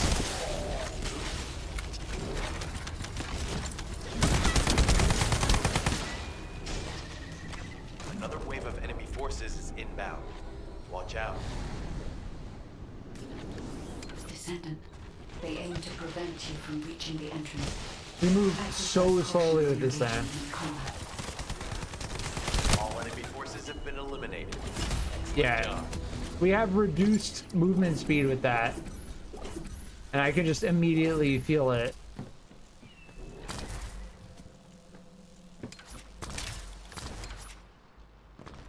Are they gonna?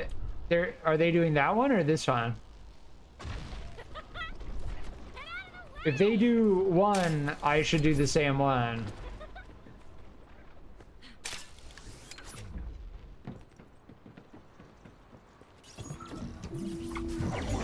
Yeah.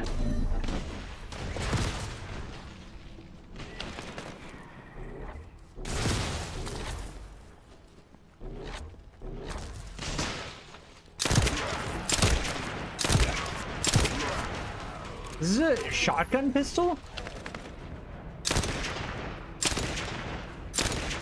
Weird, it looked like it had multiple projectiles briefly.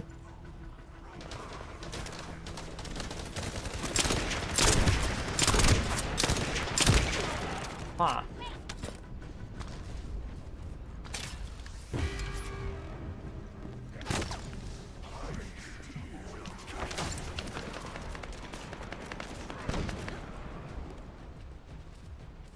Yeah, from those munitions containers, we just got hardener, which is different than what we got in Kingston and different than what we got in the sterile lands.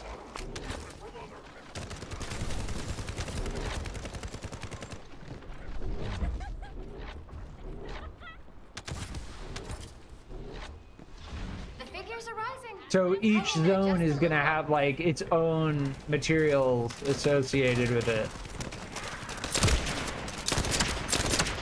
At least it seems that way. Well, they definitely know all the tunnels are connected underground, don't they? At this rate, Descendant, it'll be difficult for the equipment to pick up. Damn, this thing slams.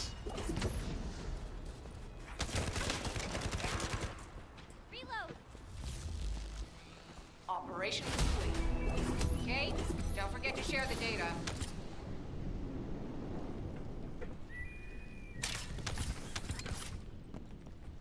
But yes, playing with other people makes it considerably easier.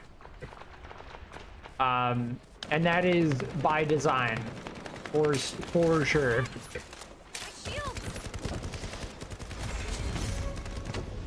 Nice. Level 20 on Viesa. Hey, Descendant. I heard Volga's electrical equipment is obstructing the search operation. See, and they're all joining the same Volga's mission. generators emit powerful static. That's probably what's getting in the way. There is a solution, of course. I'll tell you when I spot a unit which has high voltage. I wonder what would have happened if I did this mission while they were doing that one. It probably wouldn't. It wouldn't have grouped us up. And it probably would have been much more difficult. Take it out. Like having a group of 4. So what I'm trying to get at, simply and straightforward, the difficulty doesn't scale. The difficulty is the same whether you have 4 people or 1 person.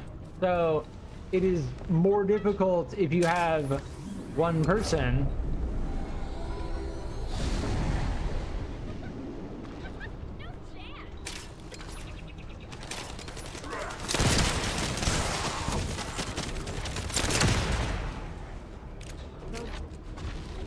So it's better to try and group up. For the first dungeon that we did against Alzarok, well, no, we did 2 dungeons. There was another one. There is matchmaking. So you do public matchmaking, so you're guaranteed, pretty much guaranteed to get into a squad of 4 players. I'm guessing the infection rate at the entrance is increased. Bacteria reproduces at an incredibly fast rate, and it's extremely viscous. Dude, It's almost impossible. that thing is crazy. Yeah, the orbs are like recurring. Oh, they're getting. They got slammed. Won't be able to use that one. Oh my. This is Glay to HQ in Freyna.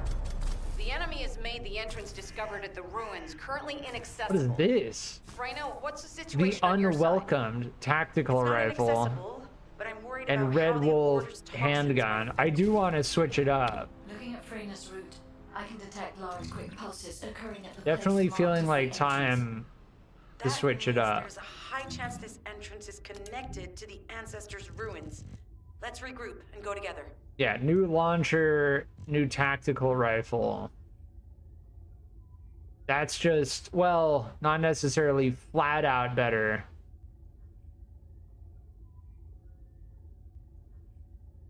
Lower mag size, lower fire rate, but overall more DPS. We've got an even bigger launcher. It seems like all of these are launchers at this point. I do want to try the handgun. Now, mobility is a huge factor in this game, and this thing reduces, that machine gun was reducing our mobility to a significant degree. Yeah, this thing.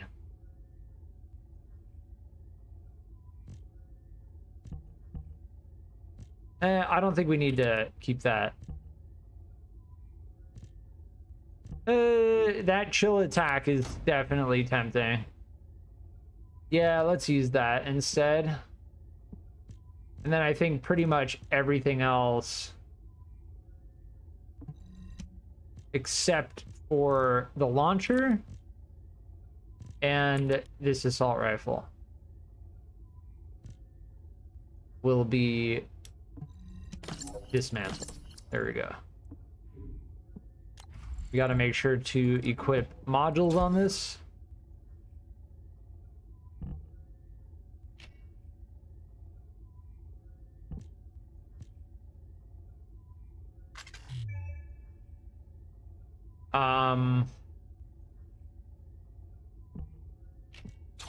Definitely weak point detection.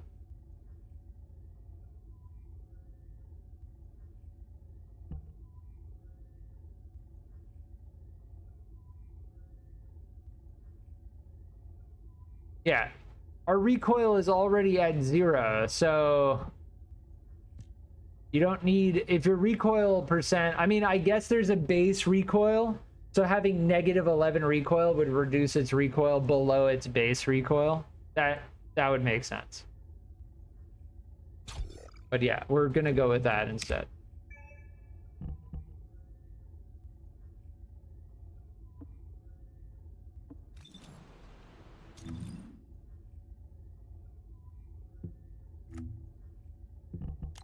What do we have? Oh, we got the spray. I still don't know how to... How do I use a spray? I assume L. Yeah, you can spray on the ground. That's such a crazy feature in the game. Like, you'd expect something like that from like it's definitely cool. I like it. You expect, like, the first time I saw something like that was like Counter-Strike. It's just kind of an interesting feature in a game like this. Not bad. Definitely not bad.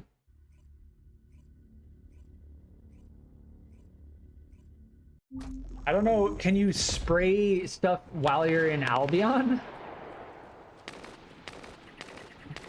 I was wondering who it was. You're here.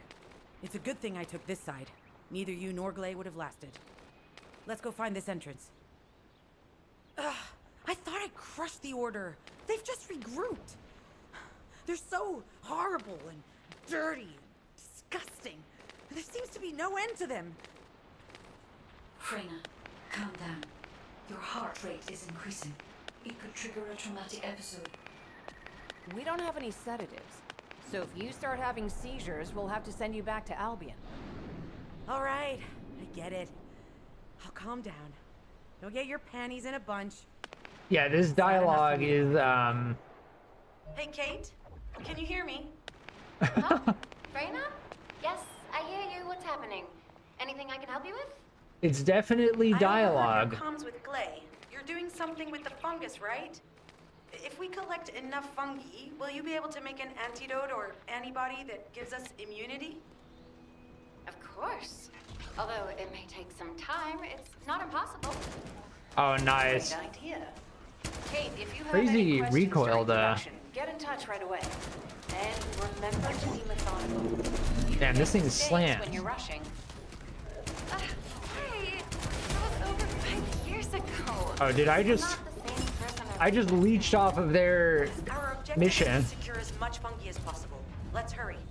If we have an antidote or antibodies that give us immunity, the mission will become much easier. Sure. All right, we gotta go this way.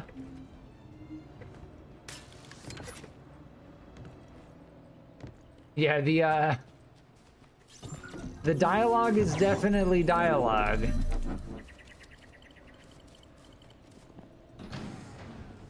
Huh. Yeah, I don't know what those do exactly. It says they increase the infiltration.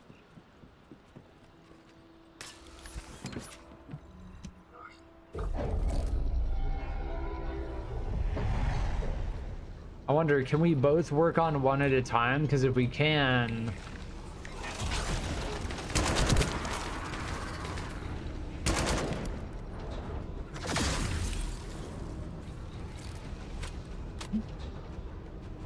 It would be good to do one at... If we each did one at a time. If you had 3 people, then you could just speedrun this mission. You need to prevent the enemy advancing. But I think it'd be too difficult to solo each one. Dude, those acolytes are freaking crazy. And those enemies just freaking explode when they get close to you.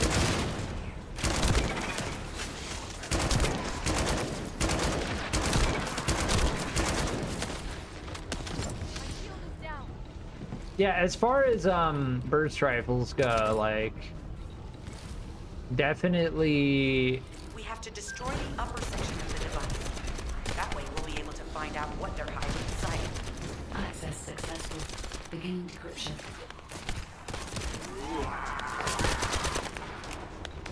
Burst rifles definitely one of my. We gotta bring it over there.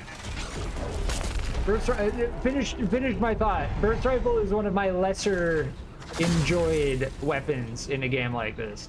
I don't like being limited to 3 shots at a I was time. able to hack into a section of the data. I discovered that it is a substance Yeah, the administered by mobility with this Vulcan pistol is amazing. It appears to be Like, we a type can of booster basically just keep that running activates while toxins in the body. aimed in. Attempting access. I will disable their security Yeah, protocols. see, they're doing B while we're doing C. So, you can do multiple at the same time. Yeah, those orange enemies are Afraid we would destroy this when they hit it. mutated. Yeah, I don't mind this thing. It doesn't feel too bad. Smooth sailing up until now. This pistol should be insane, though. This hand cannon.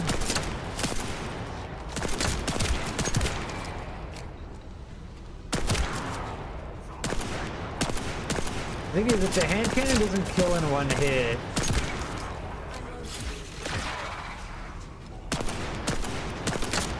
what?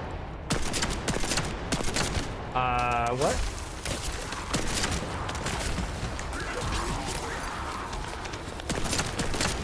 Why are they immune? I can't hurt them.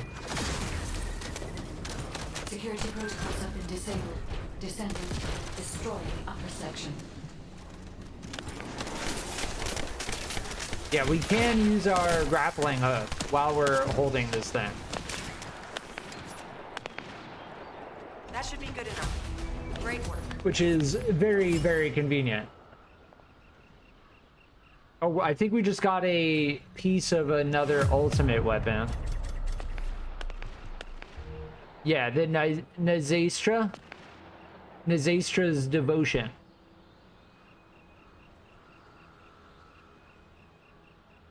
Yeah.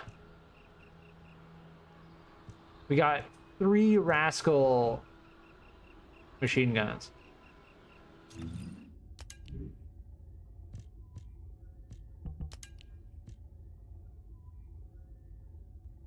Ooh, crit damage and rate.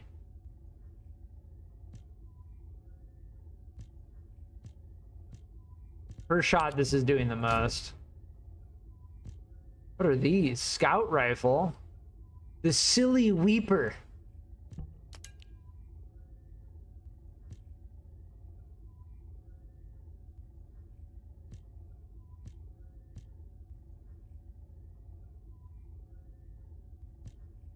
I think the status effect trigger rate and the crit rate are going to be better on that.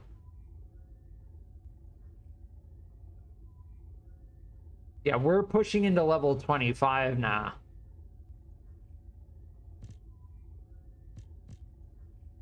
And maybe we go back to using the beam weapon. I don't mind the tactical rifles. The burst fire is not so bad, but it's one of my least favorite weapon types, for sure.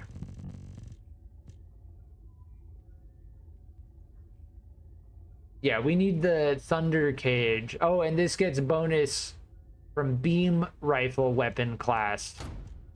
That we've saved. But we need the Thunder Cage to get the benefit from that.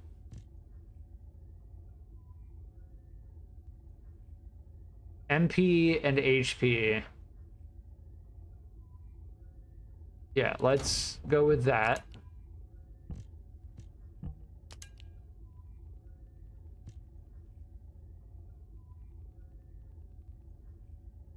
Yeah, and then this is just flat out better in every way.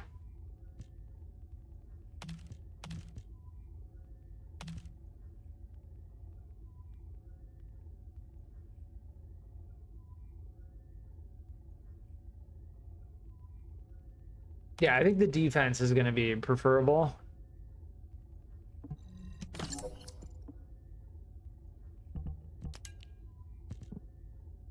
Yeah, all of these reactors, I think, are just not... It's close because of the fusion. This one is close because of the fusion skill. Chill and fusion. But yeah, really, we don't...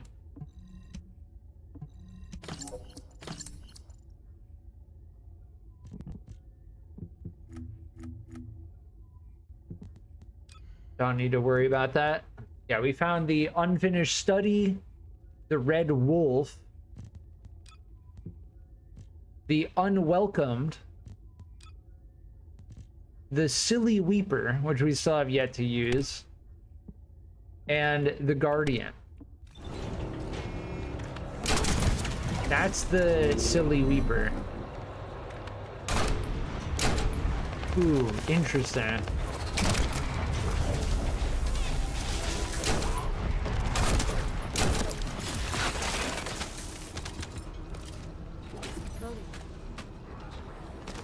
Huh. They were afraid we would destroy this, so they hid it.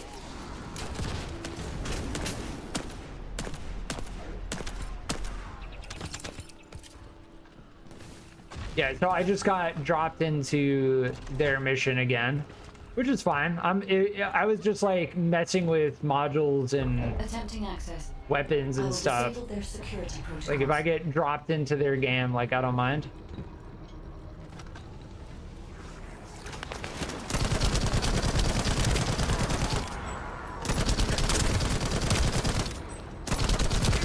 It would be cool if there was like a request feature in the game. Where like you're struggling with a mission, you can Sailing up until now. request support, like Helldivers 2 style. And then like players who are just chilling that want to help other players can like drop in.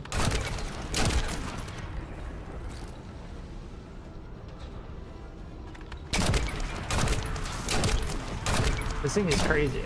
Security protocols have It's been like disabled. it's a scout rifle that's got lower fire rate. Section.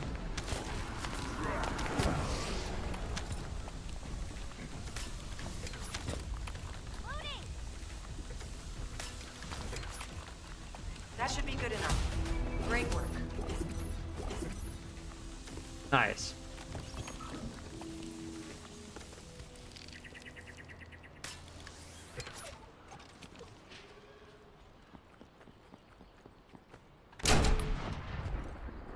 That sound is so nice. I like that.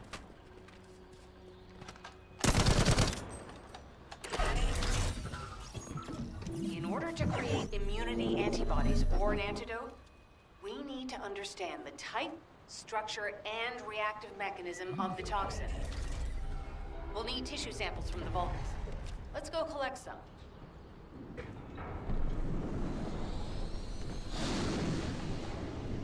I like this map design.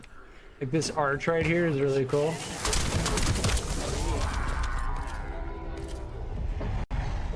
But yeah, I mean, the core gameplay loop is very obvious. Like I'm at 9 hours now. We're vibing. Like I'm chilling. We're good. I've played hours of so I don't understand why those don't take damage. They're immune, but then when I use my ability, they take a ton of damage.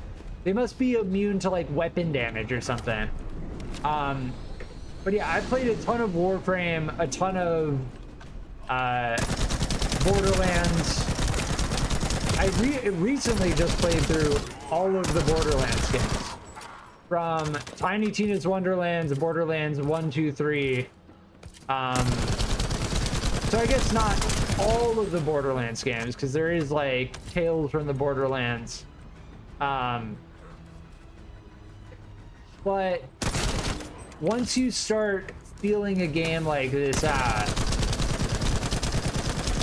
and you experience the gameplay loop, like if it's good, then the repetition doesn't concern me, you know? Like I love this character's abilities. I like the feeling of subtle progression. We're still progressing, we're still unlocking new weapons. But at this point, I'm not even like really concerned about that. See, partial harden it. So they like don't take weapon damage. It's weird. So I'm not really concerned like, oh, are we gonna unlock a new weapon? Are we gonna, you know, like I'm just enjoying the gameplay, you know? I feel like deep down, yeah, that's so. See how? Okay, they're there. There they go. They take damage from headshots, but that's it. This should be enough. So, as far as like going back and doing the Gravewalker again, I'll do it. I'll do the Gravewalker a whole bunch of times in order to get the drops. Like, the gameplay is enjoyable. That is what is important, and clearly the devs understand that. The story, the dialogue, like, that's C tier at least, like, at most. I have to be brutally honest. Like, the story, the dialogue, the voice acting is fine. The voice acting is completely fine. But as far as, like, the plot, the story, like, it just supports the gameplay. Ooh, Annihilator. Sick. That thing was crazy. The performance of the game could be a little better. We had some disconnects. I haven't had any server issues in a while. Some of the vast majority of the sound design in this game is very good. There are a couple weird, buggy things with the sound, but overall it's very good.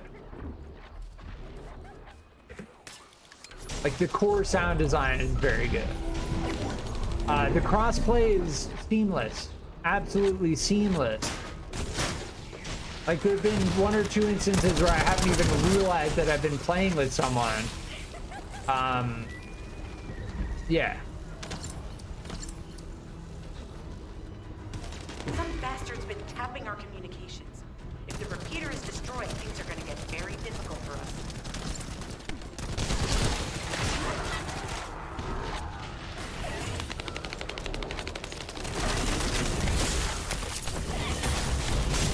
Yeah, the elite abomination. The data transfer has been completed. Those are the big tough guys in this area.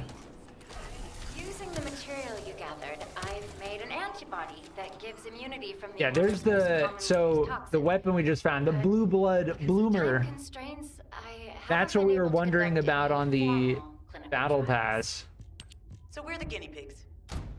This will be an excellent opportunity, Kate. You'll be able to collect data on Oh, the side effects of the antibody on the sick. Descendants.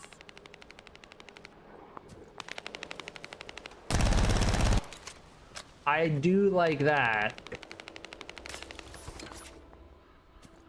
Who's Good to this? see you. Shall we discuss Dr. the upcoming Kate. operation? Glay, I don't think we should joke about it. You sound just like Jin. Adorable.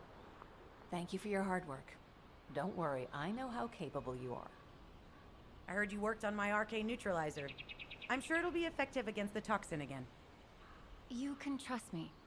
To be honest, I tested it on myself at the clinical trial stage. I'm fine, so as Descendants, you definitely will be. What did you just say, Kate? That neutralizer was made from the Order's toxin. Do you know how dangerous that was? Do I have to lose you too? Glay, I'm also part of Albion headquarters. I'm one of many people working for Albion and all of humanity. The Descendants shouldn't be the only ones ready to sacrifice themselves. I'm ready to do my part. Let's help each other. Lighten up, Glay. Thanks to Kate's efforts, we can continue with the operation. Glay, this antibody will help you to stay strong for this operation. After all, it will give you immunity. I'm a little bit I've tested it on confused. myself. Sepulcher. Let it go this one time. But never again, you hear me? Okay. Thank you, Kate. Really. The dialogue is like, Now that everybody has yeah. the antibody, let's go get that Ironheart. We can't let the Vulgus take this one too. If everyone is ready, I will lead the way. Let us find the I'm cool. I'm cool not skipping any of the dialogue though. Like, as far as I'm concerned, like, the jank of the dialogue is a part of the experience. I'm just gonna accept it. But like, why was Glay worried about Kate when she was talking about like the toxic antibodies? Kate wasn't implying that she was gonna use it on herself or anything. Like, you know what I mean? That kind of stuff. It's fine. We're good. Let's make sure before we go into that dungeon that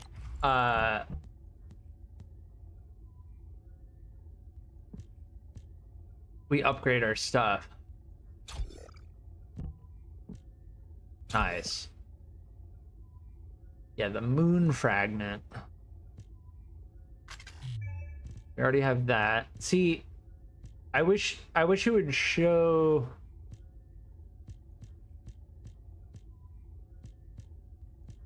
Yeah, okay. So it says module equipped in duplicate at the bottom. See weak point site? Wait, no, that doesn't. How do I see which ones are equipped and which ones aren't? Other than looking up here. Like if I see rifling reinforcement and I right click it, there's nothing else on this card that indicates that I have it equipped already. Right? Like I can equip Hawkeye. What's the difference between this and this? Module equipped in duplicate. Okay. Then why can I equip this one? Dude, I don't know. That's a little bit of like, they need to work on that, because I'm getting tired of having to think like, oh, do I have this equipped or not already? I guess we just right click it and figure it out. I guess it should just say equipped or already equipped at the top. Like, that's just UI, like basic UI stuff. Ooh, this is actually really good. If I have an assault rifle equipped. Let me favorite that quickly and equip an assault rifle. I want to see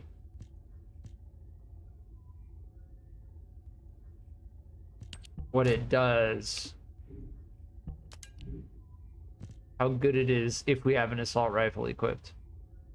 That is quite a bit better if we have an assault rifle equipped. Yeah, so I'm definitely gonna hold on to that.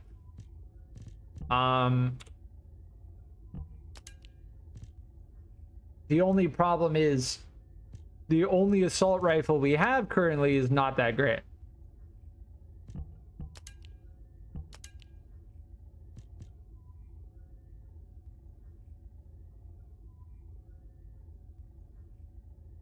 I'm gonna stick with the equipment drop rate, 4.1%. Yeah, and the thing is, like, all of those numbers, like the 0.041x, like, that should be percent. The shield recovery modifier doesn't even have an x. Like, what is 0.012? Is that raw? Because that's not a lot at all.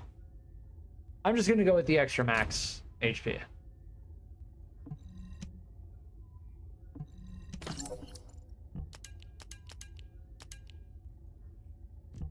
Yeah, and I'm going to keep the assault rifle equipped.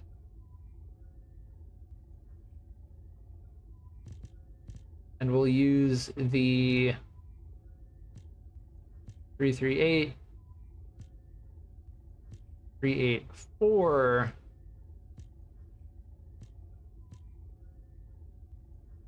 Yeah, we'll use that.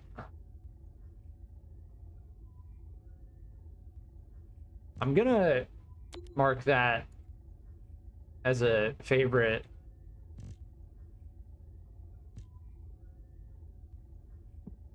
That's the first one we've found of that type. Here's another beam rifle. But is this beam rifle better than this one? Yeah, quite a bit actually. Let's use that then. Then we've got to put modules in this thing.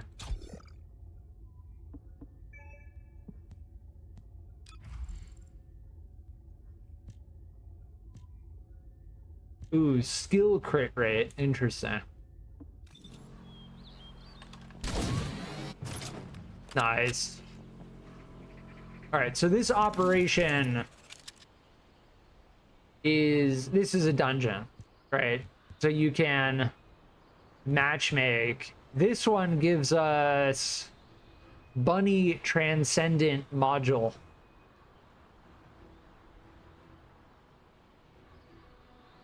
Interesting. And these transcendent modules greatly change your abilities. Like, they have a significant effect on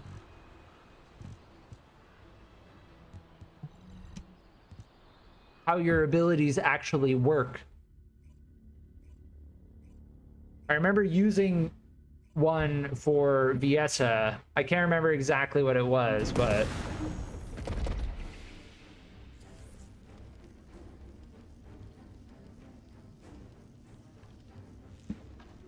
Guide, can you sense the waves emitted from the Ironheart? I can. However, my scan shows there is a space deep beneath this area. oh, this thing has a very limited range. Also, the recoil is insane. It will be difficult to determine the exact location of the Ironheart. Damn it! Not only did they spread their toxins everywhere, they installed. Oh, this thing does like not a lot. They most likely intended to use it to transport the Ironheart they found. Bug spreader. That's what that enemy type is called.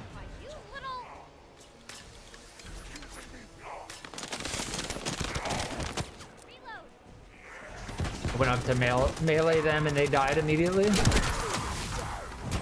Oh, our teammate took them out. Analyzing layout of the ruins. RK covers 40% of the entire area. A point of note, the RK corresponds to a single pattern, unlike the patterns of Descendant.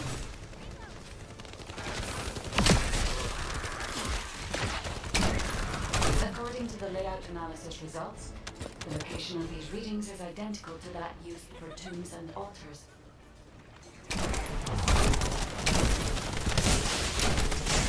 What? Are they using Freyna? They are using Freyna. Interesting.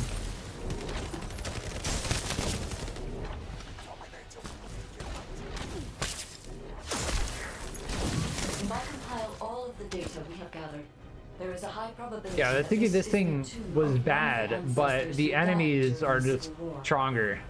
The fact that they were laid to rest in such a deep location, either they were an ancestor of a high status, or they played an important role in the incidents related to the Ironheart. I've identified the Vulgus communication. Yeah, the abominations. Transmitted nearby. It will likely contain information we need. We should investigate. The Ironheart isn't here.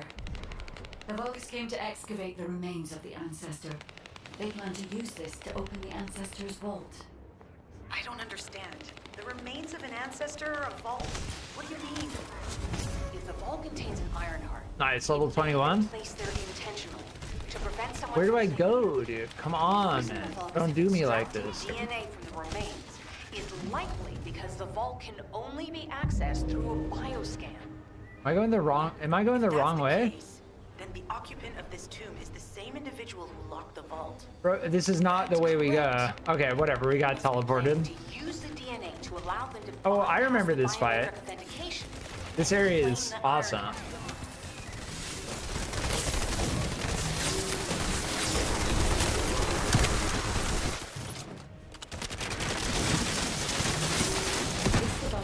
Yeah, I remember this fight. I soloed this in the crossplay.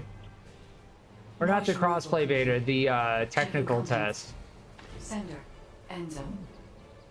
He says the Vulgus have been spotted moving to another zone. Yeah, that texture is Have crazy. they found a way to open the vault already? Damn it. We need to get to that vault. Wait, we should secure the ancestors' remains and the data just in case. If the vault can only be accessed through the biometric authentication of specific DNA, then we'll need that DNA as well. I have disabled the Vulgus data repository for now. I have also Yeah, look at that. formatted sample of the Well, ruins. from a distance, it looks. If you get too close, it looks like low res. But see the reflection on it? It's like it just looks crazy.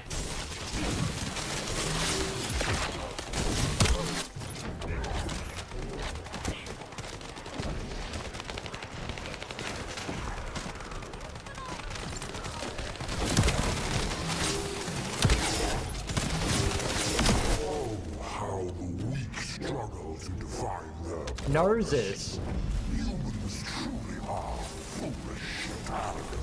Yeah, I soloed this in the technical test.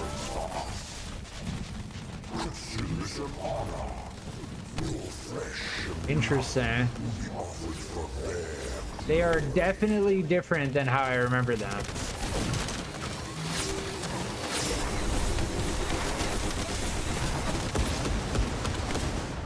Oh, I remember that. They have like a ground AoE that they do.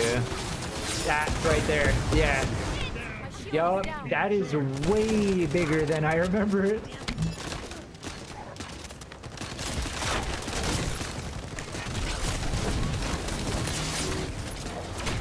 Oh my, freaking ground slam. Ooh.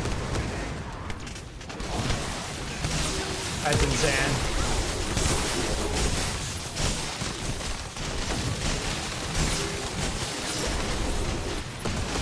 Oh, it's so quick. That's crazy.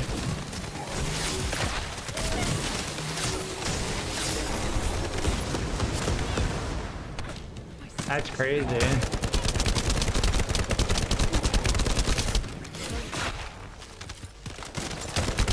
When we see that, we have to roll immediately. Oh, we rolled back into someone else, I think.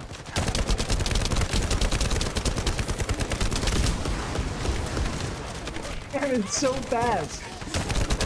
All of us get knocked down like immediately. Oh, damn. I rolled into my teammate again.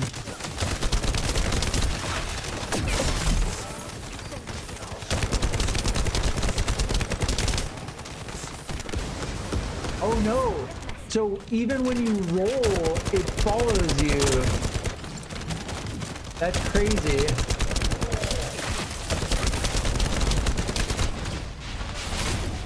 Oh, there's their ground slam again.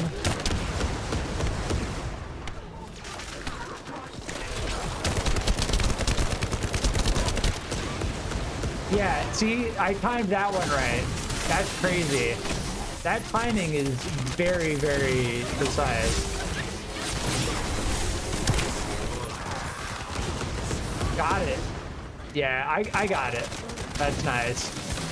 It is possible. Definitely possible to dodge it. But you have to be really on top of it, otherwise you just get slammed by it.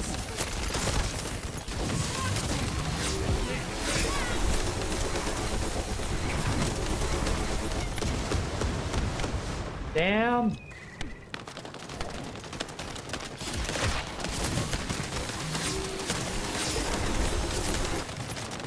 Get ready for it?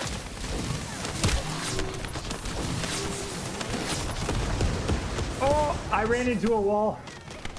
I timed it right, but then I ran into a wall. Ah, oh, wrecked.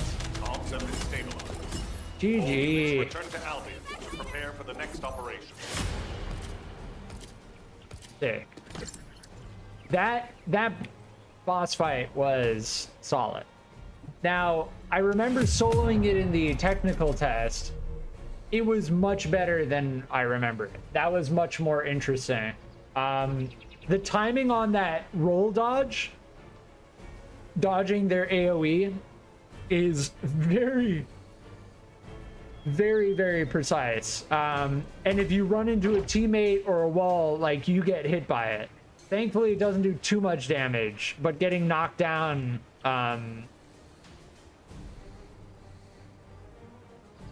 ooh.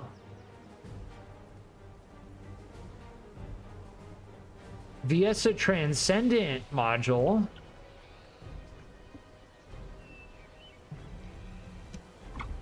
Okay.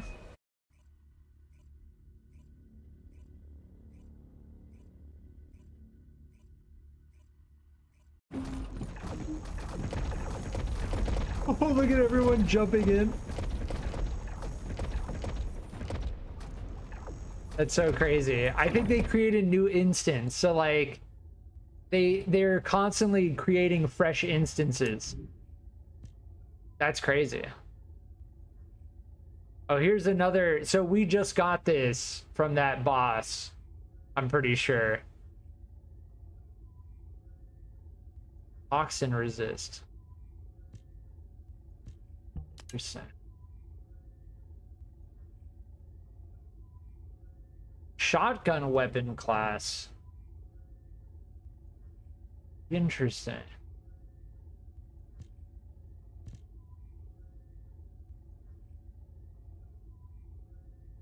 These are all just flat out more powerful because of the level. But if you notice, skill power, sub attack power is more powerful, but the skill power is still not as strong as the level 25. So we're not going to take those. And having an assault weapon class equipped is not a problem. All right, let's get rid of all of that. That's all junk. We use this thing. It gives flat out more max shield, although we don't have the set. The MP recovery and the gold drop rate just makes it way better. So I'll hold on to that, but this thing is actually good, so we're gonna use that. Did we pick up another? Yes, we did. So this is flat out better.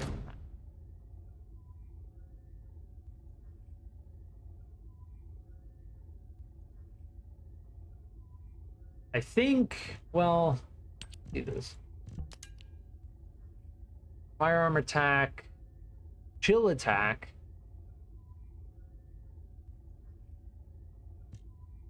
We do like that.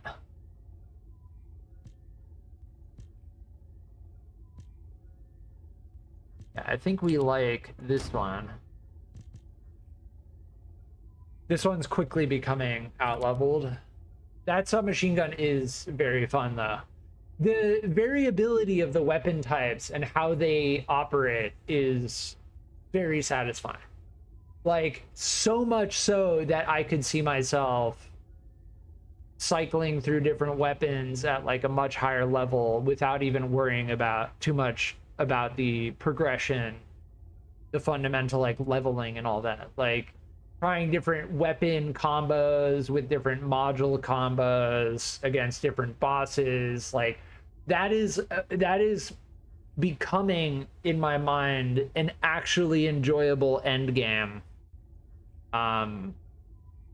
The way this game is kind of unveiling itself is very good at the core.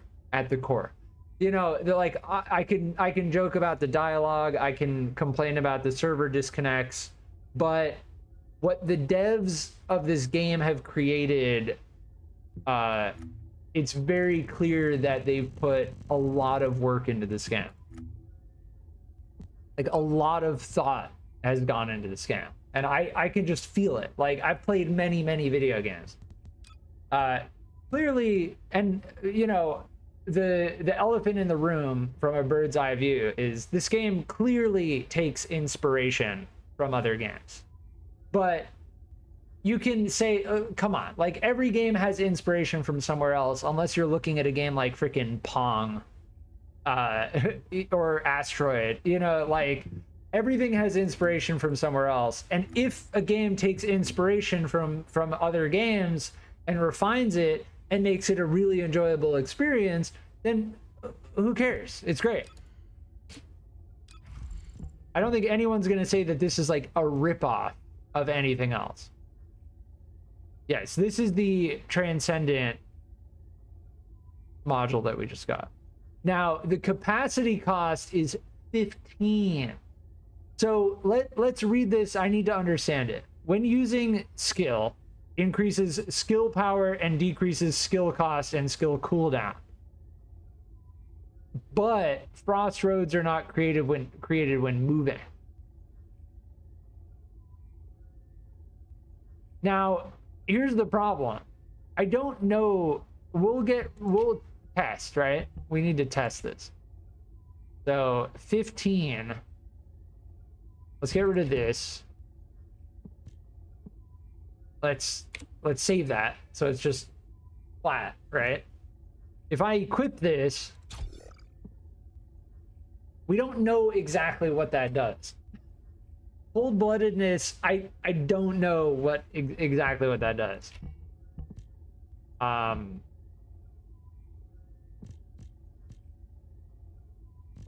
Yeah. Yeah, Agony is actually good. Max MP and defense combo. Selective recovery is also very good. MP recovery modifier is very good. And skill power modifier is very good. So we should try to upgrade these. Let's go and upgrade these. So after I'm gonna just like kind of go on about that.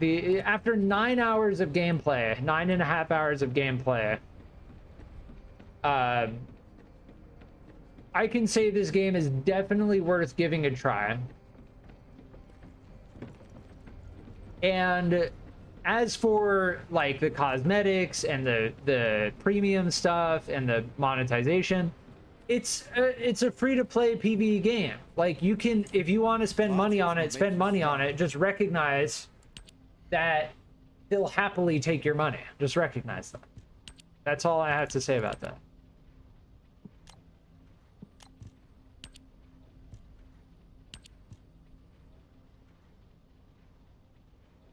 Yeah, the MP recovery modifier. I keep running out of energy.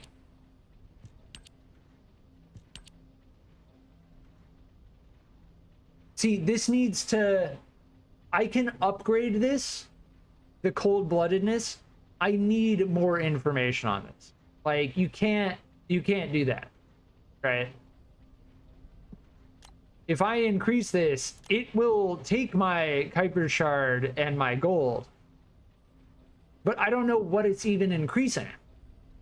Right? Like, we're going to have to use it and test it to see what it actually does. Like, we definitely need more information on that.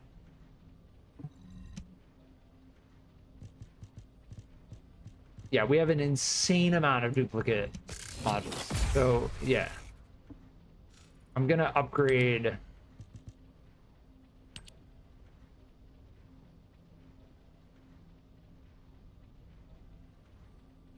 I don't know, do we want to upgrade that all the way? That's gonna be 6,800. The MP recovery modifier is the biggest thing. Like, I find myself running out of MP way more. Honestly, we should be going more into skill power modifier. But yeah, we can do that. One more.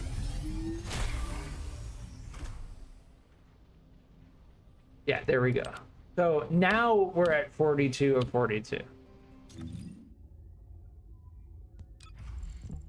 Yes. All right, cool. I will be right back.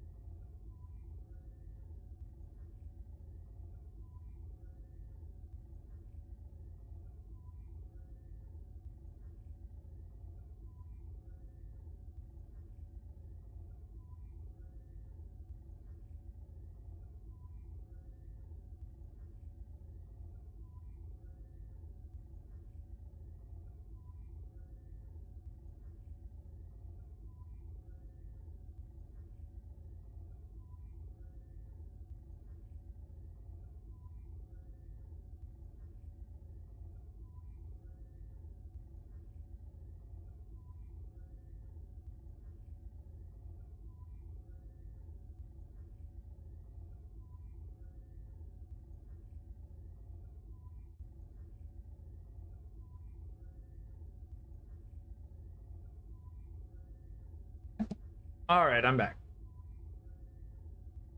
Yeah, I'm thinking I'll probably go for maybe another 30 minutes at tops, an hour.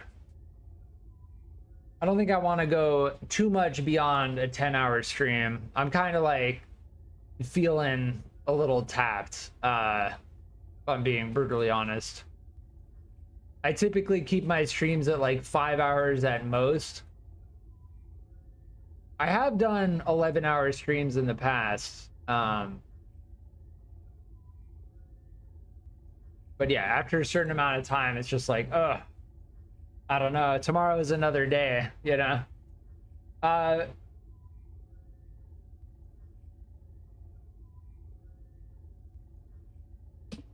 Yeah, let's go.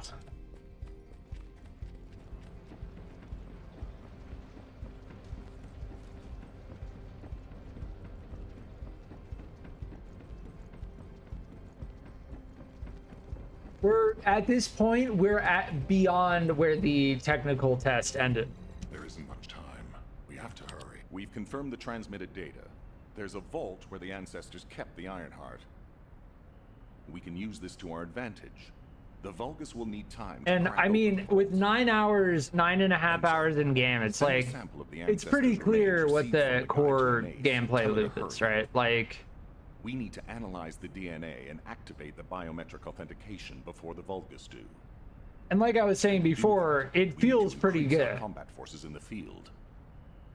I'll send any off-duty There's definitely still outpost and proceed with the operation. Stuff. Jeez, why am I being called in? That needs work, though. For real. Making me work with crazies thinking they see a ghost. Nah, I've got other things to do. Jeremy, there's an Ironheart in this zone. Have you forgotten that finding the Ironheart is the #1 priority for...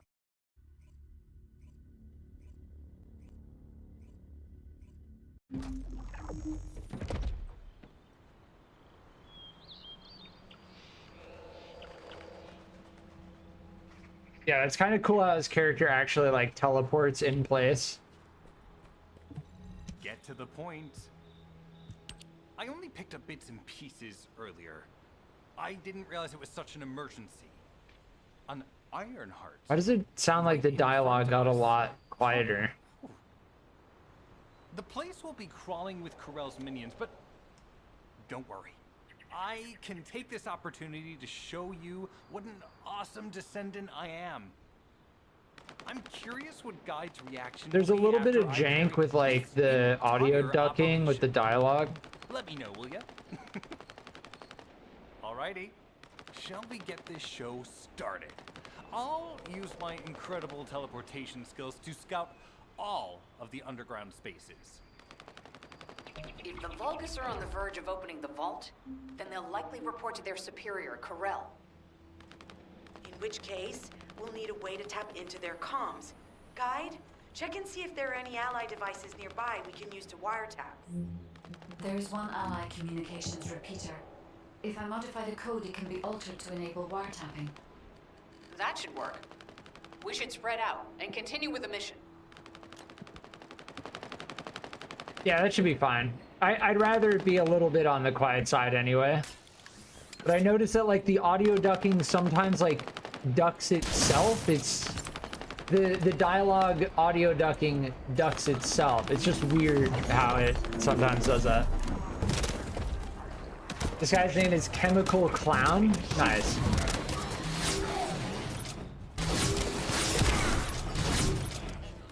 Give me the beam weapons. Where do I have to take it? Oh, this is a bomb mission? Yeah.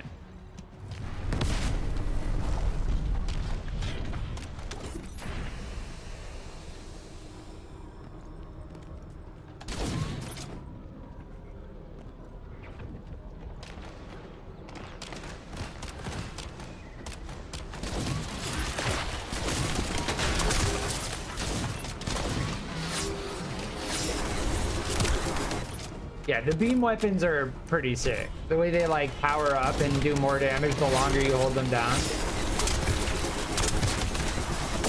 The recoil is also crazy. Oh, that guy's name is Elder Maxon. I played through Fallout recently. I think right now, with the summer sale going on, Fallout 76 is like extremely heavily on sale right now. I'm loading.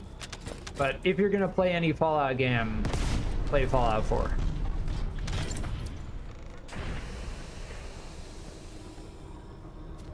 Or Fallout New Vegas, for that matter.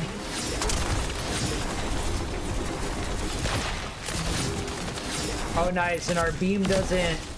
The charge on our beam weapon doesn't get completely canceled when we use one of our abilities. That's very nice. So, it says... So we don't generate Frost Road when we run now.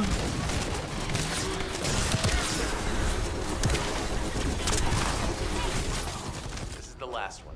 Take its fuse and disable the generator. I really don't know what that module is actually doing. But it seems like we're doing frost damage to every single enemy at this point. Stay focused. But this has chill attack on it. I'm still trying to figure out what cold-bloodedness does. And I imagine someone will put it on the wiki eventually. Has appeared. Be careful. But we're definitely doing like okay damage. That slammed right there. They got slammed. Excellent job. I'm pretty sure it's increasing our skill power, but at the sacrifice of Frost Road not generating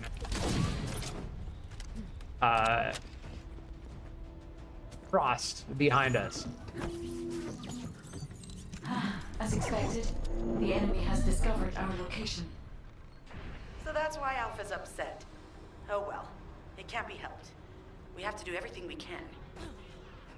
We may even be able to appease him if we bring him some useful info.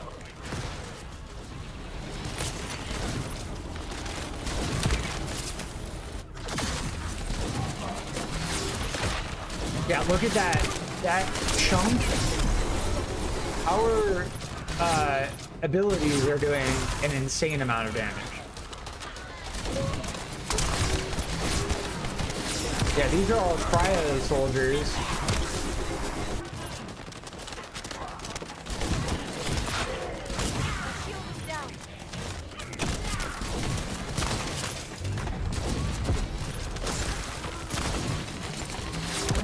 The enemy's communications logs. Yeah, I love Cold Snap. Just like, it's basically like get out of my face ability. Any interference with that operation. There's an enemy in my face and I wanted to freeze and get out of my way. There is a giant Cold Snap. tree there that might be worth looking at. It's been there since the time of the ancestors. I thought that tree snapped in two and died during the apocalypse. It is broken, that's true. But we're not certain it's completely dead. It's such an ancient tree. Yeah, this beam weapon is sick. The burning 44.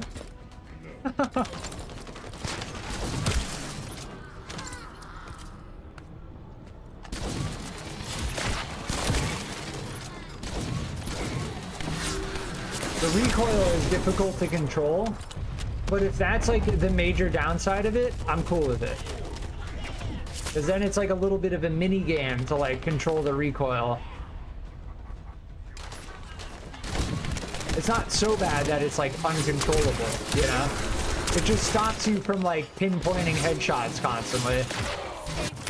It's pretty satisfying to use.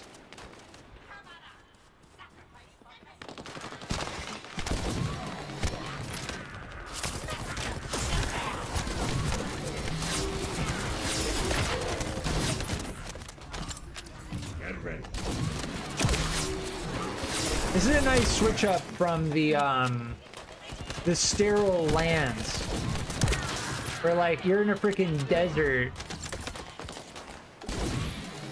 moving to this area, it's just a nice switch up of scenery. I do like the map design. There are a couple things here and there where I'm like, eh, but overall the map design in this game is quite good.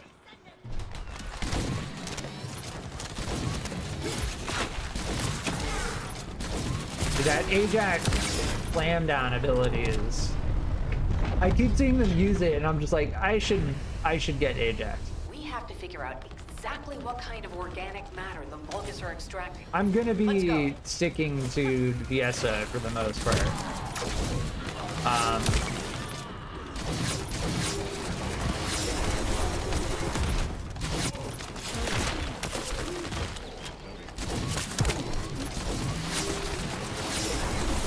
Just until we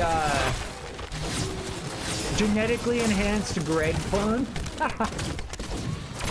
Beautiful. I'm gonna be sticking to Viesa just until we get up to like late game grind. And then I might try out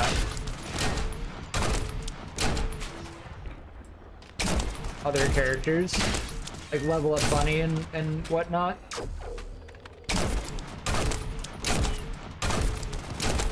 And those headshots kind of slam. This could get messy. All right, they need a blizzard. I missed it. All right, they can get hit by that. It's done. There we go. Great job. Genetically enhanced Greg. Very, very creative. I don't know what the Nazastra is, but it's definitely a cool name for something. The Nazastra's devotion, I'm pretty sure, is...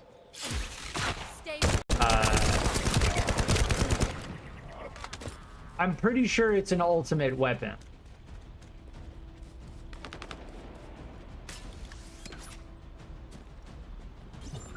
Descendant, I will be modifying the communications repeater code. Yeah, we're doing these missions alongside Chemical Clown. Even though the code has been modified, the current output isn't strong enough to penetrate the enemy's classified communications. Definitely easier to do missions when playing with someone who's actually but the Vulgus will be able to track our decent. position. I know that will make it challenging for you, Descendant, but you'll need to Yeah, tough it I out. remember these missions from the... well, not full-blown remember, but I'm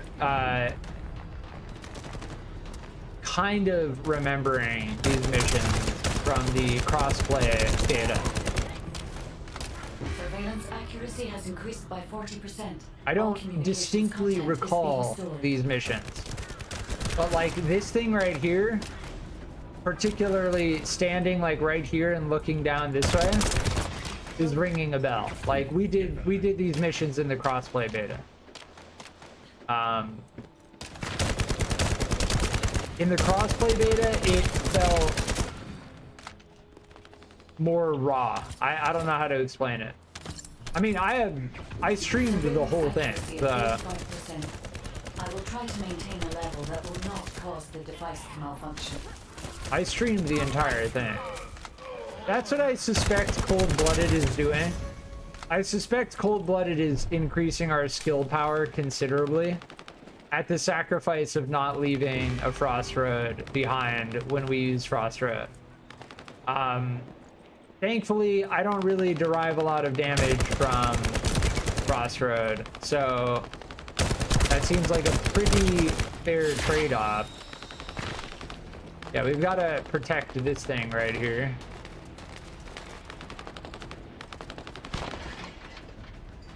Those two are doing a different mission while we're doing this one.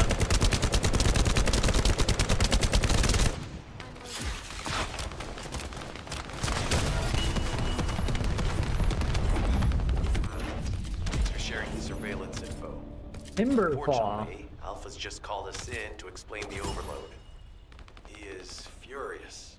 Well, maybe just upset that the equipment is being pushed to its limits. I'll try to mollify him. Let's meet at the Timberfall outpost. I have some information I wish to discuss. Yeah, so That's the next area. Let me go back to Albion quickly. I want to check on the Thunder Cage.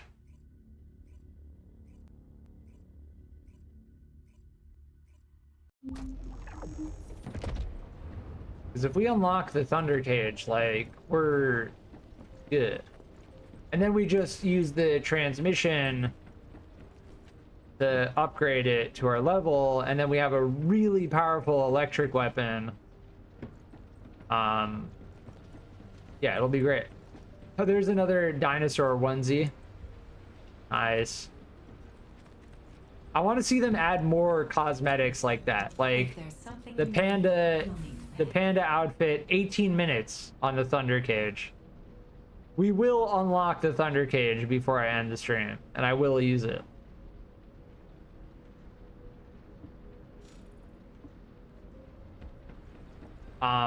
The Thunder Cage being a significant weapon in the game. I didn't even have any modules on this thing, and it was slamming. I really think we should just go for like raw firearm attack. Like I should max this thing out, right? Rifling reinforcement.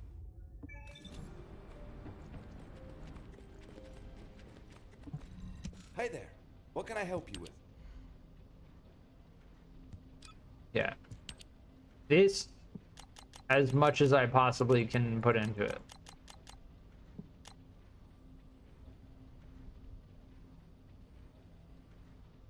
Wait, how much does it increase each time?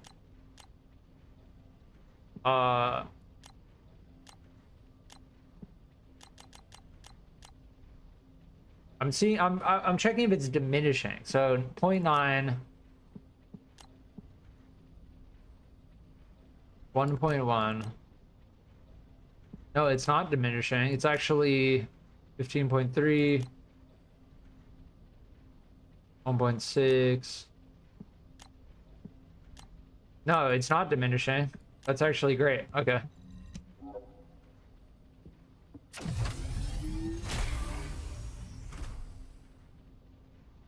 Yeah, just raw firearm attack increase. I just don't think you can go wrong with that. So, that's what I'm going for.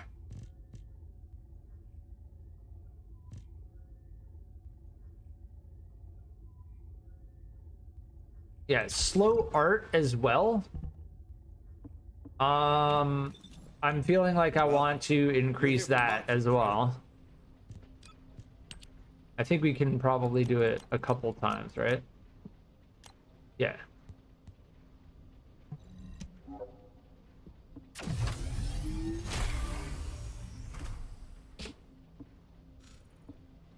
Just as like a core, so like I'm upgrading the things that I have the materials to upgrade that I don't think I can possibly go wrong with, right? Like firearm attack, we can't go wrong with that. As far as like making a crit build, you're probably not going to want to use this, right? Because it lowers your fire rate, lowers your chance to crit because you're firing less. But as far as like ammo goes, I really, yeah, weak point detection is another one. Yeah, recoil reduction on this thing is going to be very good because I'm constantly fighting the beam weapon.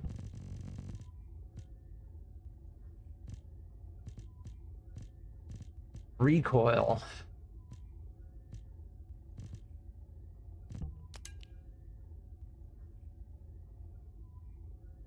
Weak point damage on a scout rifle is pretty good because you're constantly sniping for headshots. But the Silly Weeper, the fire rate is very low. So, sure, it has a lot of chill attack, but overall, I think the hero's Scar is going to be more forgiving. Now, I have to remember, this is only giving us more skill power when we have an assault rifle equipped. So we have to just remember that. But I'm probably going to switch over to this. Do I have a launcher? This is very good.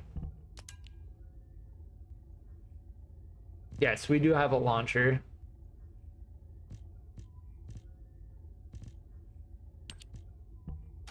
So we'll just do that. Stick to the beam and the scout. And then if we want to use a launcher, we can, but I typically don't. Unless there's like a really hefty enemy that I just want to slam. Shield recovery out of combat.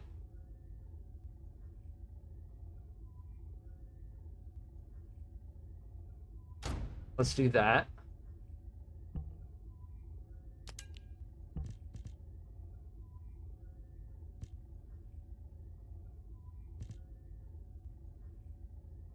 The consumable drop rate increase modifier, 3.1%, is something I think we're gonna want to hold on to. Like, this thing is really good.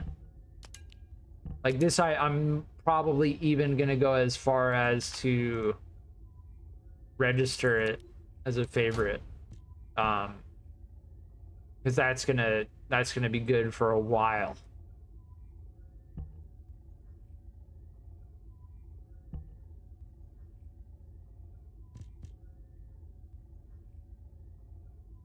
Yeah, that just gives us bonus HP. That can be junked. Junk.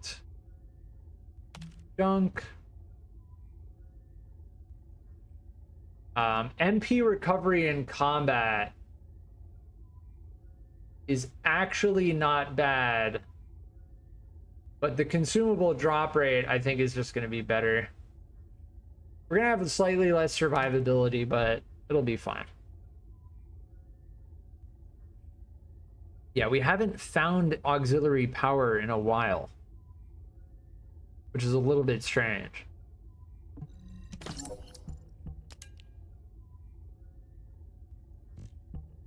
But yeah, now that we have a launcher weapon equipped, this thing is extremely powerful. And we're pushing on to level 30 now. I don't know what the max level of Descendant is, but I'm pretty sure it's 40.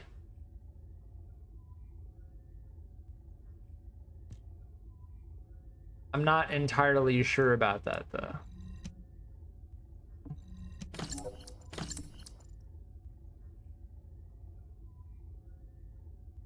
Yeah, these lower level reactors, I don't think we can do transmission on these.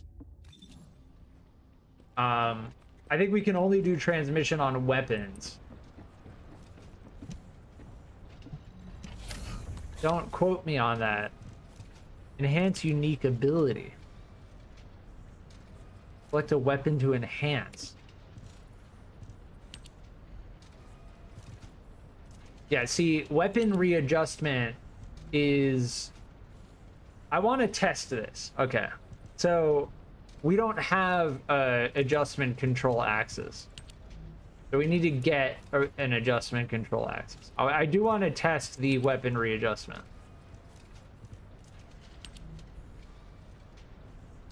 Yeah, so when we get the Thunder Cage, we're going to want to use one of our most powerful weapons to transmit it with.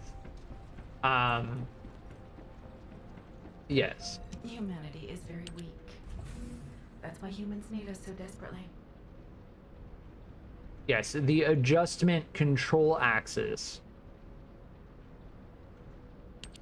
times 4. That is a use of the super alloy. And then the liquid metal that we've been getting, we can use for the fine adjustment and the precision phase exchanger.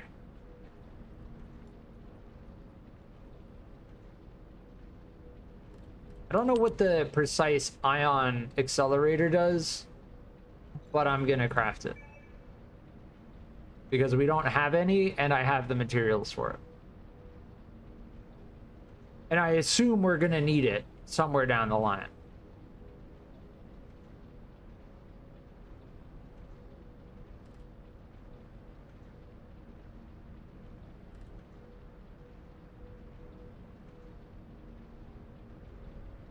Yeah, if I'm interested in anything as far as like end game grind, it's gonna be Ultimate Fiesta. The super fluid organic biogel we've already been getting. The shape memory alloy. The spiral catalyst I think we get from... Yeah, see, this is all hard mode. So there is... I want to check it. Oh,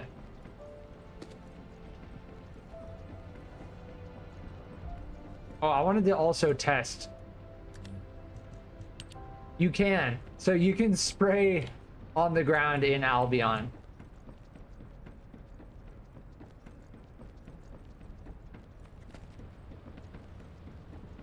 I haven't seen any other players sprays, but I assume you'd be able to see them, right? See, the infiltration operation hard. Complete all zone missions and the main quest on normal difficulty. So each zone has 2 infiltration missions. The infiltration missions are the dungeons. So like, if we select this, start public operation, it'll begin that quest. This is how we get Bunny Stabilizer and Shape Stabilizer. You can grind the amorphous material pattern 002 here to get Glade code by opening it. So the Void Intercept battles here. The space-time fabric of the Void is extremely illogical. You can use that here. The 002, 3, 4, and 5.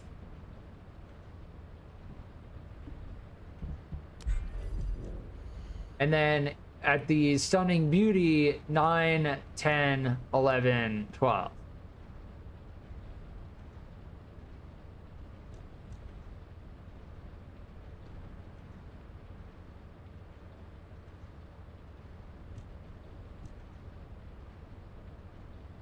Yeah, and that's how you get ultimate Descendants, by playing the game. Yeah.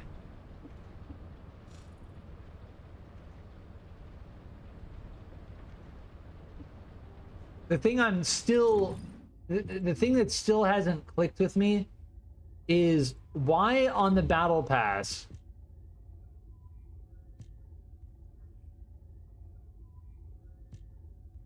is there Sigvor's proof 1, 2, 3, 4, 5 times. Like, it to me it just looks like a filler, you know? And I don't know, maybe there's some reason I'm missing, that I'm just like some system in the game that I'm not understanding. But I have to say, it feels like a filler. And it's the first thing you get.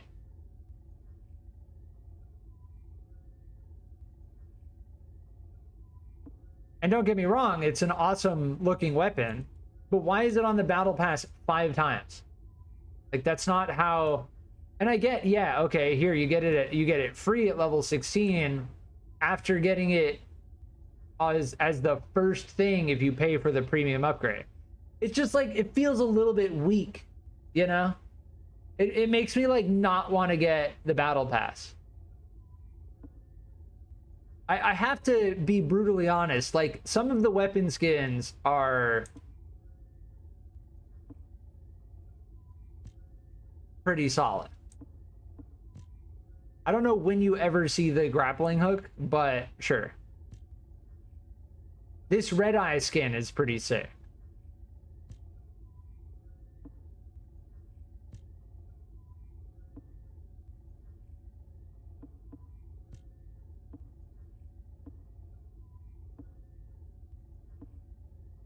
But like, I don't see a single, and okay, you can say the battle pass is $10. Fine, fine.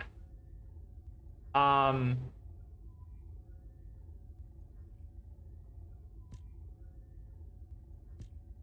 don't see any character, there are no character cosmetics at all. It just feels a little weak, that's all. Like, it feels like the battle pass is kind of like an afterthought until they realize, like, oh, if we have battle passes, then we can have seasons and it'll bring players coming back and stuff, you know? Like, I have to say it feels a little weak.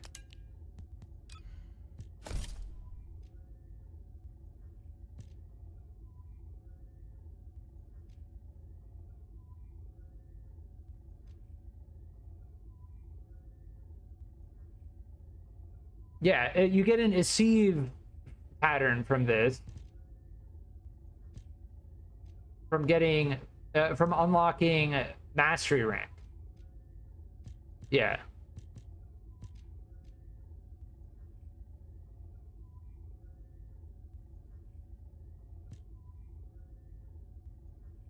See, like, this backpack that you get from doing research, like, I have to say, that's probably more interesting than a lot of the things on the battle pass. You know? It's fine. Whatever. I'm just, like, deliberating as to whether it's actually worth it. It's almost.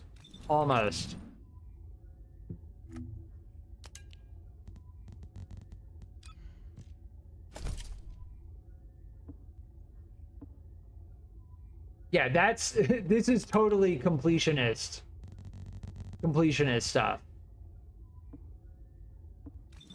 Most of the rewards for those things are just a title, which is fine. You know, some people want to grind for like a specific title, cool, but it's like, it's a little weak.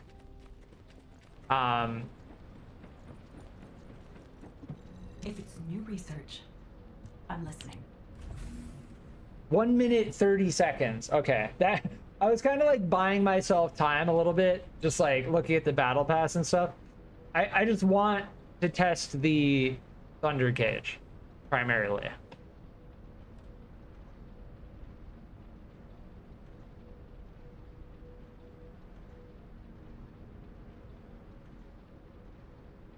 But the core gameplay of this game definitely, it's definitely worth giving a try.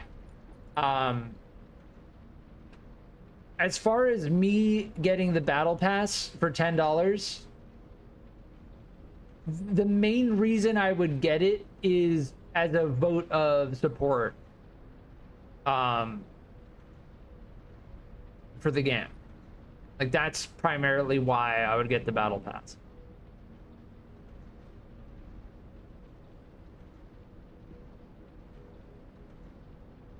Which I think is reasonable, right? Like, I enjoy the gameplay, the core gameplay, the progression. The stuff on the battle pass doesn't really feel worth, but I might still get it just to support the game. But then I'm also, on the other hand, debating, like, do I want to give Nexon my money? I think it's pretty reasonable to say if you enjoy the game, it's worthwhile to support it, even if it is Nexon.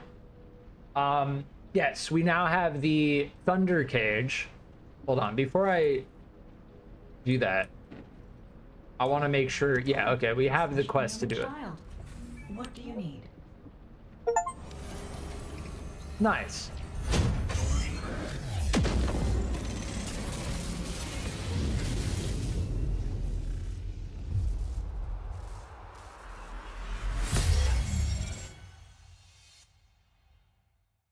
we have acquired the Thunder Cage. And we got the precision phase exchanger, which I think is what we're gonna need to transmit the weapon.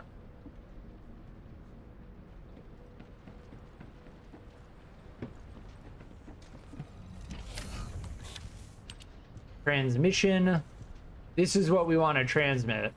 This is the base. This is the base weapon. Let me take a look at it. So when you get your first ultimate weapon,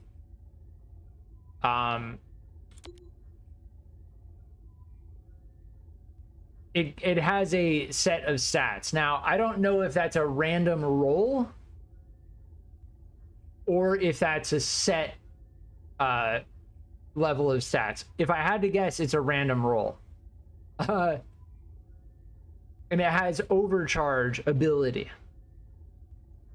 Now, if I press details, will it give me information on that? These are the base statistics of it. So, sure. You don't want to junk these. Like, you get them at level 1. Their DPS is trash. Do not junk these. What we're gonna do is we're gonna transmission by using one of our high DPS weapons, right?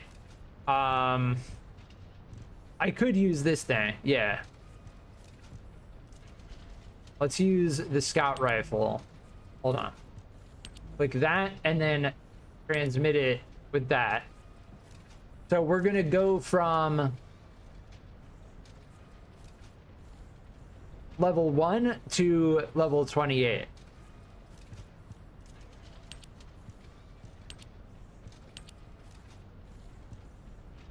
I should use the level 29 thing. If we're gonna do this, I should use my highest level weapon.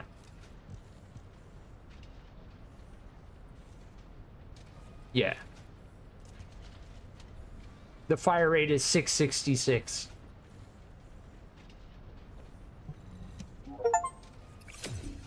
And there we go. Level 29. So that's the system in the game. You use the phase exchanger, and then you transmit it using another weapon, and then it gets the level of that other weapon. If we look,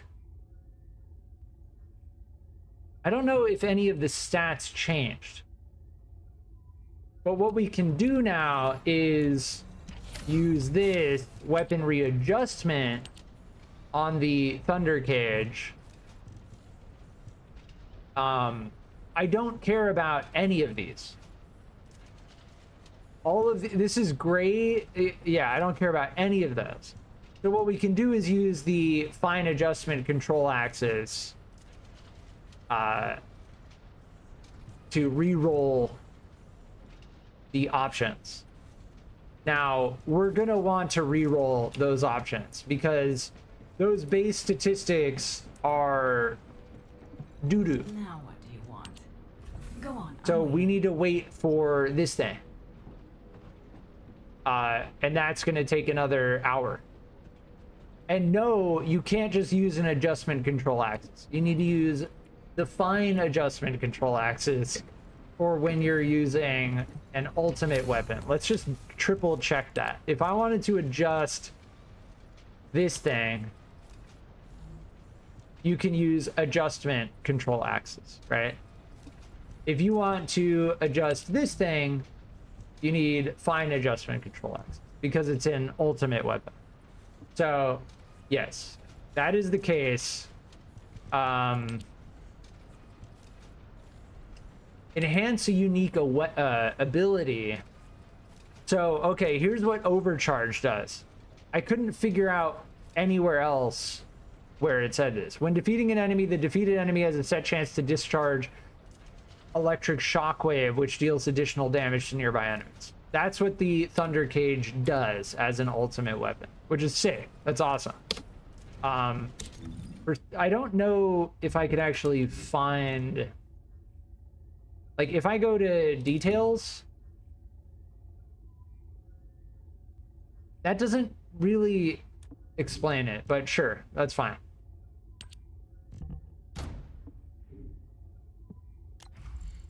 And we have to put modules on this.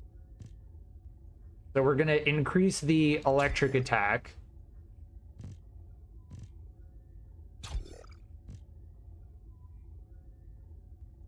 Where is my...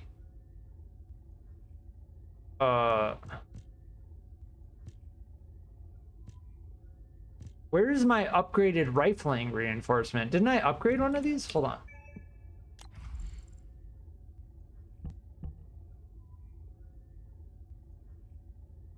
Does this count as a different...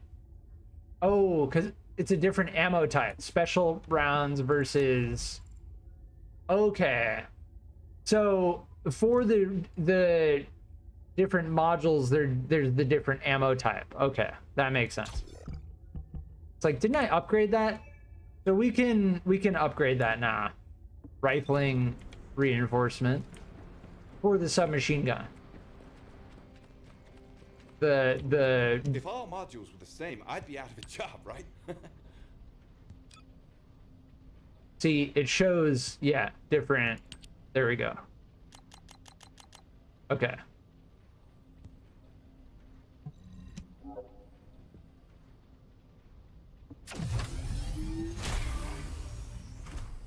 Nice.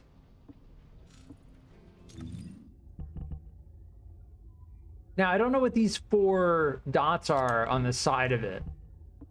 There's something to that, and I don't know what it is. But you can further upgrade this thing.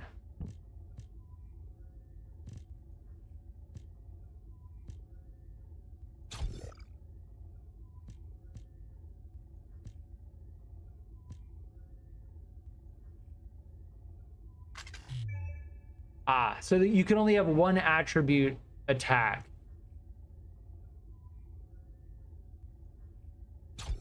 Bullet improvement.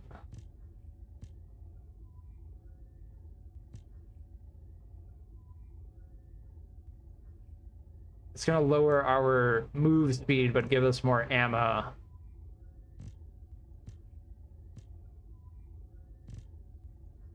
I think we go for that because we don't want to run out of ammo for it. Now,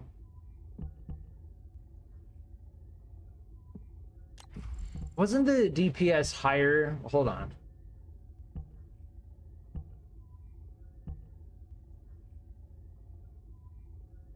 Yeah, why is the DPS 11,000 here, but then here it only shows 93? Whatever, that's fine.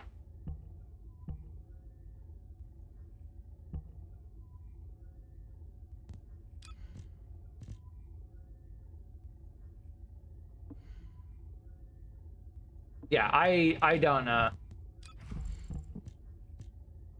Yeah, we have no more. Oh, interesting. Incoming damage minus 3%, max MP minus 1.5. See, I like that kind of stuff. That's how you make like really refined builds.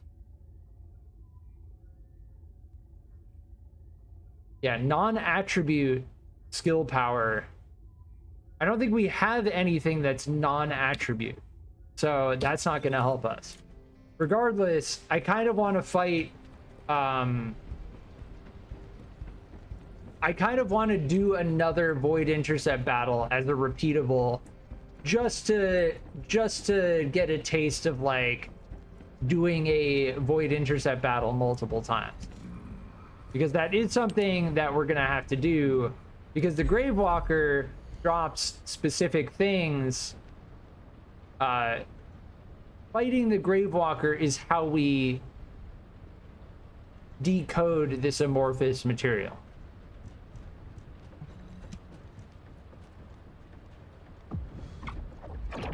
It is weak to electric. So we'll try it. But we are gonna have to do void intercept battles several times over. Yeah, this is the thunder gauge. Say.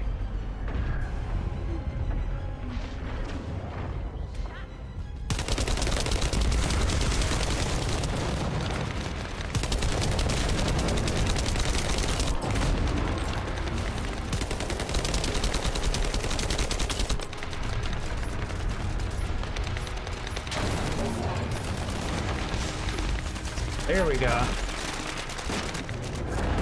Oh, sick. I can't see.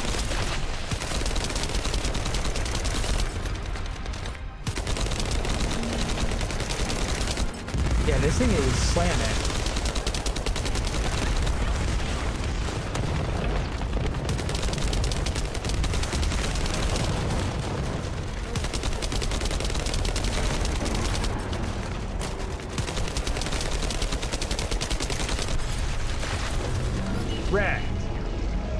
Now,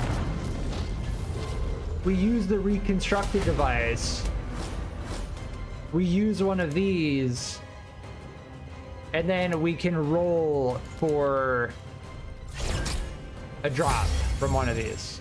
So we got the Glade code, which is the most common drop from that thing.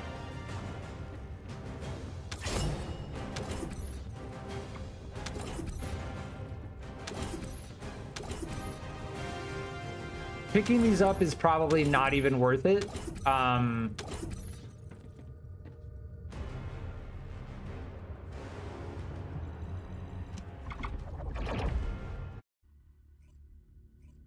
But yes, that is how quickly we can defeat the Gravewalker now.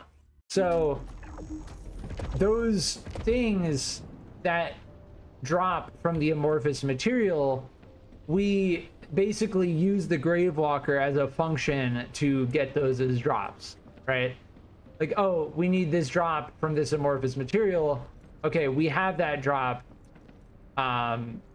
We have that amorphous material. Let's go fight the Gravewalker. And that's an okay end game. Like, it's very like straightforward and refined, right?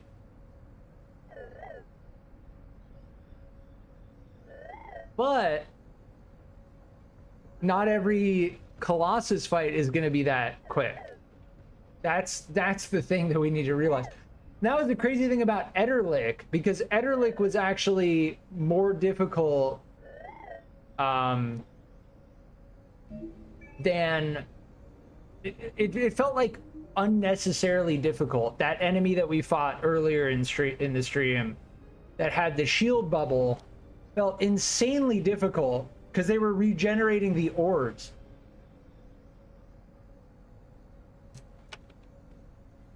Perform weapon dismantling one time.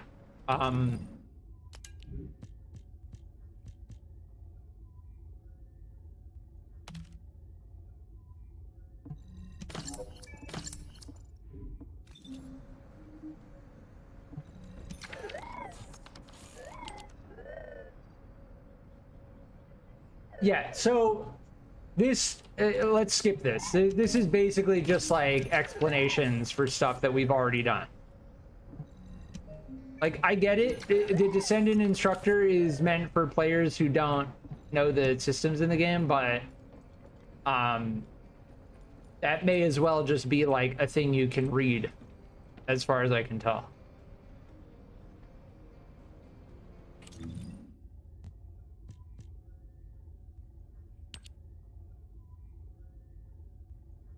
Yeah, and there are a couple like side quests that we can do. Probably a good idea to do the side quest, given the fact that this will probably unlock Freyna for us. So not every Descendant is. I mean, Bunny wasn't, right? So I'm just gonna go off of Bunny not every Descendant is gonna be something that you need to grind for by doing void intercept battles and opening amorphous material. There are going to be some Descendants that you can get by doing the subquests, seemingly Freyna as well, but that's obviously going to take time, and you need to deliberately go out of your way to neutralize the Vulgus strategic outpost. And then you have the Descendant exclusive quests, which is pretty interesting. I like the idea of Descendants having their own like character arcs and stuff. Oh, we got a color. Classic matte black. Oh, weird. So they have RGB at the bottom. Why would they have the RGB at the bottom? Is that like a colorblind thing? That might be. Interesting.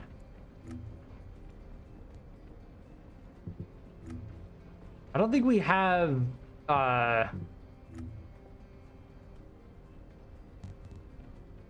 there is a colorblind mode in the game.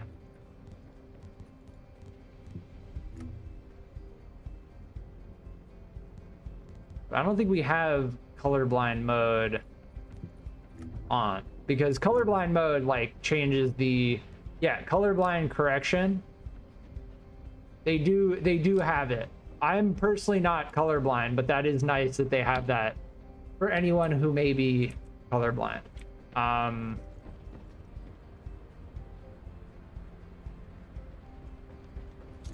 Yes, I'm wondering if there's anything else I want to do.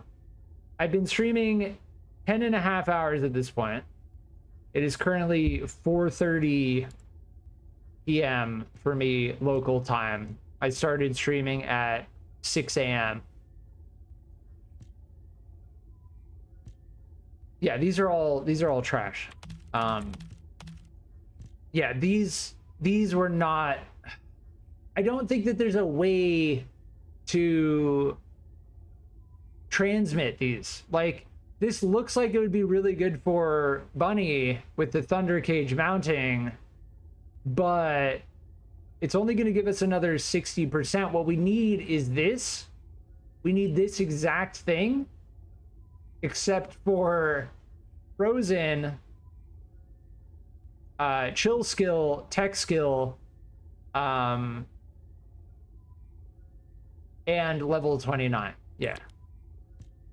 But if these are low level, the thing is, we're getting to the point where we have the Descendant and the gear to do higher level content, so we don't need to concern ourselves about.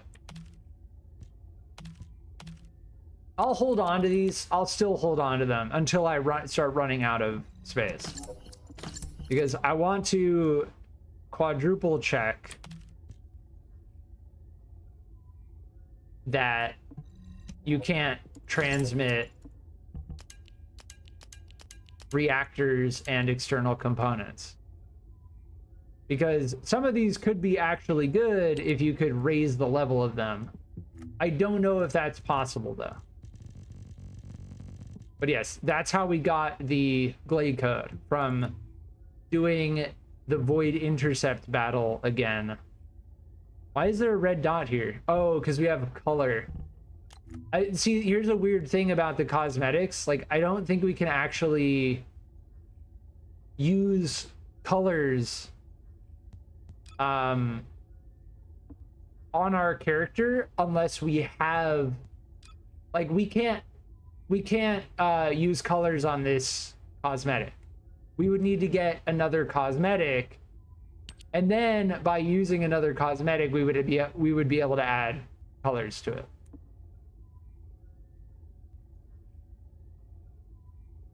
But yes, I've been streaming for 10.5 hours, and I think at this point I've gotten a nice introduction to this game. as far as my experience in the first like 10.5 hours goes, it's been reasonable. It's felt reasonable. Do I recommend playing it? Yes. Do I recommend putting money into it? It's really depending on